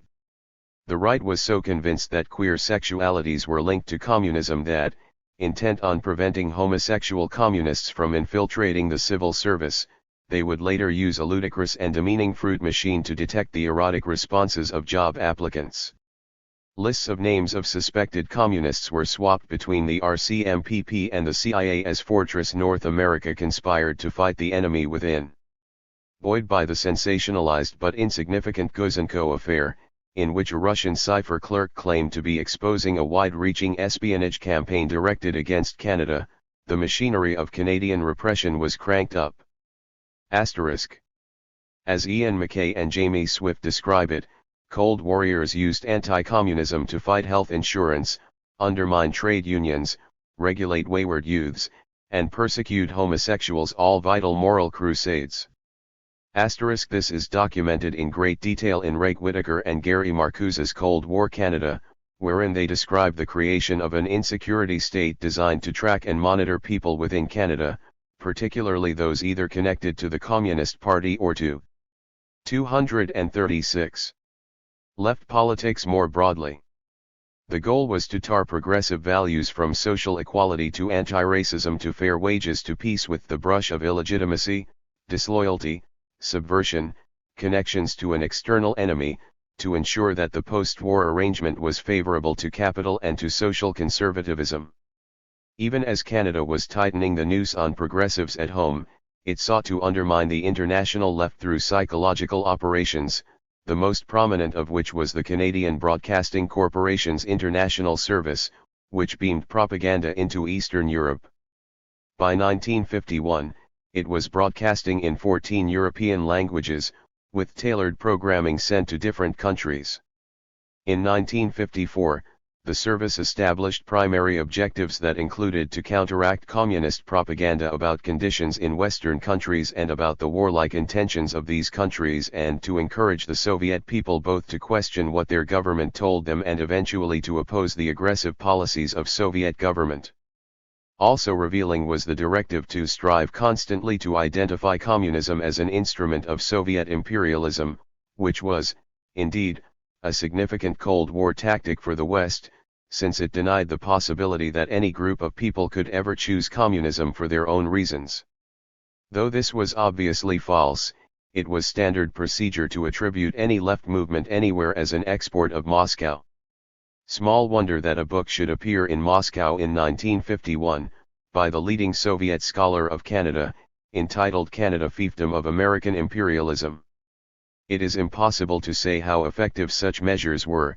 Convincing the rest of the world that the West did not have warlike intentions in the shadow of the atomic bombs and the aggressive wars of the 1950s was a tough sell. Notably, the CBC-1S revised some of its guidelines in 1956 to show respect for foreign listeners' intelligence, common sense, and national feeling, which suggests that early Canadian propaganda was taken as clumsy or insulting. Degree in the meantime, Canada was increasingly opening its doors to what it termed refugees fleeing from Soviet tyranny, despite having so recently refused Jews fleeing Hitler. It is likely true that most of the new wave of refugees had cause for fear from Soviet authorities. What was rarely discussed was the reasons they were fleeing from the Soviets. Many of this wave of refugees were far-right ethnic nationalists who had collaborated with the Nazis during the war. Their hatred of the Soviets was born of an ingrained ideological opposition, and their 237. Fear was a consequence of the denazification programs the Soviets put into place in many of the territories they occupied. In 1950, Canada even opened up its doors to those who had directly served in the Nazi war machine. Even the avowedly anti-communist Canadian Jewish Congress was appalled at the decision, especially after Canada admitted former members of the so-called Galicia Division. This was a Nazi SS unit, a death squad involved in some of the worst atrocities in Ukraine. Many Ukrainians already in Canada themselves criticized these measures, perhaps anticipating part of Canada's motivation, which was to weaken the left-wing cohesion of immigrant groups like the Ukrainians. Indeed, as Canada increasingly positioned itself as a haven for people fleeing Soviet persecution, it consciously accumulated a core of right-wing émigrés which would eventually overwhelm the more left-oriented immigrant groups of the 1920s and 1930s. This new model of immigration policy emphasized integration of newcomers not just into the expanding working classes but also into the ideology of liberal capitalism. Schools training immigrants to speak English, for instance, would inculcate the values of free enterprise into language training. The vast majority of Western historiography of the Cold War period, if it was at all critical of the policies and practices of the Cold War, failed to adequately sketch the link between colonialism and the seemingly geopolitical, realpolitik struggle against world communism. Many reflections on that era suggested that leading politicians, journalists, and indeed common citizens of the West were caught up in a high-stakes chess match such that their visions were clouded by the exaggerated sense of danger that the USSR and its allies supposedly posed. While this was true to some extent, it missed something crucial. The Cold Warriors believed they were engaged in a struggle for civilization itself. In fact, Canadian Prime Minister Louis St. Laurent explicitly argued as much in 1950, telling an audience at the University of Toronto that the fight against Soviet communism was for the very preservation of civilization. The old colonial logic was not subsumed by the Cold War, they were blended together. Thus, to the extent that Cold War leaders exaggerated threats posed by the communists, it was often a sincere reflection of the panic they felt at the prospect of losing the very center of their moral and spiritual compass, colonial capitalism. The communist challenge was, by its very nature, anti-colonial. This is not to say that communist states never engaged in what could be 238 described as colonial practices. Certainly, some of the Soviet interventions in Eastern Europe illustrated that a communist state could devolve into a coercive apparatus that betrayed its own ideals and imposed its decaying model of communism onto other states, largely for its own preservation. But the fact remained that modern colonialism had been nurtured in symbiosis with capitalism. The two phenomena were inextricable, and the Cold War illustrated as much. When anti-colonial struggles were led by groups that were anti-capitalist and seeking to delink from the world capitalist system and the neo-colonial powers, they were seen as a threat. When, on the other hand, decolonization was managed by forces that were largely sympathetic to capitalism and the West, it was often greeted with relative warmth and in some cases encouraged, because it ensured that the former colonizers would remain dominant. As the old model of direct colonial domination gave way to a newer variant wherein power was exercised indirectly, the core of modern colonialism was exposed. It was never only about exercising political authority, it was always about a much deeper domination. This was explicitly understood by Canadian officials. In their discussions about the rising anti-colonial movements in Africa, discussed in greater detail in the next chapter, they directly address the fact that post-colonial states would be unlikely to feel warmth towards their former colonial authorities and that this would push them towards the communist world. External Affairs noted, with respect to the independence of Ghana, that it was the first all-African Negro independent nation to emerge from colonial status and that this would not be lost on the rest of Africa, nor on the anti-colonial nations or the Soviet Union. The same sentiment was expressed with respect to Kenya, with Canadian diplomat Robert Ford, former charge d'affaires in the Soviet Union, suggesting that Canada helped prevent these scraps of territory from falling to the communists after the departure of the British. As historian Kevin Spooner concludes, race, colonialism, and the Cold War were clearly converging. As such, the Cold War was, indeed, a struggle to preserve the civilization that had been created by modern colonialism and capitalism. That this was the case was clearly illustrated in the years immediately following the Second World War, when a new international body for collective security and cooperation, the United Nations, was sidelined by the Atlantic powers in favor of a more exclusive, primarily military, alliance known as the North Atlantic Treaty Organization. Unlike the UN. 239. This was effectively a union of colonial powers seeking to maintain their domination of the rest of the world. Within NATO there would be no need to engage in debate or discussion with the communist countries or the decolonizing nations, which were increasingly emerging from liberation struggles against the very powers that formed NATO. Instead, this was a space where those voices could be ignored and the interests of the Western capitalist powers could be pursued unencumbered. Perhaps the most interesting note in the construction of the NATO alliance is that its chief proponent was Canada.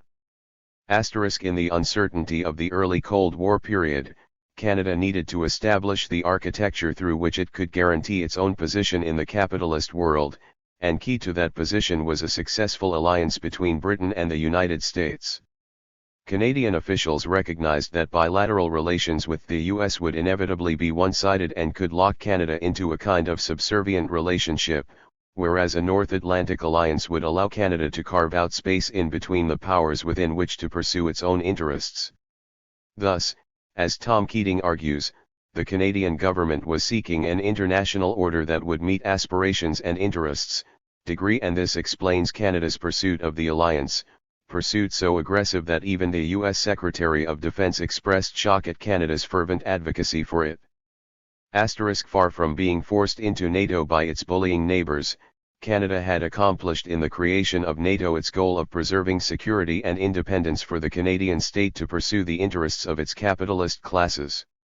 On the surface, NATO was framed as a defensive agreement to discourage Soviet aggression, but it was well understood by Canadian diplomats that Stalin had no interest in a war with the West. Hume Rong at External Affairs wrote in 1946 that the Soviet threat was exaggerated, and Dana Wilgress reported from Moscow that it was the West that needed to be more prudent with respect to preserving peace.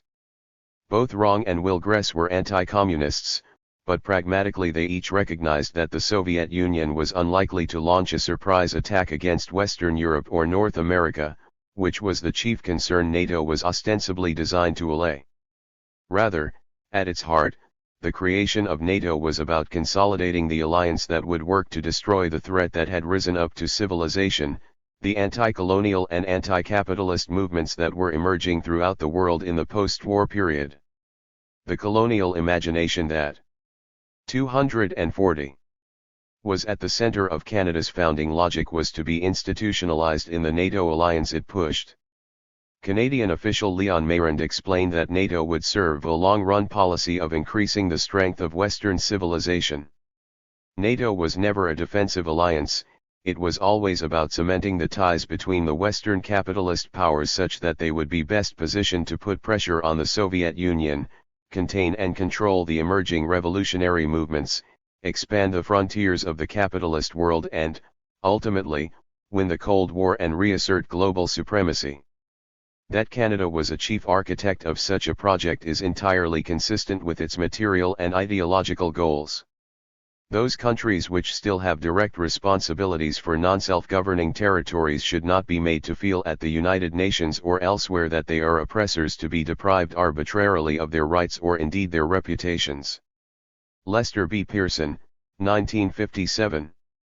Anyone searching for a window into the soul of Canada would do well to watch the series of Heritage Minutes produced between 1991 and 2005 to provide a carefully curated public education on Canadian history. These dramatized vignettes depicted scenes from Canada's past that exemplified what their authors, multi-billionaire Charles Bronfman and news broadcaster Patrick Watson, considered to be the core values of Canada. They were designed with several criteria, one of which was to reflect and celebrate Canadian social and cultural values: tolerance, fairness, courage, tenacity, resourcefulness, inventiveness. Much of their purpose was also about instilling Canadian pride. Bronfman claimed that his initial motivation to design the Heritage Minutes was disappointment with Canadians' lack of awareness of their own history.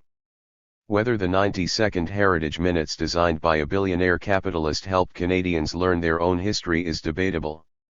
Defenders of the series claim that while the minutes reflected dominant cultural traits in Canadian society, they nevertheless contributed to the spirit of multiculturalism. In a sense, this is true. Multiculturalism was always about safely incorporating marginalized communities into the portrayal of Canadian society while limiting the capacity of those communities to break down the actual, material barriers to their full participation in that society, a point to which I return in Chapter 9. Even the most critically minded Heritage Minutes presented historical problems while 249 reassuring their audience that the problem had been solved by modern Canada. For instance, Nitro, an episode which highlighted the dreadful treatment of Chinese railroad workers in the 1880s, was set up such that the narrator was an elderly Chinese man, surrounded by his grandchildren in a comfortable middle-class home, telling them his story of the exploitation he experienced. Canadian history would, it seemed, always have a happy ending. Of the 86 vignettes produced, only a handful featured Indigenous people, and those portrayals were not uncontroversial. Louis Riel, for instance, was somewhat sympathetic to his role as a Métis leader but ended with the dramatic spectacle of his hanging. An episode featuring Indigenous people sharing the secrets of maple syrup with European settlers. Syrup, rather dubiously, implied harmonious relations between conquerors and conquered. Questionable special effects and superficial rendering of Indigenous mythology marred an effort to portray the creation of the Haudenosaunee Confederacy in peacemaker. Meanwhile, a substantial number of the minutes depicted military history with particular emphasis on the world wars, often in ways that emphasized the heroism and sacrifice of the soldiers for a noble cause.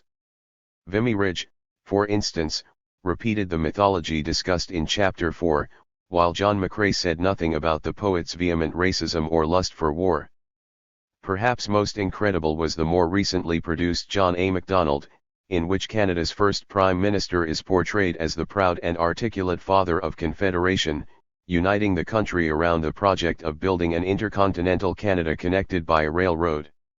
He receives a slow clap from the gathering of the Canadian elite, and the music and narration frame the glorious moment of Canada's birth. That, in 2014, the authors of the Heritage Minutes could depict Macdonald with no reference to the racism and genocide that were his signal legacy, the genocide that was the central project of Confederation, was a truly breathtaking feat of ideology. Indeed, when it came to Canada's place in the world, the Heritage Minutes were very clear that Canadians should be proud of their accomplishments. Lucille Teasdale portrayed the surgeon as a hero for devoting her life to caring for the poor in Uganda. Despite 20 years of civil war, the narrator explained they built a modern hospital. Teasdale and her husband Piero Corti did provide valuable, low-cost 250 medical care in Uganda, though their presence there was a product of British conquest and came with much of the baggage of the civilizing missionary tradition. The vignette's mention of modernity tapped into that, as did the inexplicable inclusion of a scene where Teasdale is depicted saving a patient who had the point of a spear embedded in his gut. The civil wars in Uganda were not primarily fought with spears, but Spears figured heavily in racist epithets and depictions of Africans.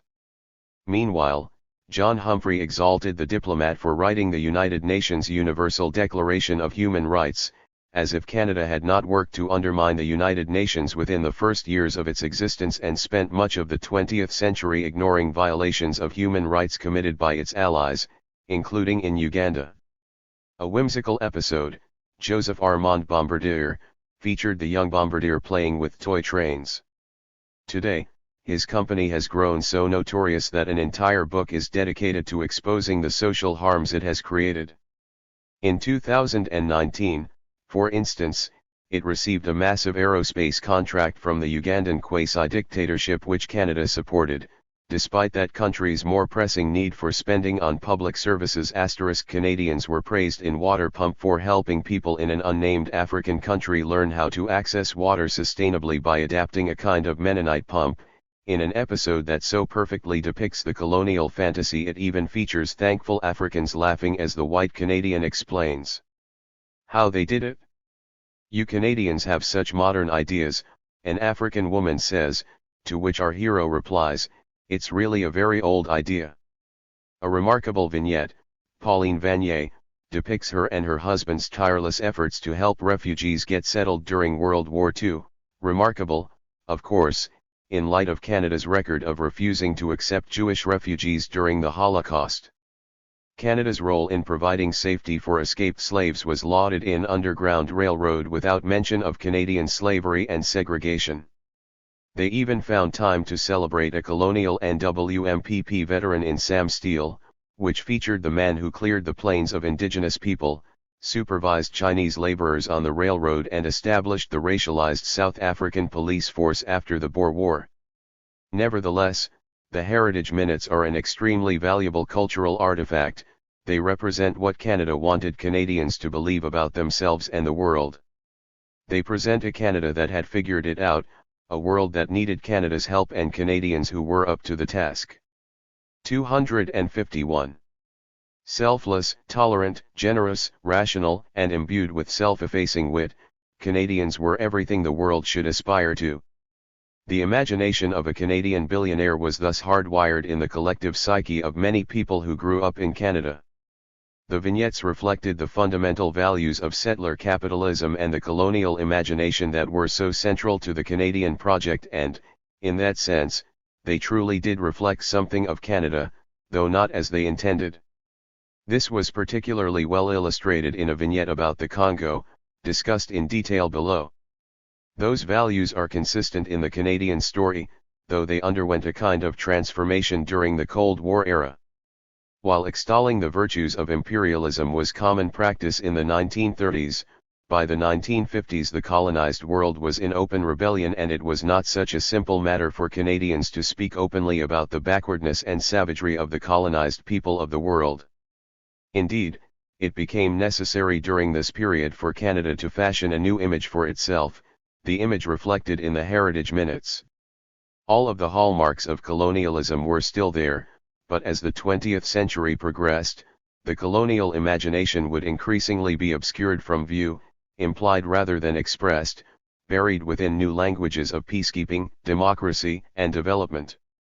Indeed, Canada increasingly told itself and the world that it was a paragon of peace and freedom, and questioned whether the people of Asia, Africa, and Latin America were prepared to engage in the world in the same good faith. Until they were, said Canada, perhaps it was best that they remain under the tutelage of the benevolent colonial powers for just a little longer.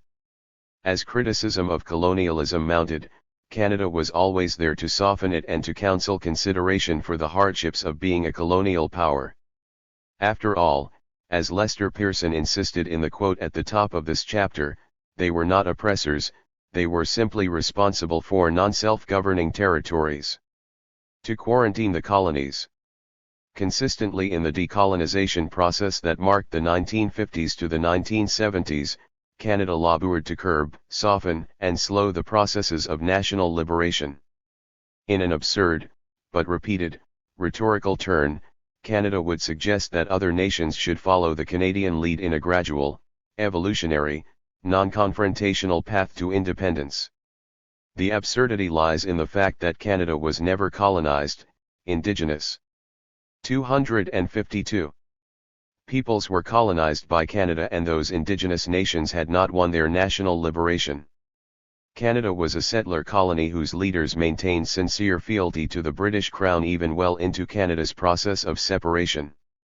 And yet, Canadian officials pompously lectured people in South Asia on the need for gradual weaning from the empire's teat, as though they benefited from colonialism when, in fact, they had been brutally conquered, administered, and on multiple occasions starved by the British Empire.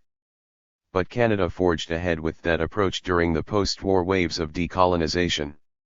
Canada had pushed to ensure that India, Pakistan, and Ceylon be incorporated into the Commonwealth as dominions, rather than strike off as independent nations on their own. In the mid-1940s, Canadian media had excoriated the idea of Indian independence. One Saturday night headline insisted, "India is not a nation, and cannot become one." This article was published, ironically, just months before a British-administered famine in Bengal killed as many as 3 million people. It was hardly an endorsement of British rule. Still, Canadian public opinion had been groomed with the idea of empire, and a survey in 1946 found that only 18% of Canadians believed that India should be granted independence. When the process went ahead, Canadians steadfastly defended the empire and used the occasion of Indian freedom to heap praise on the benevolence of imperialism. James McCook claimed that Britain had protected India from invasion and had cured the princes in jeweled turbans of many savage customs. The Globe and Mail assured its readers that this was the fulfillment of Britain's plan. The deliberate aim of has been to equip the Indians for full self-government. More than a century of anti-colonial struggle, in which millions of lives were lost, were thus erased by Canadian journalists, who asserted that this outcome had been achieved by wise and statesmanlike moves all down through the years of British rule and guidance. Indeed, Ottawa often expressed dismay at Britain's willingness to concede freedom. Many officials believed Britain to be overly timid given that the United Kingdom colonial record was so good. Still others smugly warned of the dangers of allowing infantile Asians to rule themselves. A cartoon in the Winnipeg Tribune portrayed India and Pakistan as turbaned infants in diapers being handed off by a British nanny to the unprepared new leaders. Degree at the same time, one of the first Canadian High Commissioners in India, Escott. 253. Reid, tried to draw Canada into closer relations with India but came up against a Canadian state that was increasingly leaning towards Pakistan, as the latter was more open to the West in the emerging Cold War context. Nevertheless, while Reid tried to counsel a more open Canadian door to India, his affection for India was rooted in a colonial romanticization and fetishization. In one particularly uncomfortable passage in his notes from a Commonwealth conference in 1950, Reid wrote of the delegates. 10 were colored and the colored members on the whole were much more good-looking than the non-colored members. Most of the Ceylonese are dark chocolate with pitch-black hair and usually fine-featured. The Indians vary from Mr. Nehru's pale gray to Mr. Menon's dark black. Reid's exoticized descriptions of the South Asians at the meeting reflect the same colonial imagination that was found in Canadian settlers marveling at the physical features of indigenous people or slave traders commenting on the bodies of African slaves. They also remained embedded in the Canadian imagination long after the Cold War. Conservative historian Robert Bothwell claimed in 1998 that the mysterious and benighted East was dangerous in the 1940s because, for reasons best known to itself, dwelt in poverty. Meanwhile, Reid, despite his colonial exoticization, was arguably on the more progressive side of the debate within the Canadian establishment, insofar as he at least believed South Asian people deserved statehood. Official Canadian statements worried that the pace of decolonization might be too quick. We wonder whether the speed at which the United Kingdom proposes to proceed with political emancipation, particularly in West Africa, may not inspire nationalist agitation in territories where the French, Belgians, and Portuguese have attempted to impose a political quarantine until such time as there is a solid economic and social base for political participation by the native population. It is evident from this External Affairs Memorandum that Canada sided with the latter option, the political quarantine of colonized people, even as they were demanding independence. Though particularly in West Africa serves as a reminder that while Canada generally viewed non-European 254 people as beneath them, it nevertheless maintained some sense of hierarchy between them. Africans, evidently, were deemed particularly unfit for democracy. This was reflected even in Canada's assessments of the Indian diaspora in East Africa, wherein Canadian officials developed a complex hierarchy not only of Indians and Africans but even within the Indian community of Hindus, troublesome because of their mystical bond to Mother India, and Muslims, who were better workers thanks to the influence of the Aga Khan. While anti-colonial struggles had erupted in Asia immediately following the Second World War, aided by the disruption of European colonial rule by Japanese fascist occupation, most of the colonial states of Africa had not experienced the same interruption, and such coordinated struggles were slower to develop. Nevertheless, by the late 1950s, the foundations of European domination were cracking there too, as anti-colonial nationalist movements, often but not always socialist and communist in nature, were growing increasingly militant. Canada, as far back as the 1860s, had been a strong proponent of African colonization and an active participant in it, and the rewards of that commitment could be expressed in dollar signs. By 1960, Canadian businesses had over $68 million invested in the continent, and the nationalist movements seeking to assert the rights of indigenous Africans often viewed foreign capital as a direct part of the problem. Those movements more oriented to the left sought a full-scale reorientation of the economic system, where those dominated by less radical nationalism wanted to rebalance the existing arrangement in favor of the majority. In either case, Canadian capital Rio Tinto in Rhodesia, Falconbridge in Uganda, or Bata Shoes in Tanzania would be set to lose the advantages it reaped from colonial violence.